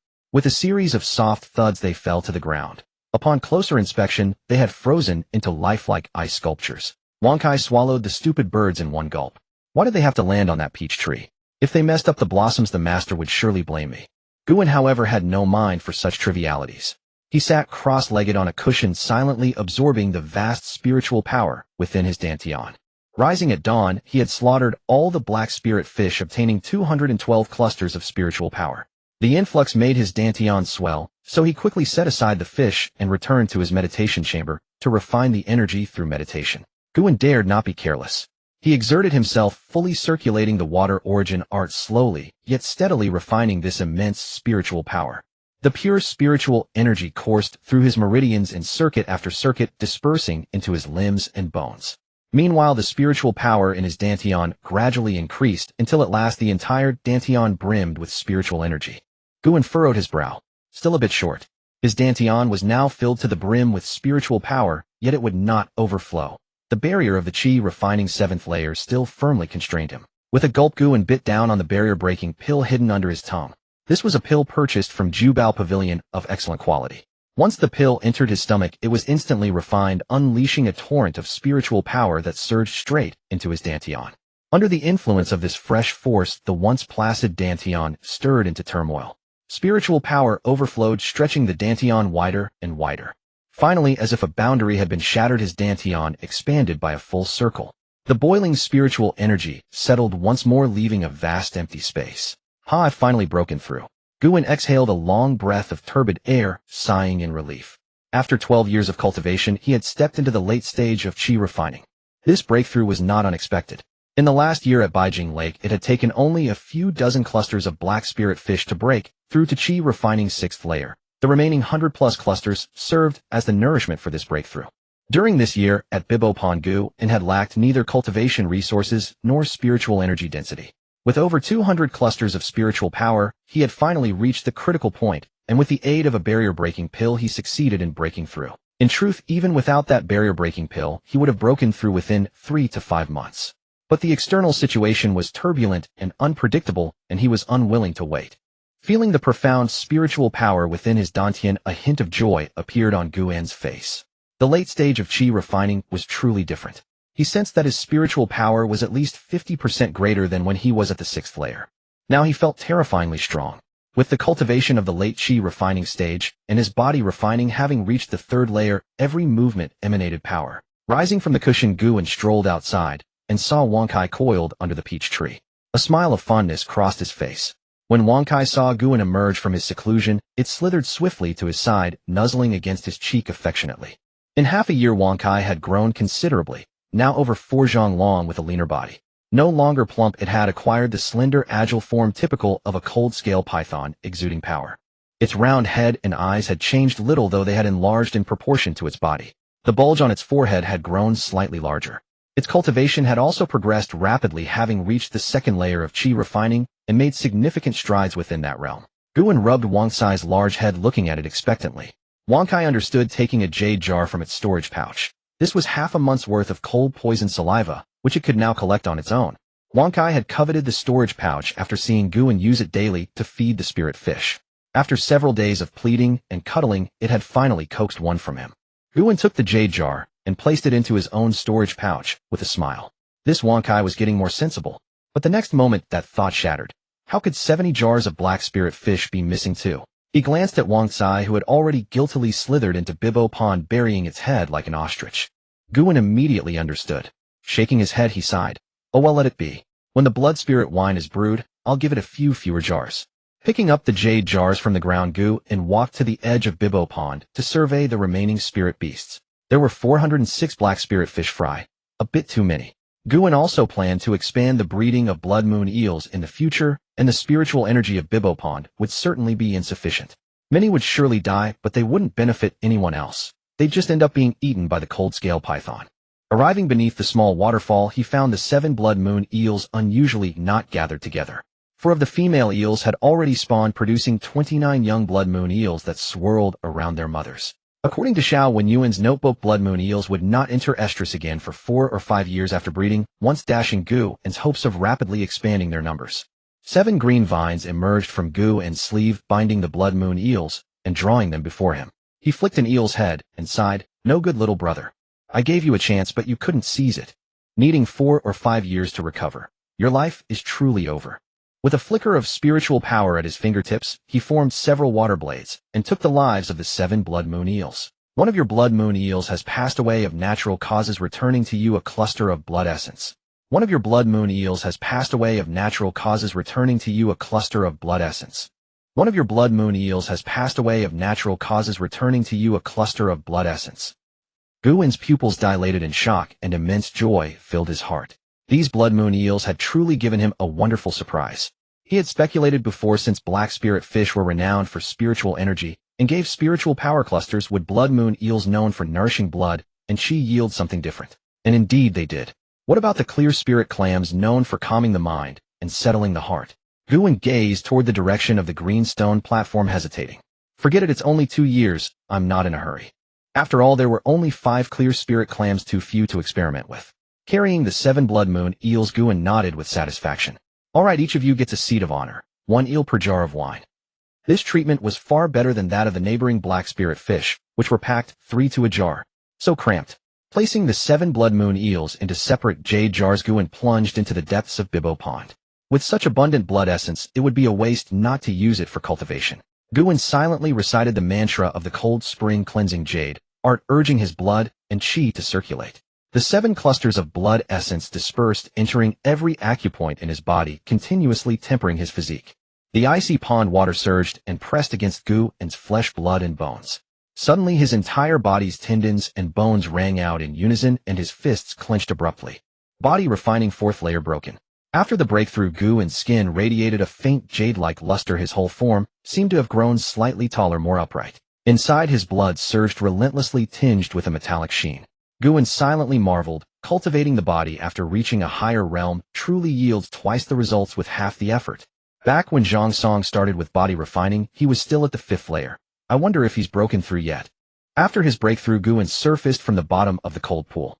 Once his clothes were dried, he retrieved the jade jars from his storage pouch, which held black spirit fish, their blood, and those 7 blood moon eels. This time, when the black spirit fish matured, Qingyuan chose not to sell them, but to slaughter them himself. One reason was that previously, after selling some, the black spirit fish would vanish without a trace. It was likely that the buyers failed to consume them within 3 months, causing the spirit source feedback to automatically determine they were no longer his tamed spirit beasts. These people truly. Qingyuan harbored deep resentment toward them. Why not eat them promptly after purchase, as if hoping they would breed? Yet the spirit fish that left his hands were all completely drained, unlikely to even enter mating season within a year. That would amount to raising them in vain, wasting provisions for nothing. The second reason was that in any world, raw materials are always inexpensive. The real profit goes to the spirit cuisine restaurants. It was like cutting flesh from Qingyuan's body. In the past, he lacked the conditions, but now that he possessed the 2 family wine recipe, how could he still endure such exploitation? Thinking of this, Qingyuan's resolve to brew wine grew firmer. He retrieved ceramic jars from his room. These had been purchased in Qingyuan Immortal City when he first 2 family wine recipe. He had bought over 100 jars at once, clearing out the entire shop stock and filling his storage pouch. He had quickly stored them in his room upon returning, only then making room for other items. Arriving beneath the peach tree, he lifted the wooden lid covering the large vat below, within which lay the distiller's yeast steamed 3 days prior, made from golden cloud rice and clear spirit rice. The latter obtained from senior brother Han Gung's storage pouch, a water attribute spirit rice of fine quality. With a wave of his sleeve, he summoned water from the green wave pool into the ceramic jars, scooped a ladle of yeast into each, opened the jade jars one by one, and placed 3 black spirit fish into each jar in succession.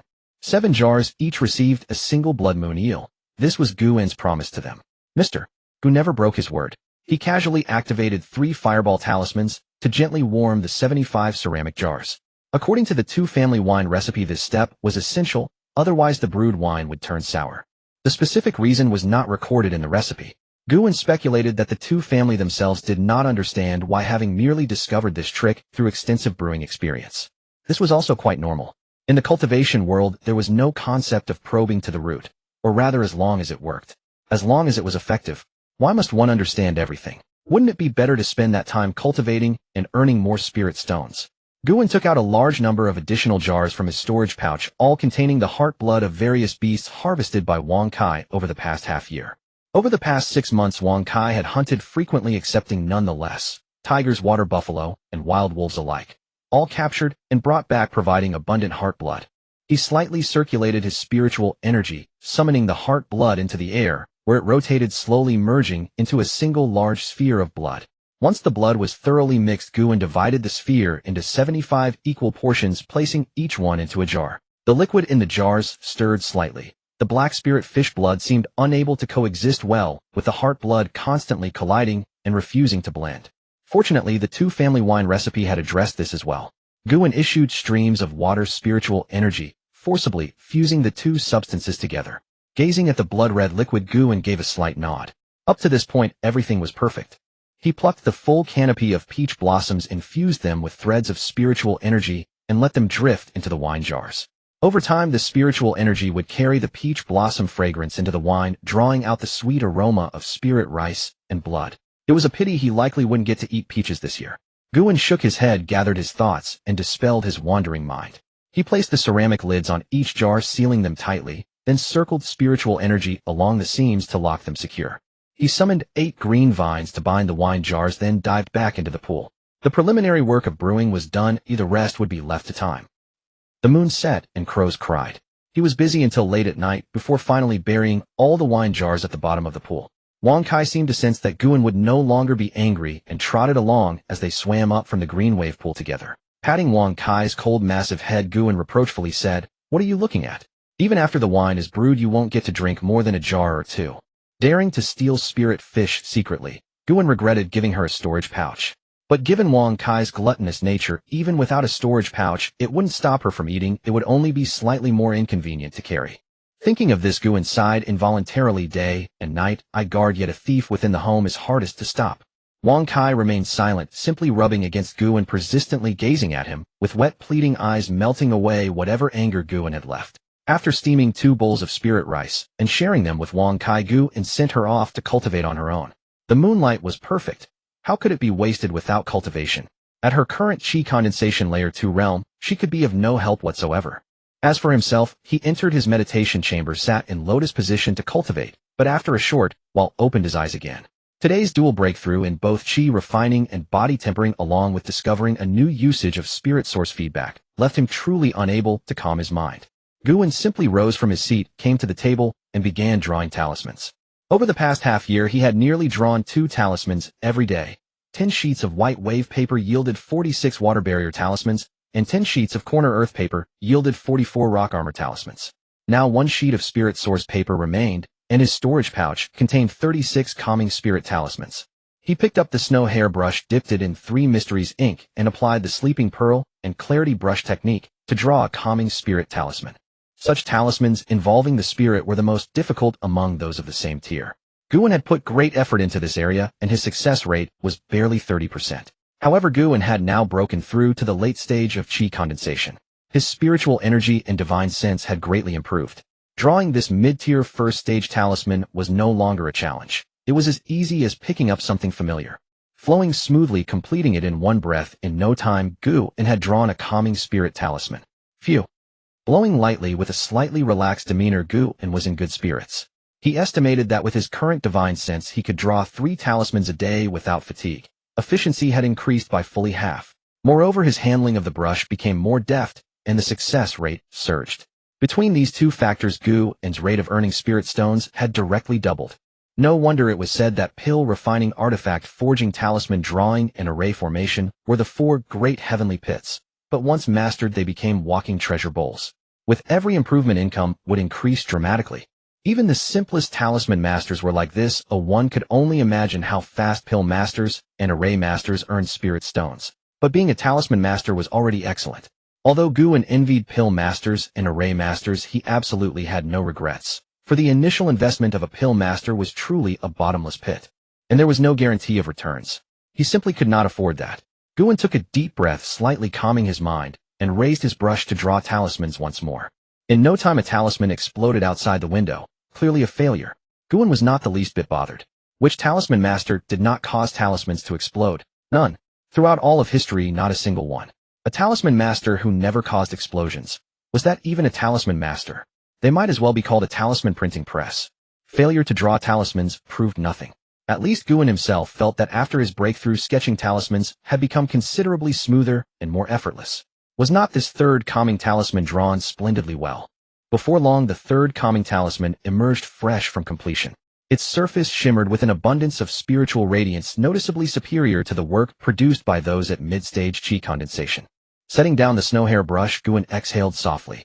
With his cultivation now at the late stage of Qi condensation, he could finally begin learning first-tier high-grade talismans. However, his success rate with first-tier mid-grade talismans still hovered at a mere 30 to 40%, making high-grade talisman creation far too daunting for him at present. After all, even mid-grade talismans involved so many intricacies. If he wished to learn high-grade ones, he would be better off humbly seeking guidance from the highly skilled veteran talisman masters within the sect. Though it would cost quite a few spirit stones, it would spare him many detours and prove more worthwhile in the long run. Suddenly, an unusual sound rang out from outside. Guan quickly stepped out of his dwelling and saw an orange-yellow talisman hovering just outside the divine, confusing mist, chiming and spinning incessantly. A transmission talisman. Guan was familiar with this item. a first-tier mid-grade talisman sold at a considerable price of 7 spirit stones each. Its function was also straightforward: infuse it with spiritual power to store roughly 3 breaths of voice, then direct it toward a specified location. But it had numerous drawbacks. Flew slowly, was easily intercepted, and was only suitable for use within one's own sect territory. Moreover, it consumed spiritual power heavily. Even with the quality of his late-stage qi condensation spiritual energy, a fully charged talisman could barely fly dozens of miles. After all, the quality of spiritual energy was what it was. And Qingyuan Sect was far more than just a short distance from Bibo Pond. In other words, if this transmission talisman had flown from within the sect, it must have been the work of a Foundation establishment elder. Drawing the transmission talisman into his hand, he probed it with a trace of spiritual power, and an orange glow flared brilliantly, followed by an authoritative voice. Outer Sect disciple Qingyuan, upon receiving this talisman, returned to the sect within 3 days for questioning at the discipline hall. Qingyuan's heart skipped a beat. The discipline hall was no place for the faint-hearted. Why was he being summoned there? Had the matter involving Han Geng come to light? No, that couldn't be right. If that were the case, enforcement cultivators from the discipline hall would have come in person rather than sending a mere transmission talisman. Then what could it be? Qingyuan racked his brains, but found no clue. Still, it likely was not something dire. Otherwise, they would not have granted him 3 days. Even in the worst-case scenario, if Han Geng's affair had indeed been exposed, he would still have plenty of grounds for argument. After all, Zhu Ziming had truly been killed by Han Geng, so what was wrong with a junior avenging his senior brother? Qingyuan had acted in the spirit of righteousness. A commendation would not be unwarranted. At most, he had simply forgotten to hand over the storage pouch. Such a poor memory, that was all. But returning to the sect for a visit was not a bad idea either. Having reached the late stage of qi condensation, it was time to upgrade his cultivation technique. Previously, he had always presented himself as a 5th-layer cultivator within the sect, making it impractical to directly reveal his 7th-layer cultivation. A trip back to the sect, a bit of socializing. Let his fellow disciples know he had reached the 6th layer. Then wait another 2 years, by which time the lease on Bibo Pond would expire, and revealing his 7th-layer cultivation in exchange for advanced techniques would seem perfectly natural. Qingyuan planned carefully in his mind, and decided to make the trip, also taking the opportunity to inquire about the status of the Spirit Stone mine. Now at the late stage of qi condensation, unless a Foundation establishment expert intervened, he should not be in danger of being crushed with a single strike. As for Bibo Pond, it would have to be temporarily set aside. The spirit beasts would certainly all be taken along, but the spirit blood wine could not be moved with such ease. Qingyuan intended to leave behind the Qingyuan array, replenish it with sufficient spirit stones to maintain the divine confusing mist. Since the sect was not far, half a day's journey, one should return unharmed. With his mind made up, Qingyuan no longer hesitated. He cast aside the half-burned talisman in his hand and headed to the edge of the pond. By then, the eastern sky was already tinted with the rising crimson morning light, faintly glowing. The cold-scale python lay coiled upon a mossy green rock by the pond, drawing in the morning purple aura. Upon the water's surface, schools of black-scaled fish and blood moon eels poked their tiny heads above, absorbing the morning sun for their cultivation. The first-tier high-grade Qingyuan array could not withstand the mighty forces of heaven and earth, nor the radiant brilliance of the great sun. The mist was instead illuminated in flowing iridescent colors, swaying gently. Qingyuan observed the scene with keen interest. Generally at this hour, he too would be deep in cultivation. This was the first time he had ever witnessed such a breathtaking spectacle. After a long while, the purple aura dissipated. Wang Kai was the first to regain her senses, and spotting Qingyuan standing by the pond's edge, hurriedly swam over. But no sooner had it arrived than dreadful news was delivered. Wang Sai, we must return to Qingyuan Sect. Hand over your storage pouch first. Due to spatial repulsion, storage pouches could not be placed within spirit beast pouches. For Wang Kai to enter, she had no choice but to surrender the storage pouch to Qingyuan. Wang Kai was thoroughly unwilling, dawdling, and refusing to hand it over. Seeing this, Qingyuan's eyes narrowed slightly, and a suspicion gradually took shape in his mind. She was hiding something. Wang Kai lowered her head, her eyes repeatedly darting upward. Only when she noticed Qingyuan's slitted eyes growing narrower and narrower did she reluctantly spit out the storage pouch. Qingyuan was deeply puzzled. This creature had spent every day at Bibo Pond, never straying far for hunting. Where could any secret possibly lie? He opened the storage pouch, and the first thing that met his eyes was a large pile of beast flesh and entrails, along with various internal organs. All the kinds of things Wang Kai favored. He knew about those. Beside them were 2 jade jars containing the black-scaled fish she had pilfered last time. Nothing unusual there.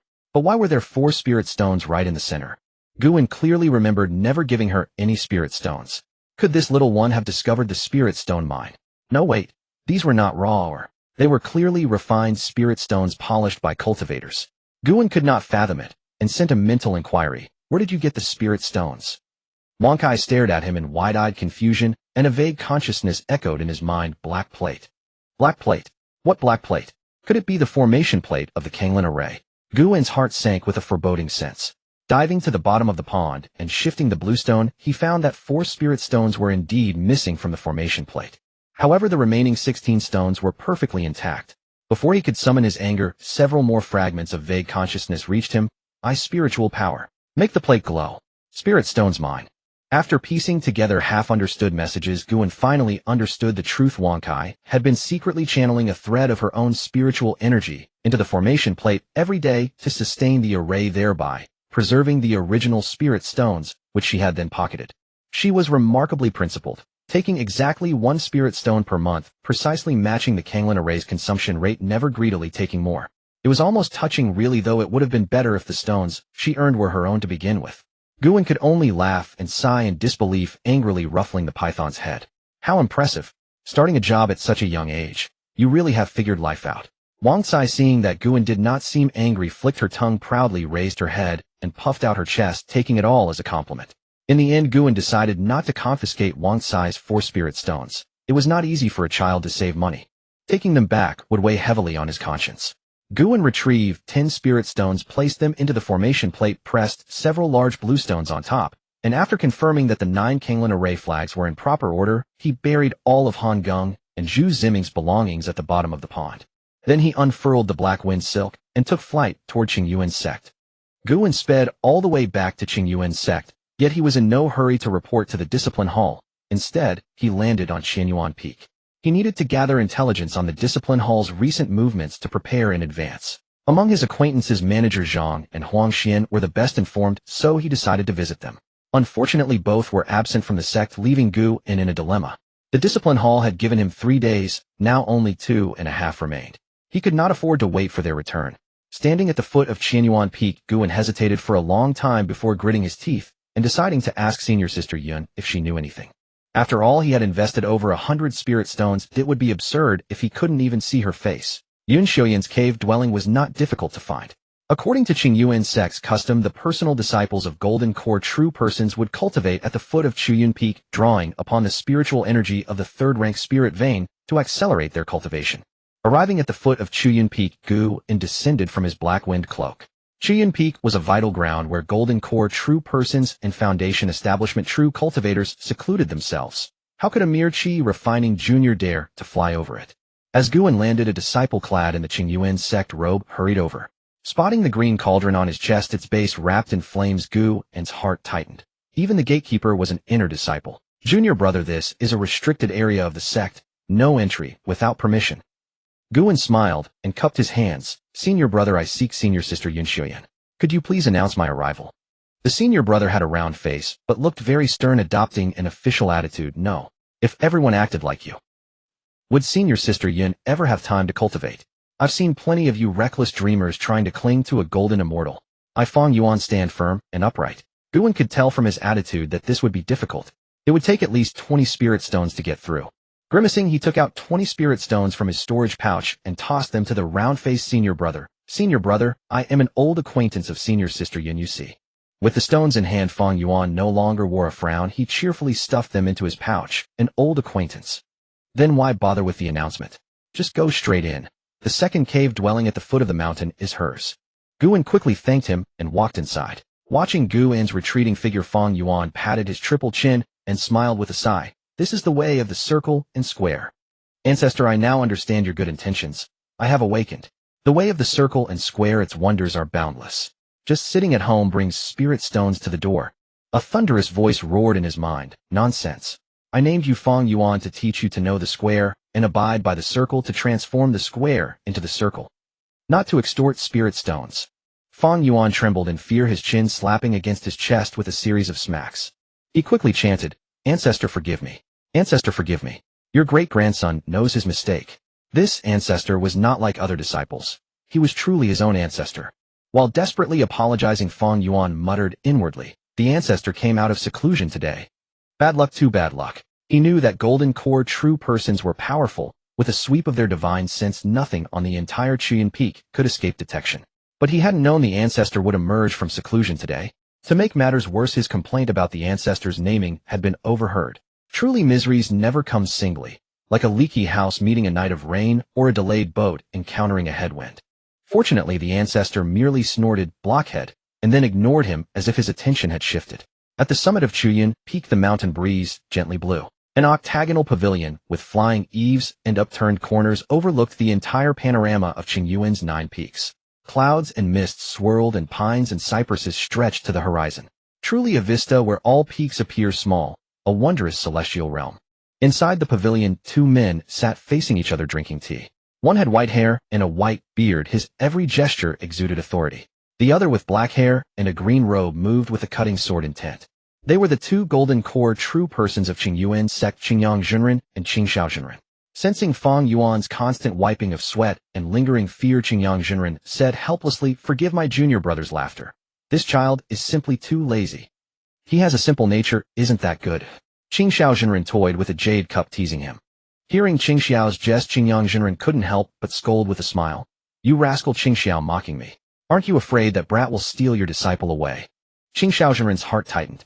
Suddenly, the young disciple walking toward Yin Xiuyan's cave dwelling seemed rather irksome, and the word yellow-haired floated into his mind. Yet his words were tough. An 18-year-old at the 7th layer of Qi refining is decent, but Xiuyan is devoted to the Tao and sincere to the sword. She would never take a fancy to him. Gu and cicada breath concealing spirit art naturally could not deceive the divine sense of the golden core true persons, but no one cared. The 2 true persons were concealing far more. Seeing Qingxiao's stubbornness, Qingyuan Zhenren was in no hurry. He took a sip of spirit tea and sighed. 100 years ago, I thought the same about Xiugu. In the end, she was seduced by a little demon from the Tonkin sect and lost her head. I wonder how resolute your disciple will be. The Tonkin sect was a nascent soul power in the cloudy mist mountains. Its most gifted disciples were granted Huanyang sandalwood as a Tonkin fellowship token. Under the influence of the sandalwood, cultivators' hair turned yellow.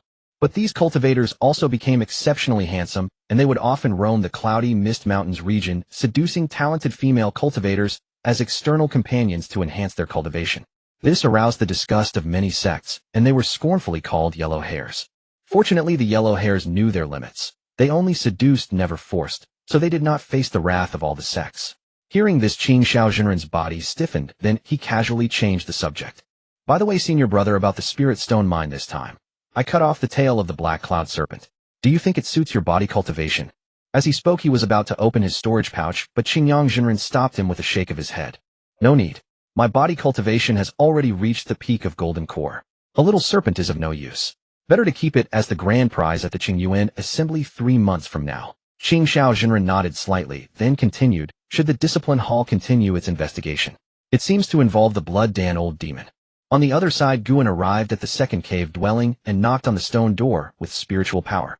Rumble. The stone door slowly sank into the mountain wall, opening a passage. Yun Xiuyan's ethereal voice came from deep within the cave. "Enter." Stepping inside, he saw that everything was neatly arranged. Several pots of rare herbs were placed beside the walkway, blooming vividly, giving a strong sense of life. Perhaps because she was in her own cave, Yun Xiuyan was dressed casually. The upper part of her body was covered by a Qingyuan Sect disciple robe, which revealed nothing, but the lower part showed a corner of white gauze. A pair of fair jade-like legs were exposed, straight and slender like bamboo, with smooth and flowing lines like willow branches carved by the spring breeze. Clearly, she had only thrown on a disciple robe when she heard Guan's knock. For a moment, Guan was captivated, frozen in place. Then he forcibly averted his gaze, pretending nothing had happened.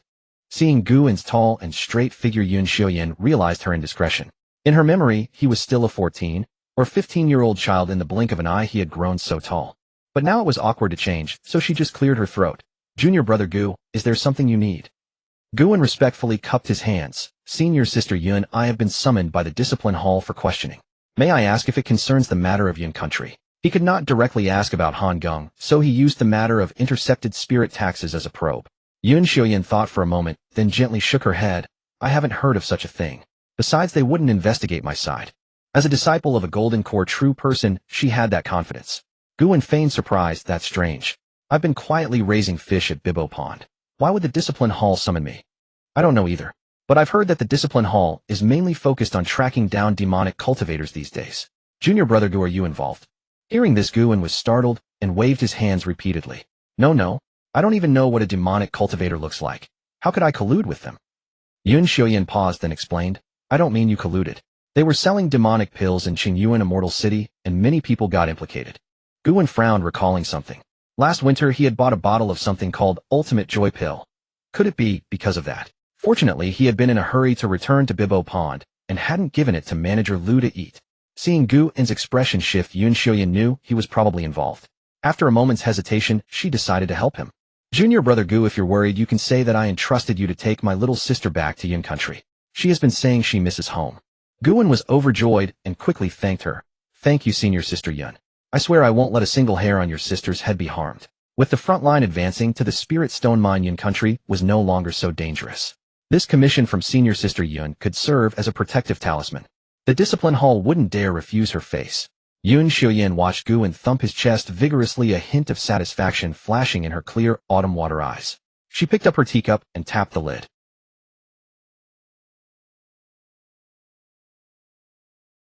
Qingyuan Peak is one of the 9 peaks of Qingyuan with a spiritual vein approaching 3rd rank.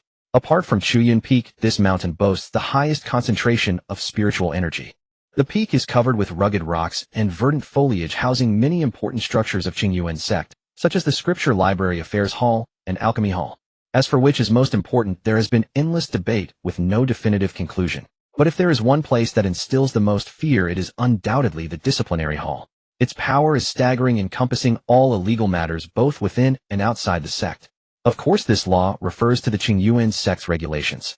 But for the disciples of Qingyuan Sect and all cultivators making a living within Qingyuan's territory, this hall represents the very heavens above, an extension of the will of the 2 golden core true persons, evoking both reverence and dread.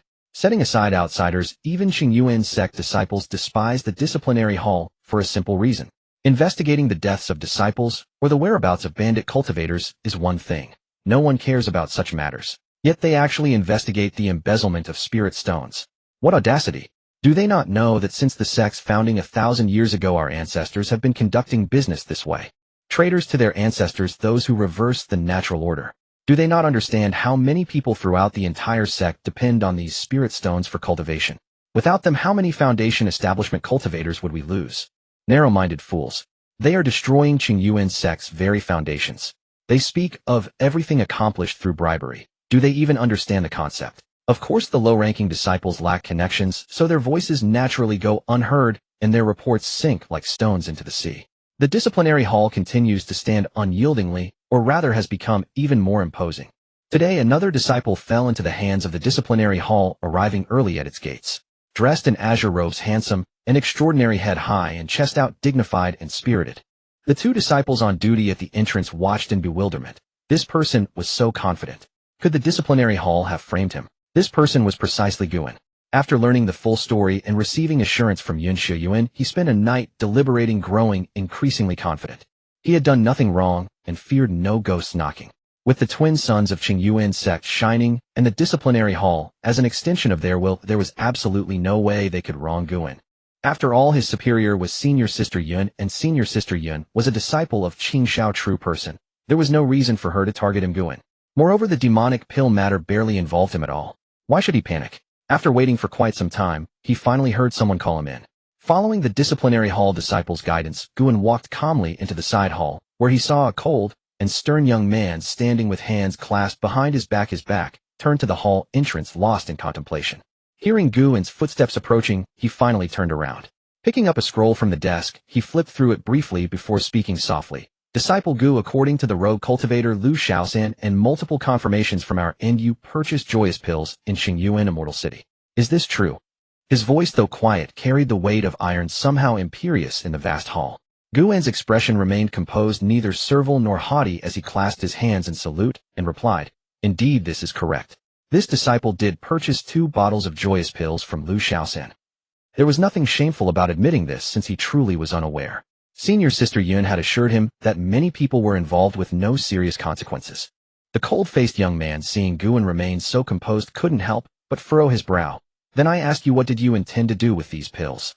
I examined your features. Your liver wood is nurtured, your kidney water is abundant, clearly showing signs of harmonious qi and blood. What use could you possibly have for joyous pills? Guan remained unruffled, explaining, This disciple naturally has no need for them personally. They were purchased as a gift for an elder. The cold-faced young man let out a contemptuous laugh. Then your elder is truly fortunate indeed. These joyous pills burn away one's lifespan and supplement vital essence. They are vicious beyond measure. Once consumed within a year or so, one becomes gaunt and emaciated, suffering double damage to chi and blood. And you, quite the caring one, specially selected a demonic pill to give to your elder.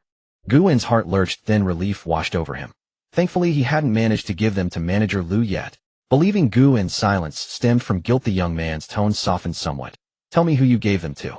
It's only been half a year. Perhaps we can still recover some of their vital energy.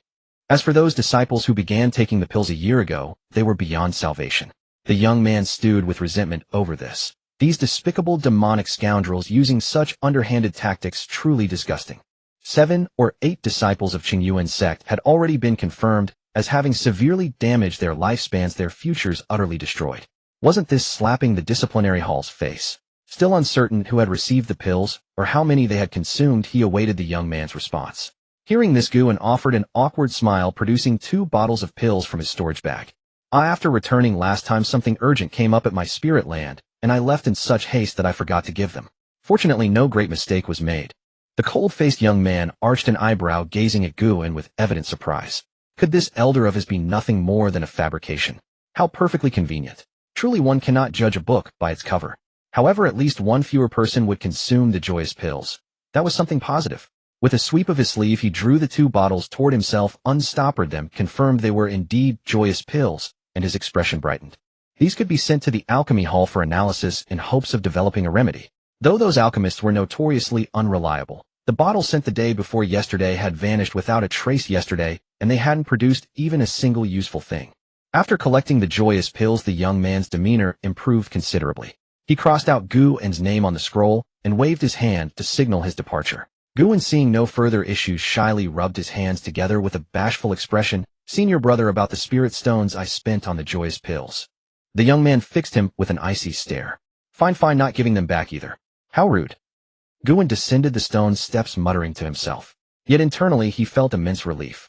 Despite his composed performance in the disciplinary hall, he had spent the entire night steeling himself mentally. The demonic pill incident was nothing serious, just a routine inquiry, but Han Gung's matter actually did involve him. Fortunately, the disciplinary hall hadn't uncovered it. He reflected that since he had acted 100 miles outside the sect and thoroughly cleaned up any traces, evidence within the sect would be nearly impossible to find. Lost in thought, he suddenly noticed 2 inner disciples escorting another inner disciple up the mountain.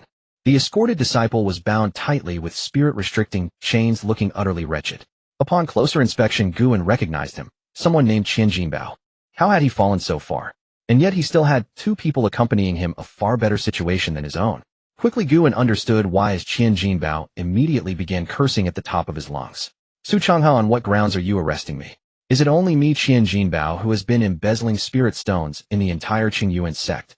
We completed missions together before. Why must you pursue only me? Useless.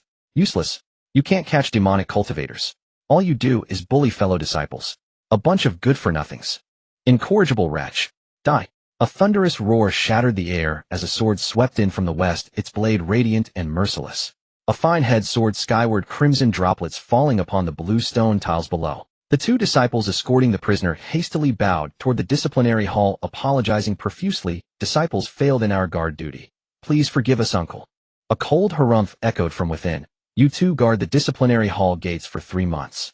And you, Su Changha, for your incompetence, you will go to the spirit stone mine battlefield and bring back 3 heads of chi refining late-stage cultivators.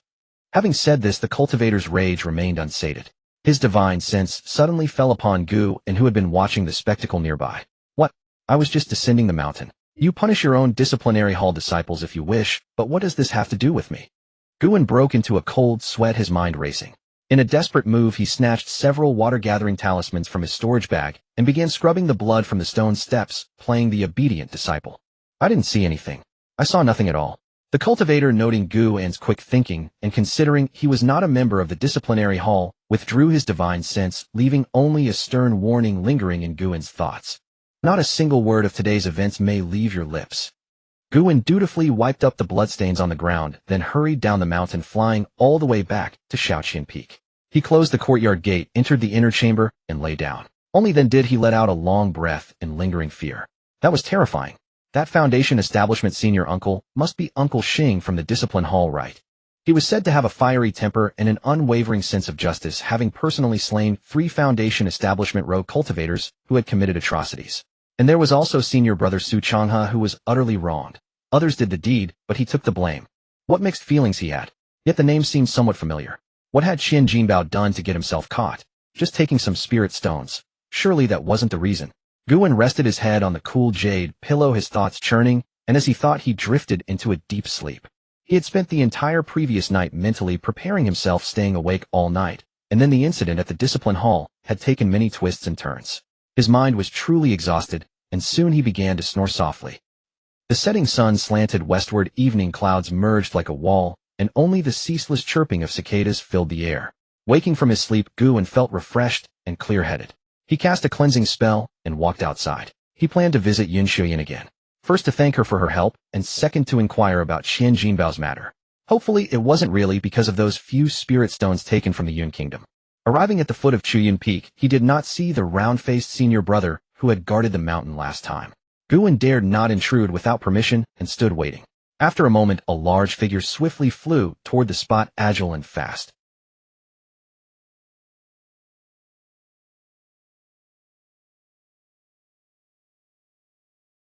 Nevertheless, he could tell that this senior brother's cultivation was undoubtedly very high. Guan dared not be negligent. He quickly took out 20 spirit stones from his storage pouch and said with a smile, "I hope you can make an exception, senior brother." Although he didn't know what background this senior brother had with such high cultivation and being entrusted to guard the important site of Qiyun Peak, he must not be an ordinary person. 20 spirit stones, not expensive. But unexpectedly the round-faced senior brother assumed a stern expression and rebuked. "You underestimate me, junior brother. Am I Fong Yuan, the kind of person who would be dazzled by spirit stones?" With that he pushed Guan's hand back, his righteousness radiating. Having suffered a great loss yesterday over Guan's 20 spirit stones, how could Fong Yuan be fooled again? Of course Fong Yuan wouldn't hold a grudge against Guan. Taking one's spirit stones meant settling one's troubles. That's the way it was. He wasn't that petty. Guan stared at the spirit stones pushed back into his hand, momentarily bewildered, and looked Fong Yuan up and down. "If I recall correctly, you took those spirit stones quite smoothly yesterday. How come you've turned into a righteous gentleman today?" Fong Yuan didn't care what Guan was thinking. He turned his head and said, "Follow me. Senior Sister Yun is at Pine and Bamboo Stream." Guan didn't dwell on it any longer. Saving 20 spirit stones was a good thing. Perhaps Fong Yuan had a change of heart. Following Fong Yuan through twists and turns, after more than 100 steps they arrived at a mountain stream. There they saw gnarled pines lying by the stream, bamboo shadows swaying over the pool, a hanging waterfall like a thread, and a pavilion rimmed with mist that seemed to form ancient scripts. 2 people were in the pavilion. Guan recognized one as Yun Xiuyan and the other as the cold-faced youth he had encountered at the Discipline Hall earlier that day. Following Fong Yuan into the pavilion, he heard him introduce, "I won't say much about Senior Sister Yun. This is Senior Brother Su Changhe, one of the 3 heroes of Qingyuan. Senior Sister Yun, he's looking for you." Guan quickly bowed to both. Guan pays respects to Senior Sister Yun and to Senior Brother Su. It was then that he remembered why the names Fong Yuan and Su Changhe sounded so familiar. Of course they were familiar. The renowned 3 heroes of Qingyuan. He hadn't expected to have met all 3 of them, and to see them gathered together. Yun Xiuyan saw Guan's bow and nodded slightly. "Have a seat." Guan looked around and chose to sit on Yun Xiuyan's left side. Su Changhe stared at Guan and said with great interest, "What a coincidence. We just met this morning." Guan also smiled, thinking to himself, "I didn't expect that the unlucky fellow who got sent away was you." Regarding this morning's incident, I thank Senior Brother Su for administering justice impartially, which cleared my name. Su Changhe didn't mind Guan's subtle rephrasing. He waved his hand. "That matter of the demonic pill has already been concluded. Junior brother need not worry about it any longer. This junior brother Guan is Yun Xiuyan's man. Since he still needed Yun Xiuyan's favor, it was harmless to give face." With that thought, Su Changhe turned to Yun Xiuyan. "Junior Sister Yun, I entrust this trip to the Spirit Stone Mine to you. These are the blood-strengthening flower and the clarity leaf, a small token of my appreciation." A glint of joy flashed in Yun Xiuyan's eyes. She said solemnly, "I have already written a letter to my 3rd uncle. He will keep an eye on your movements and ensure that no Foundation Establishment cultivator makes a move against you."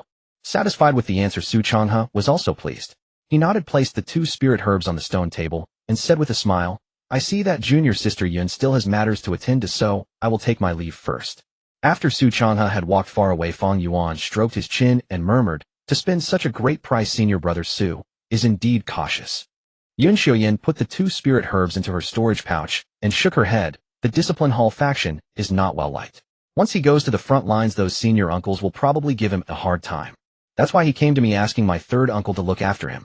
Fang Yuan scratched his head and grinned. Regardless, senior sister Yun, you've made a great profit this time. These 2 spirit herbs are not easy to find. Have you gathered all the ingredients for the Foundation Establishment pill? Yun Xiuyan looked somewhat troubled and sighed lightly. I'm still missing the main ingredient, the soul-nurturing flower, and several auxiliary herbs. Guwen's heart stirred. At the Yun Kingdom gathering, he had heard Yun Xiuyan was collecting herbs for the Foundation Establishment pill. Had she still not found them all? He himself had a return yuan fruit, which he had found in Zhu Ziming's storage pouch. Maybe instead of giving spirit stones, he should give the return yuan fruit. The more Guwen thought about it, the more appropriate it seemed. He had originally come to thank senior sister Yun anyway. A return yuan fruit was worth only about 100 spirit stones, just relatively rare. Rather than giving 100 spirit stones, it would be better to offer the return yuan fruit. It wouldn't increase his burden, and it would better show that he Guwen was grateful and repaid favors. Guwen cleared his throat and said with a smile, "Senior sister Yun, over the past 2 years, I have also been on the lookout for herbs used in refining the Foundation Establishment pill.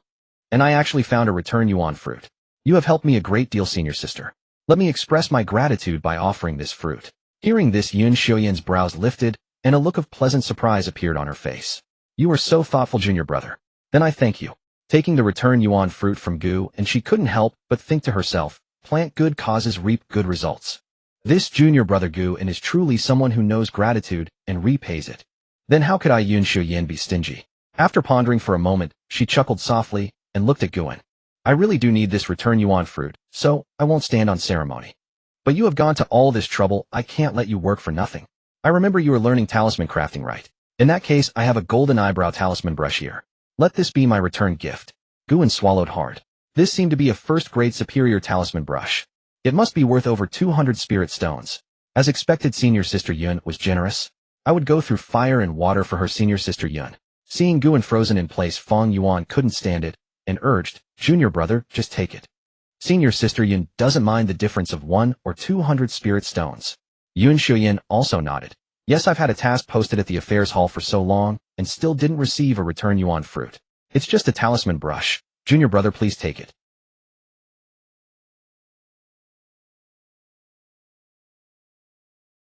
Yun Xiuyan nodded with satisfaction as she watched Gu accept the talisman brush. Then with a hint of curiosity she asked, "By the way, Gu Shidi, what brings you to see me?" Guwen then remembered that he had something to ask. Lowering his voice, he said, "Senior sister Yun, I heard today that senior brother Qian Jinbao is dead. They say it was because of his greed for spirit stones. What happened?" Before Yun Xiuyan could answer, they heard senior brother Fang Yuan clapping his hands excitedly. I know. That brat was audacious enough to switch a batch of talismans meant for the spirit stone mine. He replaced them with inferior talismans, causing a defeat in a magical duel.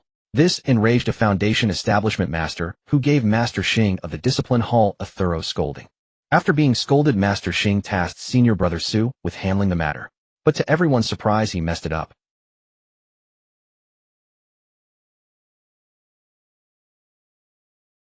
Yun Xiuyan, looking exasperated, interrupted, "That's exactly what happened. That Qian Jinbao had no scruples at all. It has nothing to do with your experience stationed in Yun Kingdom Gushidi. Rest assured." Guwen finally felt relieved upon hearing this, as long as he wasn't involved. Moreover, he had no intention of doing such things again. First, the spirit stones were meager, far less than drawing talismans. Second, the Discipline Hall seemed to be tightening its grip. It was better to quit while ahead. Listening to senior brother Fang Yuan's news, Gu found it fascinating, but his heart itched. Your information isn't accurate either. He didn't even know that the Discipline Hall had been scolded for failing to catch demon cultivators, that they were useless incompetents. But Guwen dared not say it. Master Xing's words still echoed in his ears, so he could only hold back. 3 days later at Shaoqian Peak, a mischievous little girl walked along the flagstone path, counting the houses one by one, until she saw a branch of green apricot extending over the wall. Her eyes lit up. She stopped and knocked on the door. Guwen, who was stroking Wang Sai's head, was interrupted by the knocking. Under Wang Sai's bewildered gaze, he stuffed her into the spirit beast pouch. A wisp of spiritual energy shot out, and the wooden door creaked open. A delicate, mischievous little girl poked her head in, her big black eyes fixed on Guwen. Are you Yun Wanqi? If so, come in. Guwen lay on the wooden rocking chair, turning over comfortably. Although he hadn't needed the escape route senior sister Yun had arranged in the discipline hall, he still had to keep his promise. The battle lines of the two sects had already pushed to the Spirit Stone Mine area of Yu Kingdom. Taking a little girl back to Yun Kingdom wouldn't take long. What could go wrong? Hearing Guan call her name, the little girl approached the rocking chair, tilted her head, and asked, "Are you Guan? My sister said you would take me to Yun Kingdom." Guan looked the little girl over, rosy lips, white teeth, delicate and lively. Truly Yun Xiaoyan's sister. "Yes, it's me. Let's go." Standing up, Guan took out the black wind handkerchief and beckoned her to come aboard. But Yun Wanshi wrinkled her delicate nose and waved her hand in front of her face. "Guan, can't you change to a better flying artifact like a colorful cloud? I'm not riding this black rag." "Hey, you little girl. Do you know how expensive that colorful cloud artifact is? How can you just demand it? No princess's fate don't have the..." "Wait, she actually might be a princess." Guan grumbled inwardly, but his face remained indifferent. He glanced at her, and a faint smile curled at the corner of his mouth. "Off you go." The black wind handkerchief shot straight up into the sky, flying into the distance. A green vine looped around Yun Wanshi's waist, trailing behind the handkerchief, swallowing black smoke. "Ha, I do have plenty of methods and strength. I'll cure you." "Wah, put me down." "Guan, put me down." "Gu, senior brother, please let me down." Guan glanced back. Chi refining layer 2, she could hold on a bit longer. Then let her cool off in the wind for a while. Half a stick of incense later. Guan felt Yun Wanshi was too winded to speak, so he retracted the green vine and brought her back onto the black wind handkerchief. Looking at her little face blackened by the black smoke, a glint of mischief flashed in his eyes. Yun Wanshi took a deep breath, recovered, and immediately jumped up. "Guan, I'm going to tell my sister. You're bullying me." Guan picked his ear. She didn't even call him senior brother. Rude. The green vine coiled around her again. "Gu, senior brother Xiaoqing found this peach. Eat it." Yun Wanshi held a plump red peach and came to Guan, her face full of eagerness. A green-winged bird chirped beside her, as if in agreement. Guan took the peach, took a bite, and said irritably, "Had enough rest. Such a short distance, and you need a break. So fussy." Hearing this, Yun Wanshi nearly ground her teeth to dust. "It's not like you're the one swallowing black smoke behind. Of course you don't feel uncomfortable."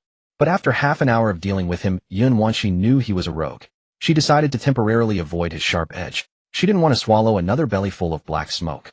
So she put on a sweeter expression and asked, "Gu, senior brother, aren't we going directly to Yun Kingdom? Why do we have to go to Qingyuan Immortal City?"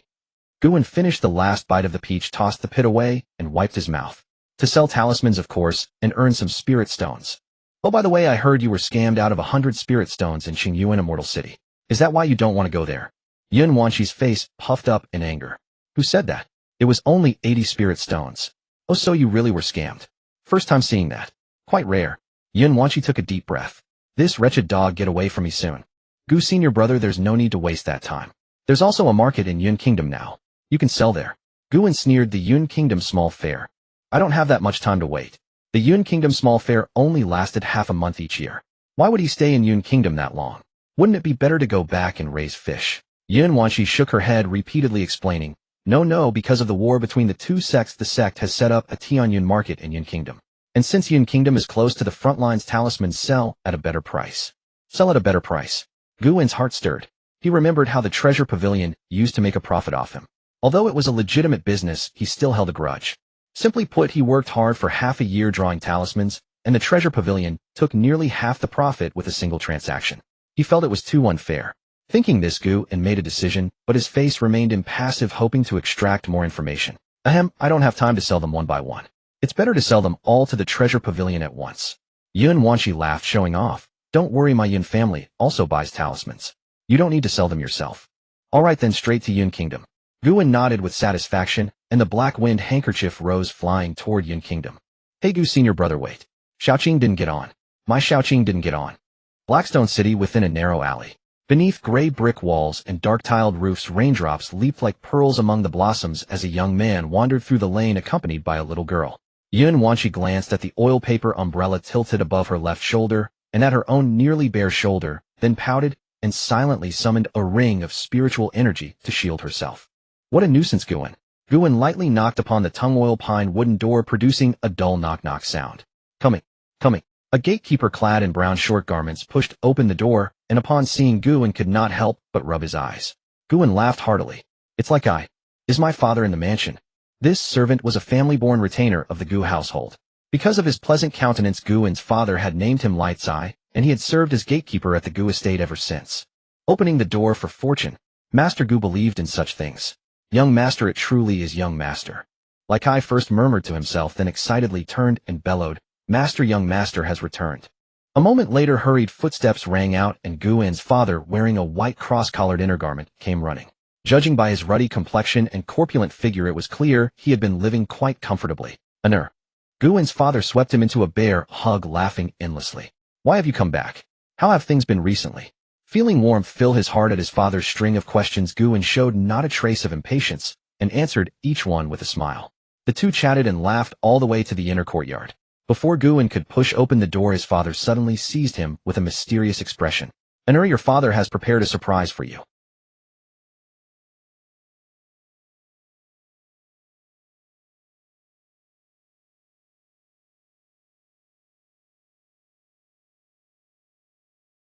It truly was a magnificent surprise. Guin's father, of course, had no knowledge of such abilities possessed by cultivators. Seeing Guin standing stunned, he grinned triumphantly, and was about to say more when. Honor is back. You old fool, why aren't you letting him in yet? Mother Gu, hearing her husband dawdling, could not resist calling out. Mother, Honor has returned. Stepping inside, Guin first greeted Mother Gu with a smile, but his gaze was instantly captured by the two little ones. Both children were swaddled tightly, their porcelain-fine faces peeking out. Two pairs of dark, lustrous eyes like black sandalwood fixed upon Guin, starry and bright like a tiger's, dewy and gentle like a phoenix's, absolutely enchanting. Guin could not resist reaching out to pinch their chubby cheeks. The baby spat out a mouthful of milk and cooed in protest. So these are my younger brother and sister. Little rascals, quite delightful. Mother Gu playfully swatted at Guin's mischief and introduced them with a smile. Honor, this one is your younger brother named Pinger, and this is your younger sister named Pinger. Guin reluctantly withdrew his hand and noticed his father winking and making faces beside him. My progeny indeed. The eldest son is a cultivator and now twins, a boy and a girl. Returning his father's approving glance, Guin felt a slight easing in his heart. His life was destined to pursue that ethereal path of immortality. Having a younger brother and sister to care for his parents in their old age was quite acceptable. He merely wondered whether these two little ones possessed spiritual roots. Guin pursed his lips and spoke. Father, mother, would you like me to test whether your younger brother and sister have spiritual roots? The two fell silent. Throughout the years they had worried endlessly about Guin and dreaded enduring further torment. Though they did not fully understand the cultivation world, they knew it would never be entirely peaceful. Yet if these children possessed spiritual roots, how could they possibly stand in their way? Who does not yearn to soar through the heavens and revel for 1,000 years? They certainly did not wish to be resented by their own children.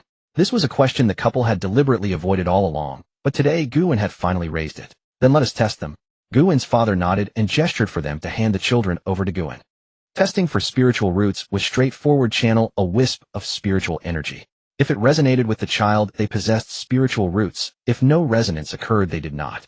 However, this method was rather crude and could not discern the quality of the spiritual roots. When Guin had undergone testing years ago, the Ascension envoy from Qingyuan Sect had used a spirit testing disc instead, swift and precise. But at present, even this crude method would suffice. Taking the two children into his arms, Guin gently injected a trace of spiritual energy, letting it circulate carefully within their bodies. He discovered that neither possessed spiritual roots. Their physical vitality was robust, suggesting they had been well nourished. Guin placed the two little ones on the bed and shook his head. Yet his parents showed no disappointment. Instead, a subtle hint of delight flickered across their faces, leaving Guin puzzled. Guin's father smiled and said, Why the long face? We are not short of silver. It seems my Zue Chun Lu has found a successor. Recalling how he himself had been seized at age 6 to chop vegetables, Guin began to pity the two little ones. Washing vegetables, chopping them, tossing the wok. Younger brother, younger sister, you will train hard. Honor, who is that? Mother Gu adjusted the corner of the swaddling cloth, and noticing a little girl peeking curiously at the doorway, exclaimed in surprise. Oh, it is Yun Wanshi. She is the princess of Yun Kingdom. Father and Mother Gu breathed a sigh of relief. Of course. That explained where Honor had gotten such a big child. Wait. Yun Kingdom's princess. The following morning, outside the main gate of the Gu residence, Guin smiled and waved to his parents. Enough, no need to see me off. I am leaving. Do give thought to my proposal. Father Gu shook his head, stepped forward, and said, Honor, your mother and I have deliberated throughout the night. We will not accompany you to Qingyuan Immortal City. Though your father lacks sophistication, he knows that there is no good outcome for ordinary folk among those where immortals reside. Besides, we have dwelled in Blackstone City for half our lives. Every neighbor here knows us well. Did you not say yourself that cultivators would not notice commoners like us, and that it is not so dangerous? Mother Gu could not help but add indeed in her. Your younger brother and sister have only just been born. Such a long journey would not suit them. Regardless of when you return, your father and mother still know how to prepare a fine meal for you. Do come back to visit whenever you have time, HM. Seeing Guan about to speak further, his father pulled his mother and turned away, tossing over his shoulder. Cut the sentimentality. If you can live for a few hundred years and place my name and your mother's plaque at the very top, I shall be utterly satisfied. Let my great-grandchildren and beyond behold their ancestor. Guan's lips moved twice, but in the end he said nothing. How difficult it is to leave one's homeland. Watching the tung-oil pine wooden gate of the Gu residence slowly close, Guan sighed. The black wind silk soared into the sky, carrying him swiftly toward the distance. Senior brother Gu, your uncle's cooking was surprisingly delicious. Yun Wanshi sat upon the edge of the black wind silk, joyfully swinging her little legs, clearly in excellent spirits. Guan ignored the little mischief maker, gloating at his expense. With a surge of spiritual energy, the black wind silk shuddered violently, and Yun Wanshi rocked along with it, nearly tumbling off. You ungrateful wretch. Yun Wanshi stamped her foot in indignation. Wasn't I merely trying to cheer you up since you seemed so downhearted? Even if my approach was clumsy, such retaliation is excessive. I have never once tried to comfort another person in my entire life. Half a day later, as he emerged from Tianyun Manor, Guan smiled and clasped his hands in a respectful gesture toward the white-robed young man. Yunlin, there's no need to see me off any further. I shall take my leave now. Beside him, Yun Wanshi watched him finally departing, overjoyed. Little Gu, and you just wait for me. With that, without waiting for Yunlin to scold her, she slipped away into Tianyun Manor like a streak of smoke. Yunlin could not help but force a bitter smile. Guan, please pardon Wanshi's mischief. Not at all. Wanshi has such a natural disposition, and I find her quite endearing. Guan laughed heartily, yet in his heart felt oddly bemused. This little girl seems to have forgotten that in half a month she'll be sent back to the sect by me. Truly someone who remembers eating but forgets getting beaten. Guiding the black wind mat as he leisurely flew through the skies, Guan was in excellent spirits. The Yun family had purchased the 3 types of talismans at 6 spirit stones, each 1 stone more per talisman than Jubioj offered. He had sold 39 water barrier talismans, 37 rock armor talismans, and 31 calming spirit talismans, totaling 642 spirit stones. Additionally, he had kept 10 talismans of each of the 3 types, all of superior quality, while disposing of those comparable to his previous attempts. Now that was more like it. Those scoundrels at Jubioj kept jacking up the prices of talisman paper and spiritual ink and talismans along with them, yet never raised their purchase prices. Wasn't this bullying an honest man? Guan tossed the storage bag in his hand, knowing full well its weight couldn't possibly have changed, yet somehow it felt heavier than before. The black smoke carved across the empty sky until it finally stopped at the upstream section of Clearwater Bay. Before him lay crystal-clear waves with sunlight and clouds reflecting upon the tranquil surface. Though the spiritual energy concentration was barely passable, at only grade 1 lower tier it was free. No sense in letting it go to waste. Indeed, Guan thought there was nothing much happening for the next half-month, so why not find a place to raise some fish? This Taoist here just wants to stay put.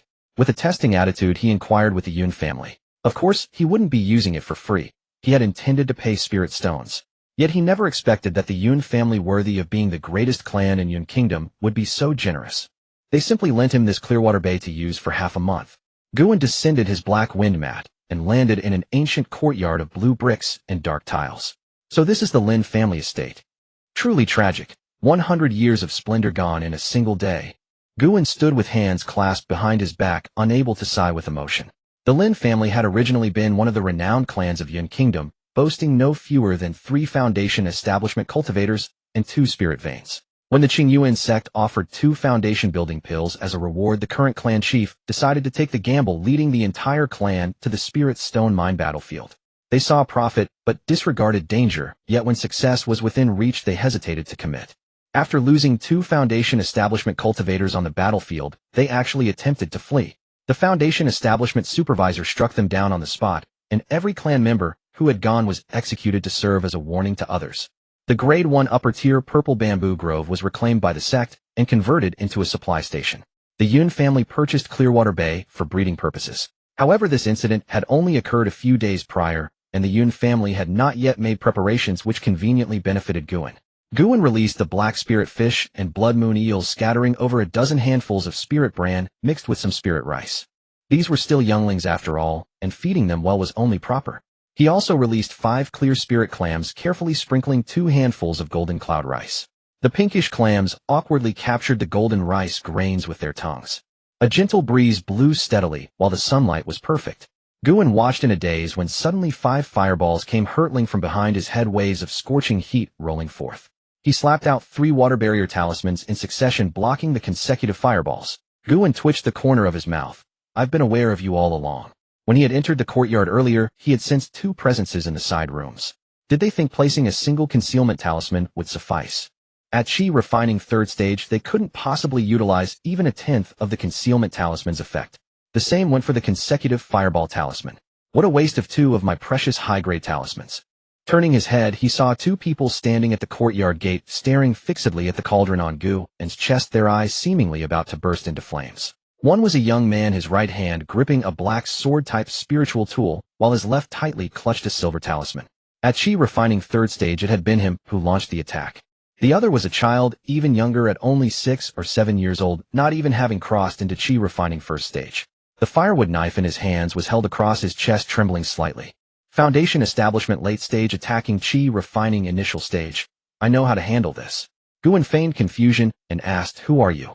How dare you assault a disciple of Qingyuan Sect? The child with the firewood knife clenched his teeth in hatred. We're killing dogs like you from Qingyuan. How dare you come to our Lin family's spirit land? Guan pondered thoughtfully. Surely these were remnants of the Lin family. They must be the 2 children whose cultivation was too low to be taken to the Spirit Stone Mine battlefield. What desperate gamblers indeed. They didn't even leave a single Qi Refining middle stage cultivator behind. The other half-grown child barked, save the nonsense. As long as we 2 remain, the Lin family is not extinguished. Guan tilted his head sideways, saying with interest, oh, and now. With that he released the cicada molting technique, his spiritual pressure surging dramatically, as his Qi Refining 5th stage instantly transformed into Qi Refining 7th stage. Despair filled the young man's eyes. Had it been Qi Refining 5th stage, he believed he could have risked it using the talismans the clan chief had left behind. But Qi Refining 7th stage, there was absolutely no hope. However, I may die, yet so be it. Qingyuan dogs, you shan't have it easy either. The green shadow needle and silver yuan needle quivered in unison, dripping with drops of blood. Gazing upon the 2 bodies that had fallen backward, Guan helplessly shook his head and sighed. This Taoist was graciously giving you face by watching your performance, yet you wanted to waste another talisman of mine. Truly ungrateful. After thoroughly searching their belongings, he flicked out a fireball talisman, and the bodies blazed fiercely. A grade 1 lower tier black thorn sword. Trash. A grade 1 upper tier thunder invoking talisman. Good stuff. Opening the storage bag, Guan felt somewhat disappointed. A grade 1 middle tier spirit herb snake blood flower. Feed it to Wang Kai. A grade 1 upper tier wind god talisman. Good stuff. 50 spirit stones. Not bad. 20 gene of spirit rice. Trash. 1 bottle of minor spirit pills for early Qi Refining. Trash. Beyond this, there was nothing else of value. Altogether, it was only worth slightly over 100 spirit stones. However, this was within expectations. If one could easily slaughter Qi Refining initial stage cultivators, they wouldn't have much good stuff to begin with. He opened the spirit beast pouch and released Wang Kai. The moment she emerged, Guan sensed a wave of aggrieved consciousness from her. Wu, you forgot the meat. Guan stroked Wang Kai's large, cool, and round head, somewhat embarrassed, and comforted her. There didn't I go find spirit herbs for you? This is a spirit herb I went through great hardship to obtain. Snake blood flower. Tossing the snake blood flower into Wang Kai's wide-open mouth, Guan watched expectantly. Through their spiritual contract, he could sense that Wang Kai was close to breaking through. 1 grade 1 middle-tier snake blood flower would be more than sufficient. Indeed, after Wang Kai swallowed the snake blood flower, she let out an almost human-like yawn and curled into a ball, falling into a deep slumber. A strand of deep blue spiritual light radiated from her body, bringing forth a chilling aura. Guan simply took out a rocking chair from his storage bag, laid down upon it, and guarded Wang Kai on the spot. In the Yun Kingdom, Qingbai County, Xiao Wenyuan piloted his spirit boat, racing along the way. Feeling the fierce wind against his face, the scenery swiftly rushing past, he sensed the vastness of heaven and earth, and could not help but let out a long roar to the sky. Deep hatred swept away by the long wind, head held high over the sea of clouds. Xiao Wenyuan's heart seethed with excitement. Finally, at last, he had avenged himself. This time, when the battle for the Spirit Stone Mine erupted, Xiao Wenyuan secretly infiltrated the heartland of the Yu Kingdom. He activated a talisman treasure, blasting Mu Jiang, who had been indulging in debauchery and tyranny within the imperial harem, into a bloody pulp, then fled without a trace. For this plan he had schemed for a full 6 months. First, he bribed a frustrated and underappreciated junior from a minor clan in the Yu Kingdom, instructing him to keep a constant watch on Mu Jiang's movements. He had been waiting for that member of the Yu Kingdom's royal family to make a move on the Spirit Stone Mine battlefield. He had traveled to the distant Wugan Buddhist kingdom, spending 3,000 spirit stones to purchase a talisman treasure. The breakthrough in the Cicada Slumber chapter. Everything converged into this fatal strike. But before Xiao Wenyuan could finish laughing, 2 streams of fire shot from left and right, striking the spirit boat. Xiao Wenyuan was greatly alarmed and quickly summoned a tortoiseshell shield to defend himself. However, the fire serpent technique was executed with extreme cunning. One from the left, one from the right, one in front, one behind, simultaneously slamming into the boat's bow and stern. The tortoiseshell shield only managed to block the one in front. The fire serpent from behind was only partially intercepted, and the remaining fire spiritual energy struck the boat's stern with savage force, causing the boat to lose balance and spiral downward. He boss, it's coming down. A hoarse voice from a one-eyed man in black robes laughed harshly. I see it. I see it. Using a first-grade mid-tier spirit boat. What a fat sheep. Another gaunt black-robed man licked his lips. The two spread their forms and leaped toward where the spirit boat had crashed. But Xiao Wenyuan, having spent so many years on the Spirit Stone Mine battlefield, was no ordinary man. As the boat fell, he quietly activated 2 repeating fireball talismans, and as soon as the 2 men approached, he unleashed them.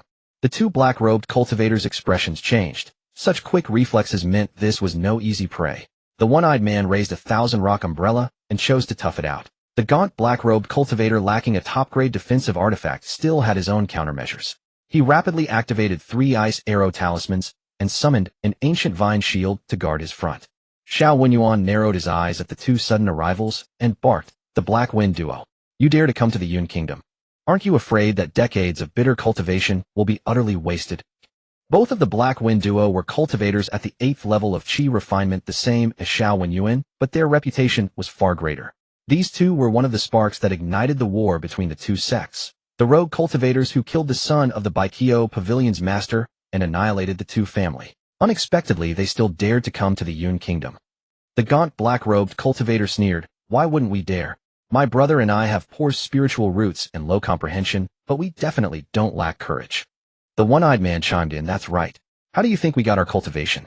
My brother and I are good at nothing but robbing. Xiao Wenyuan's heart sank. He had long heard that the Black Wind duo had made a living by scouting for fat sheep outside Qingyuan Immortal City in their early days. He never imagined they would be this reckless, daring to ambush in the Yun Kingdom while the wind was at its peak. Truly, they would risk their lives for spirit stones. Without further words, the one-eyed man struck first. He gathered all his spiritual energy, hefted a blacklight great axe, and swung it down with tremendous force, almost unstoppable. The gaunt black-robed cultivator gave a sinister laugh and launched 3 bloodbone nails in a triangular formation aimed straight at Xiao Wenyuan's chest. Xiao Wenyuan, attacked from both sides, was not flustered. He slapped 3 rock armor talismans onto his body, raising 3 layers of yellowish spiritual light armor. The tortoiseshell shield shot backward of its own accord, crashing into the bloodbone nails. Simultaneously, he took a deep breath, his hands forming layers of black rock around his legs, and planted them deeply into the ground, ready to withstand the blacklight great axe. With a booming crash, Xiao Wenyuan's legs were driven halfway into the earth. The rock armor talismans dimmed considerably, blood flowed from all 5 orifices, but he managed to hold. At the same time, the tortoiseshell shield blocked the bloodbone nails, and after being recalled, circled around Xiao Wenyuan, spinning without cease. Seizing the moment while the one-eyed man's momentum waned, Xiao Wenyuan bit his own lip hard, his rattling head snapping back to clarity. Strike while the iron is hot. He scattered 5 golden sword talismans, razor-sharp, cutting toward the one-eyed man. The one-eyed man reacted too late. It seemed he would be hit. Second brother. 3 bloodbone nails slammed into the golden swords in succession, while the ancient vine shield flew out like a disc, blocking the last 2 golden swords. The gaunt black-robed cultivator arrived before the one-eyed man, recalling the ancient vine shield and bloodbone nails. However, the 3 bloodbone nails, being artifacts, had taken the golden swords head-on. Their spiritual light dimmed considerably, clearly suffering severe damage. By then, the one-eyed man had regained control of the blacklight great axe, his eyes blazing with fury as he roared and prepared to charge again. But the gaunt black-robed cultivator grabbed him, pointing at the Vajra pestle talisman, glowing with intense spiritual light, in Xiao Wenyuan's hand. A talisman treasure? Boss, a huge fat sheep. The gaunt black-robed cultivator cursed angrily. Of course I know it's a fat sheep, but can you take it? The one-eyed man scratched his head no. Seeing the 2 hesitate, Xiao Wenyuan's eyes flashed with cunning. He cursed, since you don't dare to take this talisman, then get lost. But the gaunt black-robed cultivator retreated with the one-eyed man over 100 paces, sneering, No, if you hadn't brought out that talisman treasure there might have been a chance to stop. But since you've already shown it, how could my brother and I be willing to leave? We'll just hang back here from a distance. You're bleeding from 7 orifices. It can't be comfortable, can it? How long can you hold out? The one-eyed man caught on scraping his shiny bald head with the blacklight great axe and chimed in, It will just hang around and see how long you can last. Xiao Wenyuan's face darkened. He had taken the blacklight great axe head on, and several of his meridians had been shattered. Blood was seeping from his 7 orifices. He could not fight for long. He had intended to use the talisman treasure to kill one of them first, or at least scare them off by exploiting the timing. But instead, revealing the talisman only stoked their greed. With his cultivation at the 8th level of Qi refinement, he truly could not strike the Black Wind duo from over 50 zhang away. They were hanging back, and he had no way to deal with them. How infuriating. Hardening his resolve, Xiao Wenyuan squeezed his Dantian's spiritual energy to the limit and unleashed the Vajra Pestle talisman. Golden runes swirled around it, and the majestic Vajra Pestle instantly expanded, carrying a violent spiritual pressure as it slammed down with tremendous force. The 2 black-robed cultivators were so startled by the raging spiritual light that they retreated another dozen paces, shielding their eyes. After a moment, they opened their eyes and saw a skywalk leaf carrying Xiao Wenyuan already flying over a dozen zhang away. Fortunately, he hadn't sold that skywalk leaf artifact taken from the beast-taming sect disciple he had killed last time. Who would have thought? Xiao Wenyuan had more than one flying artifact. Watching the skywalk leaf fly farther and farther, the gaunt black-robed cultivator laughed in fury and shouted after him. But they had already been over 50 zhang away from Xiao Wenyuan, and now he had added another dozen zhang to the gap. For a moment, they couldn't catch up. Splash! Wang Kai's tail as cold as jade cut through the water, startling several black spirit fish that had been trying to snatch food, sending them scurrying in all directions and stirring up splashes. With a smug flick of its tail, it curled around several plums in the water and placed them into a rattan tray on the bank, exhaling a puff of cold mist. A layer of fine frost crept over the skins of the plums. Wang Kai wrapped its tail around the tray and pattered over to Guan. The master said that after working for a full month, she would be given a spirit stone. Wang Kai must work hard.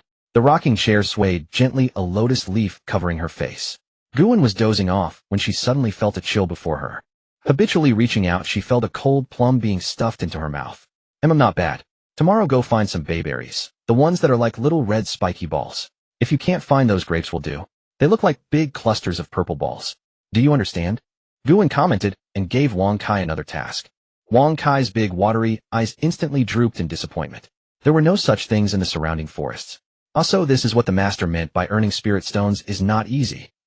I must not be working hard enough. Suddenly Guan tossed aside the lotus leaf and sprang up. She saw a leaf of empty flight staggering toward her with 2 streaks of black smoke chasing closely behind. Also a black wind cloak artifact.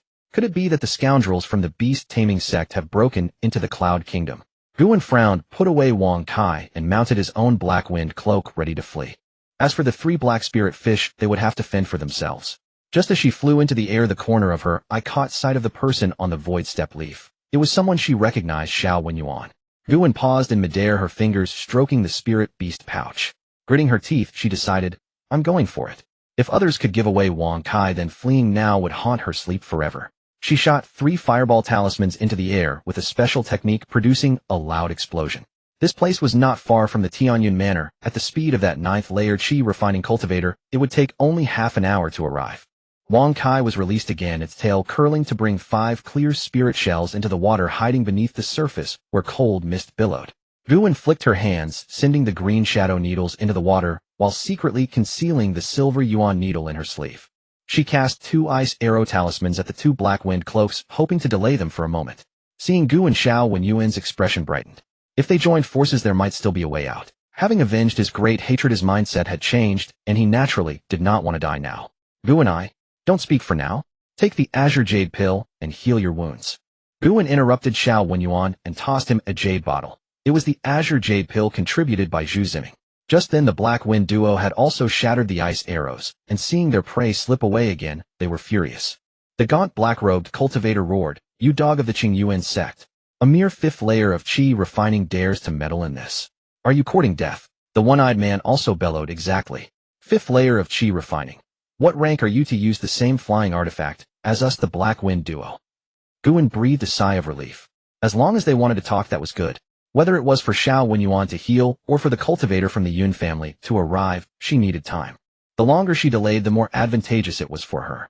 But Guan underestimated the two. Having been in the business of no-cost plunder for over 20 years, the Black Wind duo certainly knew this truth. While talking, a shadowless needle was silently shot toward Guan. A faint sinister wind blew, making Guan's hair stand on end. She instantly activated 3 water shield talismans in succession. Fortunately, Guan was naturally cautious. She had plastered her undergarments with water shield talismans and rock armor talismans, never removing them even when sleeping, so she could activate them instantly. Otherwise, she would have fallen into the Black Wind duo's trap. Villains! Guan broke out in a cold sweat and cursed. Although she herself liked to stab people with needles, she certainly did not enjoy being stabbed. After all, even villains wish everyone around them were good. Seeing the shadowless needle blocked, the gaunt cultivator's eyes flashed with regret. If not for the damage to his bloodbone nail, this one move would have taught the brat a lesson. The one-eyed man spoke gruffly, "Boss, doesn't this kid look familiar?" The gaunt cultivator felt the same, but as he was about to speak, a volley of fireballs came flying. Having been tricked once, Guan's eyes turned serious. She assumed the two were trying to distract her again to launch a sneak attack, so she did not hold back. The two hastily summoned an ancient vine shield and a 1,000-rock umbrella to block in front of them. Boom! One by one the fireballs were blocked, sending waves of fire scattering. However, the last 5 fireballs, taking advantage of the lingering blast, howled toward the ancient vine shield. The gaunt cultivator's face changed. He couldn't react in time, and was blasted, blood trickling from his mouth. The ancient vine shield flew away. Shameless. The gaunt cultivator was secretly furious. This brat had actually mixed an upper-grade continuous fireball talisman among a string of low-grade fireball talismans, catching him off guard and causing him to suffer a hidden loss. Since when did disciples of the Qingyuan Sect become so cunning? Now he also realized that this dog definitely had hidden his cultivation level. Meanwhile, the one-eyed man, seeing his boss injured, let out a strange cry and charged forward with his blacklight great axe. At this moment, Qingyuan also suppressed his injuries, leaped forward, and shielded Guan behind him. The tortoise-shell shield suddenly enlarged in front of him, and he simultaneously threw an upper-grade ice rain talisman to suppress the gaunt cultivator, preventing him from lending support for a moment. Earlier, when it was 1 against 2, this gaunt youth had managed to block his golden sword.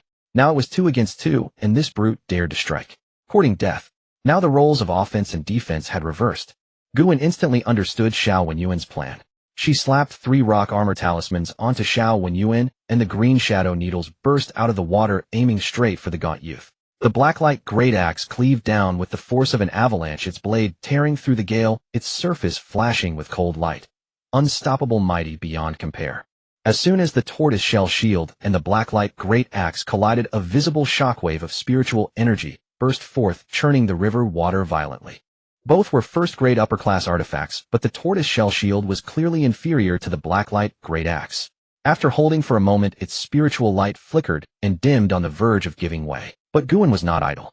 With a flick of her palm, she activated 2 lightning summon talismans, sending bolts of lightning as thick as a wrist crashing down on the one-eyed man's crown.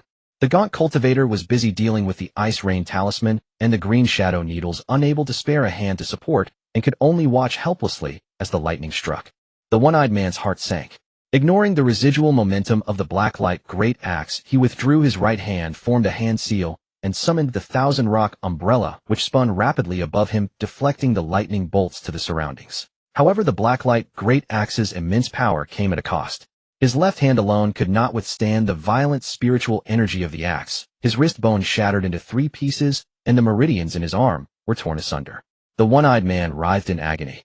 But with such a perfect opportunity created by Qingyuan, Guan certainly would not stop after just 2 lightning summon talismans. The silver yuan needle flew silently from her sleeve, using the scattered lightning from the 1,000-rock umbrella and the cold mist rising from the river as cover, aiming for the one-eyed man's throat. The one-eyed man broke out in a cold sweat, but fortunately he was battle-hardened. Gritting his teeth, he swung his limp left arm to block it. A hint of delight flashed in Guan's eyes. So what if he blocked it? It was already done. The one-eyed man felt the spiritual energy in his dantian grow silent, and the circulation of spiritual energy through his meridians began to stagnate. He was greatly alarmed. "You dog, what have you done to me?" "Ha, a rustic wild cultivator hasn't even heard of spirit-dispersing paste." Guan sneered inwardly. Indeed, it was the silver yuan needle from senior brother Zhu Ziming and the spirit-dispersing paste from senior brother Han Geng that had achieved a great synergy in her hands, striking a decisive blow. At this moment, Qingyuan also deflected the now uncontrolled blacklight great axe, freeing his hands. He raised his flying sand sword and was about to thrust. "Stop!" A furious roar resounded. It was the gaunt cultivator who had broken through the ice rain and green shadow needles, charging over like a madman. Seeing the fire pearl radiating dazzling spiritual light in the gaunt cultivator's hand, Guan and Xiao Wenyuan's faces changed drastically. A first-grade extreme quality disposable artifact, the Earth Fiend Fire Pearl. Once activated, it could unleash a blow close to the power of Foundation establishment, indiscriminate of friend or foe. At this distance, it was enough to burn all four to charcoal and blast them to ashes. Without hesitation, a sword and a needle were instantly placed against the one-eyed man's neck, while Guan and Xiao Wenyuan coldly stared at the gaunt cultivator. The gaunt cultivator understood their intent. He abruptly halted his movements, fixing a vicious glare on Guan and Xiao Wenyuan, his demeanor yielding not an inch. Let him go, or I'll activate this Earth Fiend Fire Pearl, and we'll all die together. Xiao Wenyuan spat a mouthful of saliva and cursed, villain. Vicious fiend. Wishful thinking. Do you think Xiao was raised on threats? Can't win, so you want a truce. On what grounds? The gaunt cultivator's eyes were bloodshot, his voice hoarse. On the strength of this Earth Fire Fiend Pearl. Are you sure you want to perish together? Especially you Taoist from Qingyuan Sect. A bright future ahead. Why bother with trash like us wallowing in the mire? The gaunt cultivator refused to give up, attempting to divide the two. Though Guan saw through it, he was indeed reluctant to die with them. Guan, though inwardly wary, did not yield verbally. You can leave, but he stays. Why must you sacrifice your own life for another Taoist? The gaunt cultivator slowly shook his head firm. Absolutely impossible. My second brother and I. If we live together. If we die together. Guan and Xiao Wenyuan fell silent, tilting their heads to look at the gaunt cultivator. Did you think you could talk us into submission? Pure delusion. They faced off each other from a distance, neither yielding. But this was within the borders of Yun Kingdom. Delaying further favored Guan. The gaunt cultivator knew this too. After a moment, his attitude softened. He let out a long sigh and said helplessly, take whatever my second brother has on him. Just spare his life. The one-eyed man's gaze dimmed, but he knew he had no right to speak now. After all, he was the one who lacked skill. Xiao Wenyuan was still unsatisfied and directly made an exorbitant demand. What he has on him is already in our hands. Your calculations are quite clever. Add that Earth Fiend Fire Pearl, and we'll let him go. The gaunt cultivator flew into a rage and roared, do you take me for a fool? Handing over the Earth Fiend Fire Pearl would leave us at your mercy. This Earth Fiend Fire Pearl, he had obtained it by robbing a chubby young man outside Qingyuan Immortal City of fortuitous gain. He had always kept it as his trump card, never expecting to use it today. It was his greatest leverage. How could he possibly give it away? Xiao Wenyuan curled his lip. The bastard was still level-headed, his mind not addled. Seeing that the cultivator's stance was not absolute, Guan knew there was room for negotiation. He spoke, start high, haggle down. But your price? No good. Too low. The gaunt cultivator fell silent. He dared not drag it out any longer and produced two items. A pair of spirit cleansing shells, one male, one female, and 600 spirit stones. That's all. Don't think about stalling. Give me your answer in 3 breaths. Guan and Xiao Wenyuan exchanged a glance and nodded in unison. That was about the limit. They didn't want to push things to a complete rupture either. Guan used his spiritual energy to strip the one-eyed man, completely tossed him out, and caught the box and net bag thrown over from the other side. After checking, the transaction was complete. Seeing the gaunt cultivator weeping bitterly while holding the one-eyed man, and then summoning the black wind cloth, while still crying, Guan felt a bit creeped out. He couldn't help asking in confusion, what are you crying for? He's not dead. The gaunt cultivator's expression was sorrowful. He mounted the black wind cloth and laughed bitterly. We the Black Wind twin demons admit defeat, outmatched in skill. This long immortal path, we can no longer walk it hand in hand. With that, black smoke rose into the sky, flying toward the distance. Guan watched the dwindling black dot on the horizon and scratched his head. Did I forget to tell him that the spirit dissipating paste would lose its effect in half a day, eh? Pa, how ignorant these mountain wild practitioners were. Just then Xiao Wenyuan beside him tilted his neck and fainted, falling straight toward the water surface. Sigh, Xiao Wenyuan, you're quite popular. Every time I see you, someone's chasing you. Guan looked at Xiao Wenyuan, who had passed out in the rocking chair, and couldn't help but sigh with emotion. It was hard to imagine how someone could always run into a kind soul every time he was being hunted and then get rescued. Guan figured he wouldn't wake up anytime soon, so he went to the shore of Clearwater Bay. During the battle, a prompt had been ringing in his mind nearly 100 times, but the amount of spiritual energy gained was modest. After all, they were just seedlings. The surface of Clearwater Bay was in chaos, with leaves, dead fish, and driftwood scattered everywhere. Guan cursed, stupid fish. Didn't you know to flee when you saw people fighting? The spirit cleansing shells had been swept into the water by the cold scale python at the very start, closing their shells. The blood moon eels, sensing danger, had burrowed into the mud and refused to come out. There were only a few dozen stupid fish that instead of staying away floated to the surface with dead fish eyes to watch the excitement. By the time they realized the danger and tried to escape, it was too late. Guan sent a thought to Wang Sai telling her to gather the dead black spirit fish for snacking later. Just then a spirit boat tore through the clouds and missed arriving at Guan's side in the blink of an eye. Daoist Gu, what happened? Guan recognized this man. Yun Feihu, a 9th-layer Qi refining cultivator from the Yun family, over 50 years old. That foundation establishment pill from the Yun family was probably meant for him. Stepping forward, Guan cupped his hands in salute. Daoist Yun, the Black Wind twin demons attacked here just now, but they've already fled. Thank you for coming all the way to assist, Daoist Yun. Would you care to come inside for a chat? I've prepared some humble wine to express my gratitude.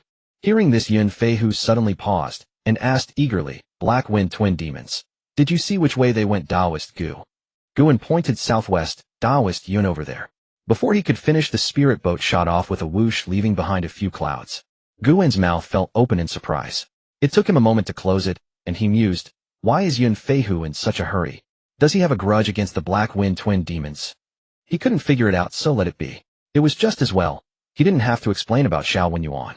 Guan shook his head and walked back into the ancient courtyard with green bricks. On the other side, the gaunt cultivator in black made a detour midway. Though his heart was heavy with grief, years of experience as a rogue cultivator had made this a habit. Holding the bald, one-eyed man in his arms, he wiped the water stains from his head with his sleeve. Whether it was oil or sweat, he couldn't tell. The gaunt cultivator wiped his tears again, his eyes stinging, and murmured to himself, Second brother, don't be afraid.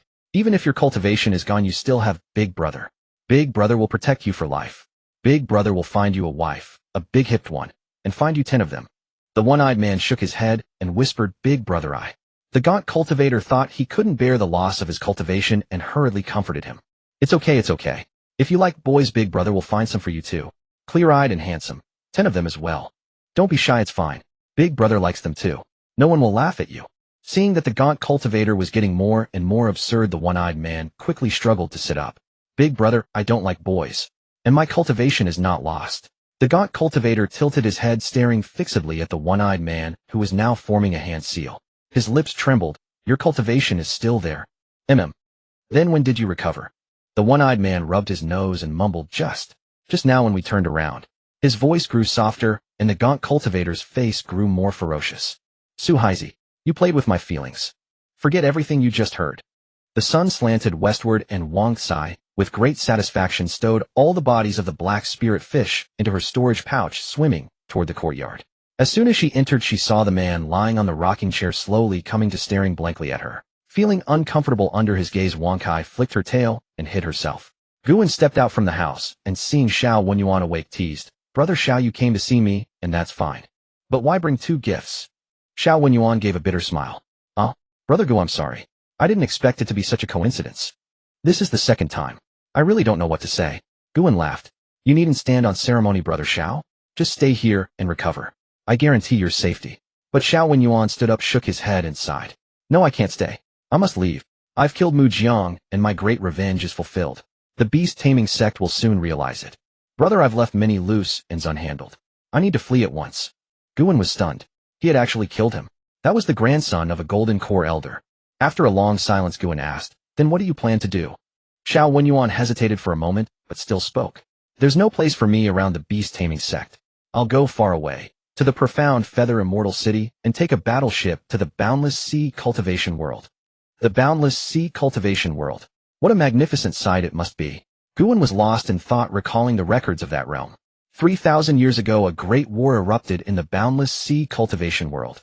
Countless golden cores shattered, nascent souls fell like rain, and chaos reigned. 3 nascent soul sects joined forces, purchased 4th-rank battleships, and left the boundless sea to embark on a great expansion. It was said that many sects with some strength, but unable to withstand the storm of war, chose this path. But these 3 sects were fortunate. They crossed countless dangers and truly found a land suitable for survival. That was the periphery of the Cloud Mist Mountain Range. The 3 sects joined forces to seize territory from the demon beasts, rescued human slaves who had been reduced to blood food, and thus established the cultivation path of the Cloud Mist cultivation world. These 3 sects were the profound Feather Sword Pavilion, the Temple of Contemplation, and the Rootless Monastery. Thereafter, countless sects sprang up like bamboo shoots after rain, following the 3 great sects in attacking demon beasts, seizing spirit lands, and forging ahead with vigor. The Azure Origin Sect was one of them. It was rewarded for its merits and received the 9 Azure Peaks to establish its foundation. Then 500 years ago, a mighty demon beast at the nascent soul level emerged from the depths of the Cloud Mist mountain range, causing bloodshed for thousands of miles and the wailing of all living beings. The nascent soul ancestors of the 3 great sects joined forces, but could not prevail. They risked a return to the boundless sea cultivation world and invited a soul formation cultivator to come in person. Qingyuan did not know the intricate details of that event. But the outcome was known. A pact was made between humans and beasts forbidding further campaigns for 1,000 years, thus restoring peace to the Cloud Mist cultivation world. With this cessation, resources in the Cloud Mist cultivation world became scarce, leading many sects to fight and seize resources from one another. After several explorations and paying a heavy price, a shipping route was successfully opened to the boundless sea cultivation world. Every 5 years a battleship would set out from the profound feather Immortal city, flying toward the boundless sea. That was the plan Qingyuan spoke of, though Qingyuan did not know how he had learned of it. Qingyuan gritted his teeth and asked, "Brother Xiao, this idea is excellent, but do you have enough spirit stones? If not, I have a little to spare." Qingyuan smiled with relief and declined Qingyuan's kindness. "Forget it. Over the years I've saved quite a few spirit stones. With the Xiao family's assets I can afford to sign a slave contract." The slave contract was a type of agreement introduced by the profound Feather Sword Pavilion, which would sell cultivators to powers in the boundless sea.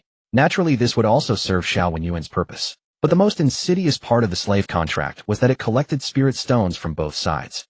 The Boundless Sea faction was somewhat better, as the profound Feather Sword Pavilion guaranteed that the cultivator would not have major issues. However, for the cultivator who sold himself, there was no protection at all. After paying the spirit stones, even if he died, it was for nothing. Qingyuan's eyes widened. A slave contract? Why would you sign that thing? I could lend you some spirit stones. Qingyuan waved his hand and sighed. Brother Qi, refining rogue cultivators with no background can't buy a ticket. Even if we have enough spirit stones, we can't buy one. Only by spending spirit stones and selling ourselves can we board. Fortunately, I met a senior in the rootless Buddhist kingdom, giving me this chance to sell myself. The atmosphere grew heavy. Neither could speak. The rules of the nascent soul sects were beyond anyone's power to change. After a long time, Qingyuan silently took out the storage pouch from One-Eyed Dragon, intending to split the spoils with Qingyuan. They had taken down the enemy together, so they should share the loot. But Qingyuan summoned his airborne leaf, threw down a corpse, and sped away, leaving behind a few bold words. "I'm selling myself. My body is sold, so I can't keep the magic tools. Keep them for yourself. This is a spirit beast I found after killing Mujiang. Consider it a gift for the little one behind the tree. And don't worry about me. This journey might not be a dead end." Qingyuan stared blankly at the corpse of the black-horned snake before him. After a long while, he lay back on the rocking chair and brewed a pot of tea. The fragrance of the tea wafted, its lingering charm lasting. In the mist, Qingyuan blinked slowly, his resolve for the future growing stronger. Only by becoming strong would his words be heard, and his will be infinitely free. Seeing that the man had left, Wankai swam out from behind the tree. Sensing her master's low spirits, she took the initiative to rub her cold, large head against Qingyuan's hand. "Wangsai, I'll keep you company." Qingyuan quickly cheered up, touched the bump on Wangsai's head, and scolded her with a laugh. "You little rascal. You didn't come out when someone was here, but now that he's gone you're being all attentive." Yet his heart felt warm. He waved his sleeve, summoning the black-horned snake corpse. After examining it, he found it quite good. It was said that the black cloud dragon belonging to the black flood dragon true person had evolved from a black-horned snake. This one should be a descendant of the black cloud dragon, possessing a trace of dragon blood. It was no less valuable than Wankai. Wangsai's drool was almost dripping, her watery, glistening eyes fixed on Qingyuan. She had sensed the delicious scent earlier, but she had to comfort her master first. Now that her master was in a better mood, she wondered if he would let her eat it. Qingyuan thought for a moment. Although it would be a waste to feed it to Wankai right after her breakthrough, he feared that the Black Flood Dragon true person might have some secret technique to sense this item. Better to just feed it to Wankai. He certainly didn't believe that after it was eaten and digested, anyone could still trace it. With Qingyuan's permission, Wankai happily pounced on it and swallowed it whole. So sleepy. Hearing Wangsai's final thought, Qingyuan quickly stuffed 20 spirit stones into her large mouth before she fell asleep, just in case she broke through again. The corpse of a black-horned snake at the 5th level of Qi refining, still containing a trace of dragon blood. A breakthrough was not impossible. Wankai collapsed heavily, her deep blue spiritual light flickering unsteadily. Qingyuan put her into the spirit beast pouch. By now the setting sun had completely vanished and darkness had fallen. Qingyuan slapped his forehead. Damn, he hadn't fed the fish today. Qingyuan tossed away the cleanly gnawed plum pit, feeling somewhat displeased. In the past, when Wankai was around, there were fresh fruits every day with a different variety each day. Now that Wang Kai had fallen into slumber, he could only pick up the plums that had fallen to the ground yesterday, wash them hastily, and eat them as best he could. His standard of living had plummeted. From the first day, without Wang Kai missing her. He retrieved One-Eyed Dragon's storage pouch, and Guan rubbed his hands excitedly. The infamous Black Wind twin fiends, surely they wouldn't disappoint him. First there was the first-grade top-quality artifact Black Light Axe, and the first-grade top-quality artifact Thousand Rock Umbrella. Both were among the fine top-quality artifacts. As had been demonstrated in the previous magical duel, the Black Light Axe was wielded with immense force and ferocity, so much so that Xiao Wenyuan's tortoise-shell shield could not withstand it. Unfortunately, it was not quite suitable for Guan. The Thousand Rock Umbrella was no less impressive. It even managed to spin away Gu and's Thunder Attraction Talisman, which was truly unexpected. However, its attributes were also not well suited for him. He needed to find an opportunity to dispose of them. Unlike the artifacts of Zhu Ziming and Han Geng, these were not difficult to sell. He could just sell them directly to the Jubao Tower. Together they could fetch around 500 or 600 spirit stones. There was also a first-grade mid-quality Wushan staff of average quality, likewise only good for selling for spirit stones. A first-grade low-quality clear heart cushion could help cultivators enter a meditative state, more quickly calming the mind and soothing the spirit. Though low in grade, it was quite useful. Guan was quite satisfied with this cushion. He put it into his storage pouch and discarded the old one made of ordinary rushes. There were also first-grade top-quality talismans, 2 divine wind talismans, and 7 first-grade mid-quality talismans. A bottle of first-grade top-quality spirit gathering pills, 3 pills. 397 spirit stones. Wait, this one was a mid-grade spirit stone. Guan took out a spirit stone that was clearly a size larger than the others and examined it against the sunlight. This spirit stone had visible flocculent substances within its spiritual light, was more dazzling, and its spiritual energy was more concentrated. All the characteristics matched without a doubt. It was a mid-grade spirit stone. He weighed the mid-grade spirit stone in his hand, and Guan was bursting with joy. A standard mid-grade spirit stone was generally accepted in the cultivation world to be exchangeable for 100 low-grade spirit stones. However, in reality the rate was higher. Within the territory of the Qingyuan Sect, it could be exchanged for about 110 low-grade spirit stones.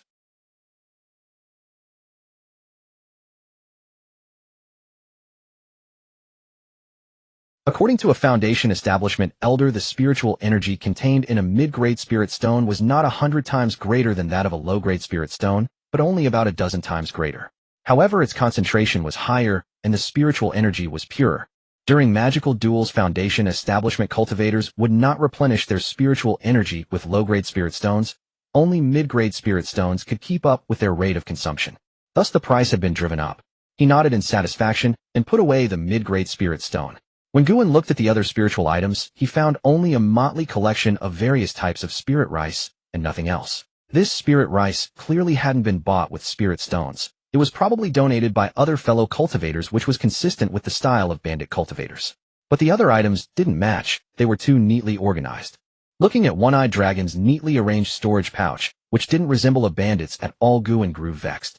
He was certain that the Black Wind twin fiends must have had a convenient and fast channel for disposing of stolen goods. Why had he forgotten to ask? He also had items to deal with. The things from Zhu Ziming and Han Geng couldn't be left to gather dust at the bottom of Bibo Pond forever. Guan idly flipped through the items left by One-Eyed Dragon, hoping to find some clue. Suddenly, a yellowed notebook caught his attention. The lower corners of the notebook were slightly curled, showing that One-Eyed Dragon had treasured it and used it frequently. Guan opened the notebook out of curiosity, and a series of delicate, neat characters came into view. Hard to imagine they were written by that one-eyed bald brute. Ganzi Gu said he would take me to cultivate immortality, saying there would be endless steamed buns to eat. I didn't go, it sounded like a lie. Only by passing the imperial examination could one have endless steamed buns.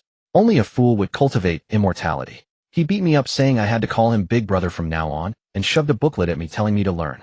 I couldn't understand it, but the steamed buns were really delicious. Big Brother said he had spotted a fat sheep and wanted me to go with him to take him down. Well, alright. Hope the first deal goes smoothly. Big Brother scolded me again today, saying I was blind. It was all because of that Qingyuan Sect brat, so poor that he rode a half-spirit horse, yet he pretended to be rich and lingered at the Jubao pavilion, refusing to leave. Fortunately, a little fat pig also came out. Really fat. Top-quality artifact, Earth Fiend Flame Pearl. Disaster. That little fat pig turned out to be the son of some pavilion master Hua. We need to scram quickly. That bastard Xing Tu even called us a pair of rotten pants and a lackwit. It infuriated me. That very night, I slaughtered his entire family. Not a single one escaped. How satisfying. Guan looked at the various experiences recorded by One-Eyed Dragon, and his expression turned strange. Could the person he was talking about who pretended to be rich be me? He shook his head thinking he was overthinking it. There were plenty of people riding half-spirit horses in the cultivation world. How could it be that coincidental? He continued flipping through, and after a while he finally found information about disposing of stolen goods.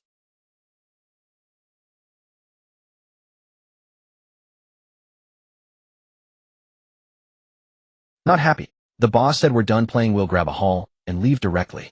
So the channel for disposing of stolen goods was found, but it seemed useless. And the Yun family actually helped with fencing, and they were robbed. No wonder Yun Feihu was so anxious when he heard about the Black Wind twin fiends. If your spirit stones were lost, wouldn't you be anxious? No, it wasn't just that. This was a murder to silence them. It seemed the Yun family had their own schemes. Just what gave Yun Feihu the confidence to chase after them alone. Guan stroked the yellowed notebook, his thoughts racing. He slapped out a fireball talisman and burned it to ashes. What did the Yun family schemes have to do with him? They had invested in him and helped him. Why should he be a petty person? Besides, the Qingyuan Sect was like two suns blazing in the sky. It couldn't be overturned. Guan took out the net bag given by the lean cultivator, which contained a pair of clear spirit shells. These were not Guan's 5 pearl shells, but the clear spirit mother shell and her tool husband. Just by appearance, they were larger, wider, and better than the pearl shells. The mother shell would produce offspring every 3 years, giving birth to nearly 100 pearl shells, and there was even a very small chance of giving birth to another mother shell.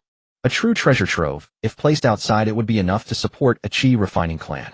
Guan watched the pair of clear spirit shells open and close their shells, growing more fond of them with each moment. He scattered a handful of golden cloud rice, and still feeling it was not enough, he added a bit of emerald water rice. This emerald water rice was found in One-Eyed Dragon's storage pouch. Its attributes were suitable and perfect for feeding the clear spirit shells.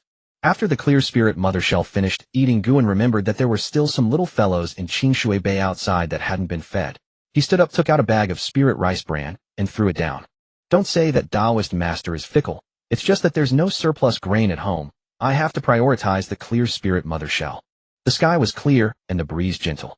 Guan, riding his black wind cloak, arrived at Tianyun Market, which was not far from Tianyun Garden. When Qingyuan Sect chose this location, they consulted with the Yun family, and with Yun Filan stationed here, they could suppress any petty troublemakers at any time.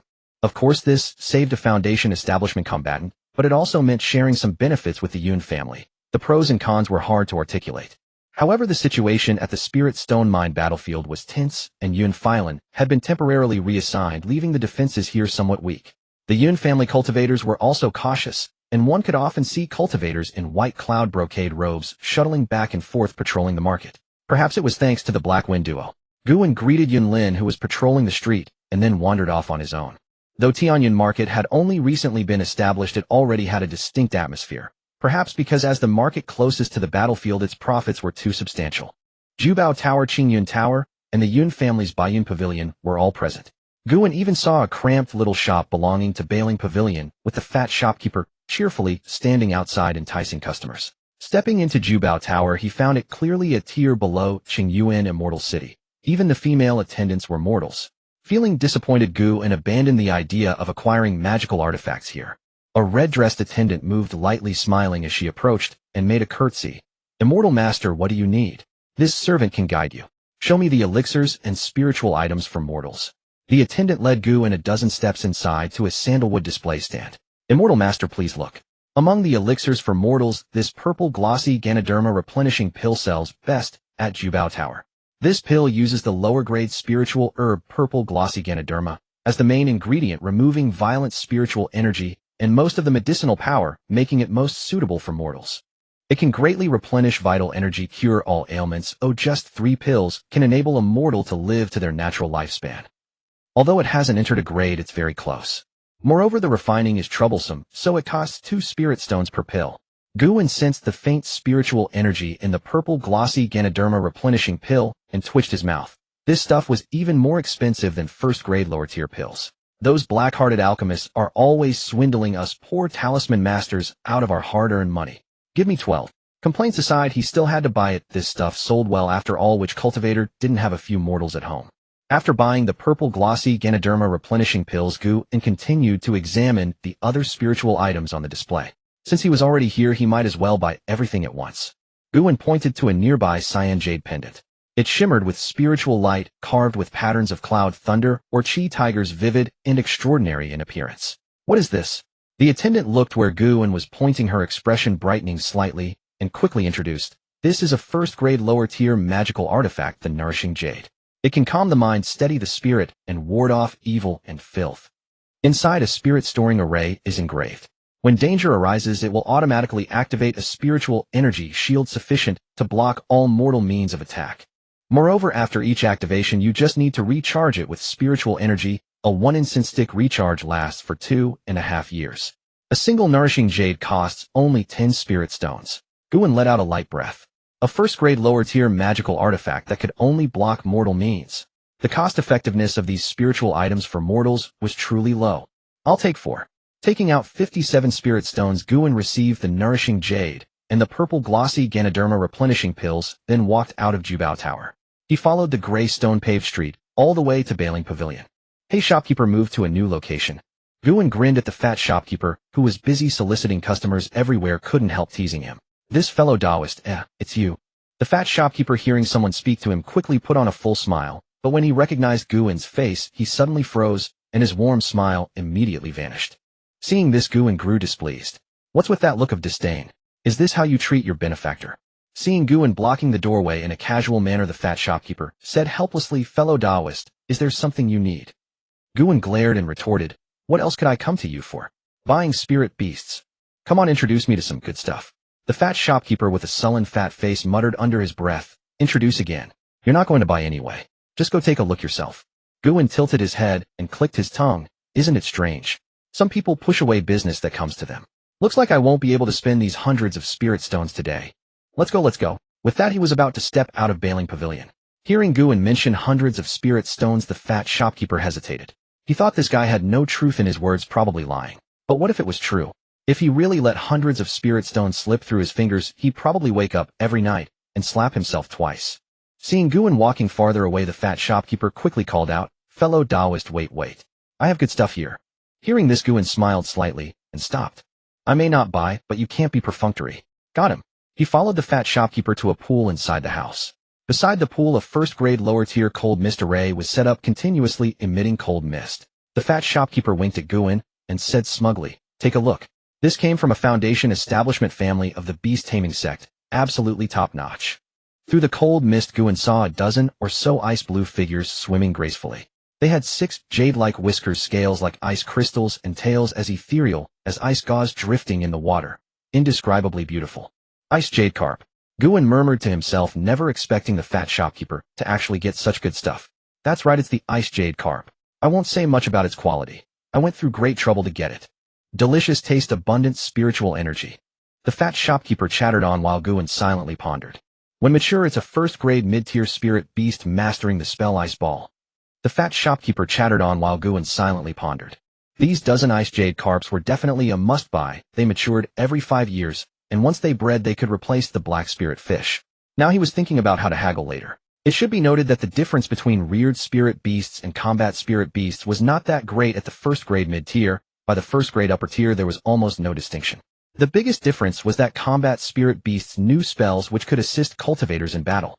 But these first-grade mid-tier ice jade carps also knew spells, although no one would be foolish enough to use Ice Ball against enemies. In essence, they were spirit beasts with spells. And by the first-grade upper tier, almost all spirit beasts knew 1 or 2 spells. There were differences in quality, but no distinction between reared and combat.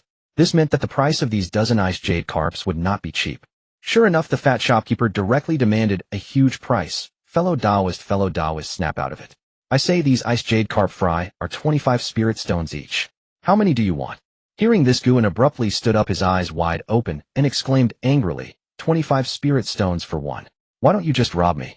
Robbery is not as fast as business. In and out I net 15 spirit stones per fish.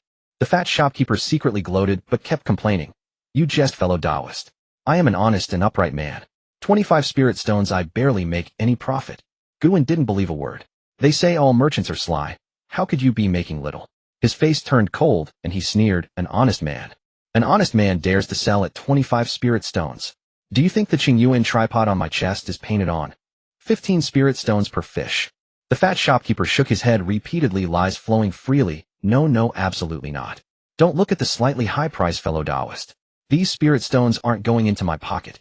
Every time I sneak into the U Kingdom, I have to grease palms along the way. Where doesn't require spirit stones. My costs are high too. Guan frowned, his mind calculating. Sneaking into the U Kingdom? Isn't that forbidden by the Qingyuan Sect? Maybe. Save some spirit stones. Or rather make a profit. Exactly. The Yun family is not far away. After finishing split the profits 3-7. Wouldn't that be wonderful? No, the shopkeeper's mention of bribing along the way is consistent with Qingyuan Sect style. That is to say, there must be some senior brothers, or even uncles behind this. Then there's no need. After figuring it out, reason returned to his mind, and morality filled his heart again. Guan felt that doing legitimate business was better. It's all the fault of that one-eyed dragon's notebook. It had led a good man astray, making him think of profit without capital. The fat shopkeeper watched Guan's changing expressions, puzzled, and tentatively asked, "Fellow Taoist, do you still want them? If not, just haggle." Who only haggles one round? The fat shopkeeper, unaware that he had just brushed past death, grew anxious, thinking, "You can't expect me to lower the price first." Although he hyped the ice jade carp to the skies, maintaining the cold mist array, fish feed, and market rent every day all cost spirit stones. Moreover, these ice jade carp tied up his capital. The longer they sat, the longer he couldn't recover those spirit stones, and he had no time to trade. He had planned to hand them over to a shop assistant if unsold in a few days, and then continue to the U Kingdom. After all, if he stopped trading, the disciples of Qingyuan Sect would receive no spirit stones, and this connection could be severed at any time. The families of the beast-taming sect controlled the spirit beast resources, and the patrolling disciples of both sects ensured the trade route was unobstructed. In this line, he was the easiest to replace. That can't be. All right, I won't waste words. Let's meet halfway, 20 spirit stones per fish. Take it or leave it. At this moment, Guan also withdrew his thoughts, feigning impatience to intimidate the shopkeeper. But seeing Guan still willing to buy, the shopkeeper's greed surged again. Perhaps these ice jade carp are very important to him. Should he insist a bit more? But before he could speak, Guan implemented his second tactic and turned to leave. As he walked, Guan counted silently. If the shopkeeper didn't call him back by the time he reached 10, he would return himself. 1, 2, 3, 7. Fortunately, when he reached 7, the shopkeeper finally couldn't hold back and called out to him. He turned around with a brilliant smile. In the afternoon at Tianyun Garden. Fellow Taoist Guwanshi has been spoiled by us uncles. Please bear with her. Yun Feihu looked helpless and said with a wry smile to Guan. Guan quickly raised his wine cup and declined. Not at all, not at all. Wanshi is naturally pure. How can you say she's spoiled? You are too modest, fellow Taoist Yun. Indeed pure. She openly incited Yun Feihu to teach me a lesson. Tisk tisk, how foolish. What should I do on the way back? How hard to think. Yun Wanshi watched the two exchanging toasts and enjoying themselves, fuming, and suddenly felt she was the outsider. Hey, whose seventh uncle are you anyway? Why do you only criticize me? Go ahead, hit him. Yun Feihu, drunk and ignoring Yun Wanshi's glare, asked gruffly, Brother Gu, to be honest, the Yun family has some old grievances with the Black Wind duo. Last time we searched for them, but couldn't catch them. If you discover anything in the future, please let the Yun family know. Our family will reward you handsomely. I know, and I also know they robbed you. But there was no need to tell Yun Feihu that. Guan laughed it off, sure.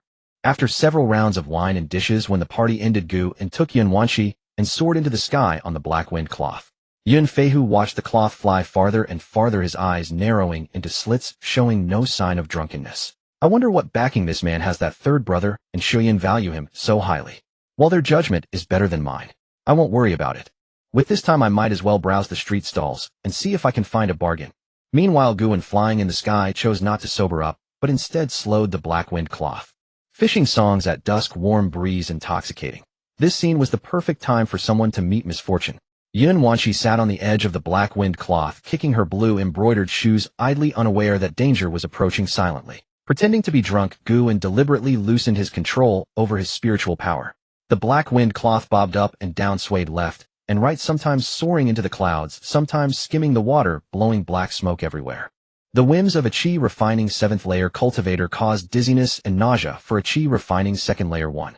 Senior Brother Gu, please use spiritual energy to sober up. Yun Wanshi was terrified by the turbulence. Several times she nearly fell off, but Guan caught her each time. Her heart pounding, she couldn't help but beg for mercy. At the same time, she deeply regretted it. She hadn't expected her usually kind 7th uncle to not help her, indirectly causing her to fall into such an embarrassing situation. But Guan was having too much fun to listen to her. What did you say? I can't hear you. Even as foolish as she was, Yun Wanshi knew he was pretending. But under the circumstances, she had to bow her head and pleaded, Senior Brother Gu, I was wrong. Please have mercy. That's better. Speak louder. I heard you this time. But no. With that the black wind cloth plunged straight down again. Speaking ill-tattling, full of evil. Could I let you off easily?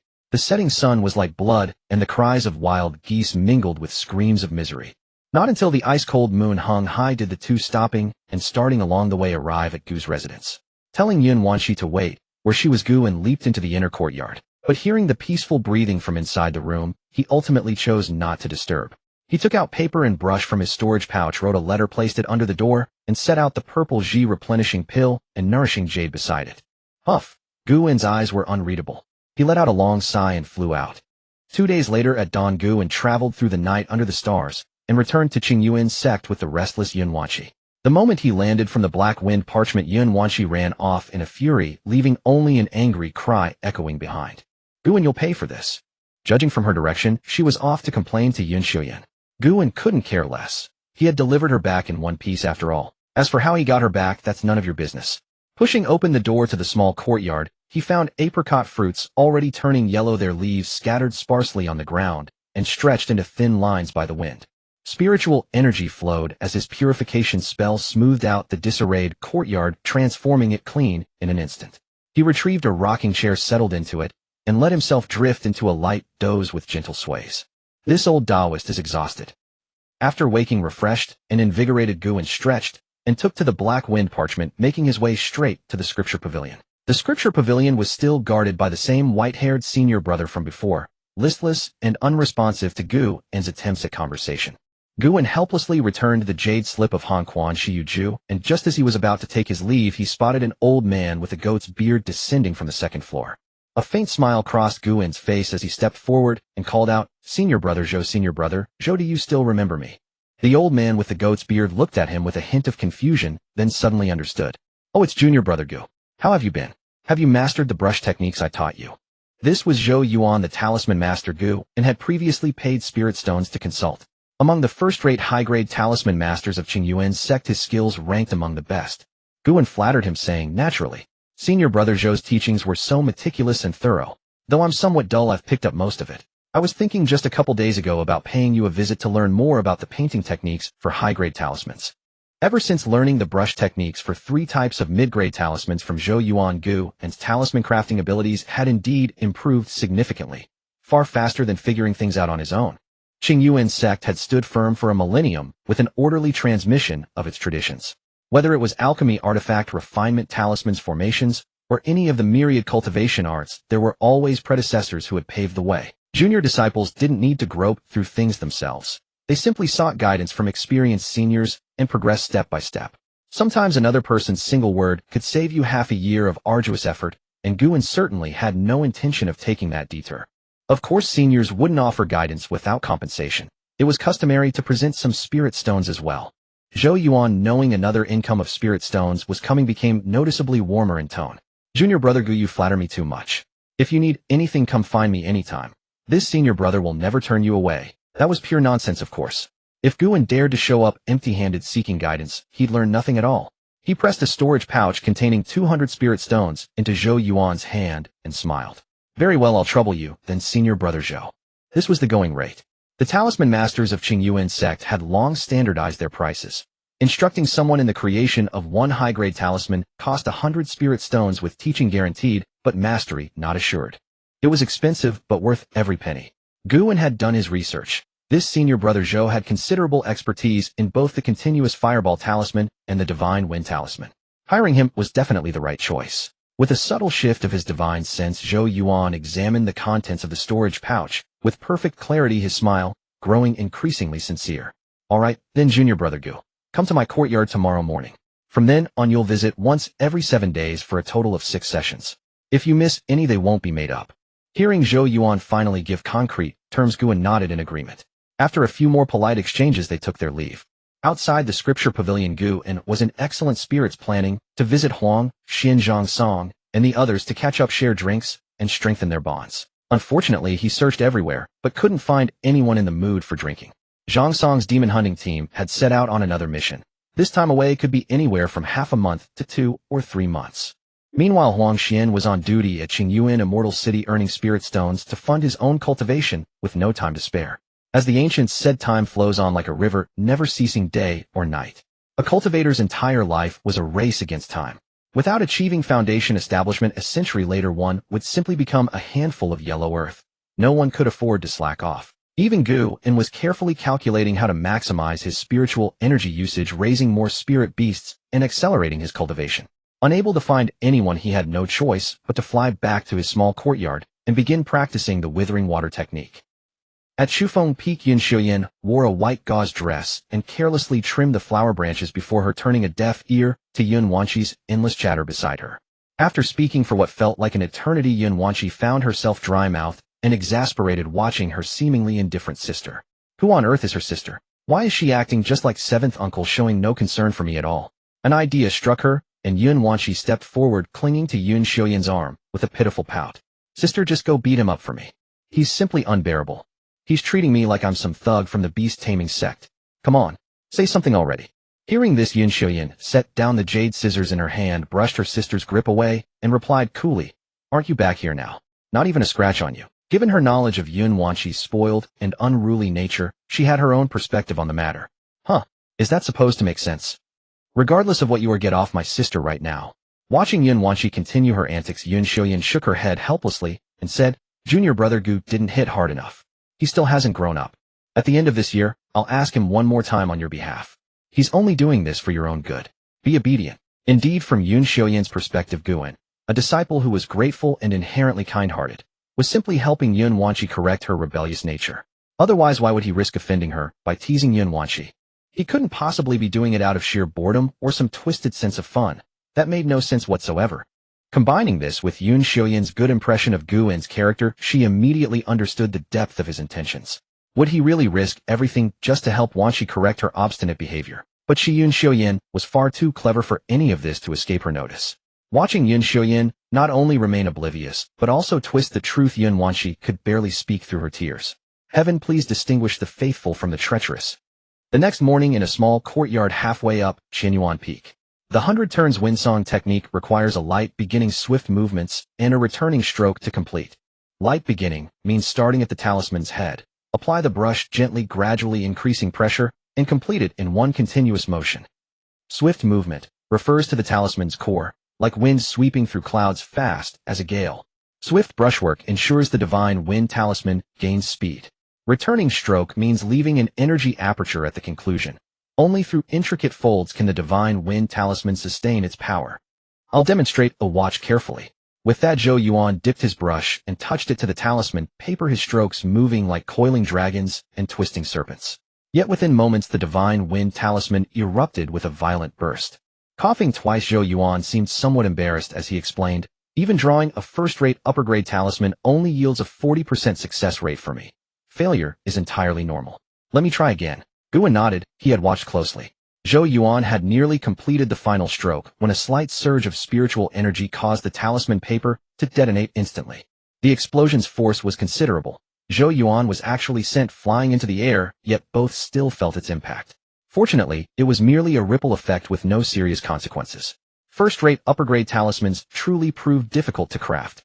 After the pair finished teaching and learning by midday, Qingyuan declined Zhou Yuan's invitation to share a meal, summoning his black wind scarf to soar toward Qingyuan Immortal City. Earlier at Tianyan Marketplace, Qingyuan had found the treasure-gathering building too small and lacking suitable artifacts, so he delayed his purchase until reaching Qingyuan Immortal City. Upon arriving at the city gates, he descended from his cloud and continued on foot. Inside the treasure-gathering building, Qingyuan navigated familiarly to the appraiser's jade desk and greeted with a smile. "Senior brother Gu, you're on duty today." Gutong looked up and returned the smile. "Junior brother Gu, and have you struck it rich somewhere?" Qingyuan took a seat, extracted a black light axe, a 1,000-rock parasol, and a dark mountain staff from his storage pouch, and slid them forward. Gutong examined the items, then remarked gravely, "It appears Junior brother Gu has made an impressive haul from the Spirit Stone Mine battlefield. These two upper-grade artifacts are both of excellent quality. For the two upper-grade artifacts, our treasure-gathering building offers 500 spirit stones and 50 for that dark mountain staff. What do you think?" Qingyuan considered this with a hesitant expression. While this price was generous by normal standards, it fell short of what these two upper-grade artifacts might fetch elsewhere. Of course, the treasure-gathering building would need to maintain its profit margin, so a lower price was understandable. What troubled him was that with the intense conflict between Qingyuan Sect and Beast Taming Sect driving up artifact prices, accepting only 500 felt unsatisfactory. Noticing Guan's hesitation, Gu Tong gritted his teeth and offered, "Very well, I'll add 10 more spirit stones. That brings the total to 560 spirit stones. I cannot go higher as we appraisers lack the authority for larger adjustments." Upon hearing this, Gu reasoned that Gu Tong was correct. Given the treasure-gathering building's notorious stinginess, appraisers would hardly receive generous spending authority. He promptly accepted without further deliberation. Once the transaction concluded, Gu Tong chuckled, "Congratulations on your windfall, junior brother Gu." Taking the spirit stones, Gu gave a wry smile. "Windfall? I'll likely have to spend it all back at the treasure-gathering building." He then asked, "Senior brother Gu, do you know of any quality artifacts currently available in the building?" Gu Tong stroked his beard thoughtfully. "Indeed, we have several commendable pieces. Junior brother Gu, please wait a moment while I retrieve them." Soon after, Gu Tong returned with 5 brocade boxes, arranging them before Gu. With visible pride, he presented them, saying, "These items either boast excellent quality or align well with your elemental affinity. Take a look."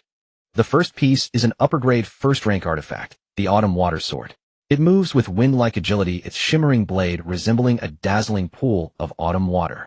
It carries a water sword technique capable of summoning 3 water blades to strike opponents with power rivaling a layer 9 chi condensation strike. Priced at 230 spirit stones. Gu took the autumn water sword and swung it a few times, noting it indeed caught the eye with its brilliance. The water sword technique proved effective, significantly more powerful than the water spear technique, and could be activated simply by channeling spiritual energy, without the need for hand seals or incantations. The second item is an upper-grade first-rank artifact, the Cold Light Armor forged from Cold Abyss Iron. When enemies strike against it, the armor slows their spiritual energy. It also carries a cold armor technique with exceptional defensive capabilities. Priced at 250 spirit stones. Gu set down the Autumn Water Sword and reached for the Cold Light Armor. Upon touching it, he felt its considerable weight. Even with his body refinement at the 4th layer, lifting it required effort. Wearing it would likely make him resemble an iron-clad turtle. Moreover, as an outer garment, it was rather ostentatious, which did not appeal to him. Third item aside, he passed on the Cold Light Armor due to its excessive weight and flashy appearance. The third piece is an upper-grade first-rank artifact, the Blue Sea Shield crafted from clear water copper. Among first-rank upper-grade defensive artifacts, it stands out. Not only does the shield itself offer strong protection, but its accompanying clear water shield technique is equally formidable. Priced at 260 spirit stones. The fourth item is the Wind Spirit Shuttle, an ultimate-grade first-rank artifact engraved with 3 wind haste techniques designed specifically for escape. When combined with our sect's blood ignition escape technique, it can briefly surge to speeds approaching Foundation establishment within a short span. Given Junior Brother Gu's combat in the Spirit Stone Mine battlefield, this would surely prove invaluable. Priced at 700 spirit stones. The fifth and final item is the Earth Fiend Fire Pearl, a disposable ultimate-grade first-rank artifact rarely found in the treasure-gathering building. This devastating weapon ensures mutual destruction with the enemy. Should Junior Brother Gu ever find himself in desperate straits, this treasure would guarantee he takes any Beast Taming Sect disciple down with him. Priced at 1,000 spirit stones. As Gu reached for the Wind Spirit Shuttle to inspect it, he heard Gu Tong's madman ramblings and couldn't help but roll his eyes. With that Spirit Stone fortune, why wouldn't I just buy the Wind Spirit Shuttle? Keeping the green hills intact ensures there's always firewood to burn. He had no intention of dying alongside those Beast Taming Sect disciples. Gu tallied his spirit stones. This trip to Yun Kingdom had yielded substantial returns, though expenses had also mounted considerably. After accounting for everything, he still possessed 1675 spirit stones. This calculation didn't even factor in that medium-grade spirit stone. Such wealth among late-stage chi condensation cultivators was quite substantial indeed. Stroking his chin thoughtfully, Gu made his decision. Senior Brother Gu, please wrap up the Wind Spirit Shuttle Autumn Water Sword and Blue Sea Shield for me. Hearing this, Gu Tong looked momentarily taken aback. This was no small sum, and he realized he'd underestimated Junior Brother Gu all along. After giving Gu a long searching look, he carefully placed the 3 artifacts into brocade boxes and handed them over. Gu counted out 1071 spirit stones and pressed them into Gu Tong's hands, repeating to himself, "Money spent will come again. Money spent will come again." With these artifacts, his survival capabilities had significantly improved, and as long as he stayed alive, he would undoubtedly recoup his investment. After bidding farewell to Gu Tong, Gu did not leave immediately. Instead, he approached the front display area and beckoned a female attendant. "Take me to see the upper-grade first-rank talisman papers and spiritual ink." The female attendant brightened and said softly, "To inform the Taoist brother, our treasure-gathering building currently has first-rate upper-grade general-purpose talisman paper, called 100 Yuan paper, water attribute common talisman paper, called green phoenix paper, fire attribute talisman papers, called crimson feather paper, and fire python paper, wind attribute talisman paper, called return wind paper." Before she could finish, Guan interrupted. "I'll take 5 bundles each of crimson feather paper and return wind paper, and 1 jar of dark profound spiritual ink." The fire python paper's quality was excellent, but its price too steep. He had no need for it at present. The crimson feather paper offered far better value. Very well. Crimson feather paper costs 20 spirit stones per bundle, return wind paper costs 25 per bundle, and dark profound spiritual ink costs 55 per jar. That totals 280 spirit stones. As a Qingyuan Sect disciple, you need only pay 252 spirit stones. Guan withdrew the spirit stones with a poker face. Just moments ago, he had been a wealthy cultivator possessing 1675 spirit stones. After wandering through the treasure-gathering building, he was left with only 352 low-grade spirit stones. Sigh, one day I too shall open a treasure-gathering building and collect spirit stones while lying down. Wang Kai, we need to make up for the cold venom dosage of this month and a half as soon as possible. Guan scratched the small bump on Wang Kai's head and said earnestly, "Off." A trace of human-like reluctance flickered across Wang Kai's large head.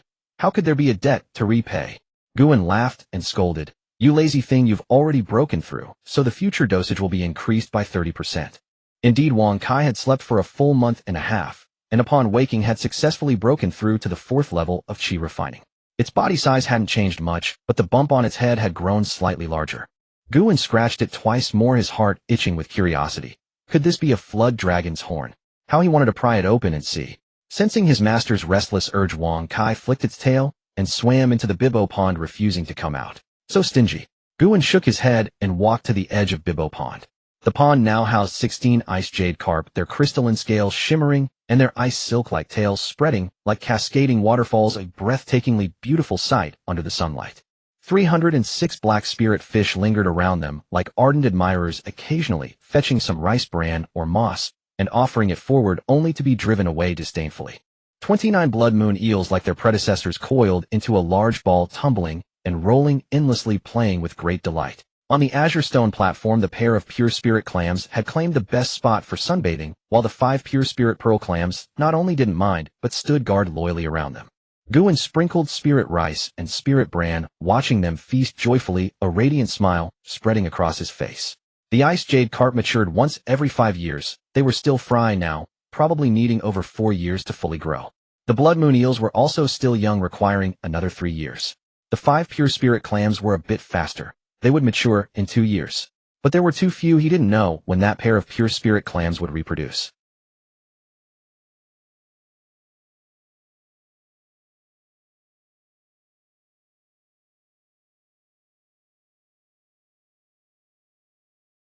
Cultivate well, all of you. Next year I'll show you a breakthrough to the 8th level of qi refining. After encouraging his spirit beasts, Guan released the black wind cloth and headed toward Qingyuan Sect. This was the last of Zhou Yuan's talisman guidance sessions. He wondered when he would finally master the wind spirit talisman and the chain fireball talisman. Black smoke curled down, landing before Zhou Yuan's door. Before Guan could knock, the door swung open on its own. "Come in," Zhou Yuan's languid voice sounded. Entering, Guan saw him practicing calligraphy at a stone table in the courtyard. After a moment, Zhou Yuan set down his brush and led Guan into the talisman-making room. "Guan, in these 7 days have you managed to draw the chain fireball talisman or the wind spirit talisman?" Guan cupped his hands together, slightly embarrassed. "To be honest, senior brother Zhou, I haven't succeeded even once." Zhou Yuan nodded slightly, seemingly unsurprised. How difficult the path of talismans was. He had spent his entire life and only became a first-grade upper-rank talisman master. Although Guan had considerable talent, it was impossible for him to master it so quickly. Impossible, absolutely impossible. It wasn't that Zhou Yuan was petty and couldn't bear others' success. It was that he had been shocked the last time he instructed Guan in drawing talismans. A junior who had only been learning upper-rank talismans for a little over a month had nearly succeeded in drawing a chain fireball talisman. And it had only been a month. Although he had made a mistake at the final stroke and it exploded, his technique was close to success. Good heavens. He had hoped to offer a few more guidance sessions to earn more spirit stones. He hadn't expected his Tao heart to be nearly shattered.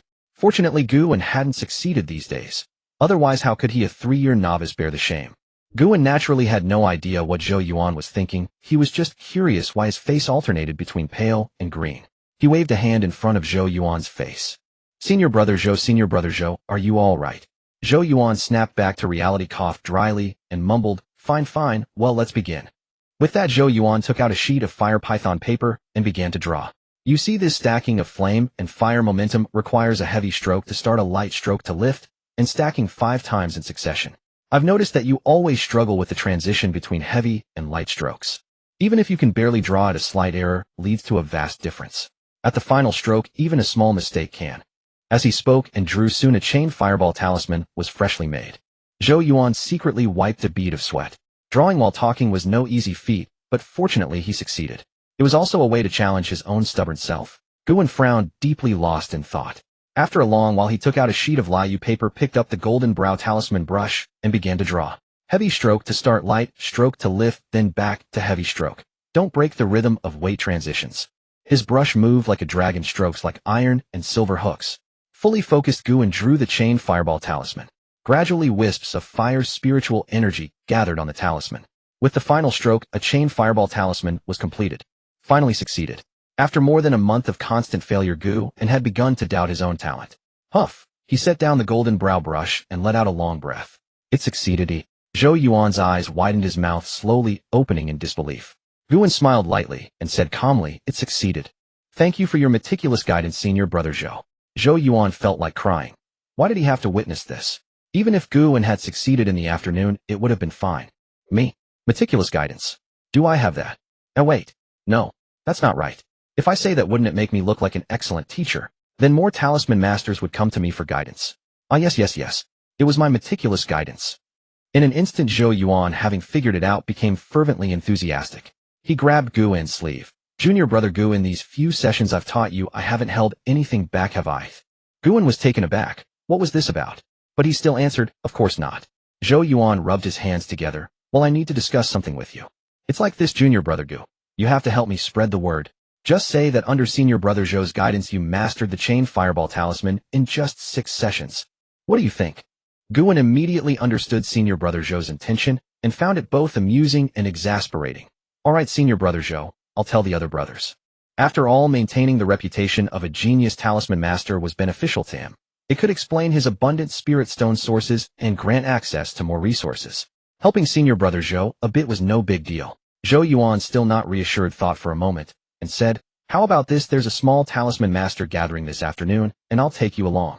Now that you can draw a first-grade upper-rank talisman, taking you there won't violate any rules. Guan was delighted. He had heard of such gatherings. Participants were at least first-grade upper-rank talisman masters. The gathering wasn't just for exchanging talisman-making insights. It served many other purposes. For instance, the prices for talisman drawing guidance were decided during these small meetings. Although he, a newly promoted first-grade upper-rank talisman master, definitely had no say, it signified his acceptance into Qingyuan Sect's talisman-making circle. The benefits were plenty. Guan smiled broadly and agreed at once. Next, Zhou Yuan gave a few pointers on the interconnected fireball talisman Guan had drawn, then demonstrated how to draw the divine wind talisman. At noon, Zhou Yuan invited Guan to share a meal and opened a jar of green bamboo snake wine. Both host and guest were thoroughly delighted. After the feast, Zhou Yuan wasted no more time and flew toward Pine Breeze Cliff with Guan. In the long pavilion atop Pine Breeze Cliff, 8 or 9 people were already seated enjoying tea together. A white cloud descended, trailed by a wisp of black smoke. Everyone couldn't help but wonder who was following old Zhou this time. Had some fellow Taoists acquired a new magical artifact? As the two drew near, they realized it was a young man with an unfamiliar face. Meeting everyone's puzzled gazes, Zhou Yuan said with a touch of reserve, "This is Junior Brother Guan. After my guidance, he has just drawn his first high-grade talisman. I didn't teach him for very long, TSK. Only 6 sessions. Help me spread the word, everyone. I've got quite a knack for mentoring juniors. Right, Guan?" Guan barely restrained his laughter and concurred. Yes, Senior Brother, Zhou taught exceptionally well. This junior has benefited immensely. Secretly amazed by Guan's talent, everyone exchanged greetings with him and largely brushed Zhou Yuan aside. We know exactly how good you really are. A middle-aged female cultivator in green robes scolded, "Shameless old fool at your age, and still acting so frivolous. Even if we lure junior brothers and sisters to you, without real goods you'll be exposed anyway. What, planning to skim a profit and switch sects?" If it had been anyone else, Zhou Yuan would have fired back immediately, but being scolded by this middle-aged woman only made him feel embarrassed. He muttered softly, "Yunyang, how did you guess so quickly? Was it really that obvious?" Yunyang gave him a sideways glance and turned back toward the pavilion. 30 years, and he still wears his emotions on his sleeve. What was there to guess? Why don't you try guessing what I'm thinking instead? Just as Guan was deep in conversation with the group, a streak of light shot down and landed on Pine Breeze Cliff. Everyone rose to bow in respect. Though Guan didn't recognize the person, he could sense the aura of a Foundation establishment cultivator, so he followed suit and bowed along with the others. As they drew near, the elderly man in white paused slightly and asked, "Who is this young one?" Zhou Yuan stepped forward respectfully. "This is junior brother Gu and Uncle Mo Hai, who has just been promoted to high-grade talisman master." Uncle Mo Hai. Guan suddenly remembered. Wasn't he the second-rate mid-tier talisman master of their sect? That made sense. A talisman master gathering would naturally only attract talisman masters. Mo Hai gave a slight nod and smiled at Guan. "Excellent. Young and promising. Our Qingyuan Sect produces talents generation after generation. How could we not thrive? How could the beast-taming sect fail to fall? I happen to refine a golden wind dissipation formation talisman today. I'll reward it to you." Hearing this, everyone's eyes widened with envy. How incredibly lucky was this junior brother Guan? He's only a few decades younger than us. Is this necessary? A second-rate lower-grade golden wind dissipation formation talisman is listed at 200 spirit stones at the treasure gathering pavilion. The most infuriating part was that the damn treasure gathering pavilion wouldn't even sell to low-grade chi refining disciples like them. A golden talisman flew toward Guan. Overjoyed, he bowed deeply and thanked. "Thank you, Uncle Mo. Your disciple shall dedicate himself entirely to Qingyuan Sect, giving his all until death." Guan's words rang out with conviction, warming Uncle Mo Hai's old heart. He nodded with satisfaction. To have disciples so devoted to the sect and so loyal. This was truly a blessing for Qingyuan Sect. Guan stowed away the golden wind dissipation formation talisman and bowed once more in gratitude. Mo Hai waved his hand, signaling everyone to take their seats. Picking up the teacup before him, he took a light sip, then spoke again, still the old custom. "I'll draw a first-rank supreme-grade talisman first. Observe closely." With that, he sent a talisman paper floating before him, raised his brush, and began painting with bold, unrestrained strokes. His pace wasn't particularly swift, in fact slower than Guan's usual speed, but with each deliberate movement essential techniques were revealed, captivating the onlookers, who watched in rapt fascination. Guan watched intently as well. Though he couldn't fully grasp the drawing technique for a first-rank supreme-grade talisman, the fundamental principles were universal, and even the parts he understood brought him significant insight. After a considerable amount of time, a first-rank supreme-grade golden divine sword talisman was completed, gleaming brilliantly, as though golden divine sword energy threatened to break through the surface. Clearly of excellent quality. When Uncle Mo Hai was drawing the talisman, everyone held their breath in reverence, afraid to disturb him. Now that it was finished, whispers began to circulate. "Old Zhang, did you understand that final stroke at the talisman's base?" "No, I got lost when the core turned downward for the second time." "Old Zhou, forget it. Never mind, go play elsewhere." As the chatter gradually subsided, Mo Hai cleared his throat. "All right, everyone has had their say. Let me add a few words. The golden divine sword talisman demands ferocity above all, with explosive power as its secondary focus. With every brush turn, speed and ruthlessness are essential. Never hesitate. Spiritual energy must not be applied uniformly. It should be progressively intensified as the talisman's core forms, guiding the golden spiritual energy of heaven and earth to compress and gather. The final stroke at the base must be crisp. Let spiritual energy sever the momentum of the brush rather than lifting it with your hand. That's all for today. The front lines urgently need talismans, and your uncle hopes to make a profit to buy a fine magical artifact at the Qingyuan assembly." With those words, Mo Hai transformed into a streak of light and departed. He left. Watching Uncle Mo Hai come and go so swiftly, Guan was taken aback and grabbed Zhou Yuan's arm, asking, "Senior brother Zhou, is that it?" Zhou Yuan found it amusing. "Junior brother Gu, what are you thinking? Uncle Mo Hai's time is far too precious to waste here chatting with us. The important part comes next. That's the real agenda of this gathering." Yunyang nudged him and retorted, "Junior brother Gu, don't listen to his nonsense." What Uncle Mo Hai said was also very important. Guan understood. There was still more to come. Indeed, once Uncle Mo Hai departed, everyone relaxed. A senior brother with white hair and beard stepped forward and proclaimed loudly, "All right, junior brothers, listen to me." He was the eldest among the disciples present, and also a first-rank supreme-grade talisman master, so everyone showed him respect, and their voices quieted.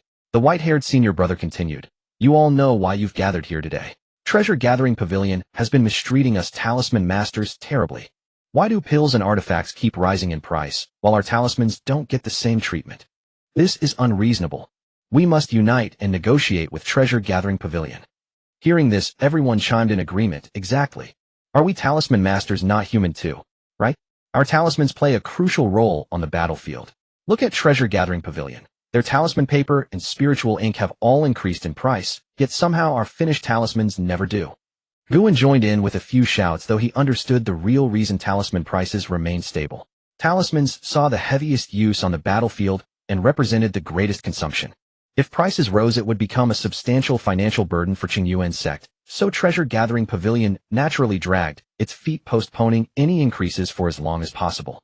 Yet the question remained. The same as before, why could pills and artifacts increase in price? Why could talisman paper and spiritual ink rise, but not talismans themselves? It wasn't about having less. It was about fairness. Watching alchemists and artifact refiners feast so lavishly, how could any talisman master feel at ease? If they just raise our prices, we'd be just as devoted to the sect. Surveying the crowd's indignation, the white-haired senior brother felt satisfied. The team was fired up and ready to act. Which junior brother would volunteer to lead us in negotiations with Treasure Gathering Pavilion? That worthless fellow is not worth consulting. Guan flew toward Bibbo Pond on his black wind cloak, cursing the cowardice of those talisman masters as he went. Truly, age had robbed them of all their drive. Whenever it came to the crucial point, they pretended not to hear. Was it just about negotiating with Elder Chu, who was at Foundation Establishment?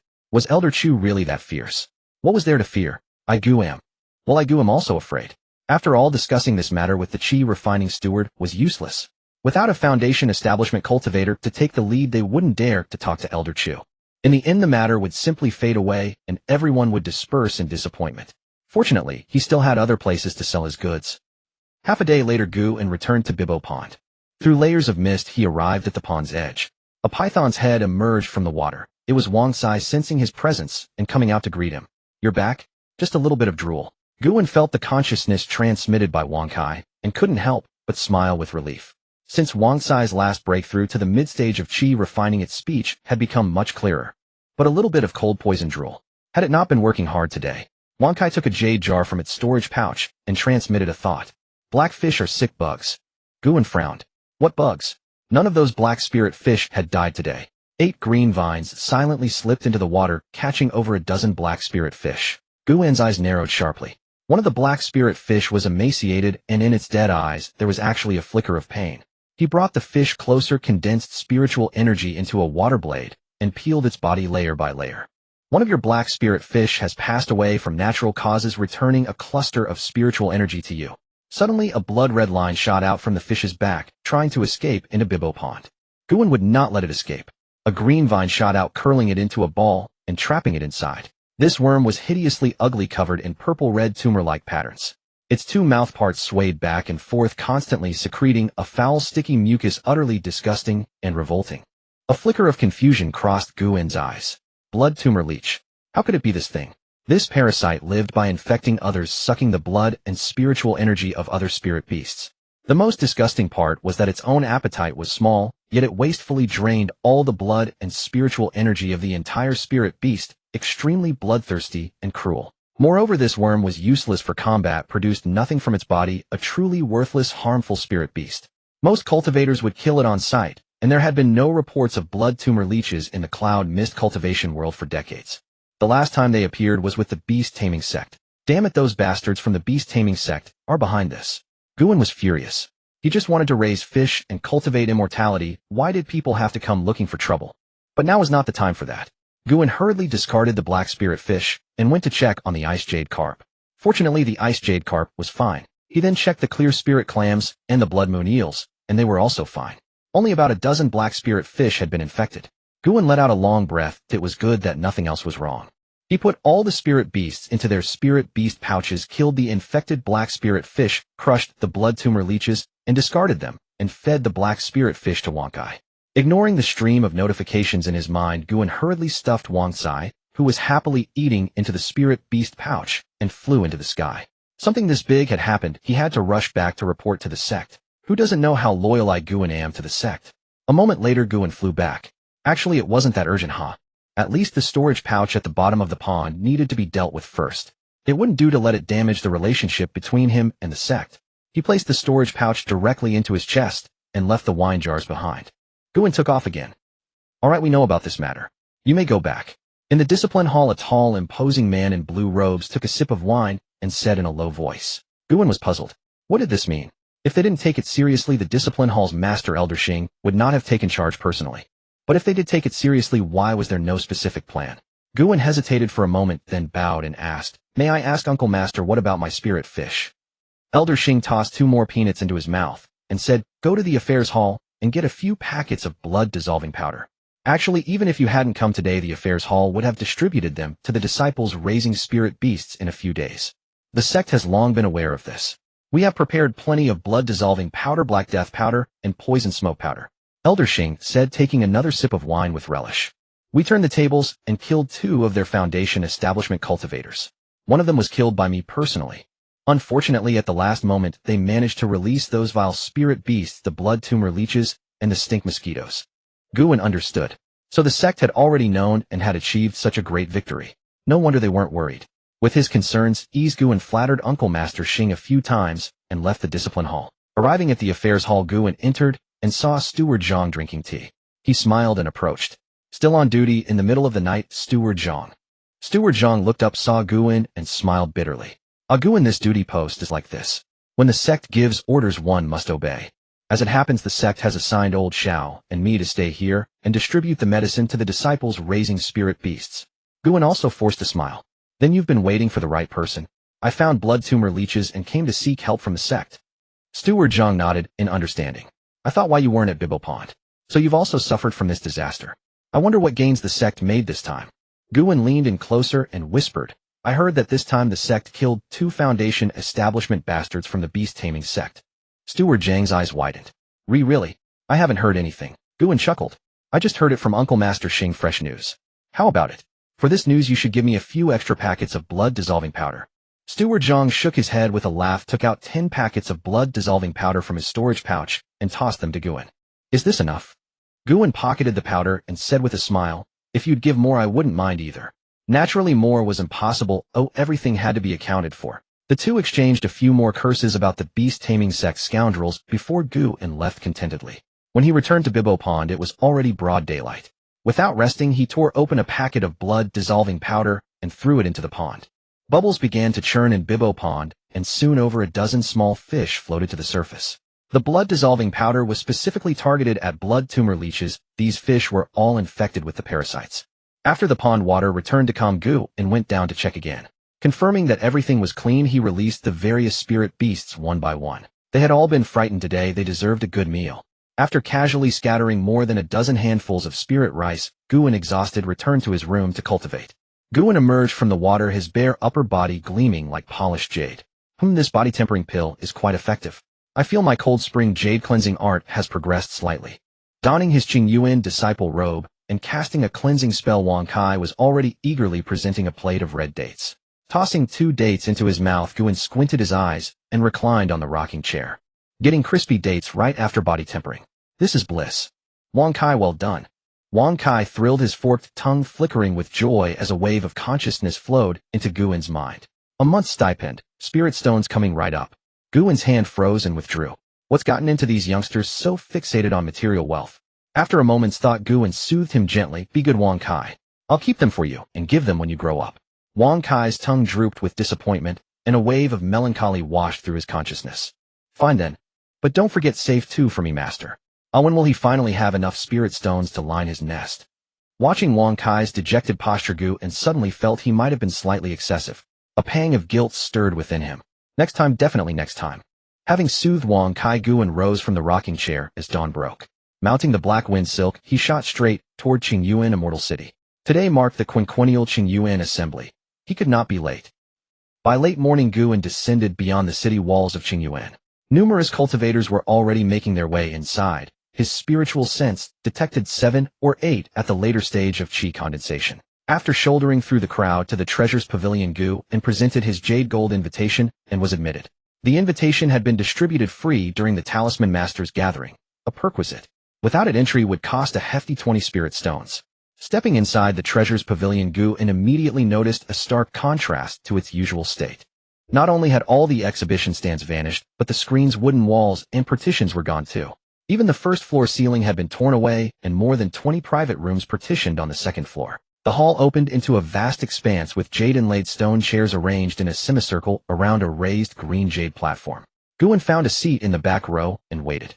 Guests continued to file into the treasure's pavilion. Some in Qingyuan disciple robes, others bearing the insignia of various clans, and a few cloaked in black with masked faces. Qingyuan Sect welcomed all comers to trade. Of course, beasts from the beast-taming sect were excluded. It wasn't until the third watch of the afternoon that a captivating female cultivator in purple silk ascended the green jade platform, her presence as radiant as flowing clouds at dusk. She offered a graceful bow and smiled. Welcome, distinguished fellow Taoists, to Qingyuan Sect's Grand Assembly. Let it be known this auction follows the principle of highest bidder wins. No cultivator may coerce another. Furthermore, those who win items need not fear. Within Qingyuan Immortal City, our Qingyuan Sect guarantees your safety. Very well, the auction begins. First lot, a top-grade first-rank artifact, the Fire Cloud Bracelet. A maid approached carrying a jade casket. The purple-robed cultivator opened it, displayed it for all to see, and placed it upon the green jade platform. This bracelet is forged from crimson cloud iron and molten crystal imbued with the fire cloud technique. Upon activation, it unleashes a sky full of fire clouds against your foes, both offensive and defensive, with boundless applications.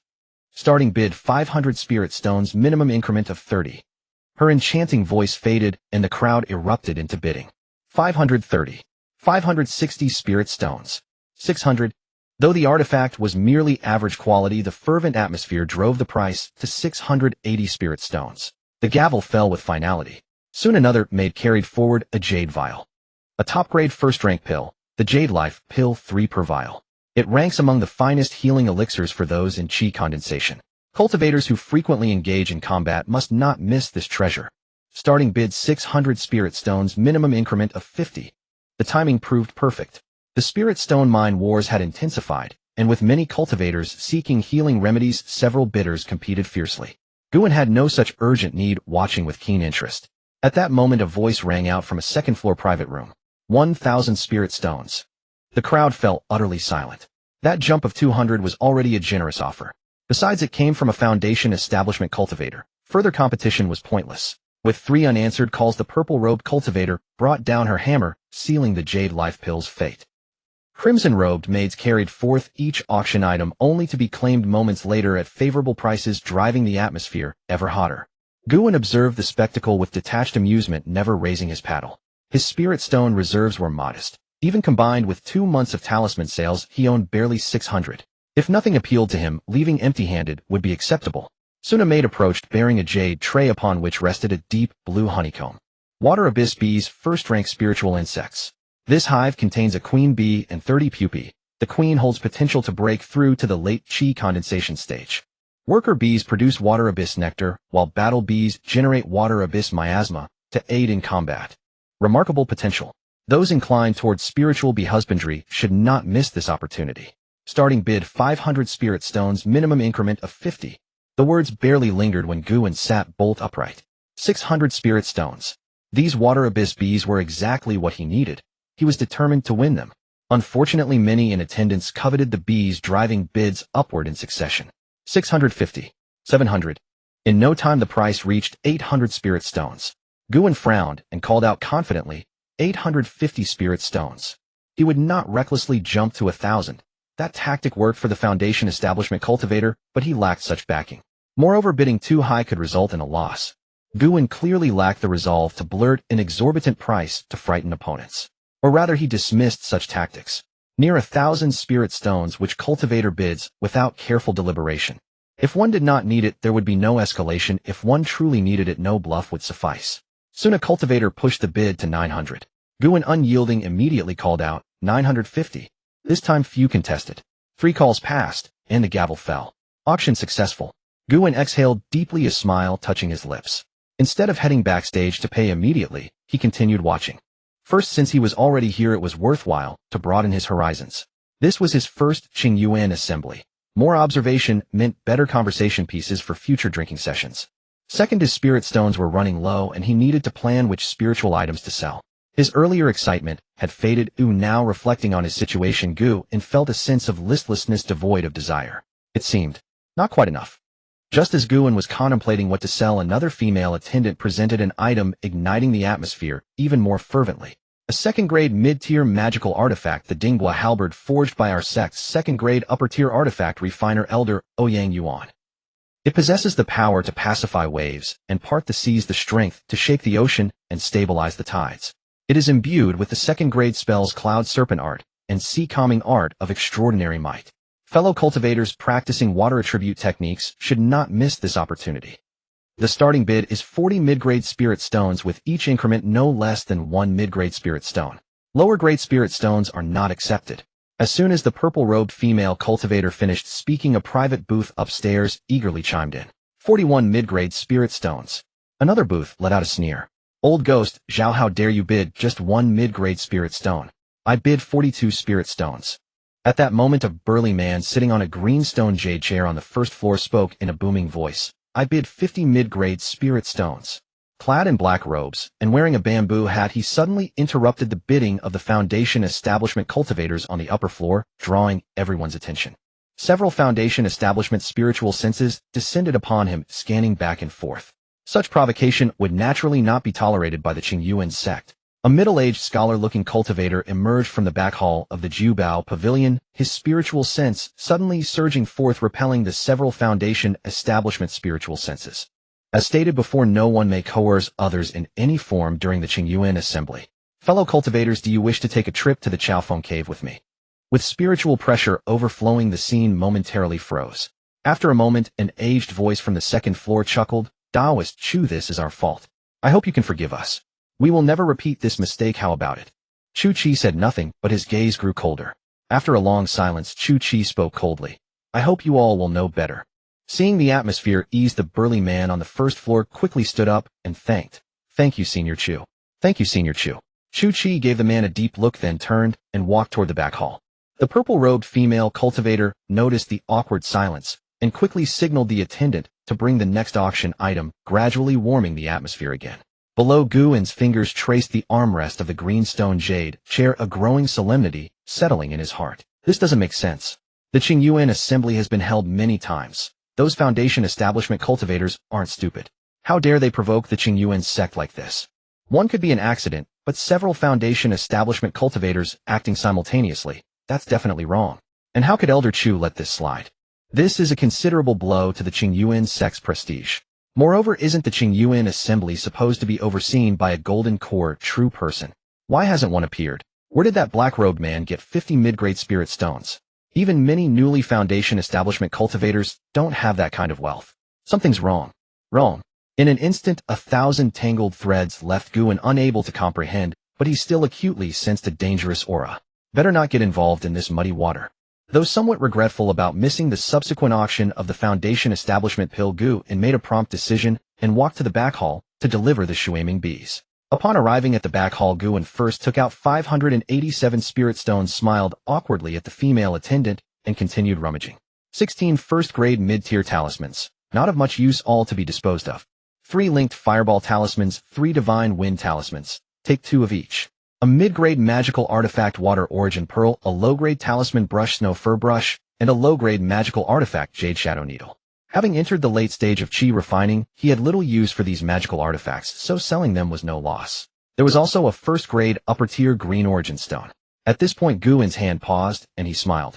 Help me calculate how many spirit stones these can total. Alright, first-grade mid-tier talismans are uniformly accepted at 4 spirit stones, each linked fireball talismans at 16 spirit stones, divine wind talismans at 18 spirit stones. Fellow Taoist, the total is 304 spirit stones. You are still short by 51 spirit stones. How would you like to make up the difference? So shady. Guan cursed inwardly, then grabbed the Qingyuan Ding emblem on his chest and asked, I'm a disciple of the Qingyuan sect. Did you forget the 10 discount? The female attendant's smile remained sweet as she shook her head. There is no such rule during the Qingyuan assembly.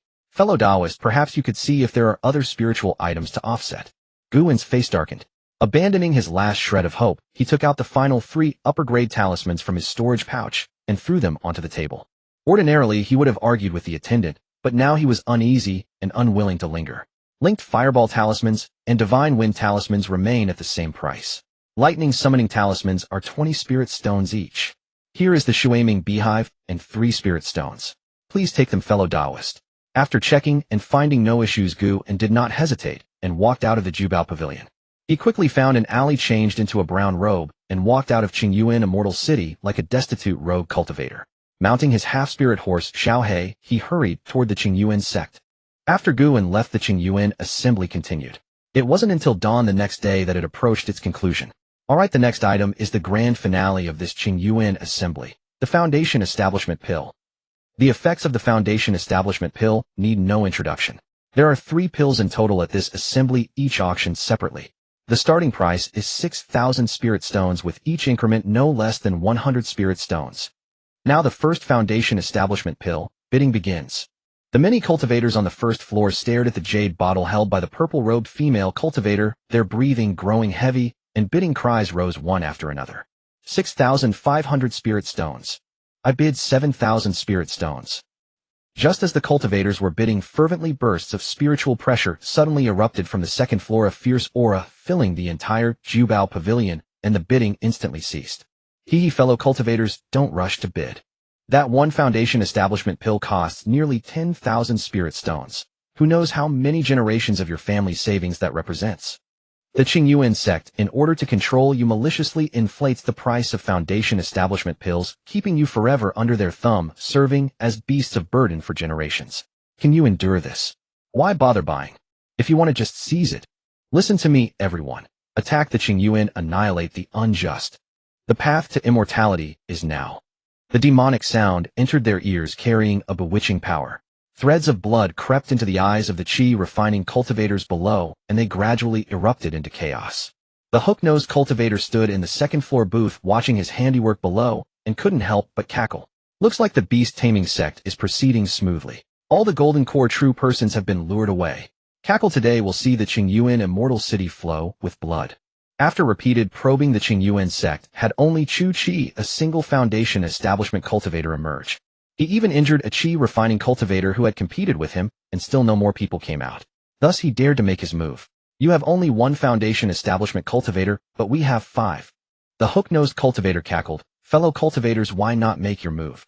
As he spoke, he reached toward the purple-robed female cultivator below, intending to seize the Foundation Establishment Pill by force. 4 other Foundation Establishment auras joined in the attack. Sensing the commotion in the front hall, Chu Qi opened his eyes, cast a bronze bell to shield the purple-robed female cultivator, and a cold smirk curled at the corner of his mouth. Finally, they've taken the bait. The bronze bell enveloped the purple-robed female cultivator, deflecting several spells. The hawk-nosed cultivator watched as the bell carried her toward the rear hall, and sneered, Chu Qi, you still have the leisure to care about these ants. How about a visit to my 10,000 souls banner? A glint of cold light suddenly flashed as a sword edge aimed straight for the hawk-nosed cultivator's brow.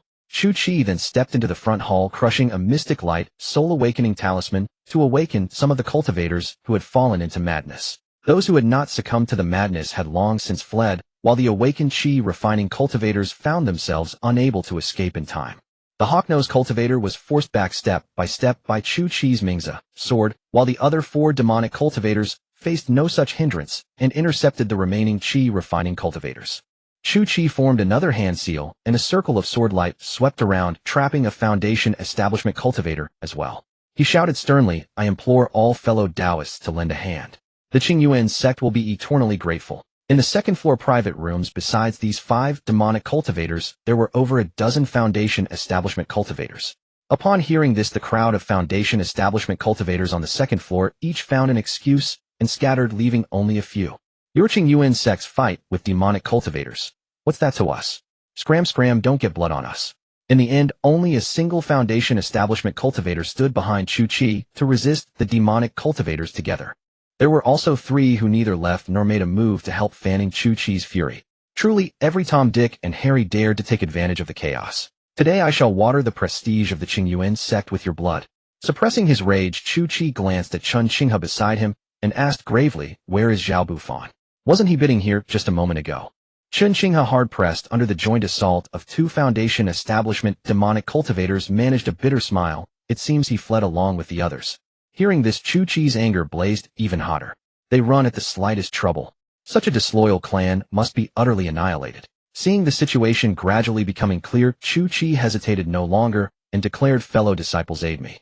As his words fell, 7 more Foundation establishment cultivators emerged from the rear hall. If Guan were present, he would recognize many of them. Uncle Mo, Hi Uncle Xing, Uncle Guyen, and 4 other uncles he did not know. But without exception, all emanated formidable spiritual pressure. None were at the early Foundation establishment stage. Clearly, the Qingyuan Sect had prepared for the worst from the very beginning. The 5 demonic cultivators' expressions shifted dramatically as they quickly clustered together. The hawk-nosed cultivator roared in fury, "That damned beast-taming sect. Have they played with spirit beasts until they've lost their minds? This is what they call drawing away the bulk of the Qingyuan Sect's strength. To hell with them." The 3 onlooker cultivators also panicked, having sensed no such density of Foundation establishment auras moments before. They immediately attempted to flee, but it was too late. The 7 newly arrived Foundation establishment cultivators joined Chu Chi, taking positions in the 8 cardinal directions, their hand seals accelerating. 8 gates suspended sword array. Arise. 8 golden resplendent gates materialized, swirling with runes, each gate suspending a great sword at its center, encasing the entire treasure-gathering pavilion. In an instant, the 5 demonic cultivators, the 3 Foundation establishment cultivators hoping to scavenge, and the horde of chi-refining cultivators who had again fallen into madness felt as if burdened by a celestial mountain mired in quicksand, barely able to move. Uncle Xing of the Discipline Hall changed his hand seals rapidly. Heaven Gate, sword descend. The other 7 Foundation establishment uncles followed suit, casting their spells, plunging the array into dim chaos, with sword light flashing everywhere. Earth Gate, sword rise. Thunder Gate, sword cleave.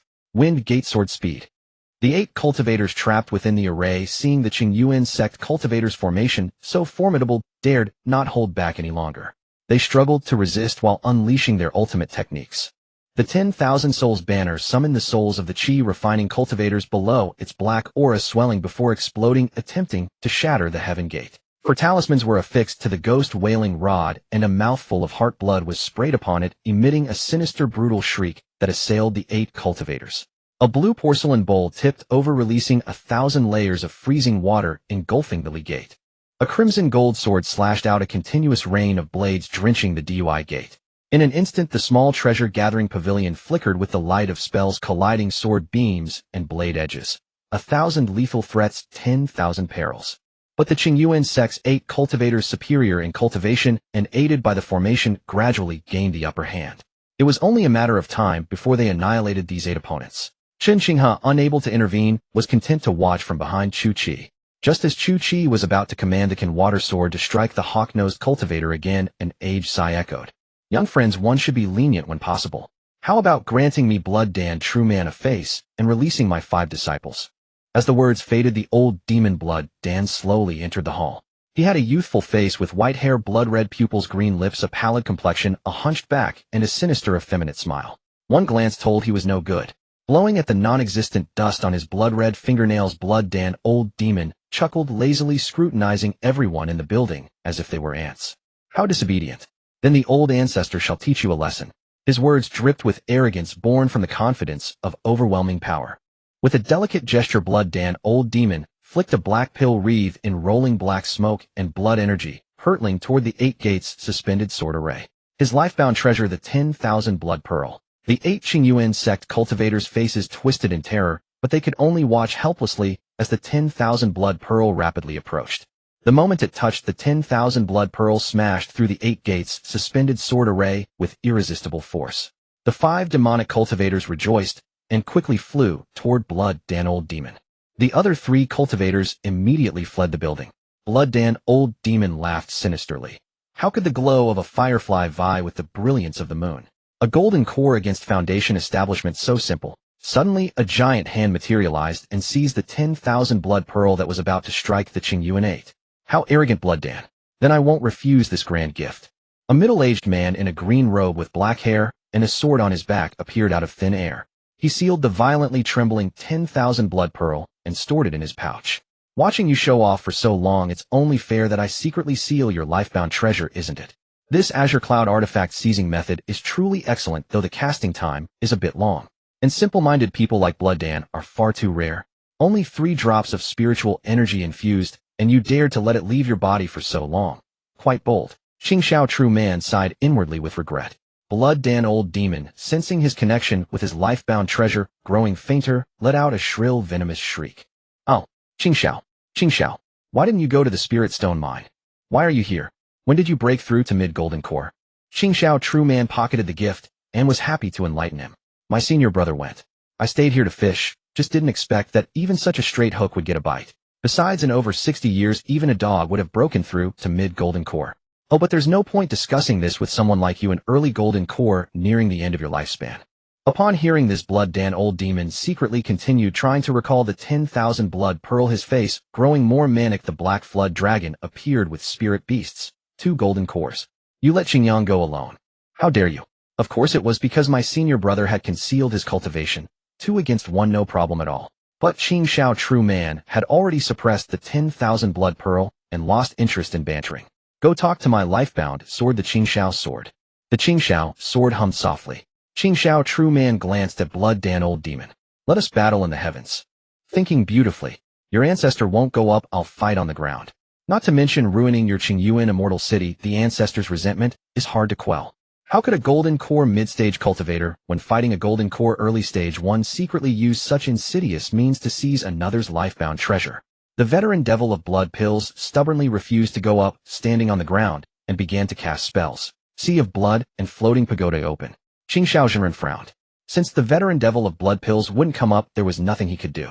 He couldn't just return the treasure and ask him to leave, could he? What a disgusting trick. It seemed that Qingyuan Immortal City would suffer some casualties this time. Without further hesitation, Qingxiao's swords soared into the sky, and the winds and clouds of the 9 heavens turned into swords falling like a rainstorm. The veteran devil of blood pills cultivation was not as high as Qingxiao Zhenren's, but he had been immersed in the golden core realm for longer, and his demonic arts were even more sinister. Strands of blood threads burrowed into the bodies of surrounding cultivators. Within 3 seconds, the cultivators transformed into blood pills and flew into the air. Hundreds of blood pills hovered and howled in the sky, condensing into a blood-colored Buddhist pagoda that blocked the rain of swords. Unfazed by the failed strike, Qingxiao Zhenren brought his 2 fingers together and slashed fiercely. The Qingxiao sword descended with thunder like a divine punishment. Meanwhile, the 8 cultivators of Qingyuan took advantage of this time to join forces and slay the 3 fleeing Foundation Establishment cultivators. Freeing up their hands, they surrounded the 5 Foundation Establishment demon cultivators. The 8-gate suspended sword formation activate. Bang, bang, bang, bang, bang, bang, bang, bang. All 8 gates opened, and the 8 swords struck again. The veteran devil of blood pills still hadn't fled, and the 5 Foundation Establishment demon cultivators didn't dare to run either, so they had to brace themselves and fight. At this moment, the low-level cultivators in Qingyuan Immortal City were in complete chaos. Some fled in panic, some took advantage of the chaos to loot. Most of them surged toward the city gates. The residual waves of the battle between the 2 golden core cultivators in the sky were enough to crush anyone who tried to fly away. They could only escape through the city gates, but how could the 4 gates of Qingyuan Immortal City be enough? Who didn't want to be the first to rush out? Hey, don't push me. Let me out, or I'll kill you all. Not to be rude, but who do you think you were trying to get ahead of me? A mob of rabble could hardly cooperate at the brink of death. They all wanted to trample over others' corpses to escape. Thus, the many cultivators at the city gates began to fight over who would leave first, drawing in more people and soon triggering a large-scale conflict. The more they fought, the harder it became to escape. Meanwhile, the Qingyuan Sect disciples stationed in Qingyuan Immortal City had received the news early, and most of them had already left the city gates. They traveled in groups, flying on magical artifacts toward the Qingyuan Sect, and no one was reckless enough to ambush them. However, some still hadn't followed. Some tried to seize the chaos to carve out a path for themselves. Some were truly unlucky, caught in the residual waves of the 2 golden core cultivators' battle, and turned to ashes instantly. Some went the opposite way, thinking the city's inner quarters were safer, and stayed behind. Huangxian looked back at Qingyuan Immortal City shrouded in bloodlight and sword energy, sighing with lingering fear. Why is immortal cultivation so hard? Outside the city, it was indeed not safe.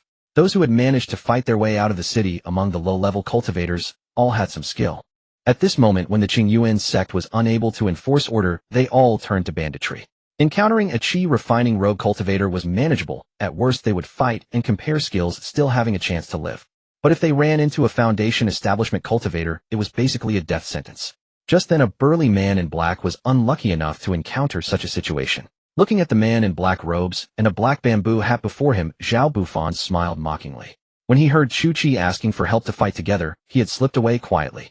There were 5 demon cultivators on the other side, and on the Qingyuan Sect side, including himself, there were only 3. How could they possibly win? If he didn't run, would he stay to be a guest in the 10,000 soul banner? Although it seemed now that the Qingyuan Sect had prepared early and had the upper hand, even if the Qingyuan Sect ultimately won, they would at most scold him a few times and increase his spirit tax. Could they kill him? Besides, the Qingyuan Sect hadn't informed him of their preparations, nor did they treat him as one of their own. Running away was only natural. With this thought, he quietly left the city.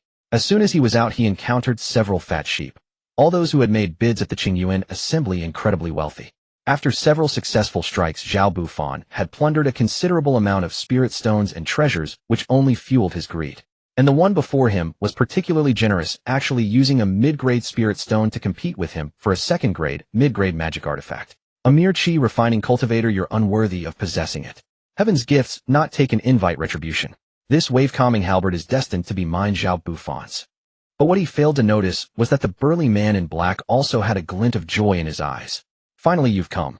At the treasure-gathering pavilion, he had sensed several divine sense imprints left on his clothes, but it took this long for a fat sheep to show up. The burly man in black licked his lips, and as he saw Zhao Bufan forming hand seals, he secretly shot out a netherworld nail. With this move, his aura could no longer be concealed. The spiritual pressure of a late Foundation establishment cultivator surged. Zhao Bufan was terrified. Damn, he had kicked an iron plate. The burly man in black grinned ferociously and threw a fierce punch. Your grandpa is not playing anymore. I am a late Foundation establishment cultivator, you little old man. Now the roles have reversed. Inside and outside Qingyuan Immortal City, spiritual energy roared, blood stained the ground, and cultivators died every moment. Ambushes and counter-ambushes, robberies and counter-robberies. All kinds of acts unfolded continuously. Several Foundation establishment elders left behind in the Qingyuan Sect looked grim, sensing the faint spiritual energy turmoil from Qingyuan Immortal City, and gathered together. This is an unexpected turn in the sect's plan.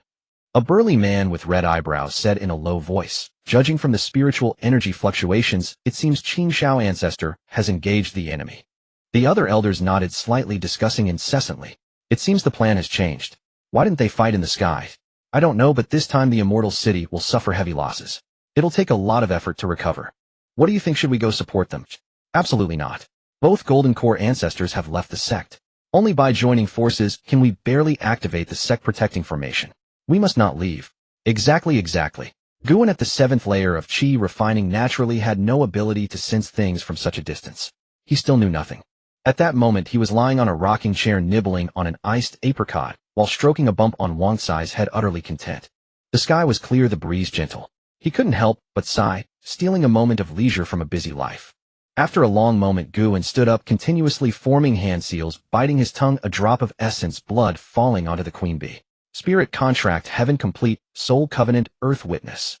The essence blood gradually seeped into the body of the water abyss queen bee, a naive consciousness linking to Gu and soul, curious and adoring. The spirit contract art succeeded. Guan's tense body relaxed, plopping down onto the rocking chair. Phew, the spirit contract art still consumes so much. And the water abyss queen bee's consciousness is too weak, not comparable to Wang Kai back then. Thinking this, Guan suddenly discovered that Wang Kai and the water abyss queen bee's consciousnesses were fighting. No, it was a one-sided beating. Wang Kai tried to drive the water abyss queen bee's consciousness out of Guan's soul and was very stubborn. The water abyss queen bee's soul was far from Wang Sai's match, but relying on the connection of Guan's soul and the spirit contract art, she also resisted tenaciously. You go. You get lost.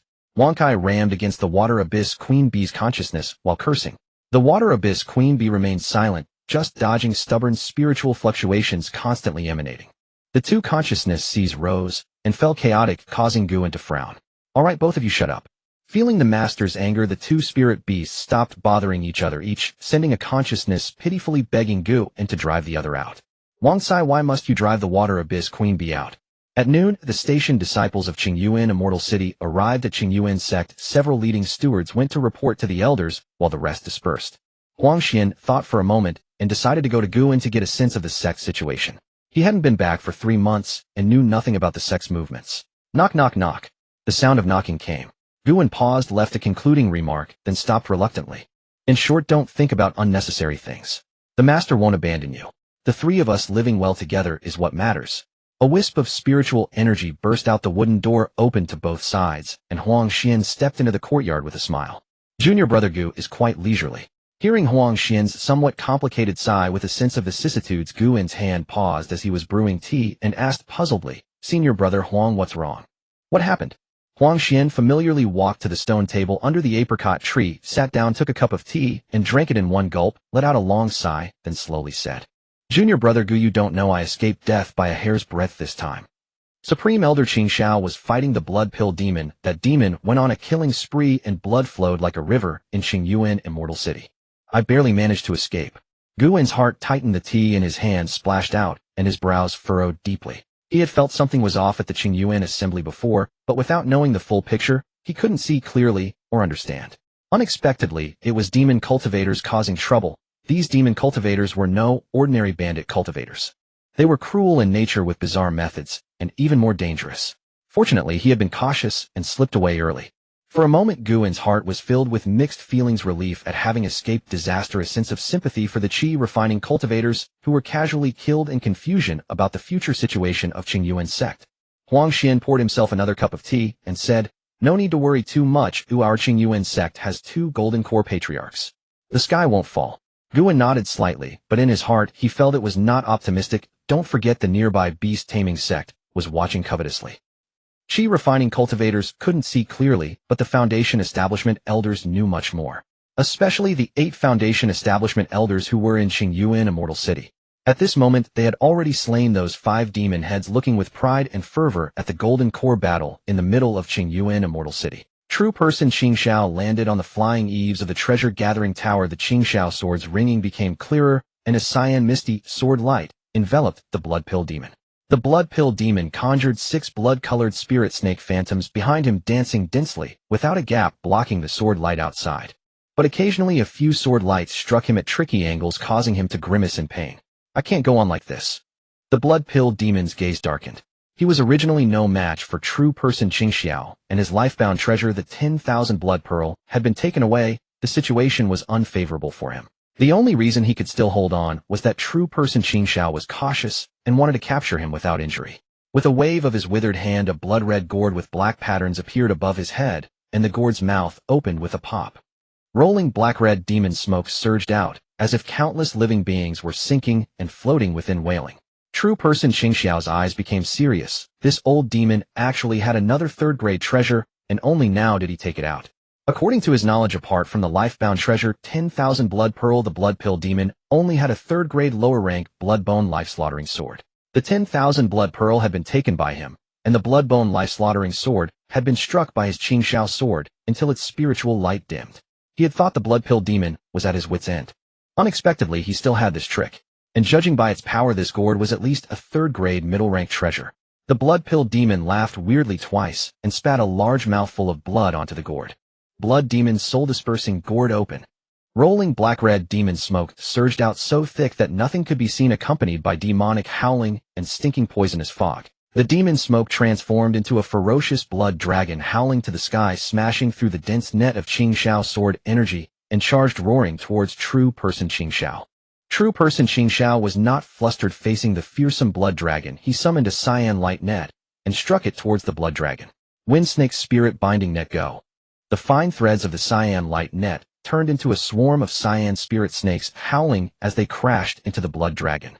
Cyan light and blood light collided and tangled in the air for a moment, unable to decide the outcome. A fierce glint flashed in the blood pill demon's eyes, and he spat another mouthful of blood. A mere lower-rank treasure dares to compete with my precious gourd. Blood spurted out. The blood pill demon's already gray hair fell off his bald head, quickly grew large brown spots. His face skin cracked open, revealing the flesh and bone underneath. At the same time, the scarlet blood dragon's body blazed with intense blood light. An eerie dragon roar resounded through the sky, and it actually snapped the wind snake's spirit binding net inch by inch. Qingxiao, this strike cost me 10 years of life. Can you withstand it?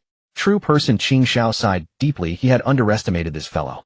The Qingxiao sword merged in front of him. Strands of breeze wrapped around it, more and more, faster and faster. Azure sky dissolving cloud divine sword strike. Before the word strike had finished, the dense breeze formed, sword energy condensed into a cyan divine sword and slashed down, dissolving Qingxiao, slaying the blood dragon. In an instant, all things fell silent. Heaven and earth lost color. The blood dragon collapsed with a roar, torn into pieces by the dense sword energy. Strands of sword energy attached to the demon's smoke, preventing it from coalescing again for a time. True person Qingxiao landed slowly, holding the Qingxiao sword as he charged towards the blood pill demon. Unexpectedly, the blood pill demon sneered and was not flustered. You think my precious gourd is so easy to break? Hearing this, true person Qingxiao frowned, discovering that unnoticed strands of black smoke and blood smoke had quietly attached to his skin. Seeing that he had noticed, the demon smoke no longer restrained itself, frantically gathering around him. Black smoke burned his physical body, blood smoke severed his soul. True person Qingxiao felt pain in both his body and soul, causing him to be startled. He too late die.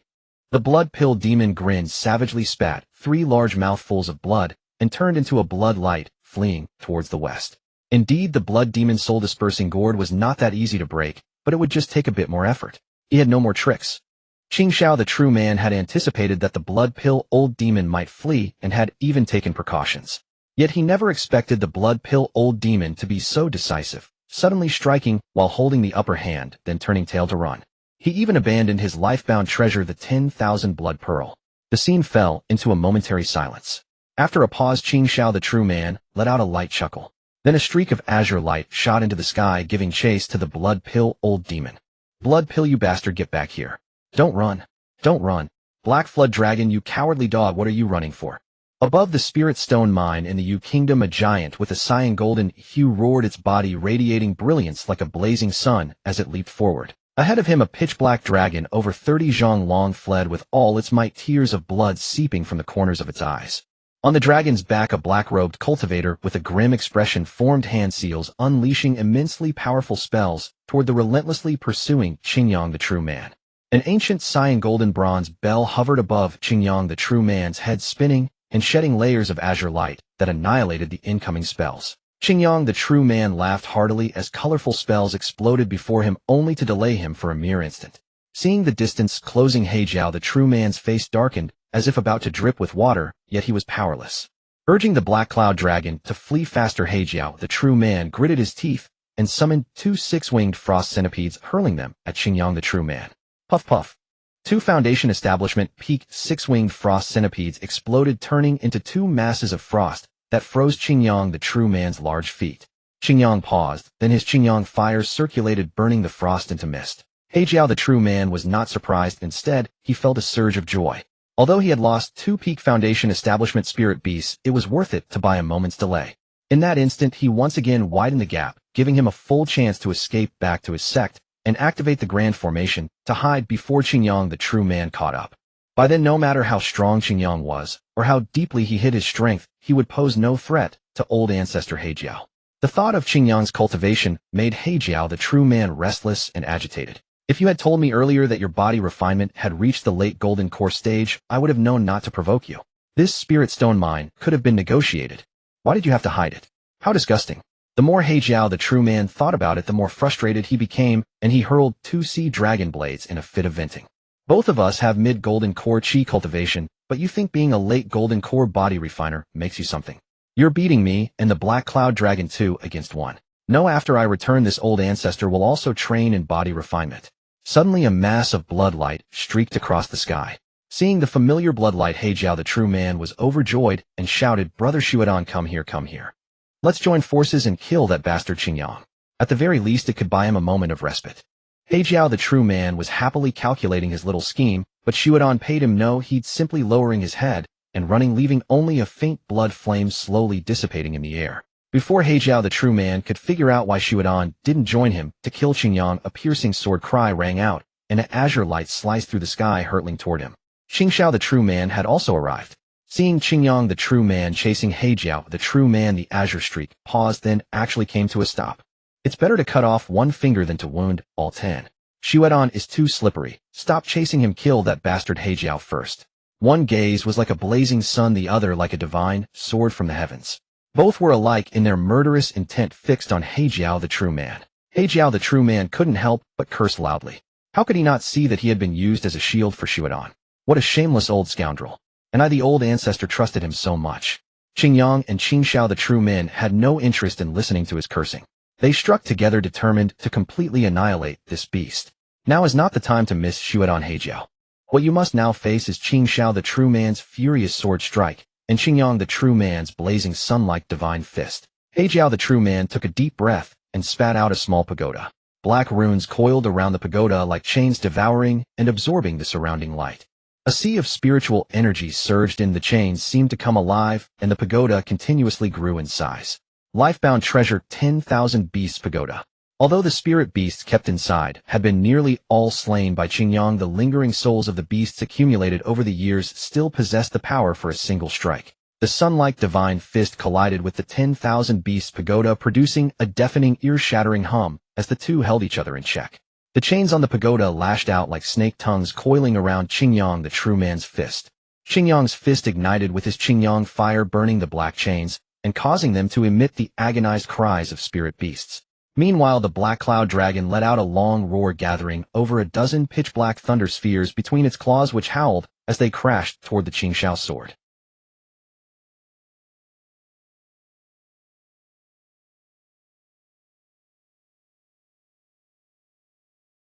However, Qingxiao, the true man, had been seething with anger from the blood-pill old demon, and he struck out with the Qingming Jiexiao divine sword right away, holding nothing back.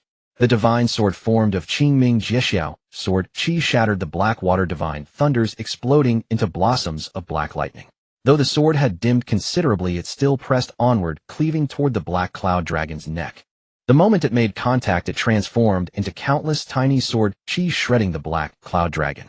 The tiny sword Qi, like an insidious breeze, penetrated every pore, drilling into the dragon's blood, flesh, and bones. The black cloud dragon, almost losing its mind from pain, let out a miserable howl and began to thrash.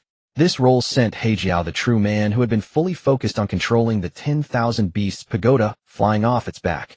Hejiao, the true man, flew half a li before stabilizing himself. By then, the 10,000 Beasts Pagoda, cut off from spiritual energy input, was flashing with frantic light, clearly on the verge of collapse. Shortly after, the 10,000 Beasts Pagoda was knocked away, with most of the black runes on its surface dissipating. Hejiao, the true man's heart sank. Now even the remnant souls of the spirit beasts were gone. Qingyuan, the true man, let out a loud laugh, reached out, and grabbed the black cloud dragon's tail. With a single heave, he swung the dragon's body in a semicircle through the air, slamming it heavily onto the ground. The massive dragon body sank deep into the earth, forming a long fissure. After a moment, the black cloud dragon shook its head and struggled to crawl out. Qingxiao, the true man, would not give it that chance. The Qingxiao sword hung high in the sky, with an endless sea of lightning swirling and condensing around its blade, then falling like a divine punishment. No! Hejiao, the true man's eyes flashed with terror. He forcibly hurled the 10,000 Beasts Pagoda, hoping to save the black cloud dragon. Qingyuan, the true man, displeased, shook his fist and stepped forward to meet it. "You're a bit disrespectful, Hejiao." The Qingxiao sword rode the wind, leading the lightning, and plunged straight into the black cloud dragon's skull. The black cloud dragon struggled wildly, trying to shake off the Qingxiao sword. But it was not so easy. The sword sank deeper and deeper, dragon blood spilling across the earth.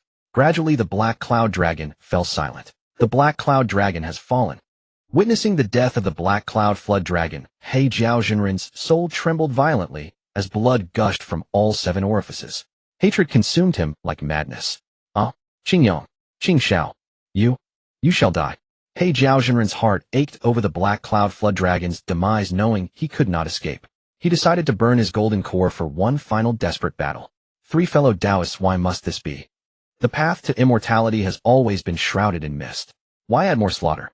A soft, enchanting voice rang out as colorful robes fluttered down and peach blossoms drifted through the air. Then a bald, robust man also leapt down from the clouds, joining in. Indeed. Qingxiao, Qingyuan, show mercy when possible. You've already slain Hejiao Daoist's spirit beast. Why press the attack so mercilessly?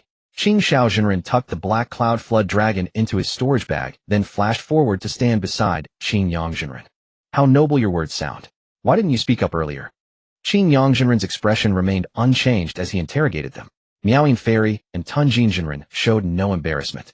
Though they intended to save Hejiao Jinren, they had no objection to watching him suffer a great loss. The Cloud Mist Cultivation realm was dominated by 3 major nascent soul sects, each commanding their own sphere of influence. Miaoying Fairy commanded the Miaoying Workshop, Tunjin Jinren led the Jinwu Sect, and Hejiao Jinren's Beast Taming Sect. All belonged to the same umbrella faction. However, the Qingyuan Sect fell under the Xianxiao Sword Pavilion, and the 2 factions were at constant odds, frequently clashing.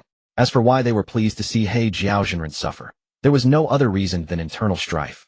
The three golden core sects under the same umbrella faction had endlessly conflicted interests in territory and resources, undermining each other at every turn. This very reason had prompted them to deploy a dust-hiding spirit talisman and hide within the clouds to watch the show. He Jiao finally understood the situation. A flash of venomous resentment crossed his eyes, yet he dared not utter a single word of complaint. He wanted to survive. His only hope lay with these two. Tun Jinren broke the silence, first smiling as he spoke. I never expected that in the blink of an eye your body refinement cultivation Qingyuan would break through to the late golden core stage. What say we spar and see whose technique is superior, your flaming sun physique or my iron body of gold? Qingyuan shook his head. I cannot compare to you Taoist. Both your chi refinement and body refinement have reached late golden core. Please spare me. Miaoyin Fairy chimed in with a coy laugh. Then why not the two of you simply withdraw? I'm certain that after this battle He Jiao Taoist wouldn't dare compete with you two for the spirit stone mine anyway. But we could have claimed far more. Qing Xiao frowned, drawing his sword to strike, only to be stopped by Qing Yang. The two sides confronted each other for a long while, until finally Qing Yang and his companion departed. Senior brother, why didn't we join forces to capture all three of them? He Jiao is already spent, and Miaoyin is merely a mid-golden core vixen. I could handle her while you take on Tun Jinren. Even if we couldn't kill them both, we could at least execute He Jiao. By now Qing Yang had also withdrawn from his flaming sun physique state. His bearing was that of an immortal cultivator far removed from the savage giant of moments before. Stroking his white beard he laughed and cursed, clever as always Qing Xiao. Leaving the mid-golden core cultivator for yourself, and the tough bone for me to gnaw on. Hearing this Qing Xiao cast him a strange look. Senior brother, it's just the two of us here. Let's drop the pretense. Sensing Qing Xiao's peculiar gaze, Qing Yang shook his head with a smile, revealing a bit is acceptable. Any more would be unwise. Besides, He Jiao alone isn't worth it. Our Qingyuan Sect is at a critical juncture. For the next several decades we must lie low and accumulate strength. If it weren't for the sudden appearance of the spirit stone mine forcing us to fight or arouse suspicion, I would have had the Foundation establishment cultivators below stage a theatrical battle. Qing Xiao's heart tightened with alarm. He realized he had grown arrogant and complacent, so focused on slaying He Jiao that he had cast aside the most crucial matter. Ashamed, he sighed. As long as senior brother has a plan, there are still countless matters within the sect awaiting attention. The setting sun melted into rivers of gold. The evening clouds gathered like jade walls. Guan and Huang Xian were drinking wine in the courtyard, discussing the sect's recent developments. Suddenly, a sonorous voice like great bells and majestic chimes resounded across the 9 peaks of Qingyuan. All disciples come to Qingyuan platform immediately. The voice carried inexpressible majesty. This was clearly beyond what any Foundation establishment elder could achieve. Guan and Huang Xian jolted awake, hastily dispelling the wine's influence with spiritual energy, before flying toward Qingyuan Peak. Upon arriving at Qingyuan platform, nearly 100 disciples had already gathered, with several hundred more streaks of spiritual light rushing toward them. In less than half an incense stick's time, over 600 disciples densely packed the platform. Those absent were either on missions or otherwise engaged. When the gathering seemed complete, one of the two figures hovering in the air stepped forward, releasing a sonic boom that annihilated all background noise. This one is Qing Xiao. There are several matters to announce. First, my senior brother Qing Yang and I joined forces to severely wound He Jiao and the blood pill old devil, slaying the black cloud flood dragon. The war has ended. Second, the Yu Kingdom is now under Qingyuan Sect's control, and the spirit stone mine belongs to us. Third, if anyone discovers the blood pill old devil's whereabouts and reports it upon confirmation, you will be rewarded 1 Foundation establishment pill. Having spoken without regard for the disciples' reactions below, he and Qing Yang departed on clouds. Golden Core true persons had far more important matters than managing trivial affairs. Seeing the two true persons leave, the numerous Qingyuan Sect disciples couldn't help but begin discussing those 3 earth-shaking pieces of news. Guan also turned to look at Huang Xian, about to speak, when he was interrupted. Silence. I am Fong Lai, unworthy director of the Administrative Affairs Hall. I shall now issue several missions on site. First, the Zhao family of the Zhao Kingdom is to be exterminated. Elder Xing of the Discipline Hall shall lead the operation, requiring 5 additional late Qi refinement disciples. At these words, 2 figures in the crowd attempted to flee, only to be quickly subdued. Guan understood immediately. These 2 were Zhao family members. But what had the Zhao family done wrong? Their household still had a Foundation establishment true cultivator. Elder Fong Lai didn't pause, continuing. Second, the Qingyuan Immortal City suffered massive destruction and requires 20 mid to late Qi refinement disciples to assist in maintaining order. Third, taking over the Yu Kingdom. Elder Gu Yin leads the contingent and requires 50 mid to late Qi refinement disciples to clear all resistance forces. Fourth, taking over the Spirit Stone Mine. Elder Wang Yang leads the contingent and requires 10 mid to late Qi refinement disciples to assist. Fifth, during the Qingyuan Immortal City battle, many cultivators turned into bandits and numerous victimized cultivators have already sought help from our sect. We need to eliminate them. The specific roster is with the Administrative Affairs Hall Manager. This mission has no cultivation requirement. Choose according to your own abilities. Task after task, decree after decree tumbled from Elder Fong Lai's mouth, leaving the assembled Qi refinement cultivators dazed. These were all lucrative missions rarely seen in ordinary times. But now they were all released for anyone to choose. This was incredible. Guan knew this was the sect's reward to disciples, or compensation if you preferred. But regardless, C's first discussed later. With an empty pocket, Guan took on a task of temporarily garrisoning Qingyuan Immortal City. As for the spirit fish in Bibo Pond, Guan mused that a batch of black spirit fish had survived half a month of hunger before, so they would be fine. Why worry? Life always finds a way. As for Huang Xian, he already had the task of garrisoning Qingyuan Immortal City, so after the turmoil ended he naturally had to return without needing to take another.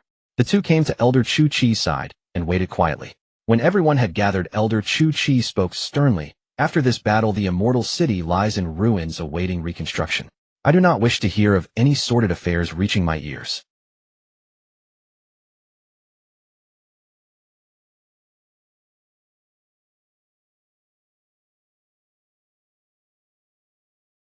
The disciples dared not delay, quickly releasing their flying artifacts to follow. Over 50 streaks of light surged through the air in a grand procession winding into the distance. Perhaps to accommodate the Qi refining disciples, Chu Chi did not fly too fast, allowing all to keep up. Guan trailed behind on his black wind scarf, revealing only his 6th layer Qi refining cultivation. The black wind scarf, a low-grade first-tier artifact, was slower than the others' flying artifacts. Seeing this, Huang Xian also fell behind and teased, "Brother Gu, the great talisman master, still using this black wind scarf. Why not find a better flying artifact?" After a meal of wine, Huang Xian learned that Guan had advanced to a first-tier high-grade talisman master, feeling both happy and envious. Guan smiled and shook his head. "I just advanced not long ago, spent all my spirit stones and haven't had time to earn more. Good flying artifacts are too expensive, I'll need to save up for a while." Guan actually had another flying artifact, a top-grade first-tier wind spirit shuttle, but he didn't plan to use it or tell anyone. Instead, he kept it as a trump card, one that might save his life one day. Though the black wind scarf was not fast, it was inconspicuous and sufficient for daily travel. Huang Xian nodded in agreement beside him. Talismans, artifacts, alchemy, and formations could earn spirit stones quickly, but spending them flowed like water. This was why he had never wanted to get involved in them. With low talent, let alone earning spirit stones, just the investment would drain him dry. The two lingered at the middle rear of the group, chatting until they arrived at Qingyuan Immortal City. The Immortal City no longer bore its former splendor. As far as the eye could see, there were only broken walls and ruins, a scene of devastation. Shattered buildings, scorched stone slabs, the bloodstains on the ground still damp and sticky. The desolation was not silent, the wind whistling through the broken city walls, faint sobbing, and the shouts of looters reached their ears. Guan felt a pang of sorrow. Though Qingyuan Sect had not been particularly clear in its administration, it had maintained stability in the region. Now that the demonic cultivators had caused chaos leading to such a tragedy, it was truly lamentable. Chu Chi's face was grim, and his voice was cold. "The 10 of you will suppress the cultivators causing trouble in the city. If you cannot handle them, inform me. Remember, eradicate evil completely." Huang Xian and the other 9 late-stage Qi refining disciples flew out, answering in unison, their eyes fixed on the looting cultivators with fierce determination. The Qingyuan Sect had always treated its disciples generously, and they felt a strong sense of belonging. Moreover, these looters were not only harming the sect's interests, but also indirectly harming their own. Watching Huang Xian and the others charge at the looters, Chu Chi continued, "The 10 of you will conscript scattered cultivators to repair the city walls and buildings. The deadline is 7 days. Early stage Qi refining gets 1 spirit stone, mid-stage gets 3. This time the 10 selected cultivators were both mid-stage and late-stage Qi refining, all specializing in earth element techniques. Although Qingyuan Immortal City was the largest city under Qingyuan Sect, it only had a 2nd-tier high-grade spirit vein, insufficient to sustain a 3rd-tier formation. Using spirit stones to maintain the formation was too extravagant, so the sect had only set up a 2nd-tier high-grade formation. During the Golden Core battle, the demonic cultivators had infiltrated the city in advance, and the formation's low grade rendered it useless. Thus, so many buildings in the Immortal City were destroyed. Earthen cultivators are always in demand. Gu sighed, continuing to look eagerly at Elder Chu Qi. Why hadn't he been assigned yet? The 12 of you will guard the city gates. For 3 days Qingyuan Immortal City allows entry, but no exit. I will soon activate the 5 dragons cloud-locking array to seal the air. This time Guan was selected.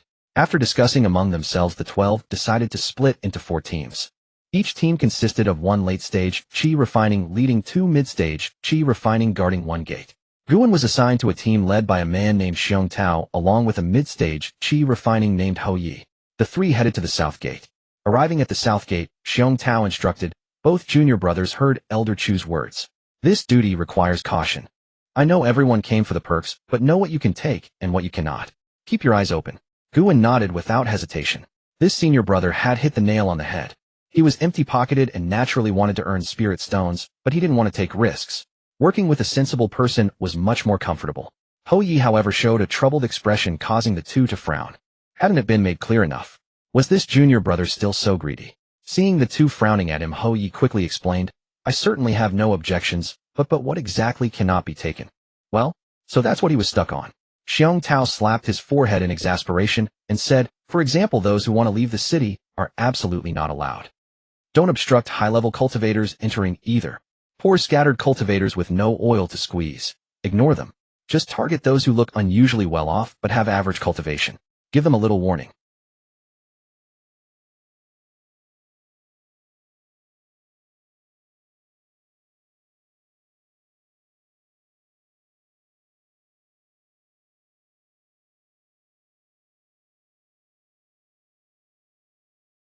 Absolutely impossible. Then people began to gather near the south gate. Some wanted to enter, others to leave. Xiong Tao pulled out a plum blossom hammer artifact and slammed it into the ground with a loud crash.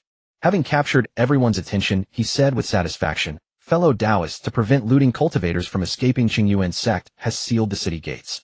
Entry is allowed but exit is forbidden. Now all who wish to leave go back. Anyone who tries to force the gate will be treated as a looter and killed without mercy.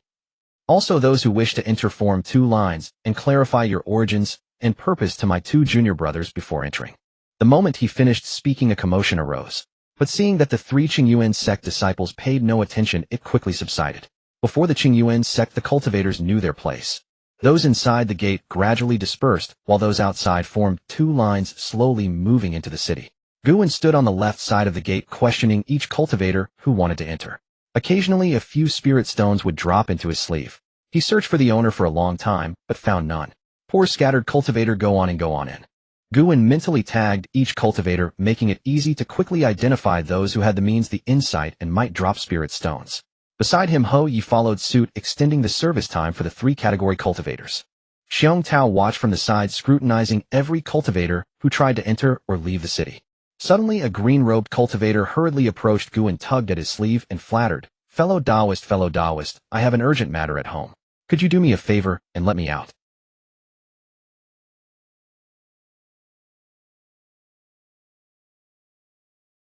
Spending such a price, this fellow must have committed a crime in the city.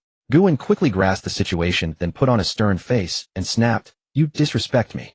There are 2 of us here questioning why did you come to me alone? Am I that kind of person? It is scoundrels like you who tarnish the reputation of our Qingyuan Sect. The green-robed cultivator's face stiffened. There were only 2 people, he had to pick one. Wasn't it because Guan's hand at accepting spirit stones looked more practiced? Moreover, what did he mean by tarnishing the Qingyuan Sect's reputation? If he wasn't going to do the favor, at least return the storage pouch. Just then Xiong Tao and Hou Yi, who were nearby, sensed something amiss and surrounded him. The green-robed cultivator tried to flee, but Xiong Tao's plum blossom hammer artifact and Hou Yi's golden cloud sword were already hovering above his head, while the other cultivators watched with bated breath. Opportunities to owe a favor to a Qingyuan Sect cultivator were rare. The green-robed cultivator's anger surged, and a wicked thought crossed his mind, to seize Guan and break out. However, he found Guan already tucked behind his azure sea shield, watching the show. Despicable. How could he escape now? How could he be so selfish?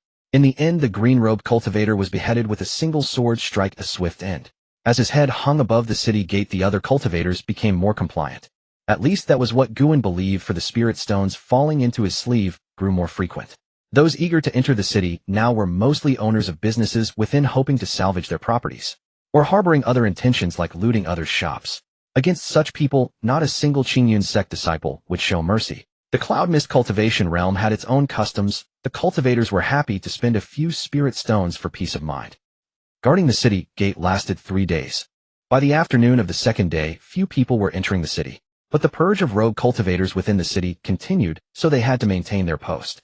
Then the misty dragon in the sky let out a long roar signaling the end of the gate duty. Guan and the other two exchanged glances and broke into simultaneous smiles. Time to split the spirit stones. Xiong Tao at the late Qi refining stage took 40%, earning 64 spirit stones. The two at mid-Qi refining took 30%, each earning 48 stones. Later they could still claim a mission reward from Elder Chu Qi. What a delight. The trio walked together chatting and laughing, heading toward the treasure pavilion. Upon arrival they found Elder Chu Qi in a foul mood. He cast a glance at the three, tossed them 40 spirit stones, and waved them away. Leaving the treasure pavilion, the three exchanged puzzled looks, none knowing what had happened. Guan stashed 10 spirit stones into his storage pouch, looked up, and asked, "What's going on?" "No idea. Let's find someone to ask." Xiong Tao rubbed his chin, proposing a plan. They didn't need to search. Huang Xian appeared at the right moment and pulled the three away. The four settled in a newly opened tea house, ordering a pot of cloud mist tea. After introducing Huang Xian Gu and learned that the two junior brothers had also participated, Huang Xian lowered his voice and said, "A junior brother at the west gate took a bribe and deliberately let a rogue cultivator escape." Uncle Chu Qi was furious. He flew his sword and executed both the disciple and the rogue cultivator. He's still fuming. The three were stunned. Though warned, such severity was beyond imagination. At the same time, they secretly rejoiced that they hadn't let the green-robed cultivator escape. Guan, more familiar with Huang Xian, asked directly, "Why so harsh?" Seeing the worry in their eyes, Huang Xian didn't keep them in suspense. "You three have principles. Many of us have done the same. Don't worry." Elder Chu Qi also said that accepting spirit stones from outside cultivators is acceptable, but never at the expense of the sect's interests. Huang Xian lowered his voice further. "I discussed with a few senior brothers, and we suspect the sect is about to launch a major crackdown on internal corruption." Guan mounted his black wind cloak and flew straight toward the Bibbo Pond. He had anticipated the sect's rectification, but never so resolutely and decisively. Indeed, riding the wave of victory made everything easier. It was the perfect time for reform. But Guan wasn't worried. He had only skimmed a few spirit taxes before, and that was under Senior Sister Yun's guidance. Most of the time, he was the one offering spirit stones. Curbing this corrupt trend did him no harm. He didn't rely on it for cultivation. Outer disciples were also relatively unaffected. As long as they didn't touch the sect's spirit taxes or other resources, they could simply shift the burden onto rogue cultivators. The sect didn't care about that, or in fact it encouraged it. After all, resources in the cultivation world were limited. Better to take from others than from your own. But departments like the Internal Affairs Hall, which managed sect affairs, suffered a sharp drop in income. Lost in thought, he soon arrived at Bibbo Pond. The scenery was breathtaking, pine forests rustling in the wind, misty peaks and clouds, a picture of beauty. Guan took a deep breath and slowly exhaled. Forget it. Why think so much? The war between the two sects is over. We can rest for a long time. He landed by the pond, the sound startling the reflections in the water. Black spirit fish and blood moon eels surged frantically, their dead eyes filled with longing for food. "See, you're always in a hurry. You're the worst batch I've ever had. Can't you learn from the previous batch of black spirit fish?" Muttering, Guan scattered spiritual bran and rice chaff, stirring up a frenzy in the pond. While the black spirit fish and blood moon eels scrambled for the bran, Guan approached the ice jade carp, still mumbling. See, the ice jade carp isn't impatient. He scattered handfuls of golden cloud rice, watching the ice jade carp's tail fins spread like a waterfall as they unhurriedly absorbed the spiritual grain. Guan felt a sense of peace. Just then a thin jet of water sprayed from the stone platform nearby, reminding him that the clams hadn't been fed yet. Guan took out several handfuls of spirit rice and scattered them for the clear spirit clams. He crouched down, poking the pure white shell of the mother clam, murmuring, "What's wrong with you? It's been so long, and you're still not pregnant. Hurry up, conceive, and give birth. And you, what are you staring at? Do you think I'm only talking about your wife? Work hard, you hear me?" This was something he often did over the past few months, trying to induce the clear spirit clams to reproduce through conversation. Unfortunately, it was slow to yield results. But Guan believed that heaven rewards the diligent. As long as they didn't conceive, he would keep urging. After feeding all the hungry spirit beasts, he took out a rocking chair, found a comfortable position, and lay down. He channeled a wisp of spiritual energy into the beast pouch, releasing Wangkai and the water abyss beehive. After Guan's persuasion and a promise not to abandon Wangcai, the dog no longer insisted on driving the water abyss queen bee out of his soul. However, his gaze occasionally flickered toward the hive with a hint of eagerness. The water abyss queen bee had not yet hatched, so Guwen hung the hive on a peach tree. He placed a dozen spirit stones around it, tending to it carefully. Wankai looked displeased, flicked his tail, and went off to find some fruit. You worthless bee, do you have such skill? I Wangsai swear that what I lost, I will one day reclaim with my own paws. Time flows like water. 1 year and 9 months have passed. The summer cicadas' chirping reminds Gu and that harvest season has arrived once again. A wisp of mist from Bibbo Pool drifts through the window into the room, lingering around the young man. At this moment, Guwen's brow is covered in sweat, and he has reached a critical juncture. A jade slip of blue-green hues clings tightly to Guwen's brow. It is a cultivation technique he obtained from the sect's scripture depository a few days prior. Nearly 2 years have passed, so revealing Qi refining 7th layer cultivation is not conspicuous. Moreover, he carries the reputation of a first-rank superior talisman master. This technique is called the Water Moon Lotus Cultivation Art, one of the golden core techniques of Qingyuan Sect with the highest cultivation potential, reaching golden core middle stage. Of course, what Guwen could obtain is merely the Qi refining chapter. This method proves extremely suitable for Guwen. With water and wood dual attributes, the spiritual energy it cultivates, though not fierce, excels in being long-lasting and profound, offering slight benefits for breaking through realms. Additionally, it nourishes the body and extends lifespan, which made Guwen take a liking to it at first sight, choosing it without hesitation. Guwen murmurs the incantations, circulating the spiritual energy through the meridians according to the Water Moon Lotus Cultivation Arts formula. One by one, new meridians are opened and traces of the water element art's spiritual energy are transformed. Those who cultivate the Water Moon Lotus shall know this extraordinary technique. Absorbing the jade fluid of the great, nurturing the lotus essence within the elixir field. As for the profound mysteries of cultivation, one must close the 6 windows to gather the spirit, open the 3 passes to receive the dew. The spiritual energy circulates with the incantation. Old spiritual energy is exhausted and new spiritual energy emerges. Moreover, it is even more pure and profound. As the spiritual energy transforms, the wooden cottage radiates brilliant light, shifting from blue to pure white. Wankai coils by the pool. Seeing the spiritual light within the room turn white, without hesitation it spews large amounts of cold mist. Ice arrows pierce through the fog into the pool, splashing crimson flowers as black spirit fish float up one after another. The 50+ water ming bees poised nearby immediately fly out, grabbing the black spirit fish and tossing them into prepared jade jars. One of your cultivated black spirit fish has lived its full lifespan, rewarding you with a spiritual energy mass. One of your cultivated black spirit fish has lived its full lifespan, rewarding you with a spiritual energy mass. One of your cultivated black spirit fish has lived its full lifespan, rewarding you with a spiritual energy mass. A vast influx of spiritual energy pours into Gu and Dantian, presenting the breakthrough that was losing momentum with a renewed possibility. Indeed, Guwen not only planned to switch cultivation techniques, but also intended to achieve a breakthrough in one go. 312 streams of spiritual energy continuously inject into the Dantian, greatly boosting Guwen's confidence. As a golden core technique, the Water Moon Lotus Cultivation Art possesses spiritual energy that is both abundant and enduring, with its own method for breaking through realms. Spiritual energy arrives in successive waves like tides, ceaselessly eroding the Qi refining 8th layer bottleneck. Suddenly, the pure white spiritual light intensifies dramatically. This is a sign of imminent breakthrough. Break!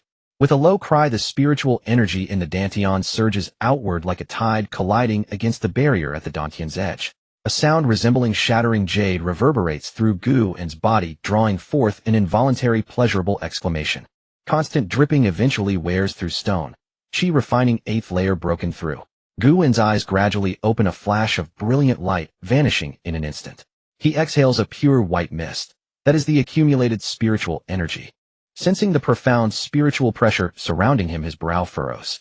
The cicada breath concealment technique activates, suppressing his cultivation back to Qi refining 7th layer. Only then does Guwen heave a sigh of relief. His cicada breath concealment technique has been refined to mastery, capable of concealing 3 layers of cultivation. But that would be too conspicuous, completely unnecessary in daily life. His dry water technique and blood-burning escape have also advanced rapidly with significantly increased power. Guwen steps out of the wooden cottage and 3 water spears instantly materialize, hurtling toward the cliff wall with lightning speed.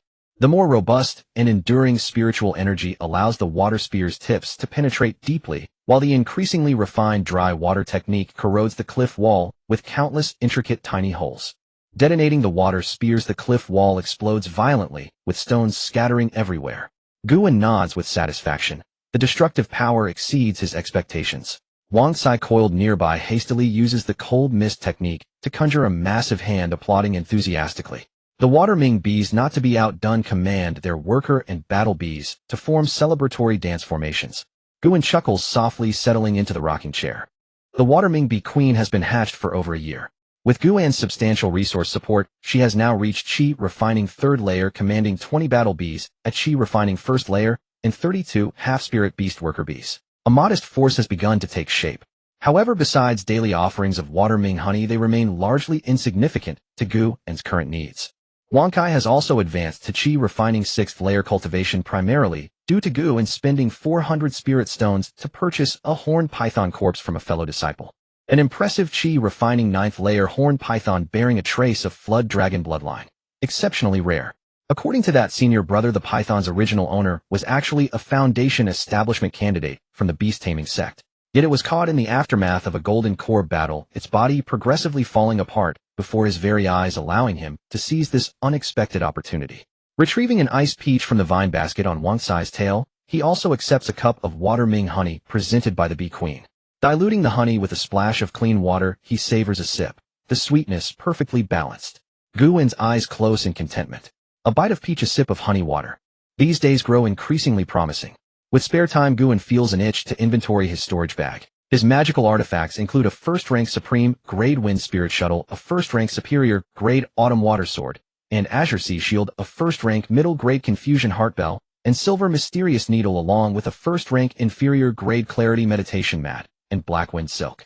His talismans comprise a single second-rank Inferior Grade Golden Phoenix Dispersion Talisman, 3 first-rank Supreme Grade Azure Water Sword Talismans, and 5 each of first-rank Superior Grade Golden Vajra and Lightning Invocation Talismans.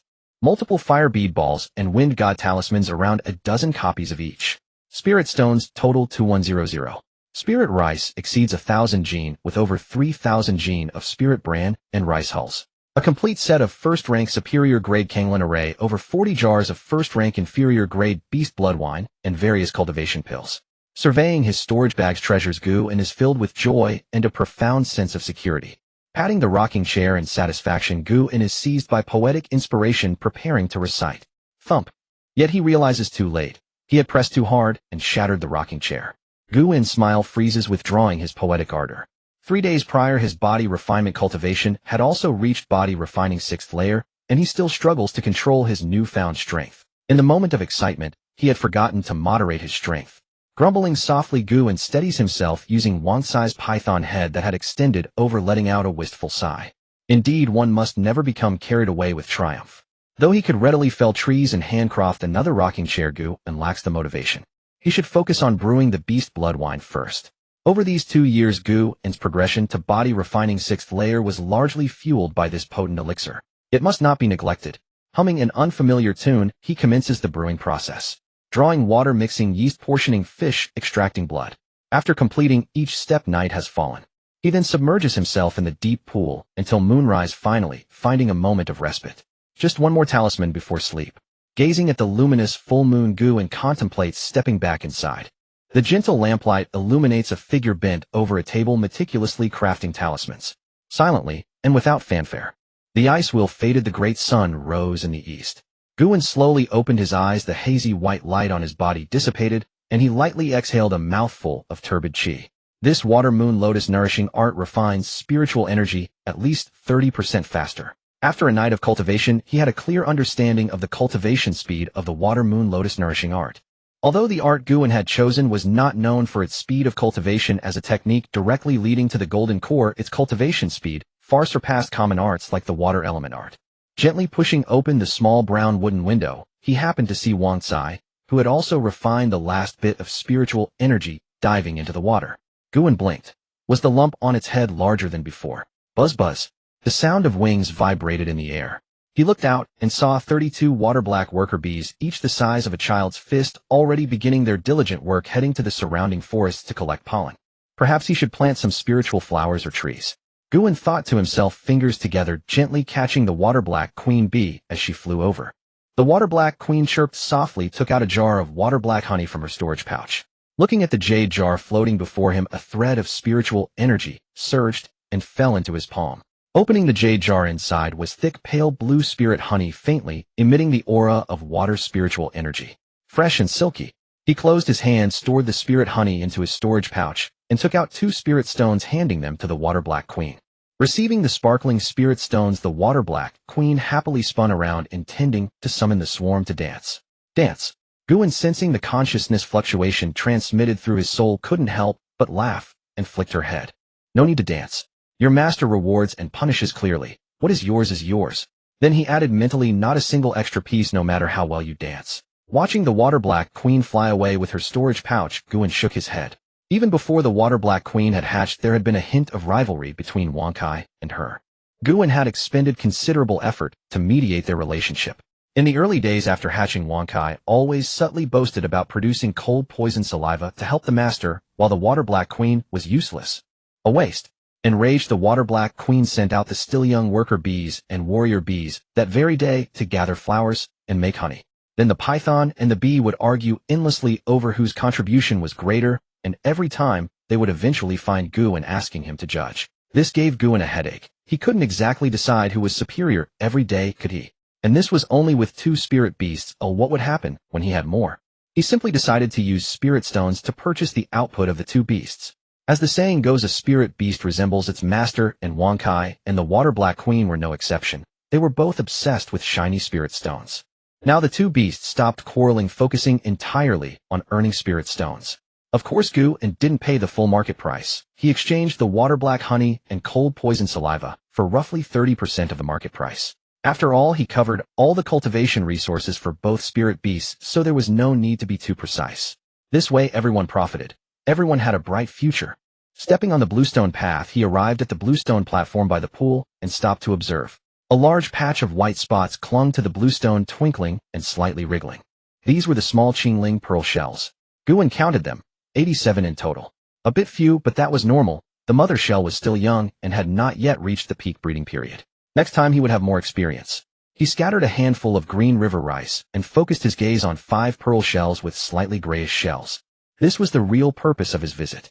These 5 Qingling shells were bought 3 years ago when he first rented the Bibbo pool, and he had raised them for 3 years. Now the Qingling pearls had formed, and the life of the Qingling pearl shells was coming to an end. The 5 shells were slightly open, the pearls half spit, radiating a hazy glow. But careful observation revealed that beneath the light of the Qingling pearls, the flesh of the shells had turned grayish white, a sign that their life force had been drained completely. Qingyuan clenched his hand, and 5 Qingling pearls were drawn out, while the Qingling pearl shells died. 5 consecutive prompts echoed in his mind, and then his soul felt clear, a cool sensation spreading through his body, giving him a feeling of floating. In a moment his soul had slightly increased. Qingyuan's eyes showed a hint of excitement.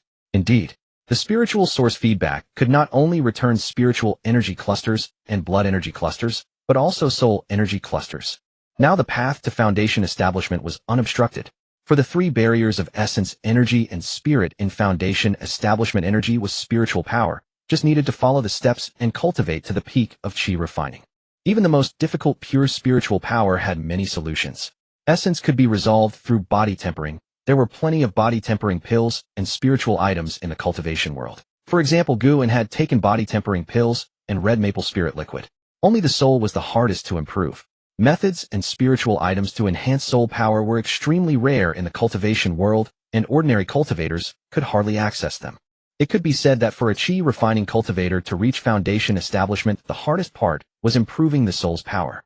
Qingyuan carefully felt the changes in his body. His 5 senses had increased slightly, and his control over spiritual energy had improved a little. Although not obvious, it was already satisfying to him. After all, it was only the feedback from 5 Qingling shells. Qingyuan couldn't help but look at the scattered small Qingling shells, liking them more and more, his heart filled with joy. This was his path to immortality. He laughed loudly a few times, releasing the pleasure in his heart, then examined the Qingling pearls in his hand.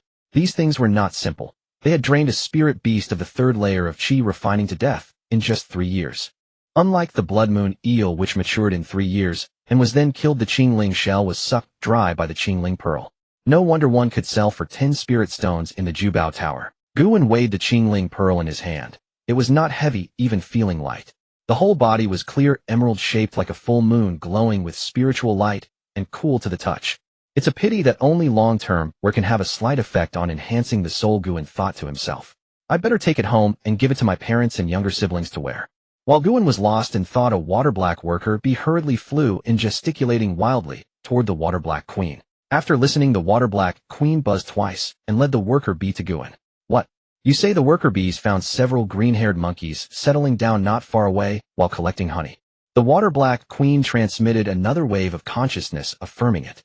Sensing the consciousness transmitted by Shuaiming, Guan's expression turned serious, and he quickly asked, "What cultivation level are those monkeys?" Upon hearing this, Shuaiming emitted a humming sound and queried the worker wasp. After an incomprehensible exchange, Shuaiming successfully learned about the situation of that group of green-eyed apes. One slightly stronger, weaker than Wonkai. 3 about the same. Guan nodded slightly. 1 at the mid-stage of chi refining and 3 at the early stage. That was nothing to fear. They would be eliminated on the spot. It was a good opportunity for Wonkai and Shuaiming to test their strength since they had not yet entered combat. Guan sent a thought to Shuaiming, instructing the worker wasp to lead the way. The Shuaiming worker wasp spun around twice and quickly found the direction.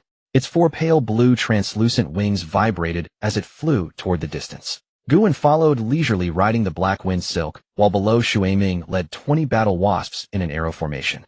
Meanwhile, Wonkai patrolled through the forest, occasionally knocking over trees and leaving long serpentine trails behind. Their grand procession scared birds and beasts into scattering in all directions. Fortunately, the distance was not far. After flying for about 10 miles, the worker wasp stopped and began circling in place. At that moment, the green-eyed apes in the orchard were also disturbed. They leaped out one by one, baring their fangs and glaring at these unwelcome visitors. Guan stroked his chin. 2 at the 4th layer of chi refining, 4 at the early stage, and more than a dozen young monkeys who have not yet entered chi refining. A wisp of spiritual energy shot out, startling the swaggering worker wasp ahead. Falsely reporting military intelligence, kid. The worker wasp dared not show off anymore and flew backward dizzily. What military intelligence? No clue. I can't even count.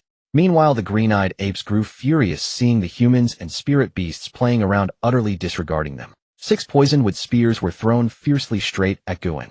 Today the ape lord would teach them what respect meant.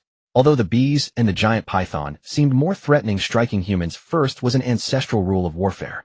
Humans are the most despicable creatures. Watching these green-furred monkeys dare to attack their master, a hint of anger flashed in Wangcai's serpentine pupils. What? Can't you see how huge I am? 3 ice arrows pierced through the air, colliding with the 2 largest poisonwood spears, first exploding with a loud bang. Its tail lashed out like an iron whip, swatting away the remaining 4 spears. Simultaneously, cold mist billowed from Wangcai's mouth, shrouding the area. Seizing the opportunity, Shuaiming commanded its battle wasps to release Shuaiming miasma, adding further toxicity to the already gray-blue cold mist. Concealed by the fog, Wangcai's figure flickered as it encircled the 6 green-eyed apes, constantly slithering around them. Feeling their space shrink step by step and the corrosive cold mist hindering their movements, the green-eyed apes gradually grew restless. Letting out a mighty roar, the green-eyed ape leader could no longer hold back. He summoned a poisonwood spear but did not throw it. Instead, he wielded it in hand and swung it around. The other green-eyed apes copied him, brandishing their spears, forming a circle back-to-back with weapons pointed outward, and began spinning. Guan, seated cross-legged on the black wind silk, could not help but rub his eyes. Is this even correct? Can beasts at the early and mid-stages of chi refining learn this on their own? Too confusing. Shaking his head, Guan pinched 2 dried fruits from his jar and tossed them into his mouth. Forget it. None of my business. This battle had been entirely entrusted to the 2 spirit beasts, Wangcai and Shuaiming. It was their concern. Watching the apes spin in circles, Wangcai was overjoyed. Do they really think the poison in my cold mist is useless? Though she had no idea what madness seized these green-furred monkeys, prolonging this was undoubtedly advantageous to her, so she silently increased the intensity of her cold mist. Beside her, Shuaiming also thought these monkeys lacked brainpower, but that did not stop her from increasing the Shuaiming miasma output. Gradually, the green-eyed apes noticed something was wrong. Why isn't that giant python spinning anymore? Hey, why am I spinning? The slightly stronger late-stage chi refining ape retained some clarity due to its stronger resistance. Using its poisonwood spear, the weaker mid-stage ape struck the others hard. Wake up quickly. The leader is actually a traitor. We cannot follow him anymore. He intentionally led us to spin so we would inhale the toxic gas and be killed by that giant snake. He is a traitor. You lot follow me from now on. The 4 early-stage chi refining green-eyed apes were shaken awake and immediately stood behind this rebel ape. Enraged, the original leader wanted to fight them on the spot. Am I the only one spinning?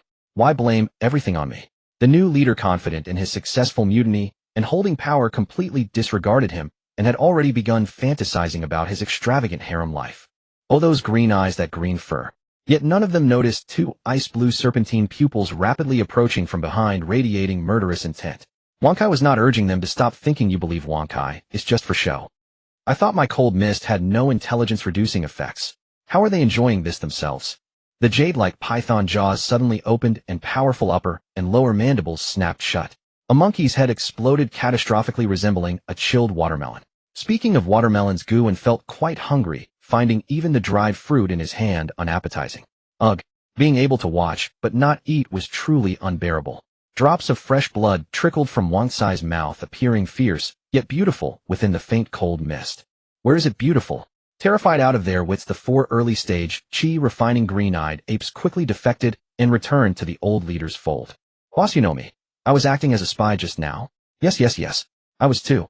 Me too. The old green-eyed ape leader suppressed his fury, deciding to spare them for now and deal with them later. Now charge with me.